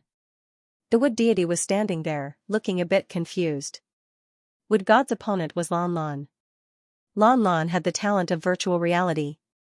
She could turn anyone into a virtual character and set the rules of the game. It was because of this talent that Lan Lan had created a nightmare on the Nine-Star Civilization's battlefield. If the Nine-Star Civilization had not discovered Lan Lan's talent, perhaps they would have ceased to exist. And now, Lan Lan had used this talent to restrain Wood God. The Wood God was the lord of the wood spacetime, so he had the strength to fight against ancient gods who had yet to break through to the primordial realm. Lan Lan was an expert who had been recognized by the world of ruins and had the right to take part in the battle of gods. Both of them basically possessed the battle prowess of the seven sky gods. It would be difficult for Wood God to defeat Lan Lan, but it would also be difficult for Lan Lan to defeat Wood God. At this moment, Mushin was having a headache. He was restricted to Lan Lan's game settings and had to play all kinds of strange games. This chapter is not finished. Please turn the page. The rules of the game confused Wood God, and he could only barely resist Lan Lan's attacks in the game. The jade sword suddenly appeared and stabbed at Wood God. The abandoned person hurriedly used his sequence rules to block Jade's sword. Lan Lan immediately used the game settings on the abandoned person. The abandoned person watched as the broken blade in his hand shattered into pieces. What's going on? The jade sword suddenly changed direction. While Lan Lan was using the game settings on the abandoned person, the sword pierced into Lan Lan's body. Lan Lan was stunned and looked at Jade in disbelief. She looked at Jade's pupils that had changed. You? Jade's gaze was cold. I was taught by Wu Tian and was his disciple. Today, I betrayed the Eternal Tribe. With that, she slashed horizontally, cutting Lan Lan's body in half. Fresh blood splattered onto the ground. Lan Lan's advantage was her talent. She did not have a very strong defense. The abandoned person and Wood God were also shocked. They had not expected this to happen. The Black Mother Tree was rooted in the 6 zones of calamity. The ground of the zones of calamity was connected layer by layer. Luin kept digging through the soil. Further down was the Divine Power River. Luin jumped into the roots of the Black Mother Tree. Many Eternal Tribe experts saw it, but they did not stop him because there was a Divine Power River under the tree. No matter how strong Luin was, he would be affected if he entered the Divine Power River. This was the consensus of the Eternal Tribe. They knew very well that Luin wanted to destroy the Black Mother Tree. However, they did not expect Luin to have cultivated divine power. Not only was the Divine Power River not harmful to him, but it could also increase the divine power in his body. It could be considered as increasing his strength. Luin rushed into the Divine Power River. At this time, the first dust on his forehead was boiling. It had clearly sensed the existence of the other first dusts. The closer he got to the other first dusts, the hotter the first dust on his forehead became. Luin followed the first dust's guidance and approached the 3 first dusts. Finally, a hazy halo appeared in front of him. There were 3 halos, which were the 3 first dusts. Luin rushed toward the first dusts. Suddenly, he stopped and slowly turned his head. Not far away, there was a figure sitting cross-legged, even closer to the 3 first dusts. When Luin approached, the figure opened its eyes and looked him in the eye. Brother Xiaoxian, I didn't expect you to find this place. Lu Yin's expression changed. Bai Xianer? No matter what, Luin did not expect to see Bai Xianer beside the 3 first dusts at the roots of the Black Mother Tree. Ever since Luin became the master of the Above Heaven sect and gained great prestige in the 6 Direction Society, he had been looking for Bai Xianer. She was regarded as a traitor of the human race. The reincarnation spacetime had protested many times, but it was useless. Luin wanted to find Bai Xianer and uncover her secrets. But until just now, he had not found Bai Xianer. Now, he saw her at the roots of the Black Mother Tree. Bai Xianer's eyes were bright. Under the dark divine power lake, they were not turbid at all. Brother Xiaoxian, how did you know the first dusts were here? Luin stared at Bai Xianer and frowned. You broke through to the progenitor realm? Bai Xianer said matter-of-factly, kind of. I don't need to break through. Luin did not understand. Bai Xianer smiled. Brother Xiaoxian, have we ever really fought? Lu Yin's eyes flashed. No. Ever since Luin became an envoy. This chapter is not finished. Please turn the page. Bai Xianer had no advantage against him. When the ancestral Mang besieged the undying god, Bai Xianer appeared. Luin had a feeling that he could kill her. After meeting her several times, he had the same feeling. But it was easier said than done to kill Bai Xianer. Bai Xianer was the only one in the same realm who could ignore the power of the stars in his heart. She was also the only one who he could kill without actually making a move. Luin had never underestimated Bai Xianer. Never. Bai Xianer smiled faintly. Then let's fight today. These 3 first dusts are the spoils of war. Brother Xiaoxian, if you win, you can take them away. I win. She paused for a moment, and the smile on her face became brighter. I want Brother Xiaoxuan's life. Before Luyin could answer, the immortal radish flowers bloomed around them. The immortal radish flowers were by Xian'er's talent. When the Lu family was exiled, it rained red flowers in the astral tree. These were the immortal radish flowers. Luyin used reverse steps and rushed towards Bai Xian'er in parallel time. Everything around him froze, including Bai Xian'er. However, Luyin felt that something was wrong. Who was Bai Xian'er? How could she be frozen by parallel time? She could ignore the power of the stars in her heart, so it wasn't impossible for her to ignore the power of time. Luyin punched out from afar. Bai Xian'er looked up and smiled. Brother Xiaoxian, you're so cautious. She raised her hand gently, forming a strong contrast with Luyin's fierce punch. Luyin didn't use his full strength for this punch. It was just his own strength. Half of Bai Xian'er's body was distorted by the punch. Luyin's gaze turned cold. Impossible, how could Bai Xian'er be injured so easily? Before he could think further, red flowers floated down from the top of his head, numbing his nerves. Luyin hurriedly used reverse steps. His body withered at a speed visible to the naked eye, but recovered at a speed visible to the naked eye. This recovery speed shocked Luyin. This shouldn't be happening. The flowers could numb the nerves, but they didn't cause much damage to the body. How could his withered body recover so quickly? The faster the body recovered, the greater the damage to the body. Something wasn't right. The immortal radish flowers definitely weren't as simple as they seemed. Bai Xian'er's body recovered at some point, as if she hadn't suffered a single punch. She raised her snow-white fingers and used split sky. A black split sky swept past, but Luyin easily dodged it. The path of Tianyi that Lu Tianyi had taught him allowed him to save himself from a desperate situation. Bai Xian'er used Immortal shows the way again, but Luyin dodged it again. She used the frigid immortal sex battle techniques, but they were useless against Luyin. Luyin clenched his fist and unleashed his boundless inner world. His power collided, and he punched at Bai Xian'er. He didn't hold back. If Bai Xian'er was hit like before, she would definitely die with her defense. There was a loud boom as Bai Xian'er was hit squarely. She didn't even try to block the attack, which shocked Luyin. Bai Xian'er definitely couldn't take this punch, but she stood there unscathed. Her eyes glowed strangely when she saw Luyin's shocked expression. The Divine Power Lake was still the same Divine Power Lake, and the Mother Tree was still the same Mother Tree, but everything around him seemed to have changed. Everything seemed to have slowed down, and the ripples should have been very fast. However, Luyin looked at the ripples of the Divine Power River in front of him. Why had it become so slow? It was so slow that it was driving him crazy. End of chapter. He stared at it for a very long time, silently counting the time.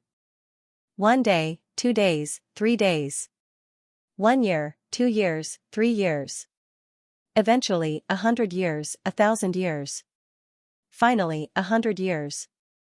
Finally, 1,000 years. Finally, 1,000 years. How could this be? 1,000 years had already passed, but the ripple still hadn't completely disappeared. What was wrong with him? Was this an innate gift? But Bai Xian'er's innate gift was clearly the celestial radish flower. The ripple continued to flow for 1,000 years, and Luyin watched it for 1,000 years without being able to move. No, that wasn't right. He could move, but even a small movement would take him 1,000 years, just like this ripple. His thoughts, however, were normal. He counted the time, and 1,000 years had definitely passed. Was this an amplification of his senses? His perception of time in the outside world was extended infinitely, but his perception of time hadn't changed. This was an innate gift, definitely an innate gift. A sharp pain came from his abdomen, but Luyin recovered in an instant. A black line streaked past his eyes, and it was still split the heavens. He quickly dodged and looked down. His withered body had recovered at some point, and the gaping wound on his abdomen had come from split the heavens. Luyin looked at Bai Xian'er. You have 2 innate gifts. Bai Xian'er smiled faintly. Brother Xiaoxian, you haven't hurt me yet. Luyin's expression turned solemn. Reverse step and strength had both failed, and the scene just now had been magnified infinitely. It was terrifying, and even he couldn't avoid it. Or rather, he didn't know how to avoid it. While his senses had been magnified infinitely, he'd allowed Xianxia to attack him. If Split the Heavens hadn't torn open his abdomen, but his neck instead, he didn't dare imagine what would have happened. Luyin released the void in his heart, and a piece of land appeared, overlapping with the visualized land and suppressing it. Xianxia looked up at the land and exclaimed, "Is this the power of a progenitor? Brother Xiaoxian, your path might be complicated, but I have a feeling that your future will be extremely bright. So, please die here. I like you a lot, but the ending will not change." The wordless heavenly tome appeared at this time, increasing the vitality of the land. The land pressed down, and even Fengbua spat out blood. The corpse god and Ji Luo had both died to this move. Luyin didn't believe that Xianxia was unshakable. Xianxia was suppressed by the land, and she didn't move. She allowed Luyin to crush her body. However, when the land was completely pressed down, Xianxia recovered from her original position without any damage. Lu Yin's eyes narrowed. Skip time? No, erasing time? He had encountered this situation more than once, and the one that left the deepest impression was naturally the undying god's ability to skip time. If he skipped the time when he was injured, he could recover, but the skipped time still existed. Luyin had caught one when he was fishing in the river of time. However, Xianxia didn't skip time. It was as if that space and time couldn't be changed. How could there be such a combat skill? The power of time could sometimes be very magical. Everything around him slowed down once more. It was here again. His senses were stretched out endlessly. Luyin could see that the land was disappearing, but this process would take a long time. 100 years? 1,000 years? Or 10,000 years? He couldn't guarantee what it would feel like to experience the same scene for 10,000 years, he would go crazy. Is there any way to get rid of it? The closest was the gray planet with flowing light and dead wood. But that was not right. Time had never changed. What had truly changed was his senses, and it had nothing to do with the power of time. How do I recover my senses? Luyin gazed at watching the land slowly disappear. He began to recite the primogenitor scripture. It was useless. The Lu family cultivated the primogenitor scripture to strengthen their spiritual force. And Luyin hadn't studied it in other directions. Time continued to pass, and more accurately, the time his senses could see was constantly being stretched out. Luyin didn't know how much time had passed, but he kept trying to awaken his normal senses, but it was useless. A sharp pain came, this time from his heart. With the pain, his senses returned to normal. Luyin passed through the flowing light and reversed time for a second. In front of him, Xianxia smiled. Brother Xiaoxian, your reaction is fast. You know how to reverse time to heal your injuries. Luyin clutched his heart and recovered. He had been injured again by Xianxia, but fortunately, he could reverse time.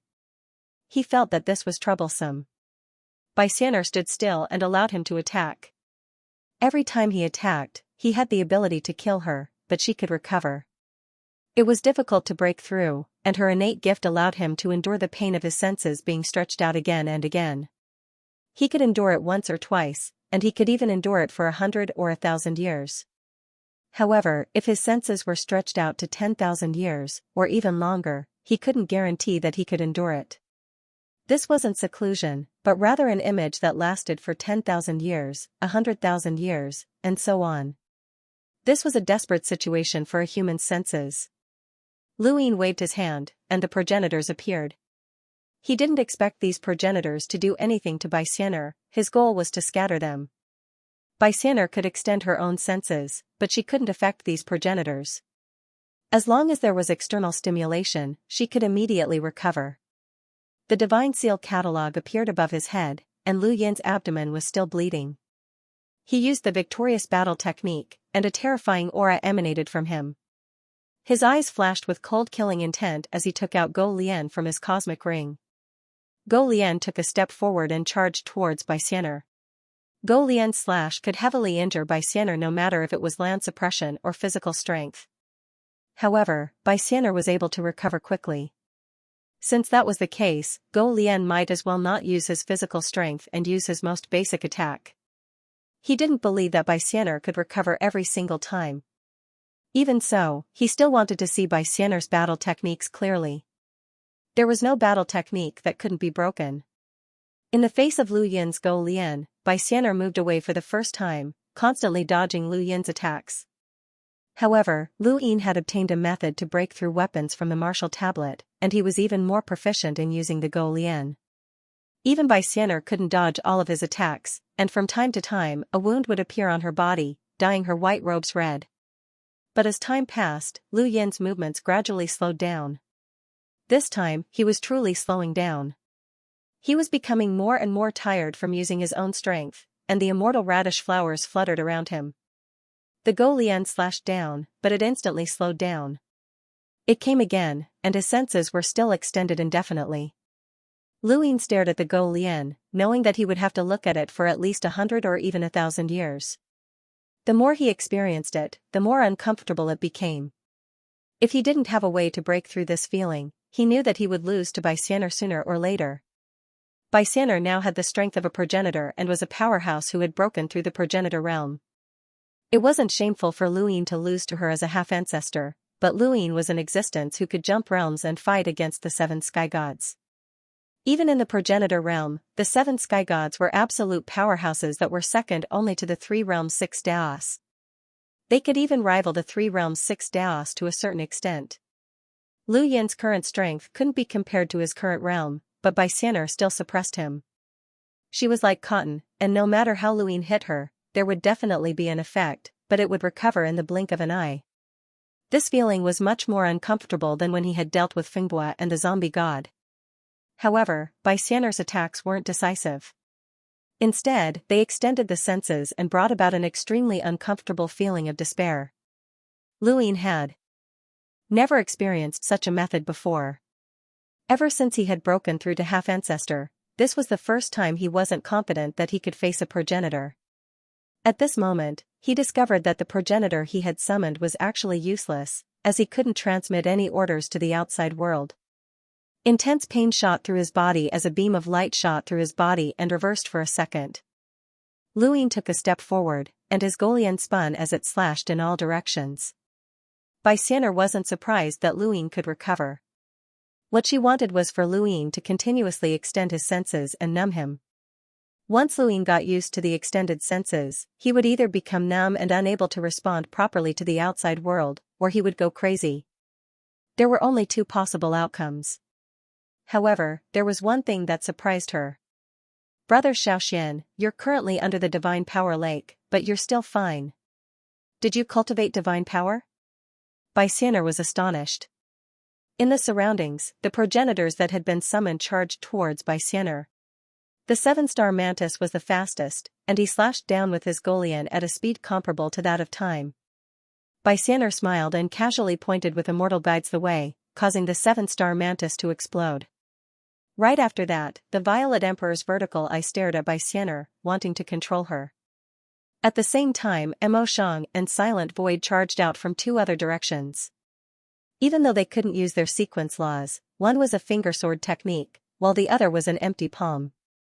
Bai Xian'er raised her hand, and with 2 points and a line, Sky Splitter appeared.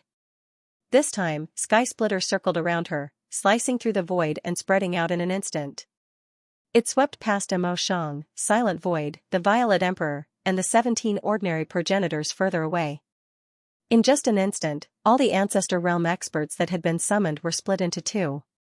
Lu Yin could clearly feel that he had lost a large portion of his astral sources. Even though these progenitors had been summoned, they could use all their strength except for their sequence laws and innate gifts. Even so, they were still easily killed by Bai Xian'er. This meant that even if these progenitors were still alive, their fates wouldn't be much better when facing Bai Xian'er. The gap was too big, so big that it was a little exaggerated. Lu Yin stared at Bai Xian'er. Who are you? Bai Xian'er was puzzled.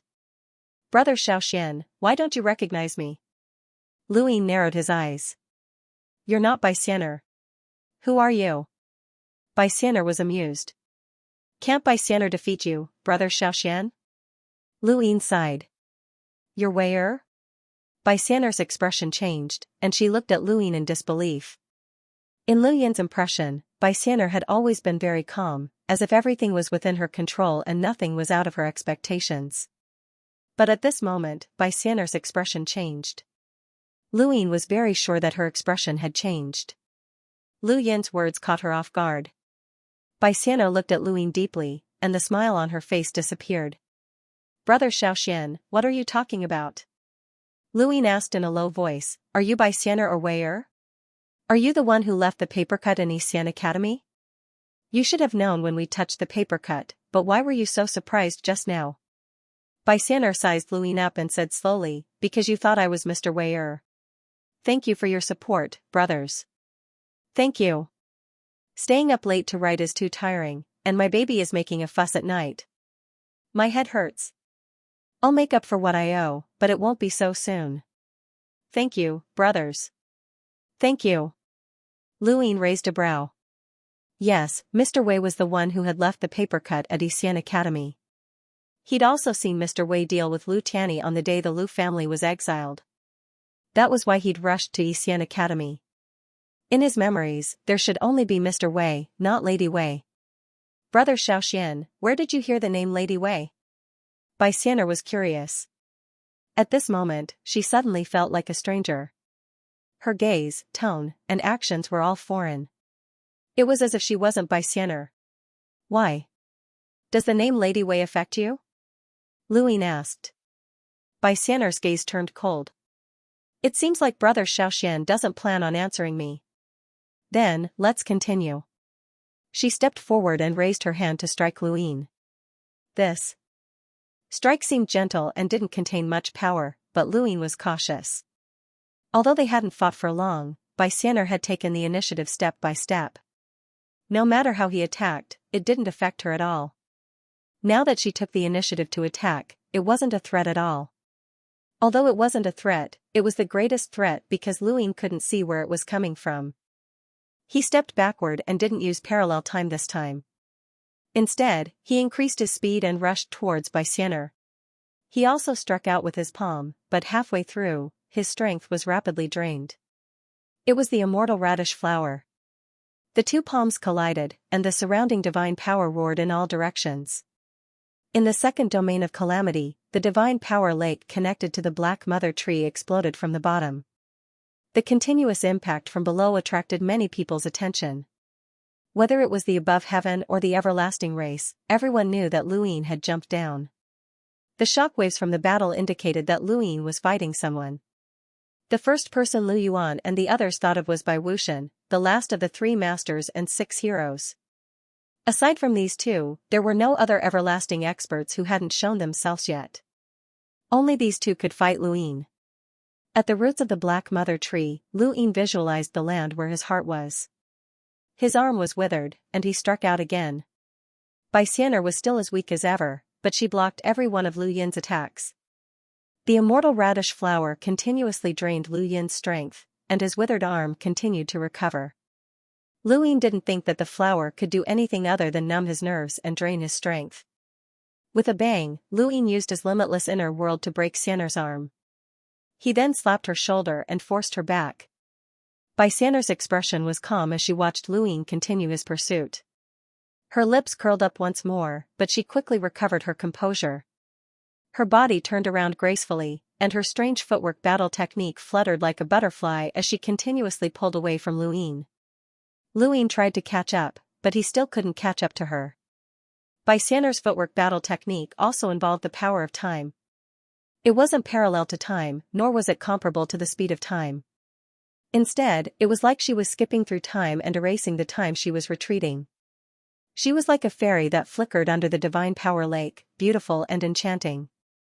Her hair fluttered around her face as she looked at Lu Ying. Lu Yin's heart sank. Not again. Everything around Lu Ying slowed down and extended his senses. This was a technique that Lu Ying couldn't avoid. It was as if as long as Xianxia saw him, she would extend his senses. That was impossible. There had to be a trigger condition. Otherwise, it would be too unsolvable. But he didn't know what that trigger was. 10 years, 100 years, 1,000 years, and another 1,000 years passed. When 1,000 years passed, Lu Ying once again felt intense pain. He reversed time for a second, and just as he recovered, he felt the pain again. This chapter isn't finished. Please turn the page. With his senses extended, Xianxia planned to use this technique to numb or drive him crazy. Maintaining the same posture and looking at the same scene for 1,000 years could indeed drive him crazy. At the very least, Luin felt numb. 1,000 years had passed, and the only thing he could do was subconsciously use flowing light reversal for a second. Once he recovered, there would be a gap in his battle with Xianxia, and it wouldn't be as smooth. He was like a deaf man walking through a canyon. Step by step, he couldn't see the end of the canyon, and the scenery was exactly the same. It was endless. Luin tried all sorts of methods, but he couldn't awaken his senses. If he allowed Xianxia to continue controlling him, he would be finished. In the end, Luin decided to cultivate the true God's freedom technique. This was a divine power lake, and it was the only external force that could awaken his senses. However, he couldn't use external divine power, so he could only cultivate. The true God's freedom technique required one to have no self and no other. It required one to abandon one's thoughts and become one with the heavens and earth. It deprived one of one's emotions, thoughts, desires, and wishes. The divine power lake shook. It was very small and almost undetectable. However, Xianxia sensed it and looked around in surprise. Someone was using divine power? In the current battle, there might be experts using divine power in all 6 zones, but the ripple just now was very close to her. However, there were no everlasting experts around. Another ripple, and Xianxia suddenly stared at Luin. It was him. The surrounding divine power suddenly boiled and was swallowed by Luin like a whale sucking in water. Xianxia's eyes widened. She felt that it was ridiculous. He actually cultivated divine power? The only way to break through the impossible was to do the impossible. Xianxia thought that she had complete control over Luin and knew everything about him. She knew that Luin had a turbid treasure and was one of the 7 heroes, but she didn't expect Luin to have even cultivated his godly power. Moreover, it wasn't as simple as just cultivation. This speed of absorbing godly power was extremely rare even among the 7 sky gods. It wasn't as simple as cultivating divine power. On the Black Mother tree, the only true god looked down and his eyes flashed. What is this? Luin didn't cultivate the true God's freedom technique because he was afraid of being discovered. However, he had no choice now. So what if he was discovered? The only true God would find out sooner or later. After all, it was his power. As for Xianxia, even if she knew, it wouldn't affect her. In the current human world, who could control the situation? Only Luin himself. Even if the everlasting race spread the news that Luin cultivated divine power, it would be difficult to shake his position unless he admitted it himself. At the roots of the mother tree, divine power was constantly being absorbed around Luin. The only true God frowned. He didn't expect Luin to cultivate his own divine power. How did he control himself? Seeing that Luin was absorbing more and more divine power, the only true God took a step forward. The 6 zones shook, and the divine power lake suddenly became solid. At the roots of the Black Mother tree, the divine power also became solid and couldn't be absorbed. Luin opened his eyes and exhaled. The only true God had discovered him, but it didn't matter. He had absorbed a lot just now. Blood flowed from the corner of his mouth. He still couldn't cultivate the true God's freedom technique, but he could use it to extend his senses indefinitely. No wonder it was one of the true God's 3 ultimate techniques. Brother Xianxia, you cultivated divine power? Xianxia was shocked. This chapter is not finished. Please turn the page. Luin looked at Xianxia. It's not easy to surprise you. Xianxia shook her head and looked at Luin with admiration. Even Taichu doesn't want to touch the eternal power. The more you touch it, the more you will be affected. Brother Xianxia, are you planning to join the everlasting race? Why aren't you affected by divine power? Luin asked. They had been in the divine power lakes all this time. Because he cultivated divine power, he wasn't affected. Why was Xianxia able to do that? Xianxia smiled. My power isn't any weaker than divine power. Lu Yin's eyes turned cold. The power of a maiden? Sure enough, he was an old monster who had crossed the bitter disaster. Only those at the same level wouldn't be affected. Brother Xiaoxian, since even divine power can't affect you, I can't let you live. Bai Xian'er's smile disappeared as she looked at Lu Yin. Lu Yin's senses were extended again. This time, Lu Yin cultivated the true God's freedom technique. It didn't matter if he couldn't cultivate it. It didn't matter even if he was injured by the backlash. Blood flowed from the corner of his mouth again. Lu Yin had broken Bai Xian'er's innate gift. Since ancient times, very few people have been able to break through this technique of mine. As expected of you, Brother Xiaoxian. Now then, I'm going to be serious. Try to hold on for as long as you can. With that, her figure flickered as she stepped on a temporal node and instantly appeared behind Lu Yin. Lu Yin used the reverse step to parallel time. Everything around him stopped, but it was only for a moment. Bai Xian'er moved again and attacked Lu Yin. Lu Yin raised his arm to block Bai Xian'er's attack and attacked with his left palm. Seeing Bai Xian'er disappear, he stared at the void and used the Path of Tani. After Bai Xian'er appeared, Lu Yin attacked behind him. This attack caught Bai Xian'er off guard. After all, it was Chuyi's power. Chuyi was the big brother in the 3 realms and 6 daos. His power was stable and could see through desperate situations. His power was similar to the celestial eye to a certain extent. However, Wu Tian's celestial eye could see through the opponent's attacks, while the Path of Tani could see through desperate situations. Bai Xian'er was hit in the shoulder and retreated halfway. She raised her leg and kicked towards Lu Yin's head. The Eternal Darkness card appeared beside Lu Yin's head. Bai Xian'er kicked the card, and her body was absorbed by the card. Lu Yin entered the dark hall at the same time. Darkness surged from all around, burning Bai Xian'er with darkness.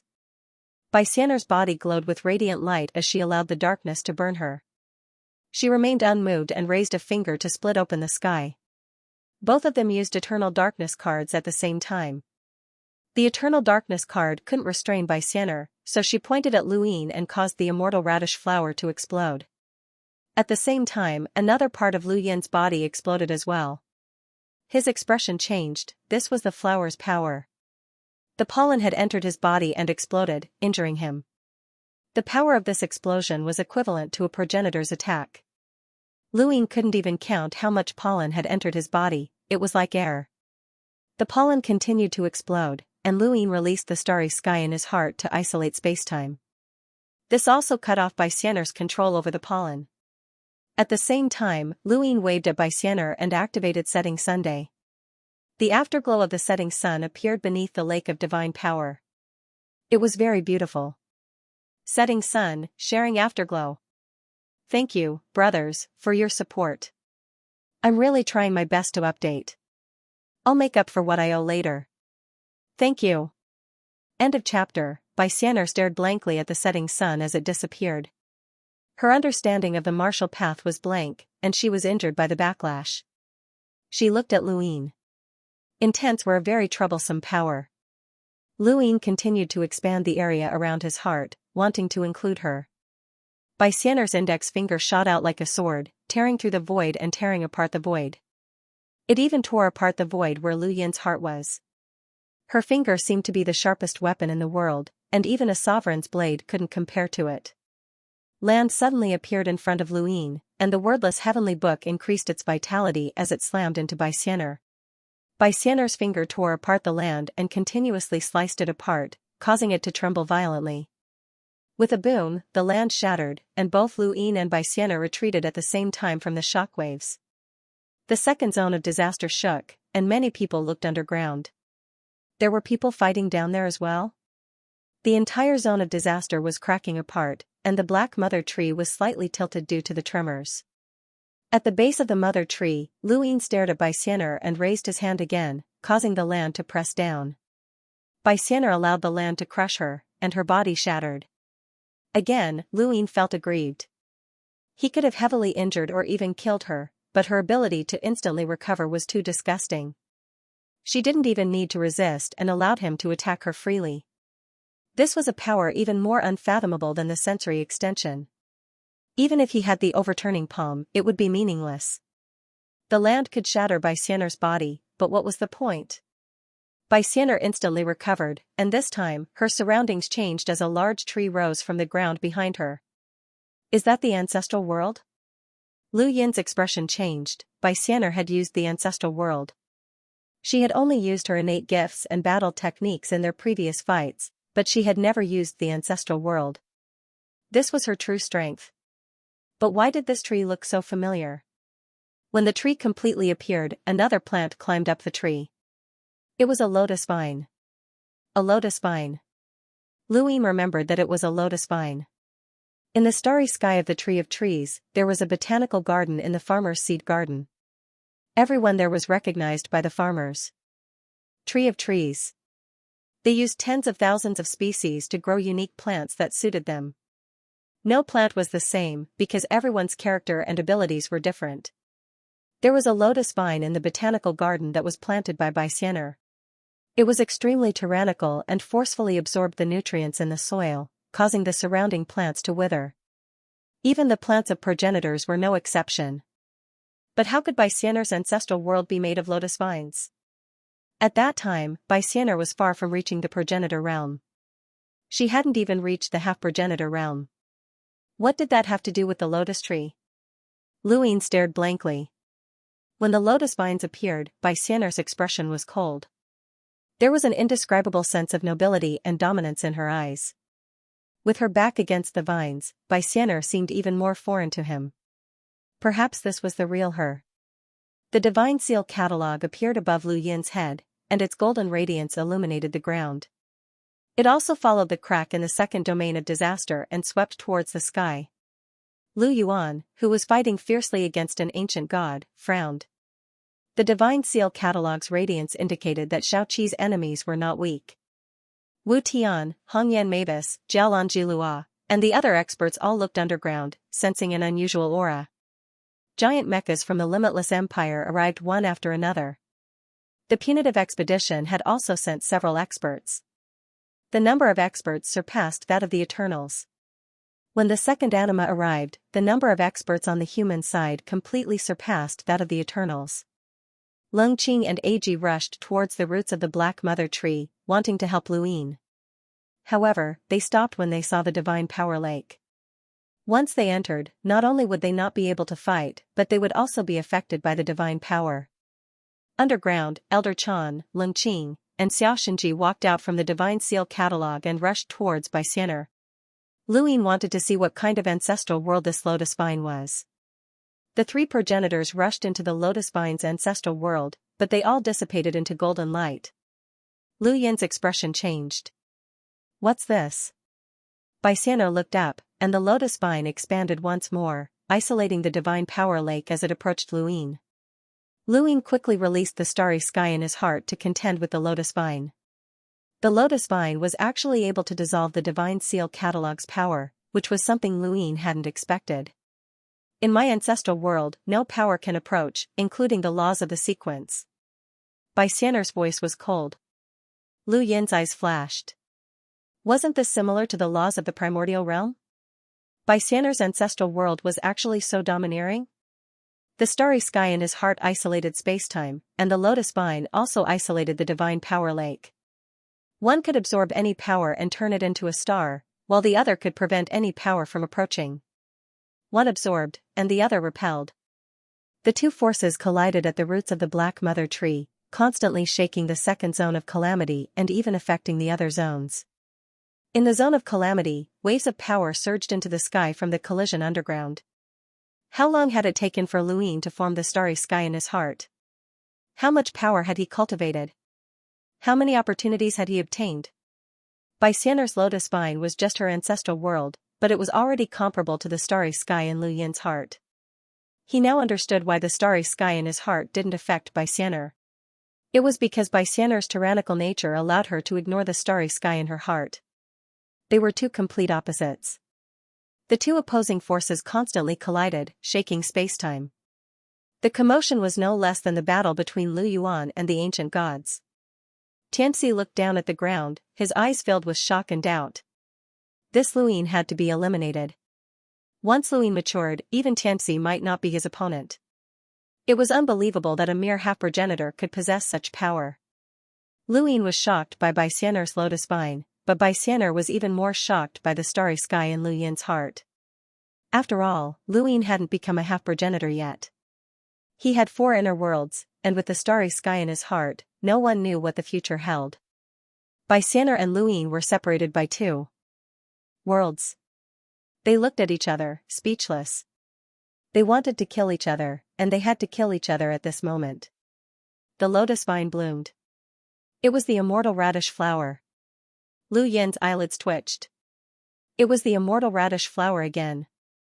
Could it be that the flower's ability to numb the nerves, drain energy, and explode flower powder wasn't its ultimate power? Then what power did the immortal radish flower have? As the immortal radish flowers bloomed, Xian'er stepped out of the lotus vine's ancestral world and walked towards the starry sky in Luyin's heart. The moment she stepped in, the stars around her rotated. Xian'er saw many stars, continents, oceans, and divine power. She saw too many things. The more she saw, the more shocked she was. Who could gather so much power? What kind of person could cultivate all of this power? What kind of shocking scene would it be? She had seen everything from the past to the present, and she couldn't help but be shocked by Luyin. Luyin stared at Xian'er, raised his hand, and punched out. She wanted to fight him head-on. Xian'er looked up and raised her hand as well. Her palm was still white and tender, but it gave Luyin an unimaginable feeling of power. She had transformed. Boom! The fist and palm collided, and Luyin was forced to retreat. He had lost in terms of strength. Xian'er raised her hand and pressed down on Luyin. Luyin used the extreme reversal technique, and an infinite inner world appeared. The lines of power collided, causing a second injury. He punched at Xian'er again. Xian'er struck out again. There was another loud collision, and Luyin was forced back. He had lost again. Impossible, Xian'er couldn't suppress him in terms of strength. It was the lotus vine, the immortal radish flowers. Luyin looked past Xian'er and towards the lotus vine's ancestral world in the distance. He looked at the blooming immortal radish flowers on the vine. The immortal radish flower's true use wasn't to numb the nerves, explode into powder, or drain energy. Its true use was to absorb energy. The lotus vine didn't just repel all energy, it could repel and even absorb energy. It could absorb all energy in a domineering manner. This was the true power of the lotus vine. Luyin thought back to the scene in the botanical garden. Aside from the lotus vine, all the other plants on the ground had withered, their nutrients absorbed by the vine. This was the true power of the lotus vine. Xian'er sent a palm strike at Luyin, and he struggled to block it. His strength was suppressed, and each palm strike broke his bones and broke his tendons. He used his palm realm battle force, his stars, his cosmic art, and even his divine power, but it was all useless. In the previous battle, Xian'er had absorbed too much of his strength with the lotus vine.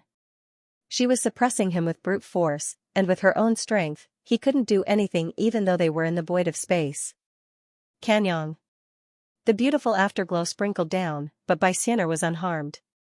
She was relying on brute force, not martial arts. Luyin attacked with his consciousness, even if it meant his consciousness planet would crack again. It was still useless, Xian'er had no openings. She looked at the cracked consciousness planet. So that's how it is. As long as I break your stars, your strength will disappear, right? Brother Xiaoxian.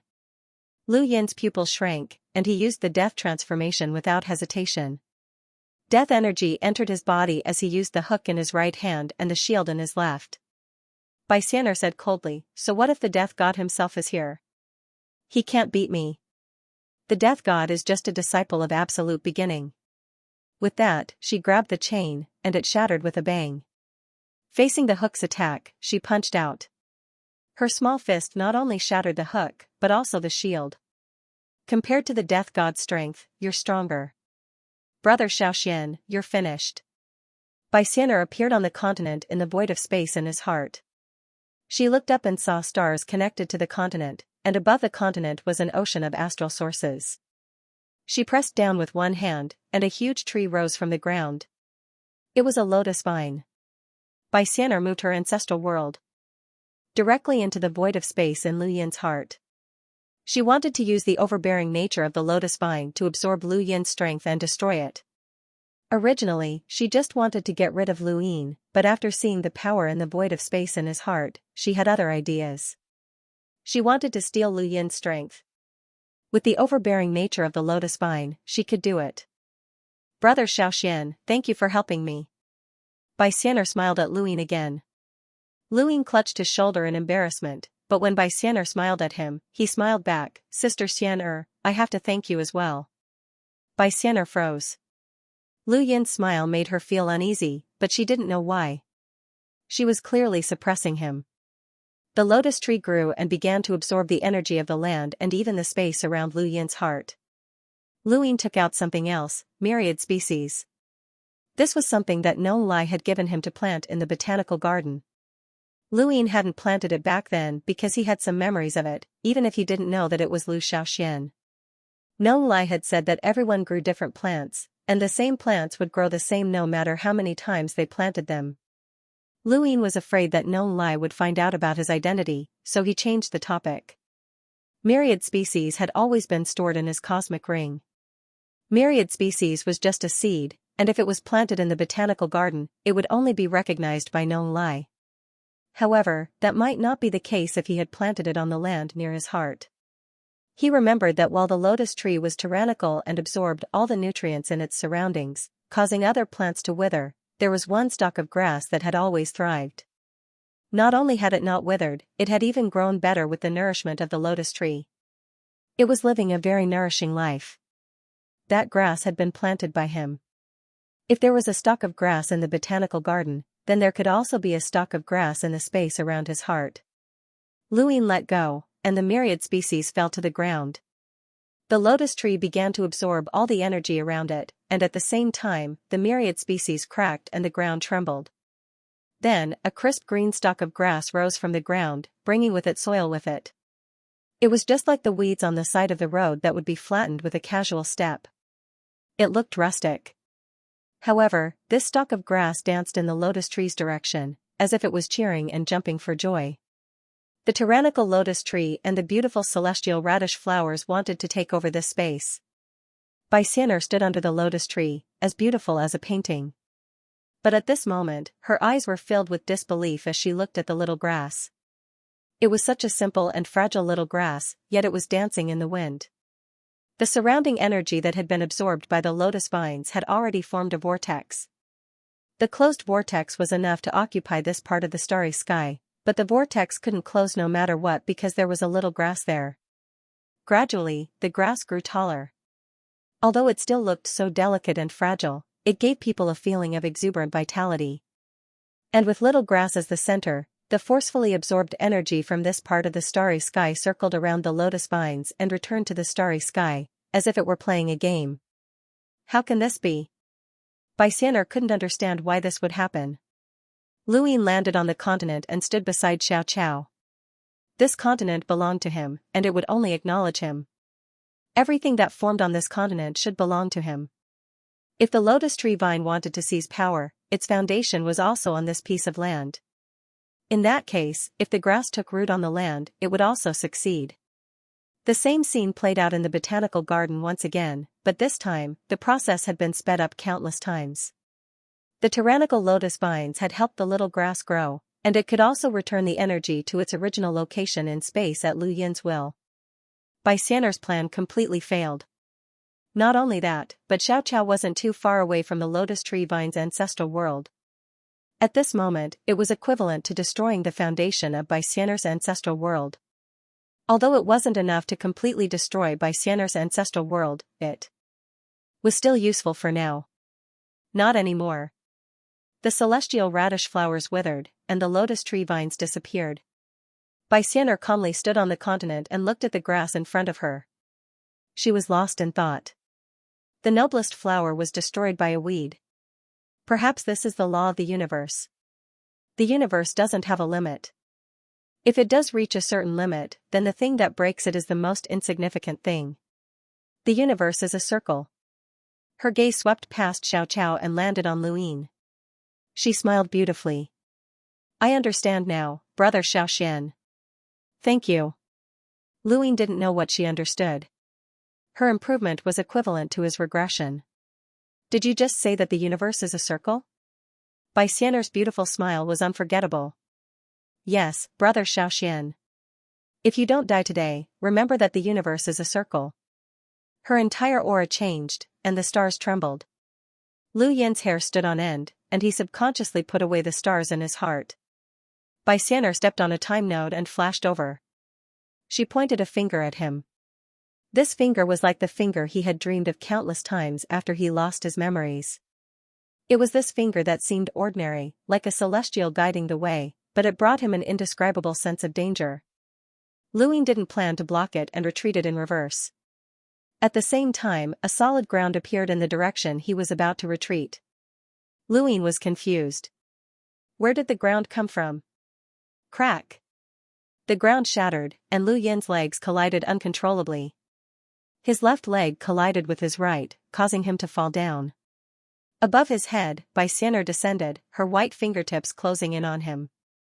Luing waved his hand, setting Sunday. It was still a concept battle technique.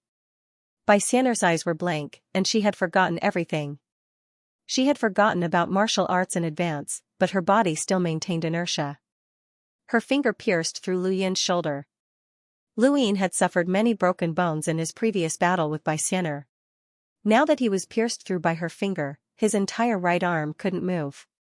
The small boat shuttled back and forth for a second. Inexplicably, a river appeared around the boat. Lu Yin was shocked. When did a river appear in his light? Before he could think any further, the river shattered and the light disappeared. Lu Yin's eyes narrowed. Bai Xian'er had broken through his inner world. In a battle of time power, Lu Yin knew that there were very few people who were stronger than him. Back then, Windmaster had been able to expand time, but he had still been traversed by the small boat. Out of all the experts he had met, only an unstoppable existence like the one true God could suppress him in terms of time power. The streamer boat could devour time that could not be contained in the river of time, and any expert with the power of time could not use it in the river of time. This led to the streamer boat being the nemesis of any power of time. But today, the small boat had been broken through in a way that Lu Yin couldn't understand. Although he didn't understand how Bai Xian'er had broken through the small boat, he was very clear that this had to be a sequence law. Not only had Bai Xian'er silently reached the progenitor realm, but she had also reached the level of a sequence law. She wasn't as simple as Bai Xian'er, she was also the undying god's daughter, the one who had existed since ancient times. The one who had given forefather Tianyi a paper cut. Lu Yin quickly retreated, but land appeared under his feet once again. When the land shattered, the reverse step also became disorderly. However, because he had the experience of tripping once, he was prepared. This time, Lu Yin was prepared and didn't fall, but the reverse step had been broken through. Bai Xian'er appeared from the side, tearing open a wound on Lu Yin's body. Blood flowed out, causing the fixed divine power lake to become even redder. Strength, speed, battle techniques, even spiritual force, domain, and consciousness, Lu Yin attacked time and time again, but they were all broken through. His tendons and bones were broken, and his body was covered in wounds. Bai Xian'er was like a ruler looking down from above, seeing through all of his techniques and breaking through them. Lu Yin couldn't resist at all. Ever since Lu Yin killed Windmaster in the Mirage domain, he didn't believe that there was anyone in the universe who could completely suppress him apart from primordial realm experts. But at this moment, Bai Xian'er had completely defeated him. No matter what he did, he couldn't stop her. Most of his body was covered in blood, and the immortal radish flowers were still blooming and dancing. Lu Yin's strength was still there, but he no longer had a body that could withstand it. His body was constantly injured, and even the reversal of time was broken through. With a loud bang, Bai Xian'er pushed the general appointment platform towards Lu Yin with a single palm. Lu Yin spat out a mouthful of blood and was sent flying. Bai Xian'er displayed unimaginable strength at this moment. Even in the 3 pillars and 6 seas, there were very few who could fight against her. My sequence principle is a vessel that carries everything. Everything needs a vessel. A drop of water needs a river, an ocean, a living creature needs space, land, and even the void itself needs a universe that is constantly expanding. This is a sequence principle. Your power is no exception. All power needs a vessel. I can materialize the vessel that carries your power and then break it to break your technique. Brother Xiaoxian, can you resist a sequence principle like this? Luyin panted heavily as blood dyed the surroundings red. He looked at Bai Xianer in the distance with bitterness. There was actually a sequence principle like this? No wonder even the reversal of time could be broken. As long as it was a creature that lived in this universe, who could break free from the sequence principle? At the same time, Yingdu's mecha shattered on the second battlefield. As an expert of the Limitless Empire's Optimus Prime, he possessed the 12-ring Limitless Mecha's agony and was qualified to fight against a sequence law adept. Yet, he had died under Ancestor Shi's sword. Not only him, but everyone in the Second Calamity region battlefield had suffered Ancestor Shi's essence, energy, and soul sword in an instant. The Qing Luo sword had displayed terrifying strength. Kong Tianzhao knelt on one knee and gripped the hilt of his sword tightly. A long gash had almost cut him in half. Jiang Feng wanted to help, but Tianxi's strength had already surpassed Jiang Feng's, so he couldn't do anything. The ancestor looked at Kong Tianzhao. Your talent in the sword Dao is the best I've ever seen. If you had more time, you might have been able to reach my level in the future. Unfortunately, you won't have the chance. He raised his sword. No one around could help Kong Tianzhao. Although the Eternals had fewer experts than the humans, the Primordial Realm experts couldn't be relieved because of the Guardians. Kong Tianzhao looked up at the ancestor calmly. Death was something he had wanted to face for a long time. This day should have come long ago. Just as the ancestor was about to slash down, he paused and his expression changed. Those who were familiar with the ancestor knew that his expression rarely changed, but at this moment, it changed drastically because he smelled something terrifying. It was an unimaginable stench. The smelly object flew towards Ancestor Shi from Su Wuwei. Woof. The heavenly hound ran around the battlefield with its tail between its legs. Su Wuwei chased after it with a laugh and arrived at Ancestor Shi's side. Stupid dog, come on. Aren't you good at taking a beating? Come on, let's fight to the death. Su Wuwei was excited. He had been hit by the heavenly hound in the endless battlefield and had broken many of his bones. He couldn't beat the dog no matter how hard he tried. The opportunity had finally come. The moment the smelly object appeared, the heavenly hound ran away with its tail between its legs. This feeling was great. Ancestor Shi frowned and slashed at Su Wuwei. With a bang, fragments of a turtle shell appeared in the distance from Su Wuwei. It was from Su Master. Su Master reminded him, be careful, this is a battlefield. Su Wuwei was scared. He was almost killed by Ancestor Shi's sword. Far away, in the corner of the second disaster zone, Di Qiong and Wu Tian were facing each other. Their eyes were deep and scary as they looked at each other. Why didn't you leave? Di Qiong gritted his teeth and asked. This was what he couldn't figure out. In his hand, the long spear shone with cold light as the martial god scripture rotated around it. Wu Tian was also holding a long spear that was exactly the same as Di Qiong's. Why? Did I hurt your pride by not leaving the third disaster zone? Di Qiong's eyes were filled with murderous intent. Not only did you not leave, but you also recovered from your dying state. Wu Tian, what are you planning? Wu Tian shook his head. I just want to hide at your place. If you want to know, I can tell you before you die. Ha ha ha, dying? Do you really think I can't kill you? Di Qiong laughed maniacally. He stomped on the ground, causing it to shatter. He rushed towards Wu Tian with his long spear. Wu Tian looked up. Do you know why I took away my sky eye?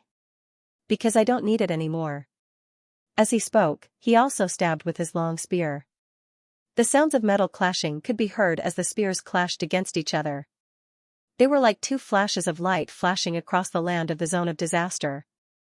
The area they covered grew larger and larger, and the shockwaves continued to spread into the distance. The void, the land, and everything that could be seen with the naked eye were sliced apart until the shockwaves reached the Black Mother Tree. On the Black Mother Tree's trunk, countless black lines burned, and golden light shone from Lu Tianyi. This was the battlefield between Lu Tianyi and He Wuxian. The aftermath of the battle between Di Qiong and Wu Tian spread out. He Wuxian looked over and said, Di Qiong is in danger. Wu Tian did not leave the third region of calamity. He was on the brink of death, but he managed to recover in an instant. He must have some ulterior motive for leaving behind such a powerful trump card. Lu Tianyi stared at Black Wuxian. You still don't want to expose yourself? Black Wuxian shook his head. I've said it before. It's too early. You've underestimated the Eternals. This battle won't yield any results. Let's take care of the 4 Guardian envoys first. Far away, blood splattered everywhere. It was Wu Tian. He tore open Di Qiong's wrist and used his long spear to cut off 3 of Di Qiong's fingers. He turned around and stabbed with his long spear again. He paused for a second time. This action would be recorded in Di Qiong's martial god scripture, and repeated actions would be ineffective against Di Qiong. Di Qiong swept his long spear and tore open Wu Tian's abdomen. Blood splattered everywhere. However, in the next moment, he paused as well. This was because Wu Tian's ancestral world was also based on the martial god scripture. There shouldn't be 2 identical ancestral worlds in the universe. However, Di Qiong and Wu Tian's ancestral worlds were exactly the same. Both of them were surrounded by pages of scriptures that recorded their opponent's every move and style. Any repeated moves would be useless. If anyone were to watch the intense battle between the 2 of them, it would be extremely uncomfortable. The battle seemed smooth, but there would always be pauses, and they would switch to another attack. They were the most familiar with the way they fought, and they thought that it was smooth. Di Qiong had more injuries than Wu Tian. Wu Tian taught humans how to use weapons in the primitive space. He had the means to break all kinds of weapons. Although he had lost his sky eye, he didn't need it. If Di Qiong wasn't extremely strong, he wouldn't have been able to hurt him. As time went by, Di Qiong's injuries would only increase. Di Qiong knew that, so he used the sequence rules dome. All of Wu Tian's killing moves were under Di Qiong's feet. Di Qiong was high above, and he stabbed his long spear from above. Wu Tian raised his head and looked at the approaching long spear. He also stabbed with his long spear. Di Qiong sneered, as if he was looking down at a king. Sparks flew as the 2 long spears collided. The void was distorted, and the void world was split open. Di Qiong's long spear was about to pierce Wu Tian's forehead. At this moment, Di Qiong's pupils suddenly shrank as he saw an eye appear between Wu Tian's eyebrows. Sky eye? Impossible. Di Qiong spat out a mouthful of blood. He lowered his head as Wu Tian's long spear pierced his heart and lifted him up. At this moment, Di Qiong was still higher than Wu Tian, but he was lifted up by Wu Tian's long spear. If you like to look at me from above, then so be it. Di Qiong's eyes flickered, and his face turned pale. You. Sky eye? Wu Tian looked up at Di Qiong and said, This is the rule, the way to educate all living things. Do you think it's just the past? Wrong? That's my rule.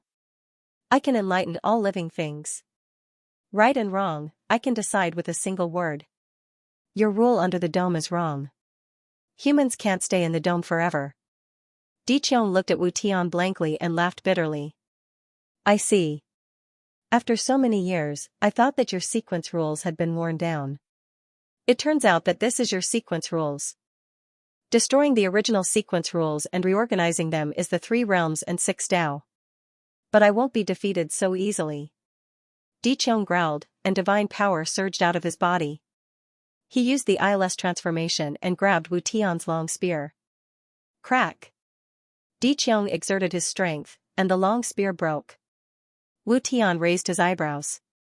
Di Qiong had taken away a lot of his power over the years, and used it to grow into one of the 3 masters and 6 heroes. He was called the Dark Warrior Sky, but that was not right. The real reason why Di Qiong was called the Dark Warrior Sky was because of the Corpse King transformation. He was the creator of the Corpse King transformation. If he only wanted to learn his own power, he would not be taken seriously by the one true God. It was because of the Corpse King transformation that Di Qiong became one of the 3 masters and 6 heroes, and the Dark Warrior Sky, who could compete with him. With a whoosh, Di Qiong attacked Wu Tian with his palm.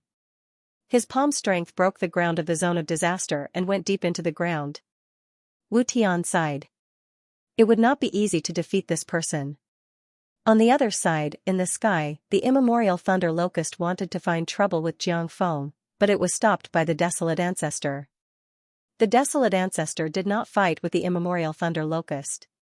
He grabbed the immemorial thunder locust's tail and let the lightning strike him, but he did not move. Many people were shocked. The desolate ancestor was too strong, and even the Thunder Lord did not want to bear the power of the lightning. Heavenly Lord Victor laughed wildly. This was the desolate ancestor. He fought his way into the zone of disaster alone, and he did not die even after facing the one true God. Even when he left with serious injuries and was chased by the butterfly, he did not die. The desolate ancestor might not be the strongest, but he was definitely the most durable. His endurance was almost exaggerated. Light shone on the ground and covered the area. The grass was green, and Beauty Mavis was struggling to resist the butterfly. She was pulled into a dream from time to time. If not for her strong sequence rules, she would not have been able to resist it. The desolate ancestor exclaimed, "You blocked me as an ancestor. You are really powerful. Humans are too stubborn." Beauty Mavis gritted her teeth. Behind her, the Mavis divine tree kept growing. "Humans are not worthy of being judged by animals like you. Filthy words. Although I represent the heavens and am not good at killing, you humans will pay the price for your ignorance and stupidity today." The butterfly flapped its wings, and a gust of wind swept past. Most of it was blocked by the Mavis divine tree, but there was still a gust of wind that swept past the Mavis divine tree and blew onto Dual Blade, Bai Sheng, Wen Huan, and Erji. The five of them maintained their fighting posture and were rooted to the ground. Then, Bai Sheng fell to the ground.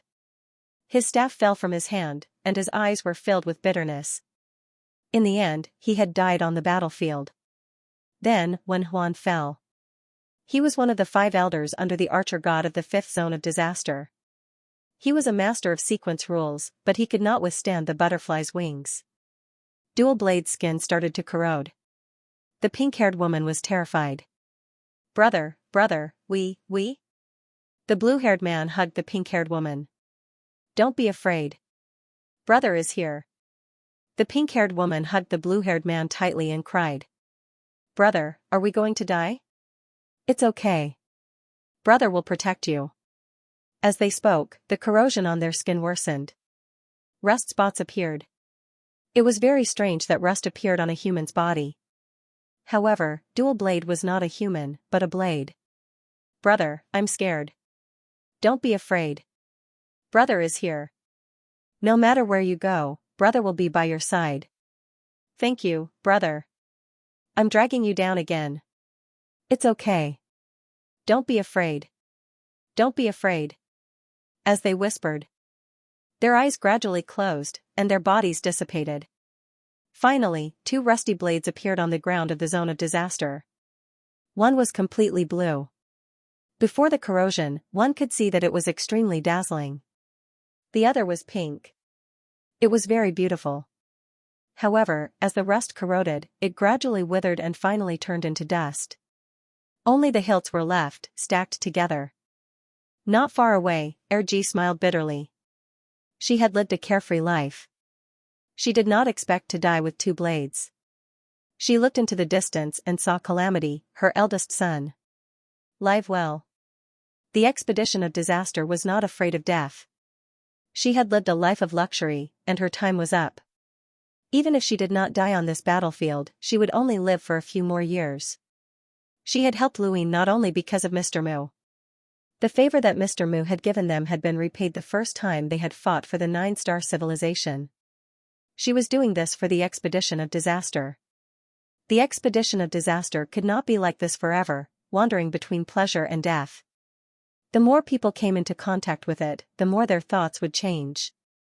Who did not want to cultivate well and live a little longer? Actually, many people had already escaped from the expedition of disaster. Erji hoped that one day, Luin would reach an unprecedented height and resolve Ancestor Ekka's madness. She hoped that the expedition of disaster would return to normal.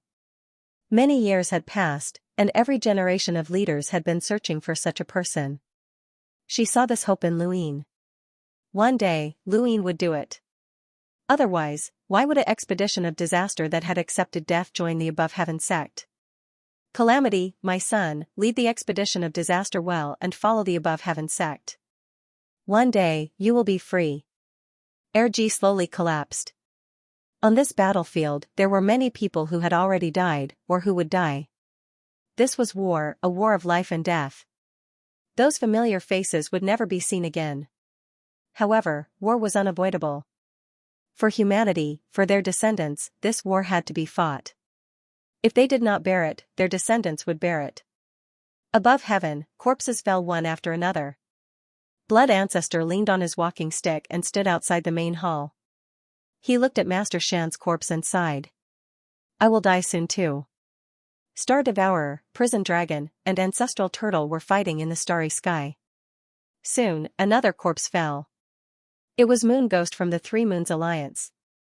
She was killed by a strange creature, who was also the reinforcements of the Eternals. That strange creature was killed by Xianxia in an instant.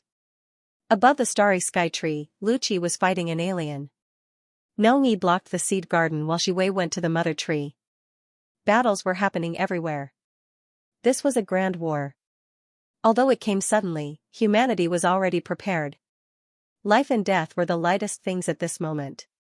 In the starry sky, a big tree walked out. It lifted its thick trunk and ran towards the starry sky tree. Lucci was fighting an alien when his head was stepped on by the big tree. He was furious and wanted to chase after it, but he was stopped by the alien. The giant tree ran through the starry sky tree and headed for the fifth continent. It ran to the new universe, circled around, then penetrated the void and ran to above heaven.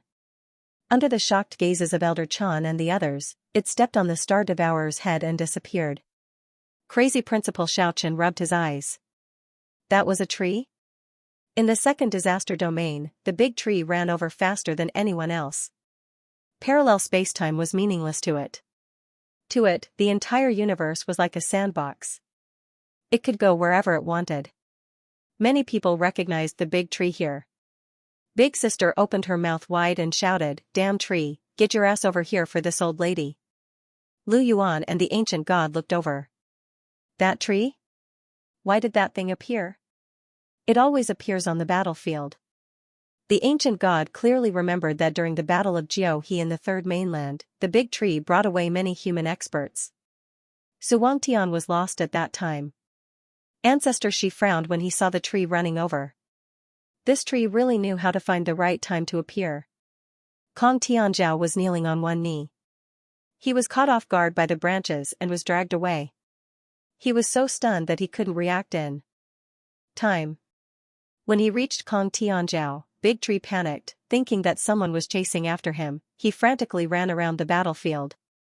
Tianxi looked over coldly. It was this tree again. If it had not been for it, Taichu would have died long ago. Thinking of this, he attacked the tree, but was stopped by Jiang Feng. He couldn't save Kong Tianzhao, and the big tree happened to drag Kong Tianzhao away. Although the posture was not elegant, it was better than being dead. Kong Tianzhao was a righteous young master. Even if he trained hard in the wilderness, he still had a noble air about him. But now, he was being dragged on the ground by a tree branch. Come over here. The Nether King walked out from behind Big Sister and grabbed the tree branch. The tree was frightened and became even more terrified as it frantically scurried about. Big Sister grabbed the tree branch with one hand and Magician with the other. Magician was in a daze when she dragged him over. Magician was one of the 5 elders under the Archer God. He was qualified to participate in the Chosen of God's battle and was an expert who had survived the Immemorial City battlefield. He had survived several battles and was extremely strong. Even Big Sis couldn't do anything to him. Now, Big Sister wanted to follow Big Tree, so she had to drag him along. Magician quickly used his talent, the Flame of Truth, to burn the tree branch. But he found that the tree branch had a more terrifying flame that swallowed his Flame of Truth. He didn't dare to act rashly. Similarly, Xian Wu rushed toward Big Tree. He was about to be killed by Yiro. Maybe Big Tree could take him away from the battlefield. Yiro didn't chase after him. The abandoned person was faster than him. He appeared in front of Xian Wu and slashed with his broken blade. Xian Wu's head flew up. He was dead. Thunder descended. Under everyone's stunned gaze, Ancestor Ku rushed toward Big Tree with Ancient Thunder Locust in his arms. Big Tree was frightened and its branches shook. Ancient Thunder Locust roared with thunder, trying to shake Ancestor Ku off. But Ancestor Ku didn't move. Follow me to Ancient City. Thunder flashed above the flame. Ancient Thunder Locust struggled, but it couldn't get rid of Ancestor Ku. Ancestor Ku activated the victorious battle technique and held on to Ancient Thunder Locust tightly. He definitely couldn't win against Ancient Thunder Locust. It wasn't a creature at all. It was thunder. But that didn't stop him from taking the locust away. Qing Ping judged Muji. Trial rule, climb the tree. Muji was stunned. There was such a rule? Was this a competition of climbing the tree? Impossible. He immediately spun the wheel of life and death to see who was the winner. Big Tree fled frantically. Because of the fierce battle in Second Disaster Region, there were deep cracks everywhere. Big Tree missed a step and fell into one of the cracks. On the tree, Kong Tianzhao was being dragged. Big Sister grabbed the tree branch with one hand and Magician with the other. Ancestor Ku hugged Ancient Thunder Locust tightly and squatted on the tree trunk. The group fell with the tree and smashed into the solidified Divine Power Lake. Lu Yin and Baixianer were far away. Lu Yin and Baixianer looked at the tree in surprise. What's going on? Big Tree struggled frantically, trying to get rid of the creatures on its trunk. But it couldn't. It could only escape in the solidified Divine Power Lake. Baixianer looked into the distance. Ancient Thunder Locust? Ancestor Ku? Also, that's the Nether Ancestor. Big Tree appeared on the battlefield again. Big Tree was always involved in wars in human history. Now that it was happening in this space-time battlefield, it was rare even in human history. So, it wasn't strange for the tree to appear. This tree was related to Immemorial City. Lu Yin didn't have time to care about the tree now. Baixianer was giving him too much pressure. The sequence rules were almost unsolvable. With his current strength, he was no match for her unless he became an ancestor. However, the 3 grains of primordial dust were far away. Baixianer couldn't let him get it. Since he couldn't break through in the mortal world, he could only use the infinite inner world. He had been a half-ancestor for so long. It was time for him to break through. Taking a deep breath, Lu Yin looked away from the tree and stared at Baixianer. Baixianer also looked at him. Brother Xiaoxian, you. Before she could finish, the tree rushed towards them. Baixianer looked at it coldly. Brother Xiaoxian, you can't leave with it. Let's not talk about whether you can leave or not. Will you give up on this battlefield? Lu Yin smiled bitterly. Of course not. Then, accompany this battlefield and sink into oblivion. Baixianer's eyes were cold. Neither of them noticed that the tree's branches caused a ripple in the solidified Divine Power Lake. It formed a force that attracted the 3 grains of primordial dust from afar. Everyone's attention was on the tree. Especially Baixianer. As far as she could see, a dirt road appeared under the tree's 2 thick trunks. It was a materialized bearing. The tree walked in the void and also needed a bearing. Baixianer broke the dirt road, trying to force the tree to stay. The tree was startled, and flames burned around it. These flames had burned the Book of Destiny and the surroundings of Immemorial City, causing the Eternals to not dare to advance rashly. It had caused the deaths of countless heroes, and it had also burned Baixianer's sequence rules. On the tree, Big Sister shouted, "Little Seven, are you okay?" The withered ancestor hugged the primordial thunder locust tightly. We might have to go to Immemorial City. Although I lost part of my memory, I have a feeling that we shouldn't fight the Eternals now. The tree fled frantically, burning Baixianer's sequence rules and causing the dirt road to disappear. At this time, Lu Yin saw the ripple behind the tree that had been pulled out, and 3 grains of beginning dust were coming along the ripple. Lu Yin's eyes widened. He didn't have time to respond to Big Sister and the withered ancestor. He waved his hand, and the beginning dust came toward Lu Yin along the ripple. Baixianer saw it and hurriedly stopped him. Kong Tianzhao stabbed the tree trunk with his sword.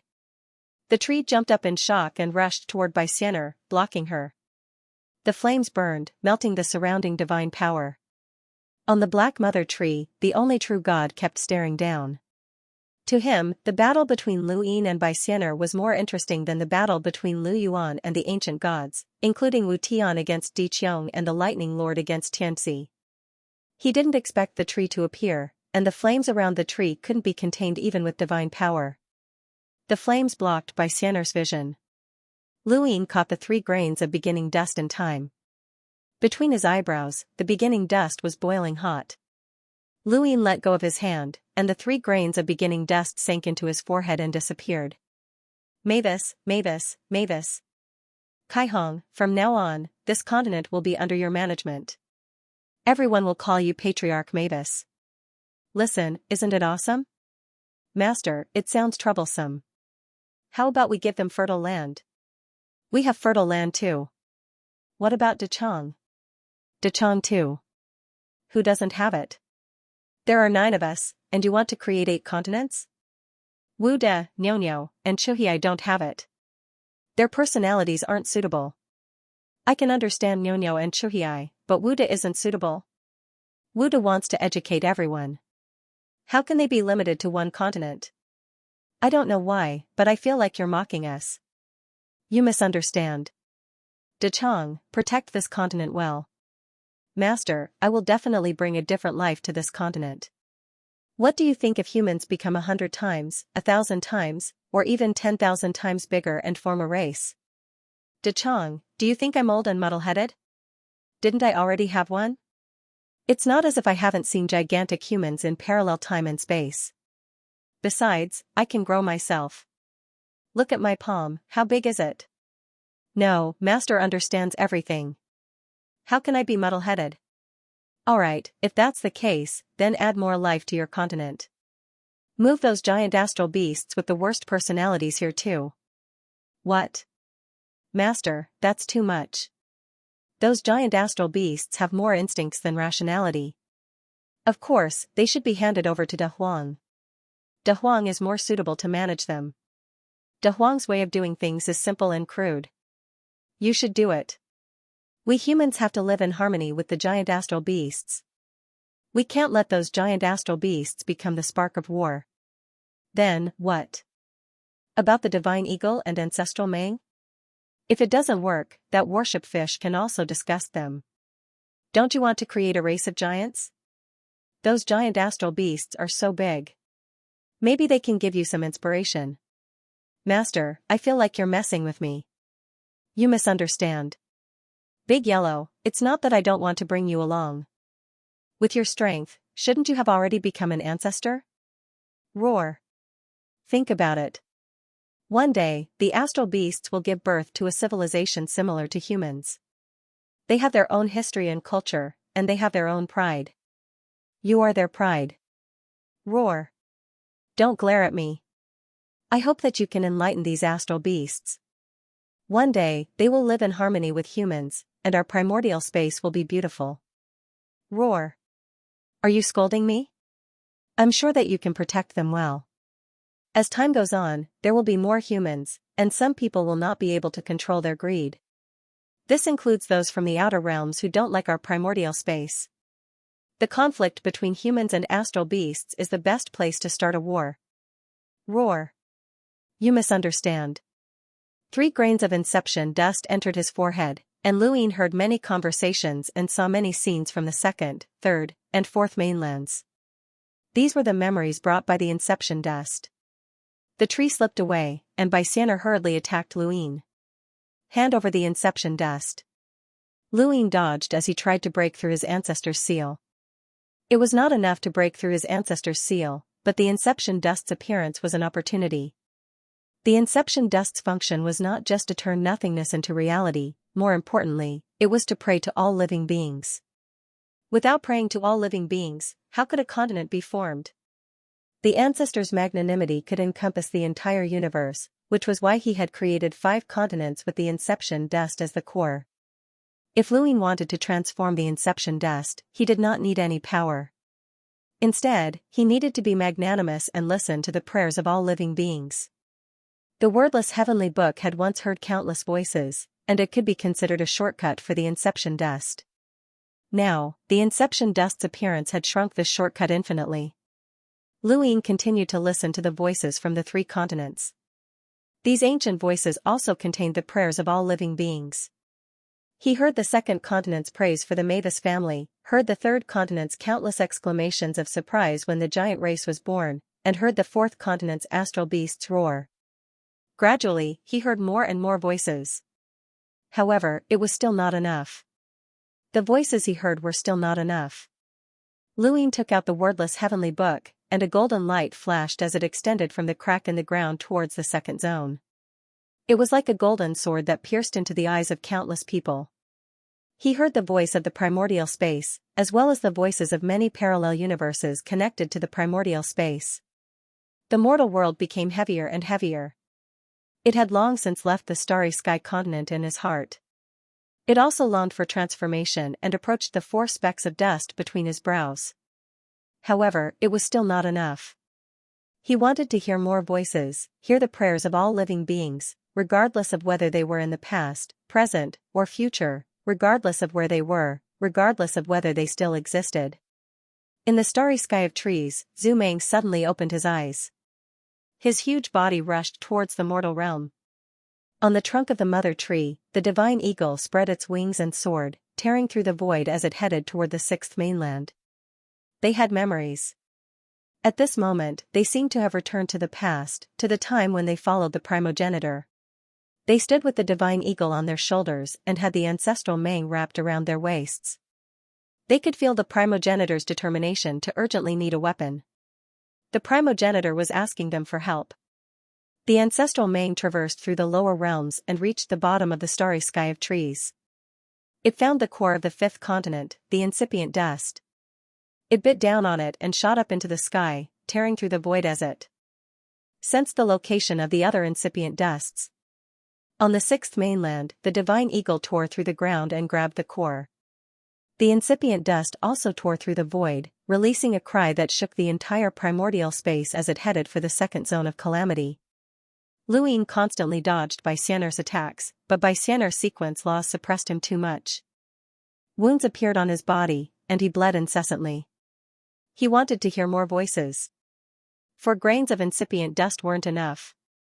He wanted all 6 grains. Just as he was thinking about this, the ancestral Mang and the divine eagle appeared in the sky of the 2nd zone of calamity at the same time. Their gazes locked onto the ground of the zone of calamity as they smashed down. Atop the black mother tree, the sole true god's eyes widened. Not good. Stop them. However, on this battlefield, no one could free up their hands to stop the divine eagle and the ancestral Mang. Even the 3 powers and 6 seas would not be able to stop them so easily. The divine eagle and the ancestral Mang smashed through the 2nd zone of calamity and rushed downwards. Luin and Xianxia looked up and saw a crack in the ground.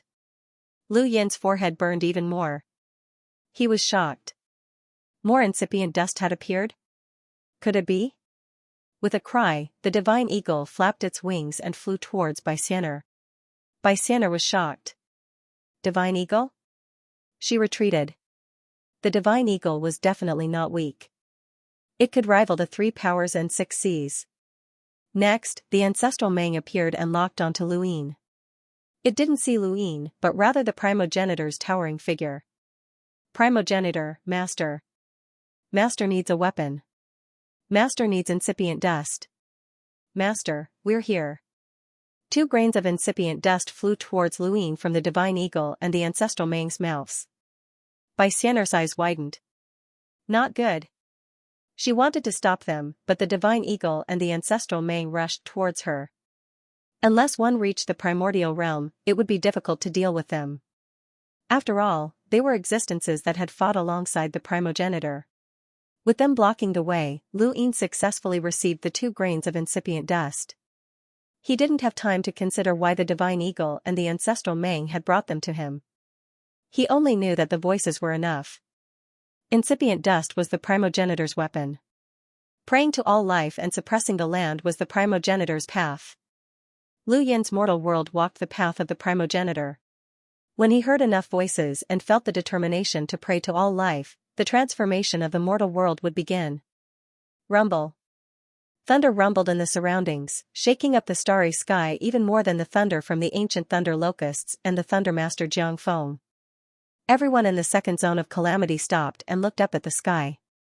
This sudden clap of thunder made everyone notice something. Afterwards, black cracks appeared without any prior signs. They just appeared in the starry sky, ripping apart space and the ground as if someone was attacking them indiscriminately. All the creatures in the second zone of calamity and the other 5 zones were frightened. They avoided the black cracks that had suddenly appeared. The starry sky shook, and so did the ground. What's going on? Who's causing such a great disturbance? Why does it seem like they're about to break through? But even if they're breaking through, they can't affect the starry sky. That can't be. Has someone broken through to the primordial realm? When the ancient god and Lu Yuan broke through to the primordial realm, they had caused an extremely great disturbance. The laws of the sequence had been thrown into chaos, causing the entire battlefield to come to a standstill. Now, it was basically the same scene, but it was different because the laws of the sequence had not been thrown into chaos. Instead, the entire starry sky had been thrown into chaos. The starry sky, the ground, and the distance affected the boundless battlefield.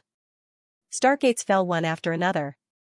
Everyone felt that something was wrong with the starry sky, but they couldn't put their finger on it. Only Lu Yuan, the ancient god, and the rest looked at the ground of the second zone of calamity. The changes were coming from underground. Lu Yuan's eyes were burning. Could it be? The battlefield was silent at this moment. Silence. Di Qiong panted heavily as he looked at the ground. He had a bad premonition. Ancestor, she frowned. It can't be. Breaking through now? This wasn't the Genesis space. This kid wanted to create his own path. Creating one's own path was a necessity for many powerhouses. Lu Yin was a powerhouse among powerhouses, so he should create his own path. But when he really wanted to do so, it would bring about a lot of shock. Even if everyone had expected it, it still wouldn't reduce the shock. Underground, Lu Yin looked up. Breaking through to the ancestor realm was the same as breaking through to the half-ancestor realm. When he had broken through to the half-ancestor realm, he had broken through 4 inner worlds at the same time. He had formed a mindset that breaking through to the ancestor realm required 4 inner worlds at the same time. But in fact, he could do it one by one. At this moment, he was using the mortal world to break through. Bai Xian'er didn't attack again. In the case of breaking through to the ancestor realm, as long as one wanted to walk their own path, anyone who participated would be affected. This didn't just happen in the origin space, but in the entire universe. In the 6 Direction Society, there were people who didn't need to experience tribulations to break through to the apex realm. However, such people were too common. Wood God, Void Master, and the others who had created their own paths had all experienced tribulations. They didn't have to wait until they broke through to the primordial realm. When one reached the ancestor realm, they would undergo a metamorphosis and create a new path. Such an existence would disturb the universe's starry sky, and the universe's starry sky naturally wouldn't allow it. He didn't kill Tianqiong because Lu Yin didn't walk the path of the astral sources. However, a phenomenon even more terrifying than killing Tianqiong appeared. It was a phenomenon that shocked everyone. The starry sky of the zone of calamity distorted as scenes flickered. They were like mirages, but in reality, they were parallel spacetimes. The parallel spacetimes overlapped with the zone of calamity's spacetime, twisting together and whistling towards Lu Yin with an earth-shattering momentum. Being in a parallel spacetime and seeing parallel spacetimes overlapped were 2 completely different feelings. It was like an ordinary person facing a tsunami. This scene shocked everyone. The sole true God looked around. The path that this child wanted to walk was something that parallel spacetimes could not endure. They wanted to destroy him. Was this child really going to create a parallel spacetime? Every ancestor's ancestral world was equivalent to a spacetime, but that spacetime couldn't be compared to a parallel spacetime in the universe. They were 2 completely different concepts. If it really could exist, it would be equivalent to opening up a space for this spacetime in the current universe. It would be equivalent to compressing all the other parallel spacetimes. The consequences would be extremely terrifying. When the starry sky appeared in Lu Yin's heart, it would be rejected by the current spacetime, forming a world of nothingness, let alone actually opening up a parallel spacetime. Lu Yin emerged from the underground of the zone of calamity and arrived on land. He saw the entire battlefield, the experts, and the corpses. He raised his head and saw the scenes of spacetime that appeared more and more frequently. The disturbance from breaking through to the ancestor realm in the mortal world seemed to be even more exaggerated than he had imagined. Originally, he thought that it would be the same as breaking through to the half-ancestor realm, where a supreme expert would appear to stop him or some spacetime phenomenon would appear. However, it was no longer as simple as a spacetime phenomenon. It was as if he couldn't exist in this universe and should be erased by it. Was he really that detestable? Thank you, brothers, for your support. Thank you. Last night, I stayed up all night writing, and I felt my scalp go numb. Looking at Windborne's update history, he had maintained 2 updates a day for 1,437 days. He had also added updates, but they were all for a period of time. I'll continue at 3 p.m. Thank you, brothers, for your support. Thank you. In Immemorial City, the primogenitor squatted on the ground, gritting his teeth as he gripped the sequence's string. At this moment, the sequence's string was constantly trembling. He was surprised. Mr. Mu walked over. Hold on tight. The little guy's breakthrough caused quite a commotion. Even Immemorial City was affected. The primogenitor chuckled. It's not that big. I'm just fighting for a place to live. When I broke through, do you think the myriad races came because of that? No, they were scared by me. Those trash from the 4 protectors were also scared by me. Mr. Mu said indifferently, stop boasting. He's just an inner world ancestor. There are 3 more. You didn't break through, did you? Do you think I don't know? You broke through to the primordial realm. I broke through. You underestimated me. No, I broke through to the primordial realm. I'm very sure. Old Mu, taking Zhuzi as your disciple is your pride. Apart from that, you're nothing.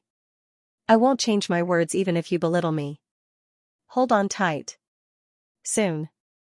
In the second domain of disaster, Lu Yin felt the various parallel universes getting closer and closer to him. They were so close that he felt like he was about to be crushed. At this moment, a familiar scene appeared. It was the 6th mainland. The primordial space also appeared. Lu Yin came from the primordial space after all. If he wanted to create a new parallel universe, he would have to compress the primordial space first. The 6th and 5th mainlands were about to crush Lu Yin. Lu Yin took a deep breath. He knew that breaking through to the progenitor realm would be difficult, but he didn't think it would be this difficult. Who would have to endure the suppression of multiple parallel universes when breaking through to the progenitor realm? No, he had never heard of it. Lu Yuan, Hongyan Mavis, Wu Tian, and Jialan Jilua were stunned. They were peak experts in the 3 realms and 6 paths. They had seen a lot, but they had never encountered such a thing. Apart from their master, only their master had encountered a similar situation when he broke through. It made countless parallel universes tremble. The commotion back then was much greater than Lu Yin's, but that was when their master broke through to the primordial realm. The entire universe's laws were in chaos, while Lu Yin was only breaking through to the progenitor realm. Xiaoqi. Lu Yuan was worried. Lu Tianyi, Qing Ping, Mu Feng, and Jiang Feng looked at him worriedly. The commotion caused by breaking through was just too great. They didn't know how to stop it. Bai Xiano looked up at the scene calmly. The Divine Eagle and Zhu Meng cried out in worry. Lu Yin clenched his fists. Since his breakthrough in the mortal world had brought about such a calamity, then he would have to use the mortal world to resolve it. He closed his eyes. The second zone of disaster's void kept tearing apart. It even formed a black river that flowed backwards. It wasn't a real river, but an endless number of void cracks connected together to form something that looked like a river. More and more spatial tears approached Lu Yin. From afar, Lu Yin looked like he was trapped in a black jar that was about to close. At this moment, Lu Yin opened his eyes. Above his head, the mortal world appeared with 6 grains of primordial dust revolving around it. With his hands behind his back, he looked at the primordial space and said, I am the Tao Master of the Above Heaven sect. Today, I'm determined to establish myself in this starry sky for the human race. I shall protect all living beings in this starry sky for the sake of the human race, be it humans or other species. Among the countless races in the universe, the human race is the most intelligent. The parallel spacetime trembled and rumbled. Endless void cracks flickered continuously. Fifth mainland, do you still recognize me? The fifth continent trembled. Sixth mainland, do you still recognize me? The sixth mainland trembled. Primordial space, do you still recognize me? My name is Luin, the Tao Master of the Above Heaven sect. In the primordial space, countless people looked up and saw Luin. Everyone could see that he was the Tao Master. Tao Master. I will lead the human race to be invincible. In this sky, in this universe, in the astral dome, who dares to rebel? No matter what path I walk, the human race will lead. I, Luin, am right. The path I walk should be successful. Am I right? There was a brief moment of silence in the primordial space. Then, there was a tsunami of cheers. Yes, Tao Master is right.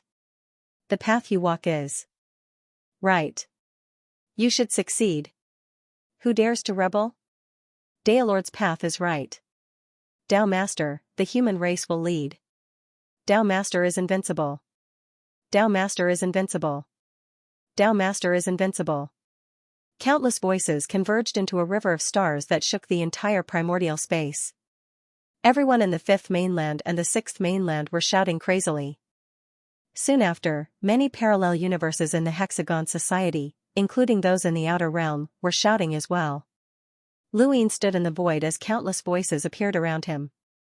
He heard them again, but this time, these voices were for him. This was what it meant to pray for all living beings.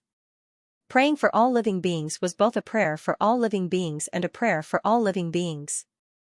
There was no limit to the universe. Only living beings could become the limit. Countless prayers transformed into a tsunami of power that caused the primordial space to crash into the parallel universes beside it. Dozens of parallel universes appeared in the Hexagon Society and crashed into the parallel universes that were trying to crush Luin. The entire second disaster zone collapsed. Luin was like a god. He did not need to do anything. No matter who it was, no one could cut off his path. The path he walked was right. Atop the black mother tree, the sole true god's face sank. He looked at Luin with an unprecedented murderous intent. This child had extraordinary innate talent, possessed a turbid treasure, and even established a glorious above heaven sect. The sole true God could tolerate all of this, but this was the only thing he could not tolerate. This was because Luin had obtained the support of countless people. It could even be said that he had obtained the support of the entire human race. No one could say for sure just how great this power was. The higher one's cultivation, the more one could understand just how terrifying this power was. At this moment, this child's threat surpassed everyone that the sole true God knew, including the primogenitor. In the distance, Xianxi's face sank even further. He wanted the people behind him to enter this universe and replace the people of this universe, but at this moment, he saw his hopes dwindle. One person had obtained the support of the entire human race. What kind of terrifying power was this? This power had helped this person survive the calamity and could also help this person reach unprecedented heights. This was the support of an entire species. By Xianxia sighed, but it was too late. She could not stop this. Now that Luin had broken through to progenitor realm, she had no idea how strong he would be. She could only hope that Luin, who had broken through to progenitor realm, had not reached a level that she could not hope to reach. Otherwise, who would be able to keep him in check? In the sky, Luin spread out his arms. Around him, the many parallel universes that had been crushing him disappeared, and everything returned to normal. As for his mortal world, it had transformed. It disappeared from between his eyebrows, and the progenitor dust that had been given to him by the primogenitor fell to the ground near his heart along with the other 5 progenitor dusts. One day, these 6 progenitor dusts would be returned to the primogenitor, as they were his weapons. At this moment, there was a tiny dot between Lu Yin's eyebrows that was almost undetectable. This dot was his mortal world. The mortal world had transformed from an inner world into the progenitor realm, and there were countless voices within it. These voices were the prayers of all living beings, and this mortal world was the progenitor realm. Luyin had also stepped into the progenitor realm at this moment. Although he had only broken through to progenitor realm in one inner world, he was already a progenitor. He was a true progenitor. The divine eagle and ancestral mane rushed towards Luyin. Under the shocked gazes of countless people, Luyin stood with the divine eagle on his shoulder and the ancestral mane around his waist. He had not expected them to act like this. Hongyan Mavis' eyes reddened. "Ma Master." The ancient god trembled. "Master." At this moment, Luyin's image was too similar to that of the progenitors. Many people recalled the past and saw that glorious era. Unfortunately, this only lasted for a short while. The divine eagle and ancestral mane stared blankly at Luyin's face before their gazes changed. They left without hesitation, recognizing that Luyin was not the progenitor. Hongyan Mavis and the others came to their senses. Luyin was still the same Luyin, not the progenitor. They all missed their master. Luyin lowered his head and looked at Baixianer. "Second round, begin." He opened his hand and aimed it at Baixianer. A column of soil appeared in the air, only as wide as a palm. It shot towards Baixianer like a javelin. Baixianer pointed a finger and collided with the soil. Her expression changed, and she immediately twisted her body. The soil tore through her wrist and pressed down. Baixianer was unable to block the column of soil. Luyin's gaze was cold as he bent his fingers, and cylindrical soil appeared in the air and shot towards Baixianer like raindrops. Baixianer used her sequence laws, and trajectories appeared in the soil. This was the carrier, and as long as it was broken, the soil would also shatter. However, her expression changed in the next moment. She could only break a limited number of trajectories, causing the soil to shatter. Most of the remaining soil continued to shoot towards her. She stood in place without moving as the soil penetrated her body and shot into the ground. Baixianer recovered once more, but this time, she wasn't as relaxed as before. Her face was deathly pale. Luyin looked down from above. "Let's see how many more times you can use this recovery method." He raised his arm, and a shocking scene appeared. Black dots covered the entire second zone. They were pieces of soil, and each piece of soil had a destructive power that even Baixianer feared. She felt dizzy just looking at so much soil. Luyin pressed his arm down, and the soil bombarded the entire second zone. Not only did it target Baixianer, but it also targeted all the Eternals fighting against the Above Heaven sect, including the four Guardians. Primordial Realm cultivators could use their laws to not get close, but Luyin wasn't using the sequence laws. He was only using the power of a progenitor. How strong could a progenitor be? In the past, Luyin felt that Xianxia was already at the peak of the progenitor realm. With the divine martial sword domain, time scale, and 9 clones, Xianxia was basically invincible. He truly believed that Xianxia wouldn't be any weaker than progenitor Qin. However, as his cultivation increased, his horizons gradually broadened, and he finally understood the sequence laws. However, Xianxia was still at the peak of the progenitor realm back then. He hadn't reached the level of the sequence laws, but it wasn't easy to defeat him below the sequence laws. Now, Luyin had completely broken the upper limit of the progenitor realm. "Thank you for your support, brothers." "Thank you."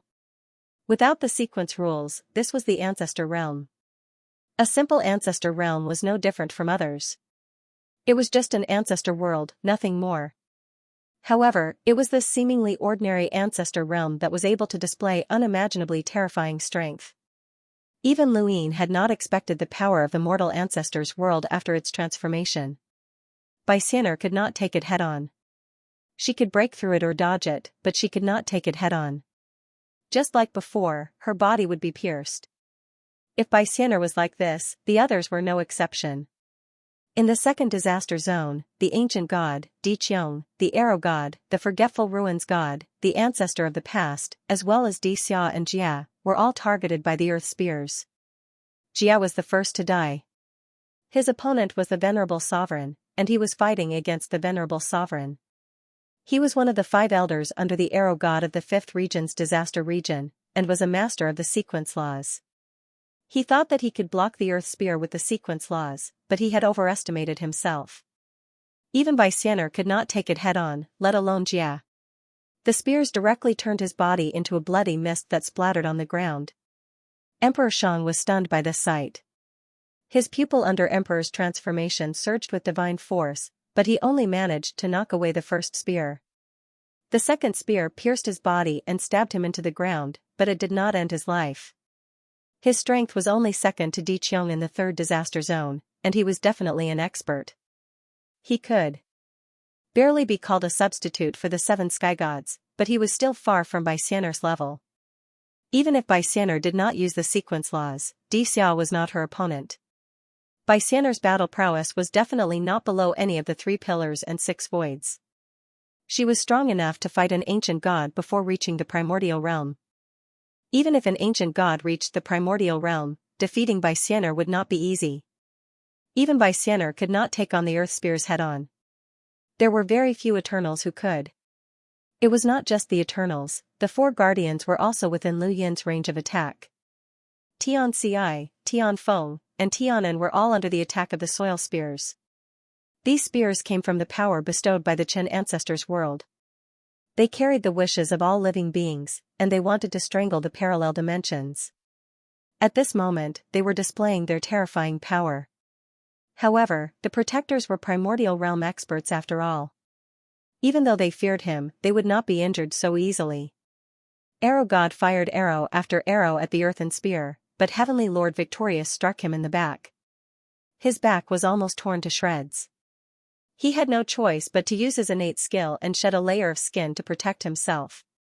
The earth spear pierced through the meditative ruins and headed straight for the god of forgotten ruins. It was not just one spear, but several spears. The god of forgotten ruins' expression changed as he felt an extreme sense of danger.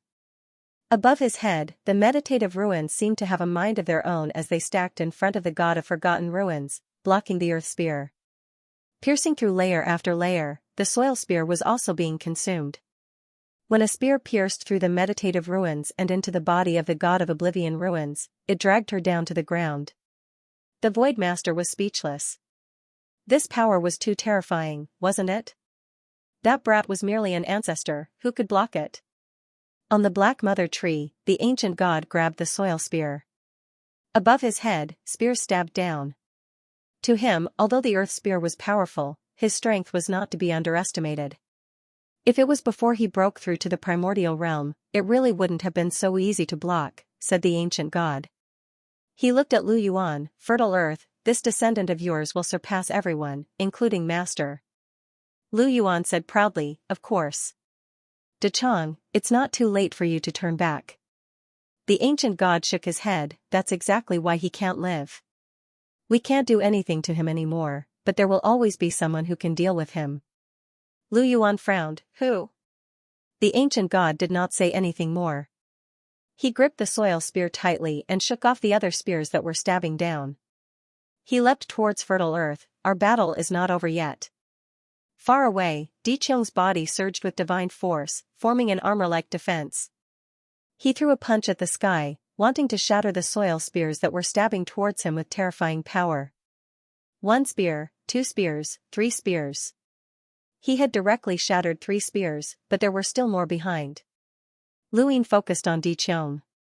Di Qiong dodged in a hurry, but he was still pierced by a soil spear. Around him, the war god's scripture revolved as the spears froze the space.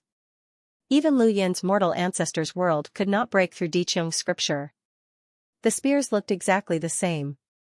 The first one could hurt Di Qiong, but the rest could not. They were all frozen by the war god's scripture. Di Qiong gripped the spear that had pierced his body and pulled it out. Blood splattered everywhere as he looked at Lu Yin with a ferocious expression. How could I be killed like this? Even if you want to kill me, you have to do it yourself. Who do you think I am? I am Di Qiong from the Dark Warrior Sky, one of the 3 pillars and 6 boundless Eternals. On the other side, Wu Tian said, since ancient times, very few have dared to attack the entire Eternals. Even we would find it difficult to do so. This boy will definitely surpass every cultivator we know until he reaches a peak that we cannot see. In the distance, Lu Yin stared at Xianxia. The rain of soil spears had cleansed the second zone of disaster and shocked the Eternals. It brought more blood and excited the human powerhouses. Lu Yin's strength at this moment was simply shocking. Progenitor Realm. This was Lu Yin at the Progenitor Realm. He had finally taken that step and transformed. No, it was still not enough. 4 inner worlds and 1 Progenitor Realm were far from enough. Lu Yin clenched his fists. He would break through all 4 inner worlds to become one. He would become the strongest progenitor since ancient times. I am the progenitor. No other progenitor can challenge me. A few simple words spread through the starry sky, attracting everyone's attention. Lu Yuan laughed, followed by the other human powerhouses. They laughed arrogantly. This was Lu Yin, the path master of the Above Heaven sect. He was the progenitor. No other progenitor can challenge him. He was so domineering. These words not only spread throughout the zone of disaster, but also to the Genesis space, the Hexagon Society, and all the parallel universes in the universe. The transformation of the mortal progenitor realm had given Lu Yin the ability to speak to all parallel universes. These words caused the entire human race to boil over. The progenitor realm was not the end, but Lu Yin had forcefully described it as the end. The Above Heaven sect would usher in an incomparably brilliant era. In Immemorial City, both the humans and the Eternals were silent for a moment. What domineering words! Who is it? So arrogant? I don't know. I hope it's a human who can transmit his voice to Immemorial City. Even you and I can't do that. This person has the right to say that. It must be a human. No need to guess.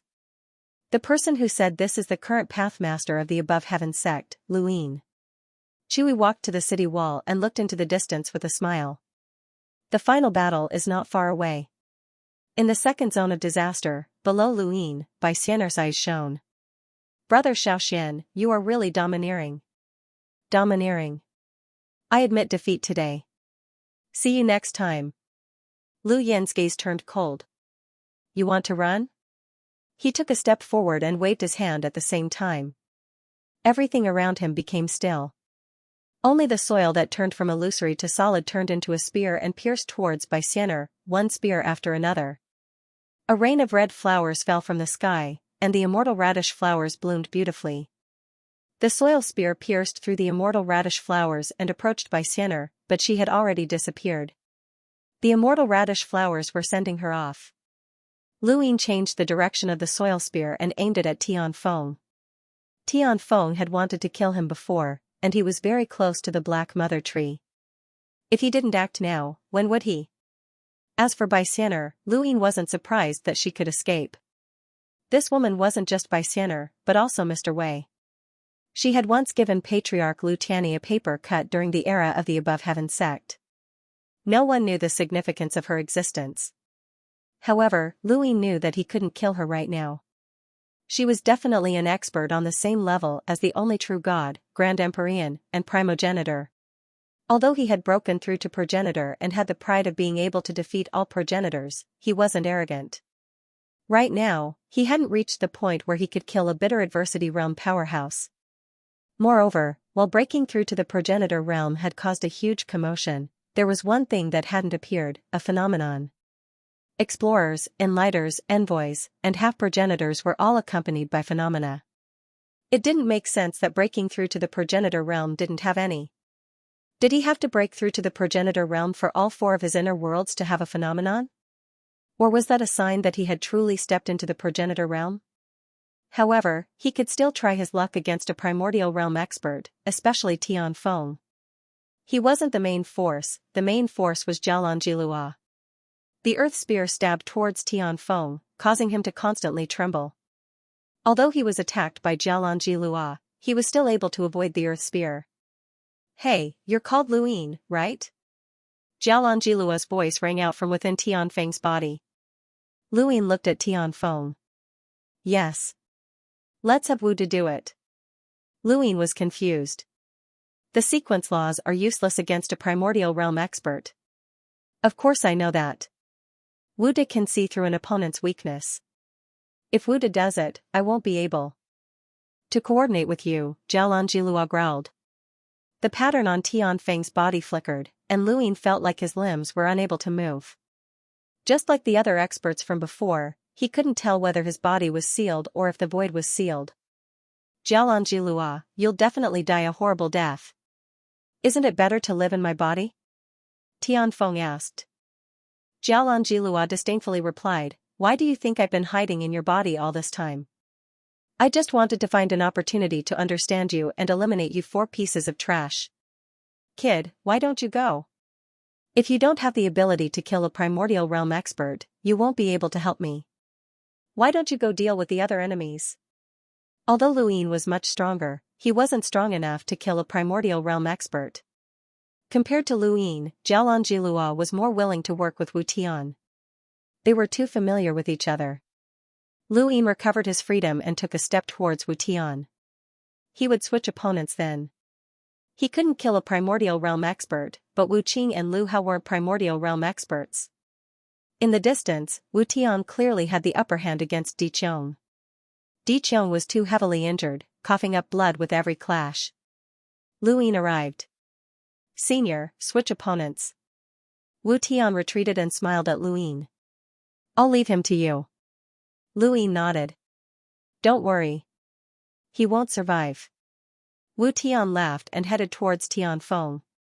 Looking at the battlefield, there were only a few battles that could decide the outcome of the battle: the ancient gods and Lu Yuan, Tianxia and Lei Zhu, Tianan and Hongyan Mavis, and Tianfeng and Xianxia. Lu Yin's previous attack had caused the Eternals to suffer heavy losses. Although many human experts, including Di Zun, Yi Luo, and the Forsaken Path, could not participate in the battle. Only the 3 realms and 6 paths could participate. Wu Tian, don't run. Di Qiong held his spear and stared at Wu Tian with his pupil-less eyes. Luyin looked at him and said, Di Qiong, long time no see. Di Qiong stared at Luyin, and his fear was no less than Wu Tian's. Lu Yin's attack on the entire land of tragedy had elevated him to the level of the 3 realms and 6 paths. I should have killed you long ago, Di Qiong said word by word. His pupil-less eyes were terrifying. Luyin looked at him and said, you can't do it. Then, he waved his hand, and soil formed into a spear in the void and stabbed towards Di Qiong. The battle god scripture appeared around Di Qiong and froze the spear.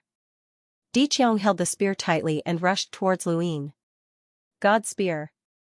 The spear was wrapped in divine power, and its power was shocking. It tore through the void and created a long dark border as if it was going to split the land of tragedy.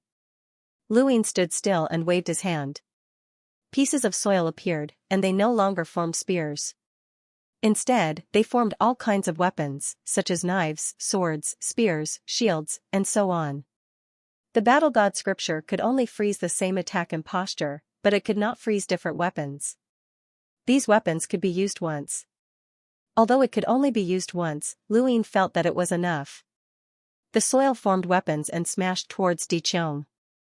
Di Qiong's body was pierced again, and his blood stained the ground.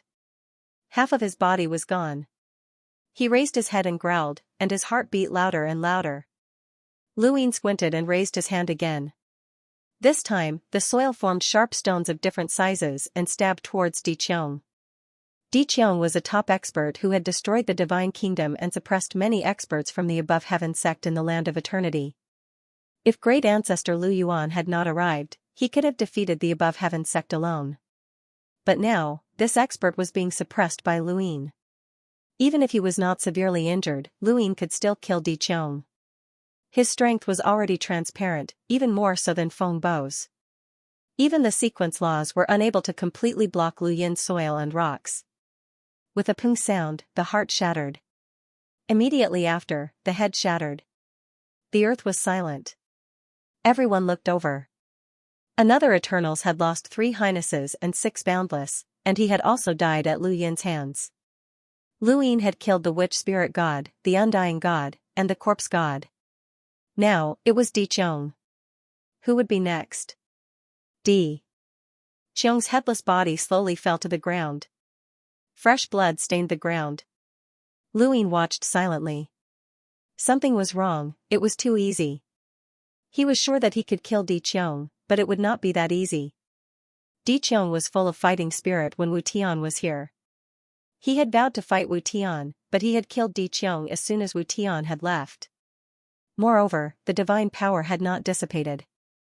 Lu Yin stared at Di Qiong's corpse, and with a flick of his finger, soil appeared in the void once more.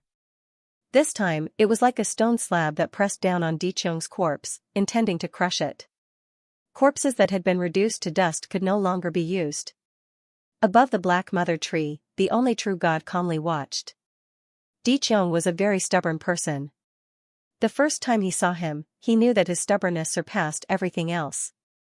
At that time, it had not been long since the destruction of the Above Heaven sect. It was not long after the first God's commandment had ended. There were not many experts in the Eternals, and they were far from enough to gather the 3 gods and the 6 gods.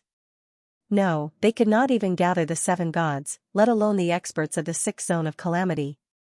He had been looking for talented cultivators to join him, and that was when he had found Di Qiong. The first time he had seen this child, he had been gnawing on bones in a pile of corpses. Those were human bones. His small body was bathed in blood, but he was not afraid at all. He was as calm as a beast that had eaten its fill. Even the only true God, who was used to seeing death, was attracted by that scene. He came to the child and asked him what he was doing. Eating meat. That's a human. Hungry. Why are you here alone? The child looked to the side and saw a well-preserved corpse. Your father? Yes. Why didn't you leave? The child looked at his father's corpse calmly and did not speak. The only true God stepped forward and sized the child up. What are you thinking about? The child replied without hesitation, living. Then come with me. Can you let me live? It's easy to live. It's very difficult. Why? Father can't live. He's too weak. The child raised his head and looked at the only true God. Father said that with Wu Tian's teachings, he would become stronger sooner or later. But he has no chance. The child said calmly, it's Father. He trusted the wrong person. The only true God looked at the child with interest. Do you know Wu Tian? No. Wu Tian is a human. The child asked, is he very strong? The only true God smiled. At least he can live. The child was dissatisfied. Father is dead. Wu Tian shouldn't be alive. The only true God laughed. Do you hate Wu Tian? No. It's just that he shouldn't be alive. Weaklings shouldn't be alive. Then you have to deal with him yourself. I will. I won't be a weakling. The only true God looked at the child. If one day you die, what will you do? The child thought for a while. As long as I can move, I'm alive. The only true God looked into the distance. As long as he could move, he was alive. Movement was the only standard that the child believed to be alive. Killing Wu Tian was his obsession. Staying alive was his obsession. He could move. Under the pressure of the soil, Di Qiong's corpse suddenly moved. Half of his body was supported by the remaining arm. His heart was crushed and his head was crushed. Inside his body, divine energy was like a meridian that connected the 2 parts of his body. Lu Yin had seen this scene before. It was the scene of Wu Ling God's death. It was horrifying. Thump, thump, thump. The sound of heartbeats came from Di Qiong's broken heart. At this moment, divine energy formed a new heart. The surface of his body cracked. Divine energy entered his body, and a powerful aura shot up to the sky. Lu Yin narrowed his eyes. This was a powerful physical strength. The ancient god, Archer god, and other experts looked at Di Qiong. The rumors are true. Di Qiong has created a new transformation that surpasses the pupilless transformation. The price is death. On the Black Mother tree, the only true God exclaimed. That child was a man of his words. However, the last transformation of the Corpse King transformation was not the pupilless transformation. It was the martial god transformation. Martial represented his obsession with Wu Tian. God represented divine energy. Only divine energy could create such a transformation. This was the last transformation of the Corpse King transformation. Di Qiong was indeed dead, but his body could still move. As long as he could move, he would not die. With a boom, half of Di Qiong's body rushed toward Luyin. The remaining arm reached out to grab Luyin. Luyin waved his hand and formed a soil spear. However, it was crushed by his arm. Under the pupilless transformation, Di Qiong had turned the tables against Wu Tian. His physical strength was comparable to the zombie gods. At this moment, his physical strength had increased tenfold. This was beyond the progenitor realm. Luyin did not want to compete with Di Qiong's physical strength. It was impossible. The soil spears were crushed by Di Qiong's arm. Di Qiong bent his legs and rushed forward. He pushed through the void, creating ripples that spread into the distance. The pressure was so oppressive that Luyin could not breathe. Luyin looked at Di Qiong, who was approaching him rapidly. At this moment, Di Qiong was clearly the most terrifying human weapon. Luyin maintained the same speed as Di Qiong. They were 1 meter apart. One retreated while the other chased. Luyin could clearly feel the strength of Di Qiong's physical strength. It could even be said that Di Qiong's physical strength had surpassed that of Patriarch Lu Yuan and Hongyan Mavis. In terms of physical strength, no one could be compared to Di Qiong. However, the foundation of this transformation was divine energy. What Luyin was least afraid of was divine energy. Luyin took out eternal darkness and entered it together with Di Qiong. In the dark space, Di Qiong waved his hand and shook the void to disperse the darkness. The dark hall could not burn him. Even if it did, he was already dead. There was no way to deal with this physical strength.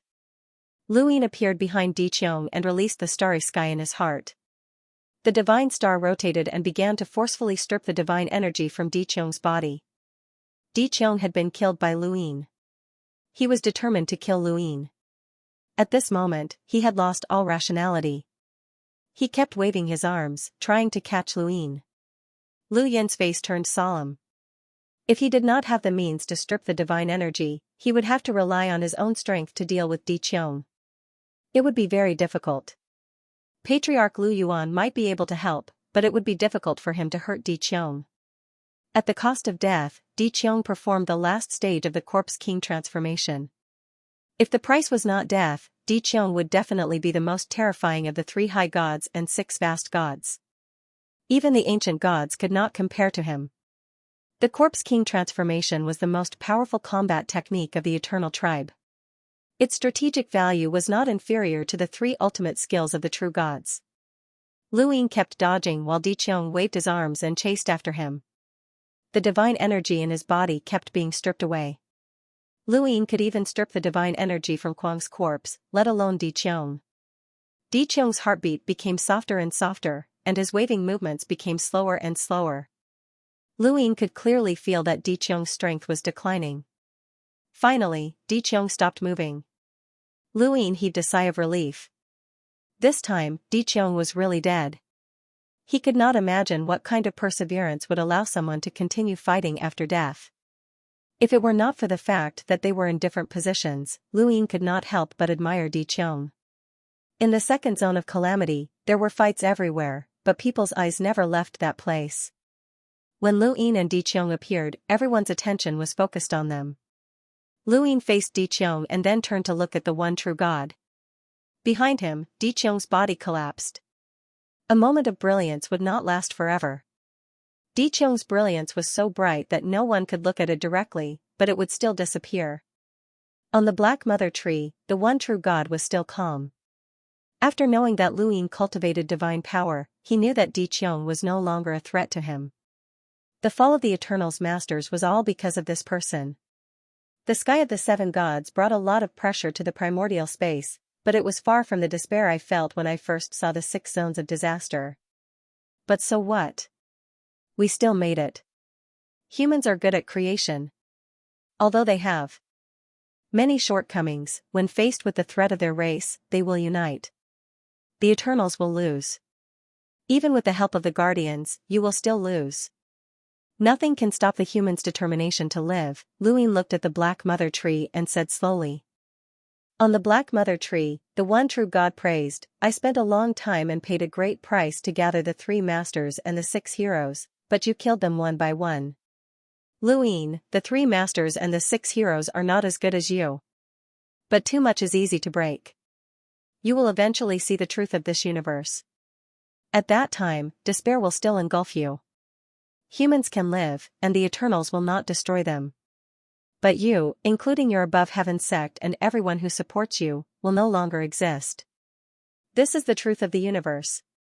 Like Di Qiong, you will shine for a time. This era will remember you, and the next will forget you. Lu Yin's lips curled up. I won't die so easily. At least, I won't die before the Eternals are eradicated. My mission is to open up a path for humans.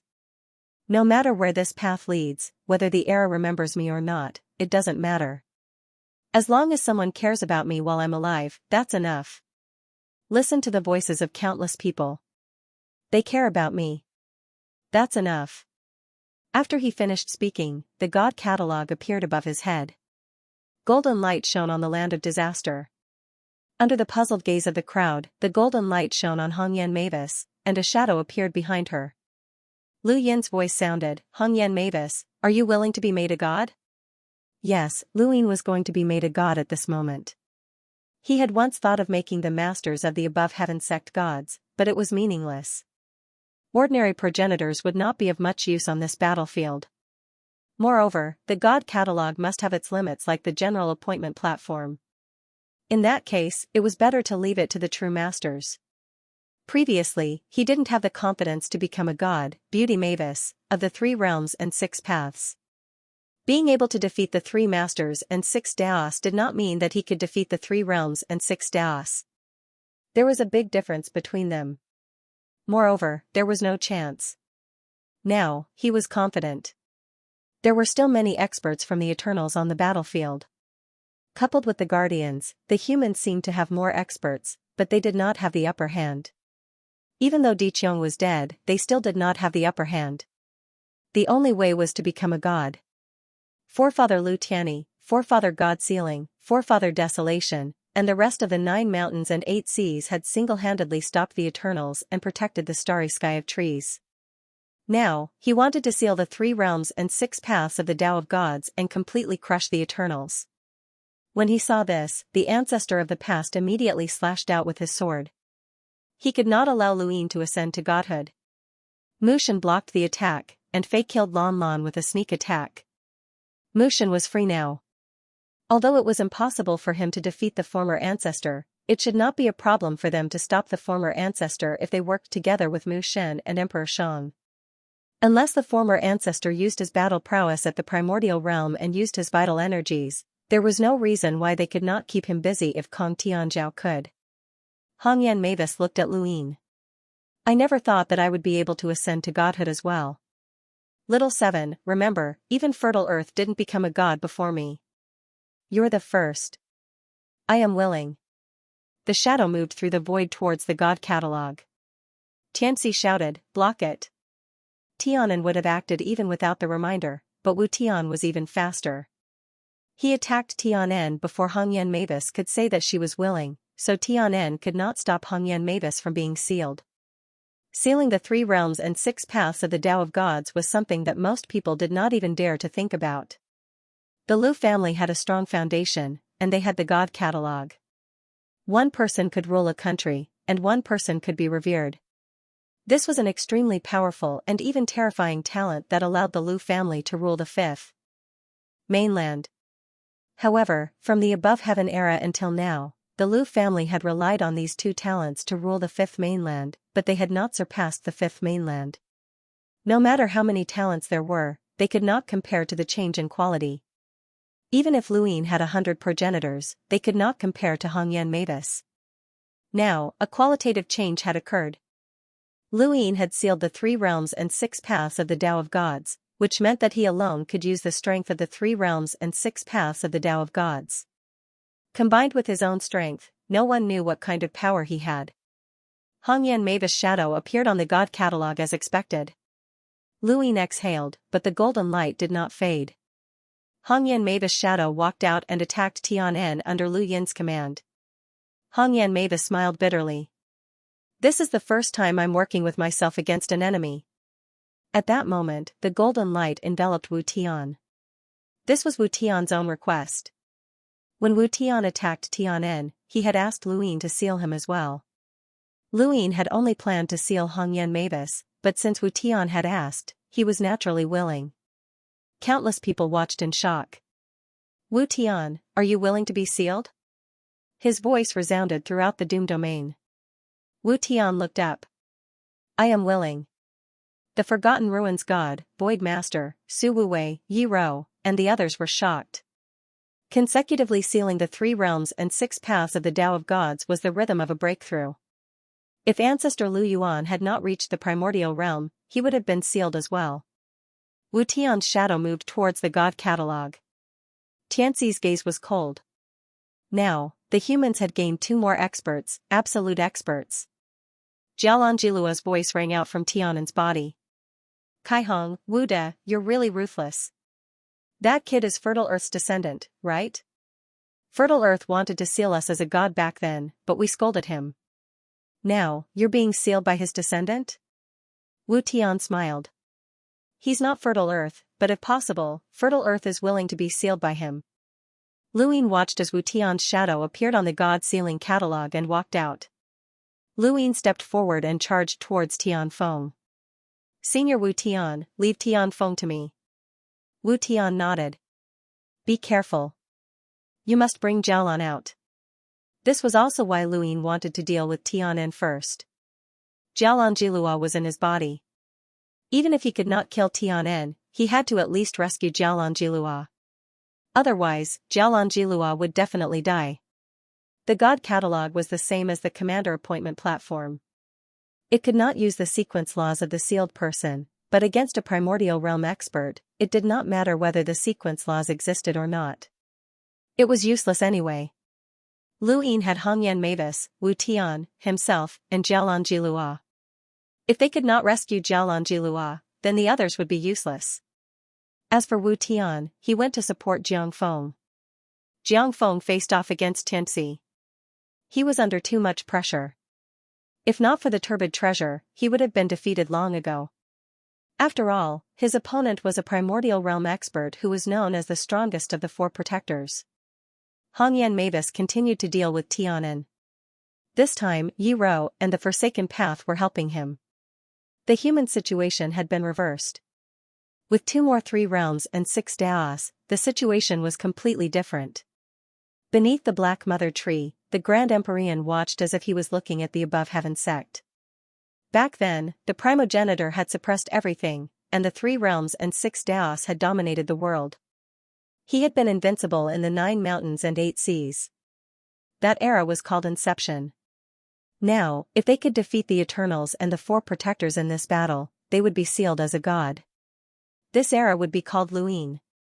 Nothing could stop the humans at this moment. At this moment, Luyin forgot about the blood-red figure that had appeared during the battle in the Mirage Domain. He forgot about that omnipotent existence that weighed down on his heart. He forgot about everything. He only wanted to defeat the Eternals and the 4 protectors so that he could give this era an explanation. In this era, he had to do something for the future generations. Hongyan Mavis' figure punched out at Skyseal. On the other side, Wu Tian's figure stabbed out with a spear that pierced through the void, surrounded by the war god scripture. Luyin raised his hand, and the soil transformed into a spear that stabbed out like raindrops. Skyseal was an oval-shaped sourcebox that gave off a natural feeling. In the face of Luyin's attack, the patterns on its surface flickered. Luyin paused, and Hongyan Mavis and Wu Tian's figures froze at the same time. Kid, this is a Skyseal array. Let me tell you, Skyseal is not a sourcebox, but a sourcebox array, Jialanjilua's voice rang out. Luyin was stunned. A sourcebox array? There are many strange life forms in the universe, and sourcebox arrays have their own consciousness. It's not impossible for the array to reach its current level. Back then, Master was trapped by this guy's sourcebox array and lost both of his hands. I chased after him out of the primordial space, but in the end, I was sealed inside his body. Be careful. After so many years, his sourcebox array has evolved, and I don't even know how many there are, Xianxia warned. Skyseal's voice rang out. Xianxia, I admire you. You've suffered the torture of being skinned alive and disfigured, but you haven't gone mad. No matter what, I won't be killed by a piece of trash like you, Xianxia said with disdain. Lu Yin's eyes narrowed. Skinned alive and disfigured, he looked at Skyseal with a bone-chilling gaze. He had heard of Xianxia's legend. The ancestor had named her Floret because she loved beauty more than anyone else. She would take care of every single strand of hair, and in that era, she was synonymous with beauty. However, she had gone through the most painful calamity in the world, and this had all been brought to her by Skyseal. The 4 guardians had surrounded and killed the ancestor, and Skygrace had killed Desolate Ancestor once. Sky Blessing had tried to exterminate the humans of this universe, so all 4 guardians deserved to die. The Skyseal array is a transformation of Skyseal's sourcebox array. It cannot be seen, but it can seal any expert. However, it has 2 flaws.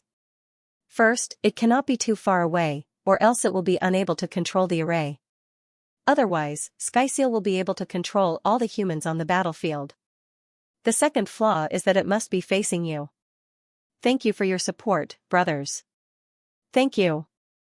I really can't take it anymore. I've never updated so frequently before.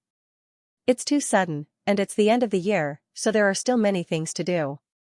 Brothers, please understand and slow down. Thank you. A sourcebox had a front? Lu Yin was stunned. How do you tell if it's facing me? What's the pattern? That's right. Tianfeng's body has a pattern engraved on it. As long as its back is facing the pattern, it will spread in 3 directions. Lu Yin continued, so there's only one way to attack it. Tianfeng was aggrieved and furious. It had never felt like its weakness had been exposed right in front of its face.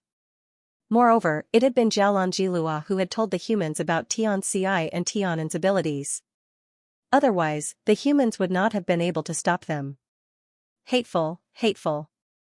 Lu Yin raised a hand, and soil spears appeared around Tianfeng from all directions, almost completely surrounding him. He clenched his fingers and the soil spears pierced forward. He once again sensed the linear sky array. Without Lu Yin's control, the soil spears merely maintained their momentum and did not possess much power. However, Lu Yin had done this to create an opportunity for Hongyan Mavis and Wu Tian.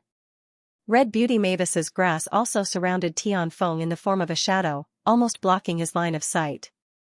Wu Tian's martial god scripture was actually ineffective against Tianfeng's linear sky array. However, he used the soil spear as a tool to find Tianfeng's back and thrust it forward. Tianfeng spun and restrained Wu Tian. At that moment, Lu Yin was able to move because Wu Tian was facing him, which meant that Lu Yin had appeared behind Tianfeng. Lu Yin controlled the soil spear to separate from Wu Tian's hand and thrust it towards Tianfeng. Tianfeng's linear sky array could trap living creatures, but it could not stop this soil spear. With a clang, the soil spear viciously pierced Tianfeng's body. Tianfeng swayed and roared in anger. Mere humans dare to challenge the heavens? You're too impudent. Humans should have gone extinct long ago. Be careful, it's about to activate the 2-realm disintegration. Formation. This uses 2 parallel spacetime as the eye of the formation and overlaps with each other to instantly envelop everything. It's equivalent to letting you enter the eye of the formation and wiping out the parallel spacetime to erase everything. Xianxia's voice rang out as she simultaneously attacked Tianfeng from within. She had helped Lu Yin escape in this manner, which had given him the opportunity to enter the roots of the Black Mother Tree. Although Xianxia had not revealed herself in this battle, her contributions were enormous. If not for her, Tianfeng would have been unstoppable. Tianfeng was enraged. Jialan, you're courting death. I'll definitely let you die a miserable death. I'll peel off your flesh piece by piece and pull out your bones for all humans to see. Jialan, Jialan. Lu Yin's gaze was gloomy as he continuously brandished his spear of soil to attack the heavenly seal. The runes on Tianfeng's body flickered with light. It was clear that Lu Yin's attack was effective. This was an attack that was enough to kill 3 pillars and 6 vastnesses. Although Tianfeng was a primordial realm expert, he still could not ignore it. Lu Yin felt that he should be able to shatter the source box with his repeated attacks. And each time Tian Feng wanted to release the two-realm minute array, it was destroyed by Jiao Lanjilua time and time again. Finally, it couldn't take it anymore and released a monstrous murderous aura. Lu Yin's eyes widened. What's this? Fiendish qi emanated from the pattern on Tian Feng's body and instantly filled the sky above the 6 regions of calamity. Everyone who saw this scene felt their hearts skip a beat. Mu Feng frowned. What a terrifying baleful aura. Who could possess such a boundless baleful aura? Although the baleful aura came from Tian Feng's body, it didn't belong to him. It was merely released by him. Jiang Feng turned his head and looked at Tian Feng, gripping his sword hilt tightly. This baleful aura was not easy to deal with. Victorious battle, the Celestial looked up at the sky and gripped his golden staff tightly. His blood constantly burned as he circulated the victorious battle technique. This baleful aura stirred up his battle intent. The arrow god in front of him had become increasingly dispirited after Di Qiong's death. The Celestial was basically suppressing the arrow god, but the arrow god just couldn't die. Jiao Lanjilua's voice rang out in Lu Yin's ears. I can't stop the 3-terminal array. The 3-terminal array relies on 3 strands of baleful aura to form the eye of the array, and they are sealed within the pattern on Tian Feng's body. I can't stop it, so you have to be careful. The 3 strands of baleful aura come from Sha. Sha was one of the 9 mountains and 8 seas of our above heaven era. He entered the cultivation world with a baleful aura that killed millions of enemy soldiers, and he could never avoid the word kill. Although he wasn't very strong and couldn't compare to us, he had a lot of baleful aura, so much that it was terrifying. The second strand of baleful aura comes from Chuhiai, who is also the Grim Reaper. Lu Yin raised a brow. The Grim Reaper? After the first mainland was destroyed, Master went missing. I chased after Tian Feng, but I was trapped by him. At that time, the countless astral beasts of the 4th mainland rebelled, and Chuhiai used his own strength to wipe out dozens of races, causing the heavens to bleed. Chuhiai fought with him in anger, and at that time, Chuhiai's body was filled with the baleful aura of the astral beasts. Tian Feng ambushed Chuhiai and took away most of the baleful aura. The 3rd strand of baleful aura comes from the 4 protectors Tian Fa. It punishes on behalf of the heavens and kills countless people. Most of the people it kills are humans. The 3-terminal array uses 3 strands of baleful aura to form a killing attack, and it's equivalent to a battle technique with a concept. You have to be careful. Tian Feng growled, so what if I understand it? The 3-terminal array uses absolute power to kill. Even if you study it for countless years, if you can't stop it, you can't stop it. Die, human. With that, the baleful aura split into 3 strands. They didn't interfere with each other, but they also flowed in a strange way and gradually merged together. All of a sudden, the baleful aura was gaseous. It seemed dizzying, but it was still normal. The baleful aura of the Grim Reaper was made up of astral beasts of various shapes and sizes. Everyone could hear their howls and roars. As for the baleful aura of Tian Fa, it was mostly made up of people. They were all grief-stricken and unwilling. It was a terrifying sight. The 3 strands of baleful aura gradually merged into a trident. It took shape in the sky and faced Lu Yin. Lu Yuan's face changed drastically. This power was troublesome. The ancient god stared into the distance. It really was a primordial realm expert after all. Even he did not want to receive the trident formed from baleful aura head-on.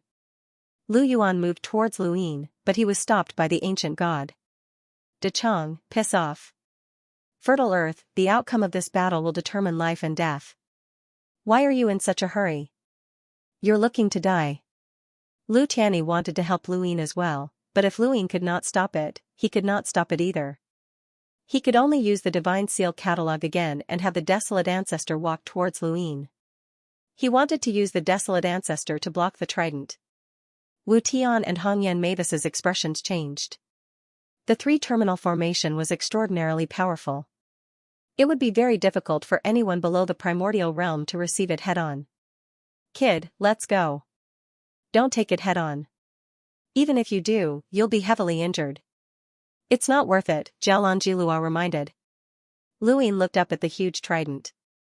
It seemed like it could pierce through the second domain of disaster. It was like a god's weapon. However, he smiled.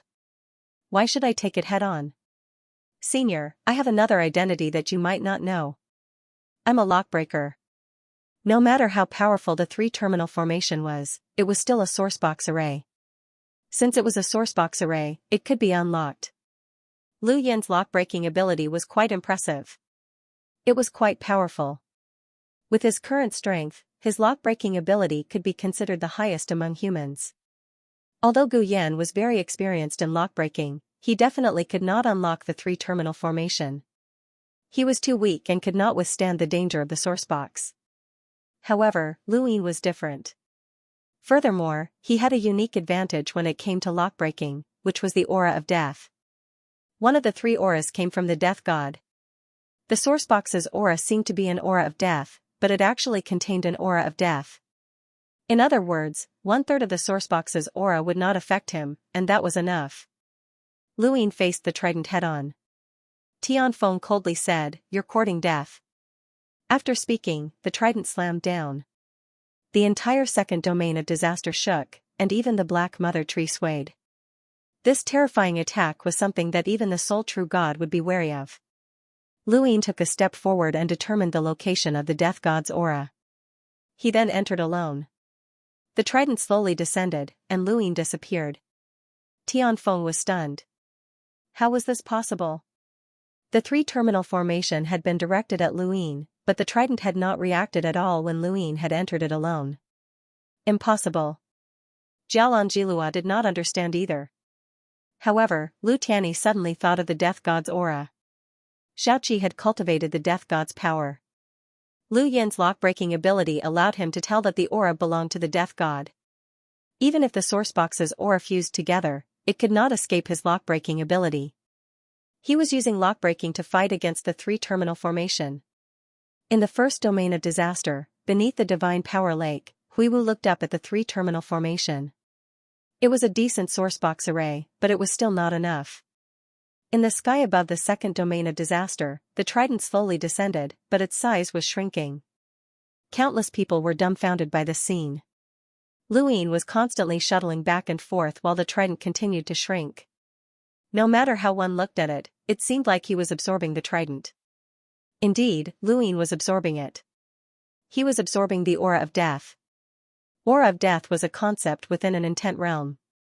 Some people could frighten others with a single glance, and such an aura did exist in abundance. However, in order to materialize this aura, one had to rely on one's own cultivation. This was why Tianfeng had said that. This was an intent realm battle technique. The death god's aura of death relied on aura of death, and Lu Yin's lockbreaking method was to absorb that aura. He did not plan on using lockbreaking to break the three-terminal formation, as that would take too much time and effort. He only needed to absorb the aura of death and make the death god's aura disappear.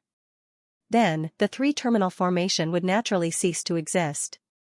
Tianfeng stared blankly as the runes on his body flickered. It was obvious that he was not calm at all.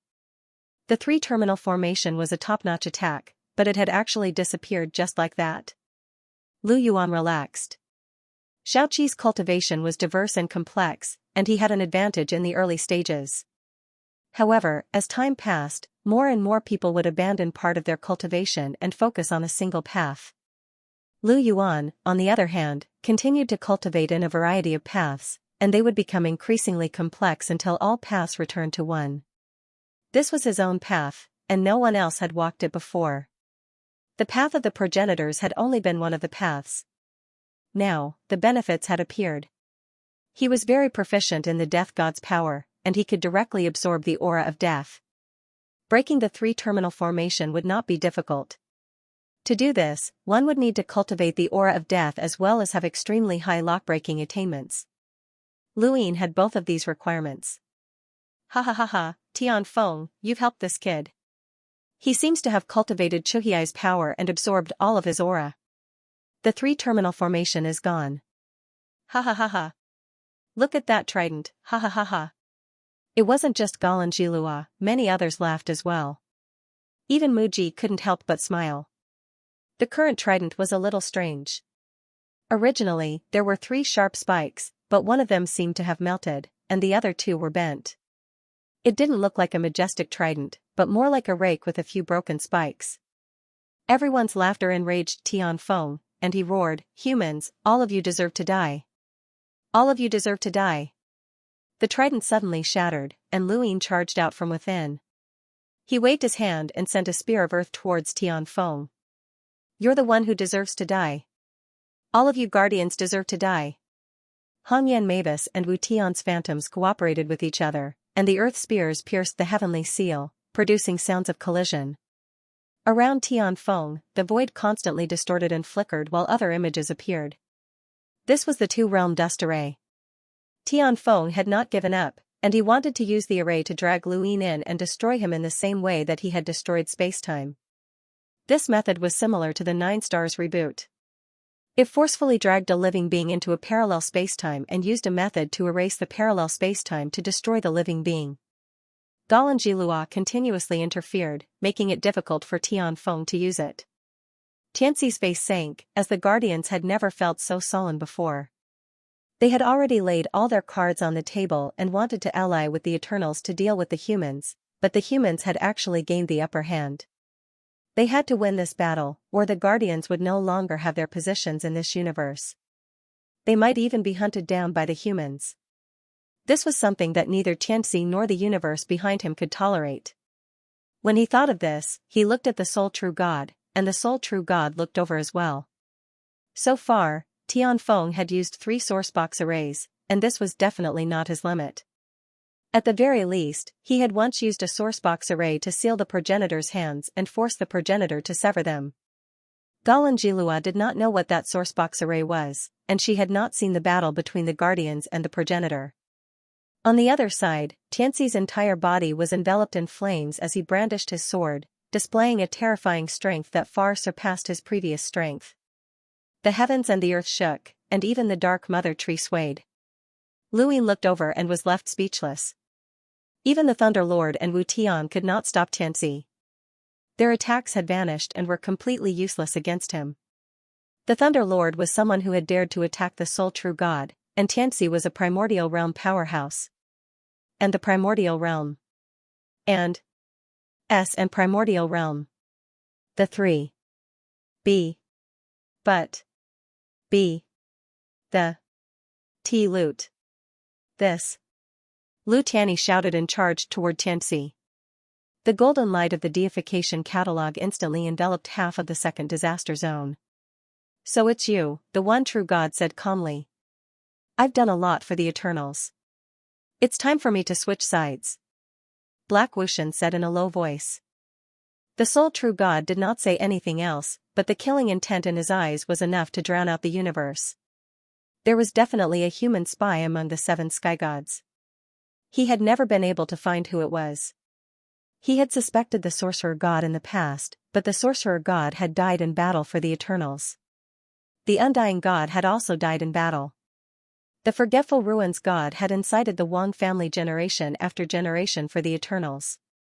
Wang Xiaoyu had directly caused the 6th and 5th mainlands to go to war, so she could not be a traitor. As for the corpse god, she was not human at all.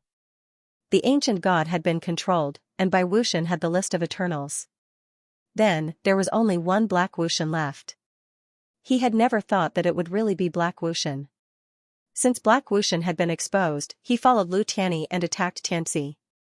Suddenly, 4 experts surrounded Xianxia. The Thunder Lord and Wu Tian were all from the 3 realms 6 Daos, and Lu Tianyi was not much weaker than them. Lu Tianyi's divine seal catalog allowed him to borrow the strength of Progenitor Chen and Progenitor Ku.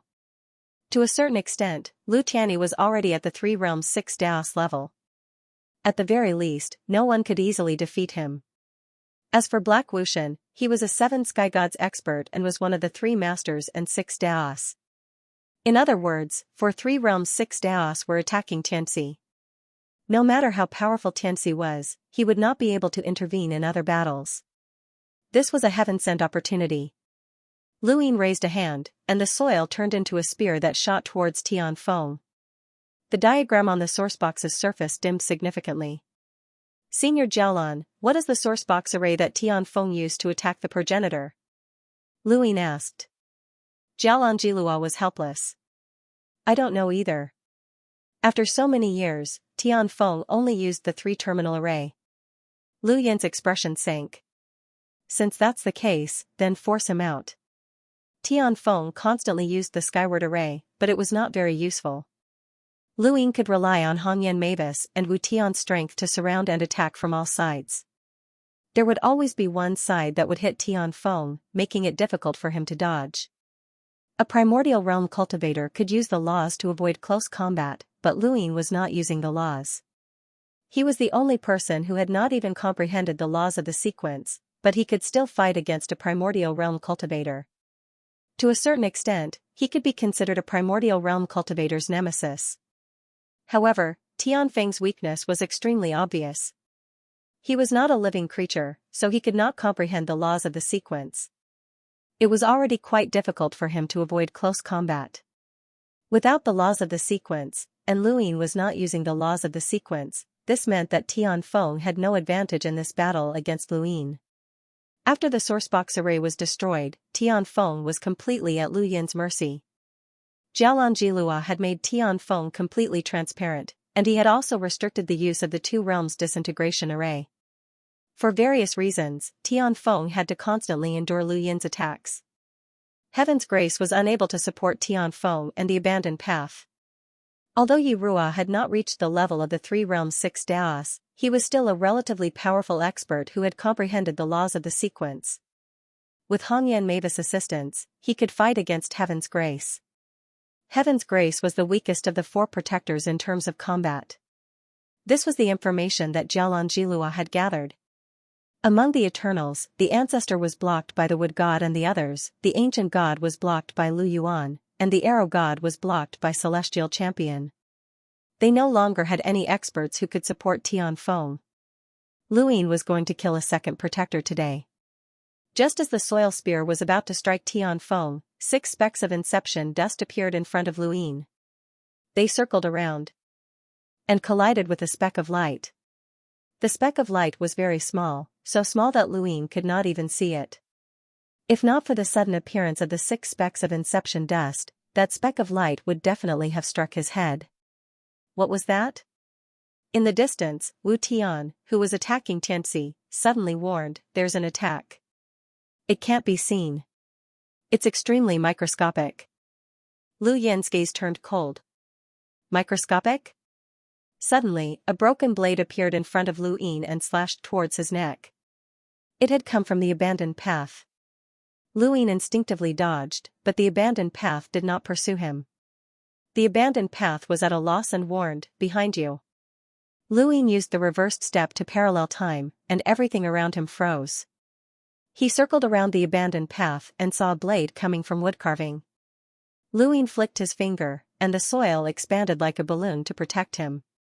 The next moment, Yi Ju swept past and exploded with her sequence laws. Black lines came from all directions, trying to imprison him. However, the black lines were unable to break through the soil's protection. This was the protection of the mortal ancestor's world. Finally, a shadow enveloped Lu Ying. He looked up and saw the sovereign's fist land. There was a loud bang, but Lu Ying remained in his original position while the sovereign was forced back several steps. In that short moment, Lu Ying had withstood the attacks of 5 powerhouses, including the abandoned path, Yi Ju, wood carving, Emperor Shang, and He Wuxian. It was impossible for all 5 of them to betray him at the same time. There was only one possibility: they had all been controlled. The abandoned path and the others stared blankly. Within the sovereign, Emperor Shang was terrified. How could this be? Even further away, wood carving was holding his blade. In front of him was a block of wood that had coincidentally blocked the ancestor's sword. He looked in Lu Yin's direction. Why had he attacked his junior brother? It's a change in the microscopic world. Be careful. It's an absolute powerhouse, Wu Tian warned. He Wuxian's expression darkened. It's Bai Wuxian. Lu Yin's expression grew solemn. Bai Wuxian had finally appeared. She was the most mysterious of the 7 sky gods and rarely made a move. So far, only Bai Wuxian and the last of the three elders of the Eternals had not shown up. The others had all shown up either dead or injured. Bai Wuxian held the Eternity List, which contained all of the human race's spies. Her appearance meant that the Eternals were truly in danger. However, the Eternity List was not very valuable. How many spies had been uncovered over the years? Luin had killed almost all of the Eternal spies in the Genesis space. As for the Six-Party Society's spies, Luin had captured some and killed some. Especially when Luin had been in the Mirage domain. In order to use the Six-Party Society to suppress the Above Heaven sect, the Eternals had deliberately exposed nearly 100 spies, including a progenitor like Wu Hen. This wave of active exposure had almost wiped out all of their spies in the Six-Party Society. After all, even Yao Lan was a spy of the Eternals. She was also a progenitor. It was not easy for the Eternals to develop so many spies, including so many progenitors. Now, how many names were left on the Eternity List? Now, the greatest threat to Luin was not the spies, but Bai Wuxian herself. Bai Wuxian had become one of the 7 sky gods and one of the 3 elders and 6 boundless not because she had developed spies, but because of her own strength. Lu Tianyi had fought with Bai Wuxian before, and she was very powerful. The scene just now also proved that Bai Wuxian definitely had the power to change the situation on the battlefield. Tianfeng was finally able to catch his breath. Luin did not attack him anymore. He remembered that light spot just now. That must be Bai Wuxian's power. It had actually changed the minds of so many experts in an instant. This was troublesome. Bai Wuxian did not appear, and the abandoned passerby and the others looked at each other, not knowing what to do. Continue, Luin ordered. The abandoned passerby and the others attacked according to their original strategy, but then, a huge shadow appeared in front of Luin.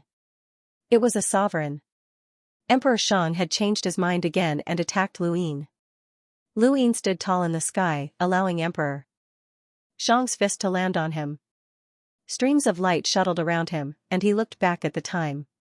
He wanted to see what form Bai Wuxian would take to attack. But he was disappointed. He really couldn't see Bai Wuxian's form when he attacked. Black Wuxian's voice rang out. White Wuxian is very small. The sequence law she comprehended is small. It's infinitely small. It's so small that any matter visible to the naked eye in the human world is like the universe to her. You can't see her no matter what.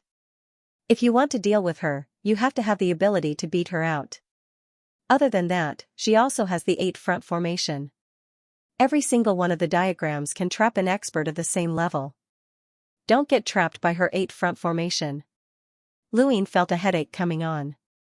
Any expert at the level of the 7 sky gods would be extremely difficult to deal with, and he had no idea where the one true god had found so many experts. To be honest, if he had known about the Eternals from the beginning and knew that the Eternals had the 7 sky gods, the 3 pillars, the 6 boundless regions, the 6 regions of calamity, and countless experts, he might not have made an enemy of such a powerful behemoth. Perhaps he would have been tempted by He Wuxian's invitation. Even a Grand Empyrean would feel despair and would be willing to sacrifice everything in exchange for the 6 paths of reincarnation realm, which was the only way to defeat a true god. How could Luin, who had just embarked on the path of cultivation, not feel despair? A person's beliefs and willpower were developed step by step, not at birth. If Luin hadn't gone through countless life and death battles, such as unifying the Innerverse and Outerverse, the Day-Night Clan, the Neoverse, the Cosmic Tree Society, and the Hexagon Society, he wouldn't have had the determination to face off against such a large number of Eternals. Fortunately, he walked out. No matter how unsolvable Bai Wuxian's ability was, there would always be a way to deal with it. Otherwise, why would she want to develop spies? Wouldn't it be easier to deal with the human experts alone? Tianfeng still had to fight, and Bai Wuxian was unable to affect Luin. He could only affect the abandoned path and Yirua. Luin observed again and again, trying to find traces of Bai Wuxian's actions. Unfortunately, he failed every time. Not only that, but because the venerable sovereign was controlled by Bai Wuxian again and again, the ancestor of the past found an opportunity to kill him. The huge venerable sovereign was cut in half at the waist, exposing Emperor Shang. The moment Emperor Shang, who was just an ordinary person, was exposed to the second domain of calamity, let alone participating in the battle. He even found it difficult to breathe. This was especially so when there were all sorts of harmful substances in the second domain of calamity. It didn't matter to cultivators and zombie kings, but it was impossible for ordinary people to adapt. Emperor Xiang looked at the dark sky and the distorted stars. He wanted to reunite the sovereign, but it was already impossible. Even venerable sovereigns, who possessed the strongest defense, couldn't withstand a single strike from the ancestor. The wooden carving appeared beside Emperor Xiang, wanting to take him away. Unfortunately, Emperor Xiang had only appeared in the second calamity region for 2 seconds before he breathed his last. Even before he died, he was still staring at the sky. He had never thought that a venerable sovereign would be cut in half. Lu Yin exhaled. This was already one of the most magnificent battles in human history, and Emperor Xiang's sacrifice was within expectations. Anyone else's sacrifice was possible, including himself. Emperor Xiang was only the first, and soon after, Yi Luo was also controlled by Bai Wuxian. She did not attack Lu Yin, but rather, she charged into the battlefield where Wu Tian and the others were attacking Xianxia. She faced Xianxia's attack head-on. Yi Luo was not at the level of 3 realms and 6 realms. If he was hit by Xianxia, he would definitely die. That flame and that sword seemed to have been deified. They became brighter and brighter in Yi Luo's eyes. His sequence rules were dissipating, and he could not get close to Xianxia. He was completely exposed to Xianxia's power. The sky was falling and the earth was sinking. The flames engulfed Yi Luo. Yi Luo felt his body was burning, just like the corpses he had dissected. How many corpses had he dissected to study the symbiosis of corpses? Those corpses would eventually be incinerated. He had seen it too many times, and he always thought that he would be incinerated one day. And that day had finally arrived. His only concern was his disciple. He felt the pain of his skin and organs being incinerated, but it only lasted for an instant. He did not feel anything at all. He hoped for reincarnation. This life had been too bitter. A small boat appeared in front of him. A boat? Would a person have a boat after they died? Clearly not, as this was a ray of light. Lu Yin used the ray of light to reverse for a second. Beside Yi Luo, Wu Tian and Jiang Feng attacked at the same time. One spear and one sword stabbed towards Yi Luo's front, while the other slashed towards Yi Luo's back. They surrounded Yi Luo, using absolute strength to break through all the sequence particles. They reached the absolute vacuum of the cultivation world and unleashed the beginning of the universe.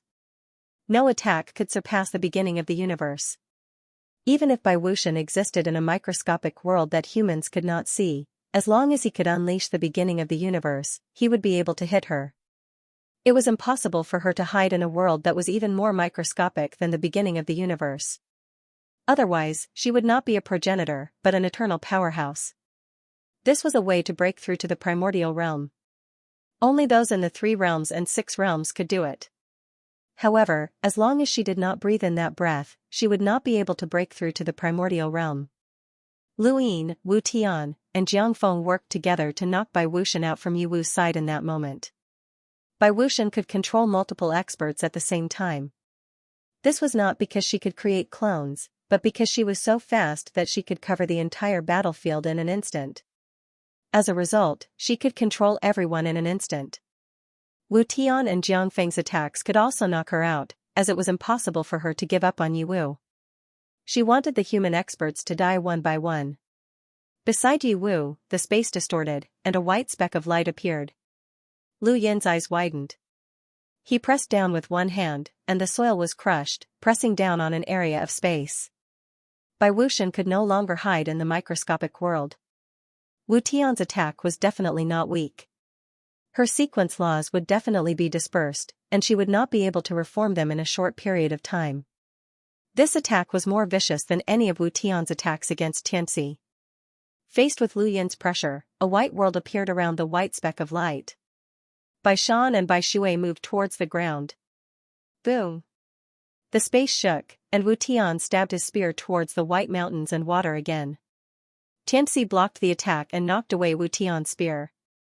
Wu Tian stared at Xianxia's sword and hurriedly pulled away. Jiang Feng slashed out with his sword, and the black-purple substance sent Yiwu flying with great force. From the beginning to the end, Yiwu had not interfered with the battle at all. He was like a marionette. He had almost been burned, but he had been saved and thrown out of the battlefield. This was the pinnacle of the battlefield. Even Sequence Law's powerhouses couldn't interfere. Be careful. Jiaolan Jilua called out. Lu Yin suddenly moved to the side, but there was nothing there.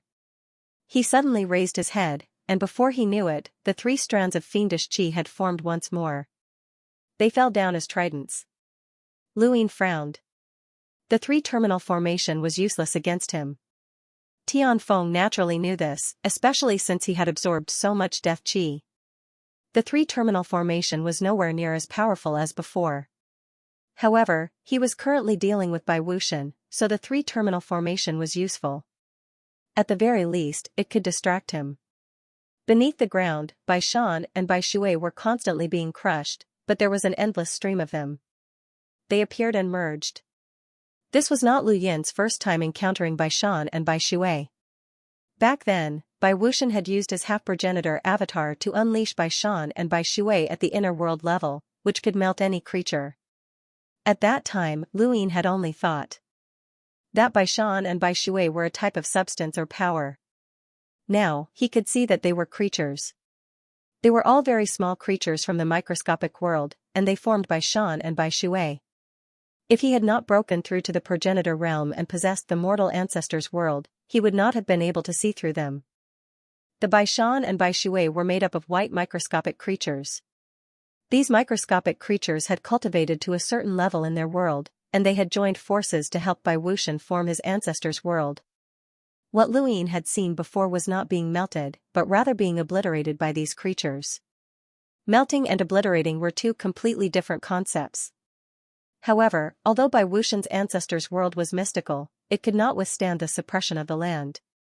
At this moment, the land formed by the mortal ancestors' world was even more powerful than the land that covered the heart of the universe. It was at the same level as when Lu Yin had first used the overturning sky palm to kill Fengbua. Bai Wuxian and Fengbua were both 3 masters and 6 heroes. If Lu Yin could kill Fengbua, he could also kill Bai Wuxian. As for the 3-terminal formation, Black Wuxian made his move. Black lines covered the sky and turned into a black net that trapped the trident. Little 7, leave Bai Wuxian to me. The general appointment platform crashed into the Bai Shan and Bai Shui, and Lu Tianyi blocked the land. Lu Yin took a step forward and continued to attack Tian Feng. Black Wuxian, continue to attack Tianxi. Black Wuxian looked at Lu Yin deeply. Since I've been exposed, there's no turning back. You better kill Tian Feng, or we might not win this battle. Lu Yin's eyes were cold as he rushed into the trident. The same thing happened again. Lu Yin absorbed the death energy from the trident and broke the 3-terminal formation. As soon as he left the 3-terminal formation, a strange power appeared in Lu Yin's hands and feet.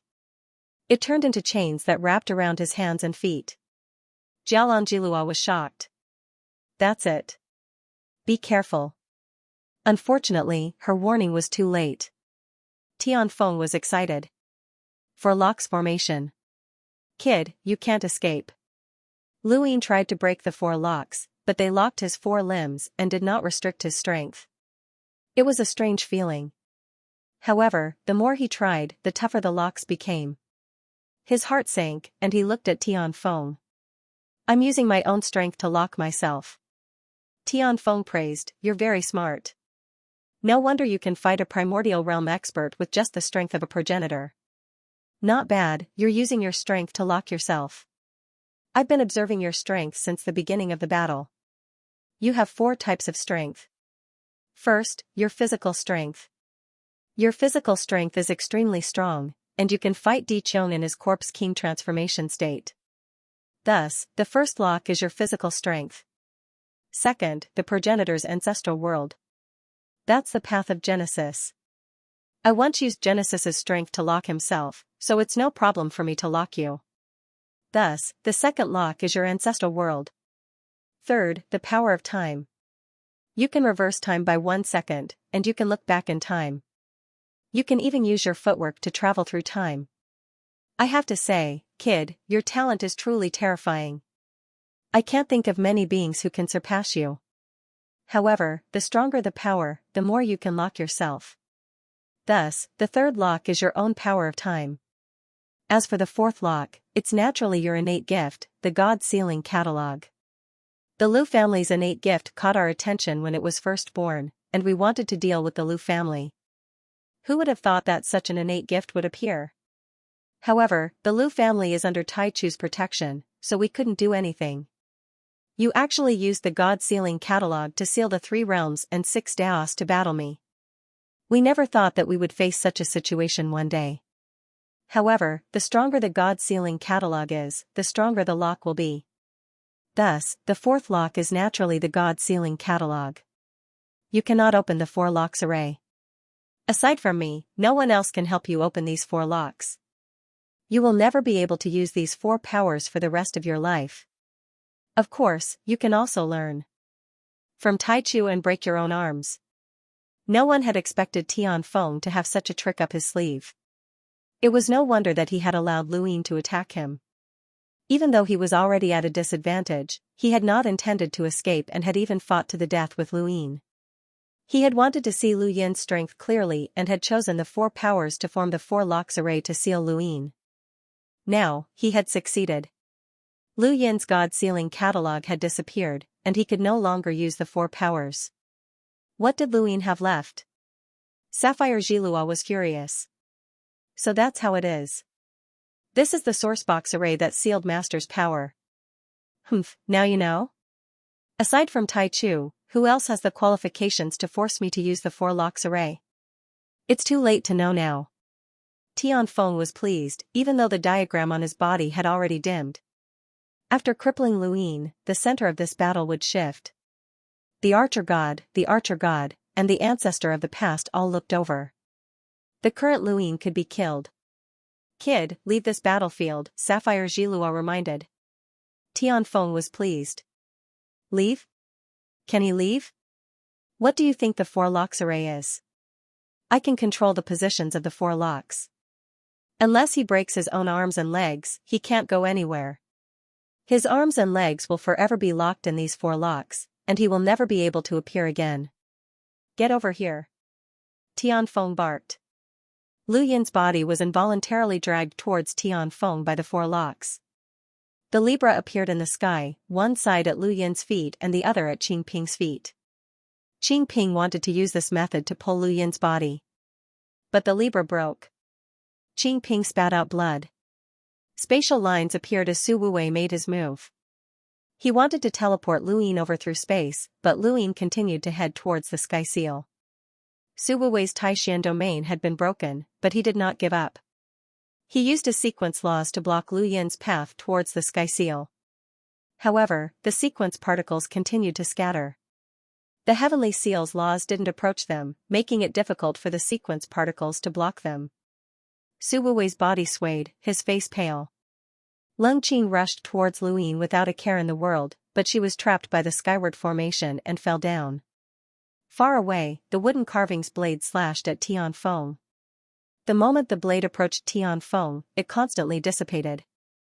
An ordinary blade was useless against Tianfeng, but a sequence law blade was unable to get close to Tianfeng.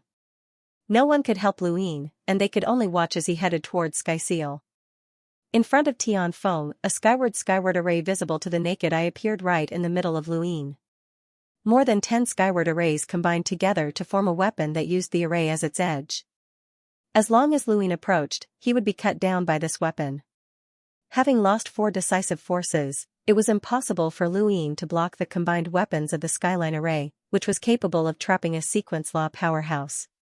Lu Tianyi and Lu Yuan. Wu Tian and the others wanted to save Lu Yin, but they were powerless. They had been holding back the ancient gods while Tianxi and the others were being held back. Lu Yin got closer and closer to the weapon, and when he looked up, the edge reflected a chilling light in the dusky sky. It seemed as if it had existed for a very long time, and it had indeed existed for a very long time. This was definitely not a battle technique that Tianfeng had created on a whim. Perhaps the progenitor's hands had been cut off by this weapon. This was no longer a battle, but an execution, a punishment. Tianfeng wanted Luyin to be killed in front of everyone so that he could shatter everyone's minds. Luyin was the current human's belief. Once that belief was shattered, it would be difficult for it to appear again. Everyone wanted to save Luyin, but Luyin himself was unusually calm. He approached Tianfeng so calmly that it made Tianfeng uneasy. The runes on Tianfeng's body flickered. It should not be this calm. How could it be? I can't let him get close. Tianfeng suddenly felt a sense of danger, but how can I execute him if I don't get close? The heaven-filling formation could not be too far away from Tianfeng. Given Lu Yin's current distance, the three-terminal formation could kill him, but it had already been used twice, and its stored death energy was gone. The two realms disintegration formation could not be used under Jialanjilua's interference. This was the only move that could kill Lu Yin. But why was this person so calm? He was so calm that even Tianfeng did not dare to let him get close. No, it's fake. It's definitely fake. He's faking it so that Tianfeng could not execute him. That's right, it's definitely fake. Xianxia had been trapped by the four locks formation, and it had been difficult for him to resist. This person had four decisive forces locked down, so there was no way he could have extra strength to attack Tianfeng. How could this person surpass Xianxia? Tianfeng sneered, "Humans, you're all too hypocritical. Do you think I'll fall for it? It's because of your hypocrisy and arrogance that you humans will suffer the consequences of your actions. Humans, your doomsday has arrived." Lu Yin's gaze was playful and mocking as he sized up Tianfeng. "What are you afraid of?" Tianfeng turned, "Me? Afraid? Human, you're the one who's going to die. I'll execute you right in front of you humans and separate your head from your body. No, I'll flay your skin and pull out your bones. You'll die in humiliation just like Jialanjilua." The mocking smile in Lu Yin's eyes grew even more intense, and behind it was an indescribable killing intent. "Let me ask you, what are you afraid of?" Tianfeng's tone was gloomy. The more someone fears death, the crazier they become before death. "You've already gone mad, and you're saying I'm afraid? What a joke." Lu Yin disdainfully replied, "The greatest respect you can show to a civilization is to destroy that civilization.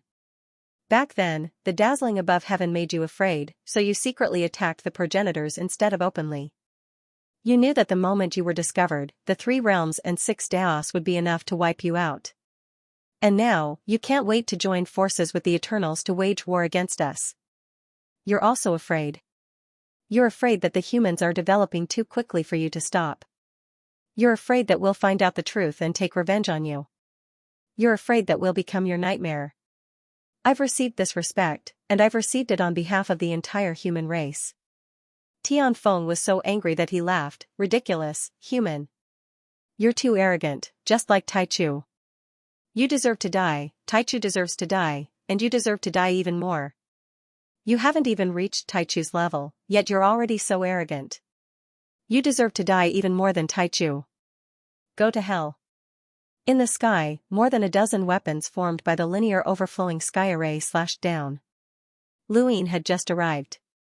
He looked up at the sky and mocked, "Have you forgotten that the humans' greatest weapon is their intelligence?" As he spoke, he released the void from his heart.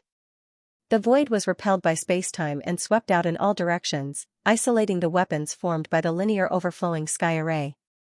With Tianfeng's strength, the weapons could naturally penetrate the void, but it would take time. Lu Yin would not give Tianfeng this time, as Tianfeng needed this time more than Lu Yin did. After all, Lu Yin had deliberately allowed himself to be sealed. He took out the Grim Reaper's left arm and the Go Lian from his cosmic ring. Outside his heart, the black and white fog formed a tornado that connected the sky and the earth. This was the death energy that he had just absorbed from the 3-terminal array. Tianfeng had taken care of this death energy and sealed it within the array, so one could imagine how powerful it was. This was the Grim Reaper's power. When the black and white fog connected with Lu Yin, his entire person changed. His hair grew longer and fell to his waist, and his eyes became dark and lifeless. The clothes on his upper body turned to dust, and the black gas swirled around him like clouds. It turned into chains, and dark red runes appeared on his body. His black cloak fluttered, and his left arm was wrapped in a white gas that turned into a shield. His right hand should have been the giant Go Lien, but now, only half of it remained. It was the Grim Reaper's weapon. Behind him, a black gas rose up, making him look like a demon. This was the Grim Reaper transformation. Compared to the previous Death God transformation, the current Death God transformation had an additional change. It was the black gas that had appeared behind Luin. It slowly took on the form of a human figure that stood tall and lofty. Just one look at it would send chills down one's spine. The appearance of this figure caused the temperature of the 6 zones to drop significantly. Lu Yuan, Hong Yan Mavis, and the others cried out, "Chu Hiai?" The figure behind Lu Yin was the Grim Reaper. Lu Yin used the Grim Reaper's left arm and the Go Lien. Under the Grim Reaper transformation, it was as if the Grim Reaper had been dragged over from the distant river of time. The Grim Reaper raised his head, and even though it was only his left arm, his might instantly swept across the sky and the earth, accompanied by the Go Lien's slash. During the Above Heavens era, the 3 realms and 6 Daos had dominated the entire universe. Although the 3 realms and 6 Daos had never fought over who was the strongest, they all knew that the Grim Reaper was someone that they could not afford to provoke. The others' powers were either used for inheritances or were mysterious and unfathomable. Only the Grim Reaper's power was focused on killing. Aside from that, there was no other use for it. The Grim Reaper had been born to kill. The name Grim Reaper did not come from him. The progenitor had named them, and when they grew up, they all changed their names. Chu Hiai had also changed his name, but his name had long since been forgotten. In the end, only the 2 words Grim Reaper had been passed down. He was the Grim Reaper of that era, the most resplendent Grim Reaper of the Above Heavens era. In that era, who would dare to become someone else's Grim Reaper? Only Chu Hiai could. When the power of death had first appeared, the shock it had brought was something that Lu Yuan and the others could still remember. That power had even buried the laws of the sequence. In that era, the humans and astral beasts had fought fiercely, and it had only gotten worse as time passed. In the end, even the desolate god of the 3 realms and 6 Daos could not help but take action. However, all the astral beasts, including the desolate god, had been suppressed by the Grim Reaper. Without exception, regardless of whether it was the primordial space or the invited astral beasts from the parallel universes, they had all been suppressed by the Grim Reaper. The Grim Reaper, alone with the Go Lien, had dominated the 4th mainland and suppressed everything. That was the Grim Reaper. Lu Yin had come into contact with ancestor Lu Yuan, Hong Yan Mavis, Gu Yizhi, and Wu Tian. Even now, he felt that only the Grim Reaper's power had given him an unparalleled shock. This shock was not only because he cultivated this power, but also because the death aura brought about the fear that was imprinted in the bloodlines of countless astral beasts. It was the path of death for countless people. Just as its name suggested, it was death aura, the aura of death. Tian Feng was stunned as he watched Go Lien slash down. How was this possible? How did this kid still have this power? Where did it come from? Just how much power had he cultivated? No one could answer him. Even Mr. Mu was amazed by Lu Yin's cultivation, let alone Tian Feng. The Grim Reaper's appearance was all thanks to Tian Feng's 3-terminal formation. Without the death aura within the formation, Lu Yin would not have been able to draw out the Grim Reaper. This was the Grim Reaper slash. A crisp sound rang out clearly in everyone's ears. Following that, darkness enveloped the sky, transforming into a black torrent that shattered half of the 2nd Disaster Zone's continent. The sky darkened. The death aura replaced the sky, shocking everyone. Even Tianxi was stunned. He thought of the distant past and the battle with the Grim Reaper. He had faced a hopeless situation that had chilled him to the core. Fortunately, the Grim Reaper was already dead. He was dead. Atop the Black Mother Tree, the sole true god looked up at the sky with a complicated gaze. In the past, it had been extremely difficult for him to work with the 4 guardians to deal with the Above Heavens sect. The 3 realms and 6 Daos had all avoided him, schemed against him, and surrounded him. It had been even more difficult than now. Back then, the 3 realms and 6 Daos had all reached the peak of the sequence laws and could break through to the primordial realm at any time. Those battles were still vivid in his mind. As for the Grim Reaper, he was definitely the most difficult. Expert to deal with in the past battles. That battle had shocked even him. It was a very familiar scene. The aura of death that shook the heavens and the earth was enough to bury everything, including the sequence particles that filled the world. If not for. Fortunately, it had ended in the end. The Grim Reaper was dead. He turned to look into the distance. After suffering such a blow, Tianfeng was also finished. Under the Black Mother tree, the Grand Empyrean stared into the distance in a daze. How nostalgic. The darkness slowly dispersed. The aura of death would eventually disappear. Everyone looked up at the sky and saw Luyin, as well as another figure. It was a long-haired woman whose entire body was wrapped in bandages. Her face couldn't be seen, and besides her hair and watery eyes, nothing else could be seen. However, her aura seemed to stand out from the rest of the world. Even though her face couldn't be seen, and even though she was wrapped in bandages, everyone could still feel her untainted aura. Flowy. Hong Yanmei's eyes were red as she clenched her fists. Wu Tian and Lu Yuan's faces darkened. They did not see wrongly. That was definitely Jialan Jilua.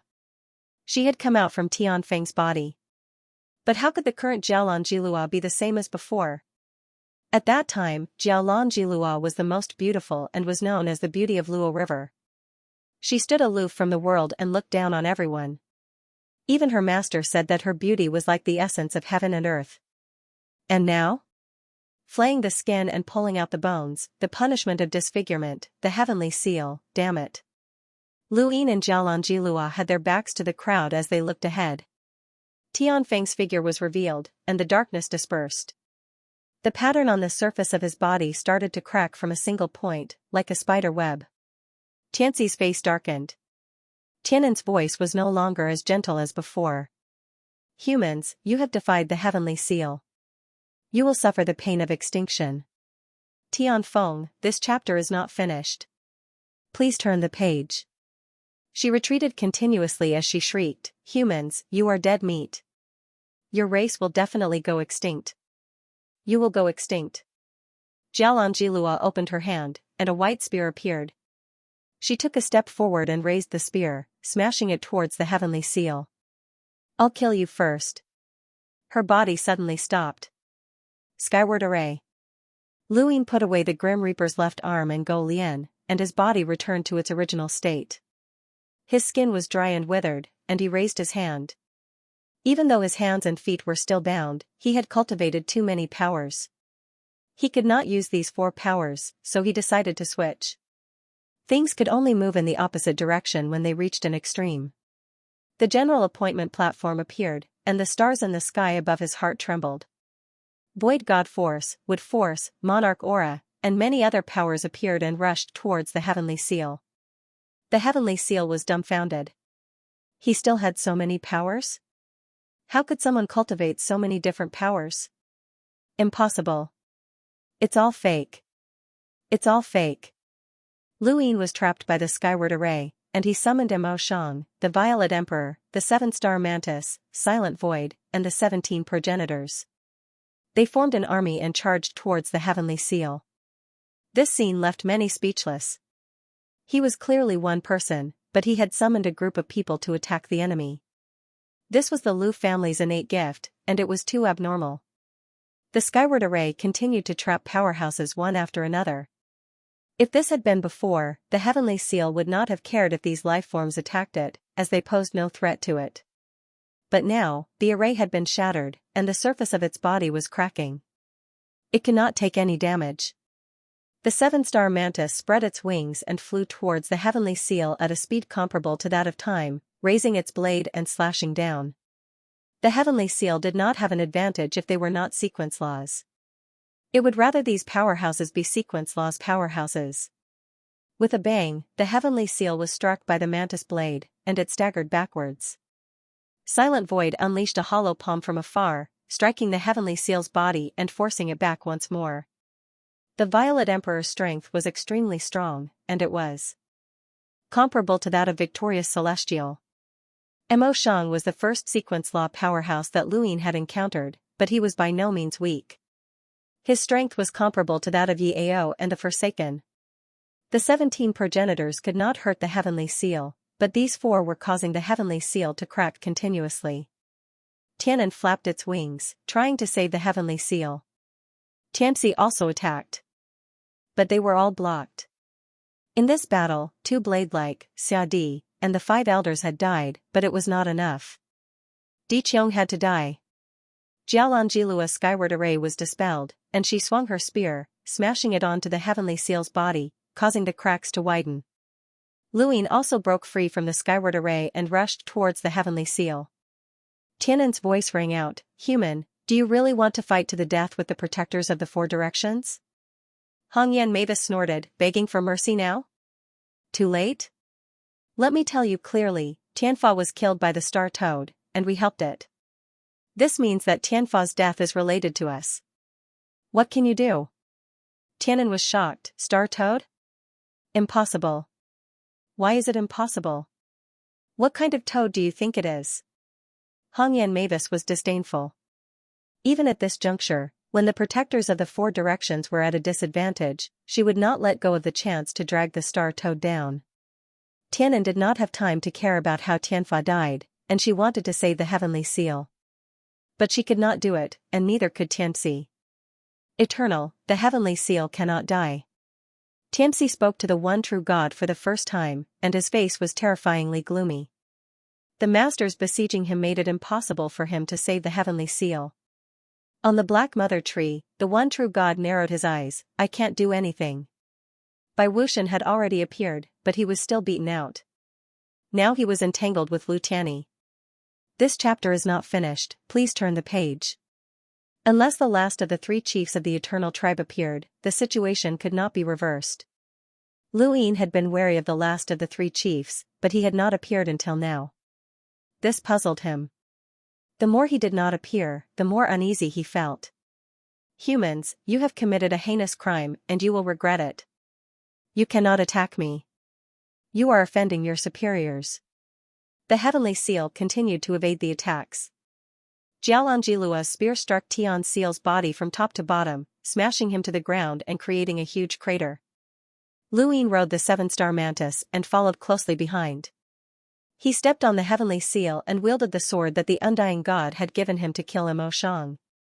More than one person said that I offended my superiors, but in the end, I stomped them all to death. How can I be superior? How can I be inferior? If there's any, it's us humans who are superior to you. He then stabbed the sword down.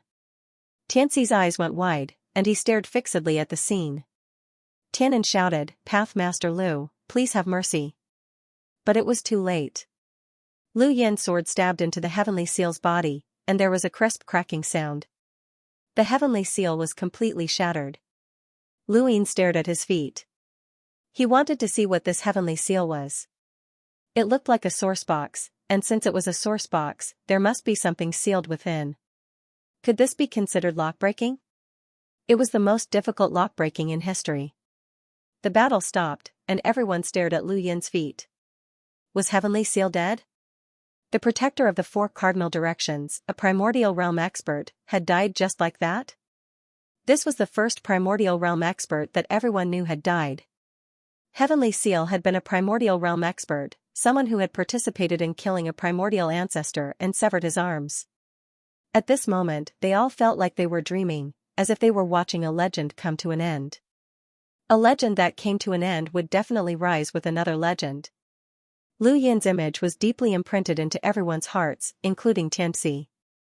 Tianxi's face was terrifyingly calm as he stared at Lu Yin.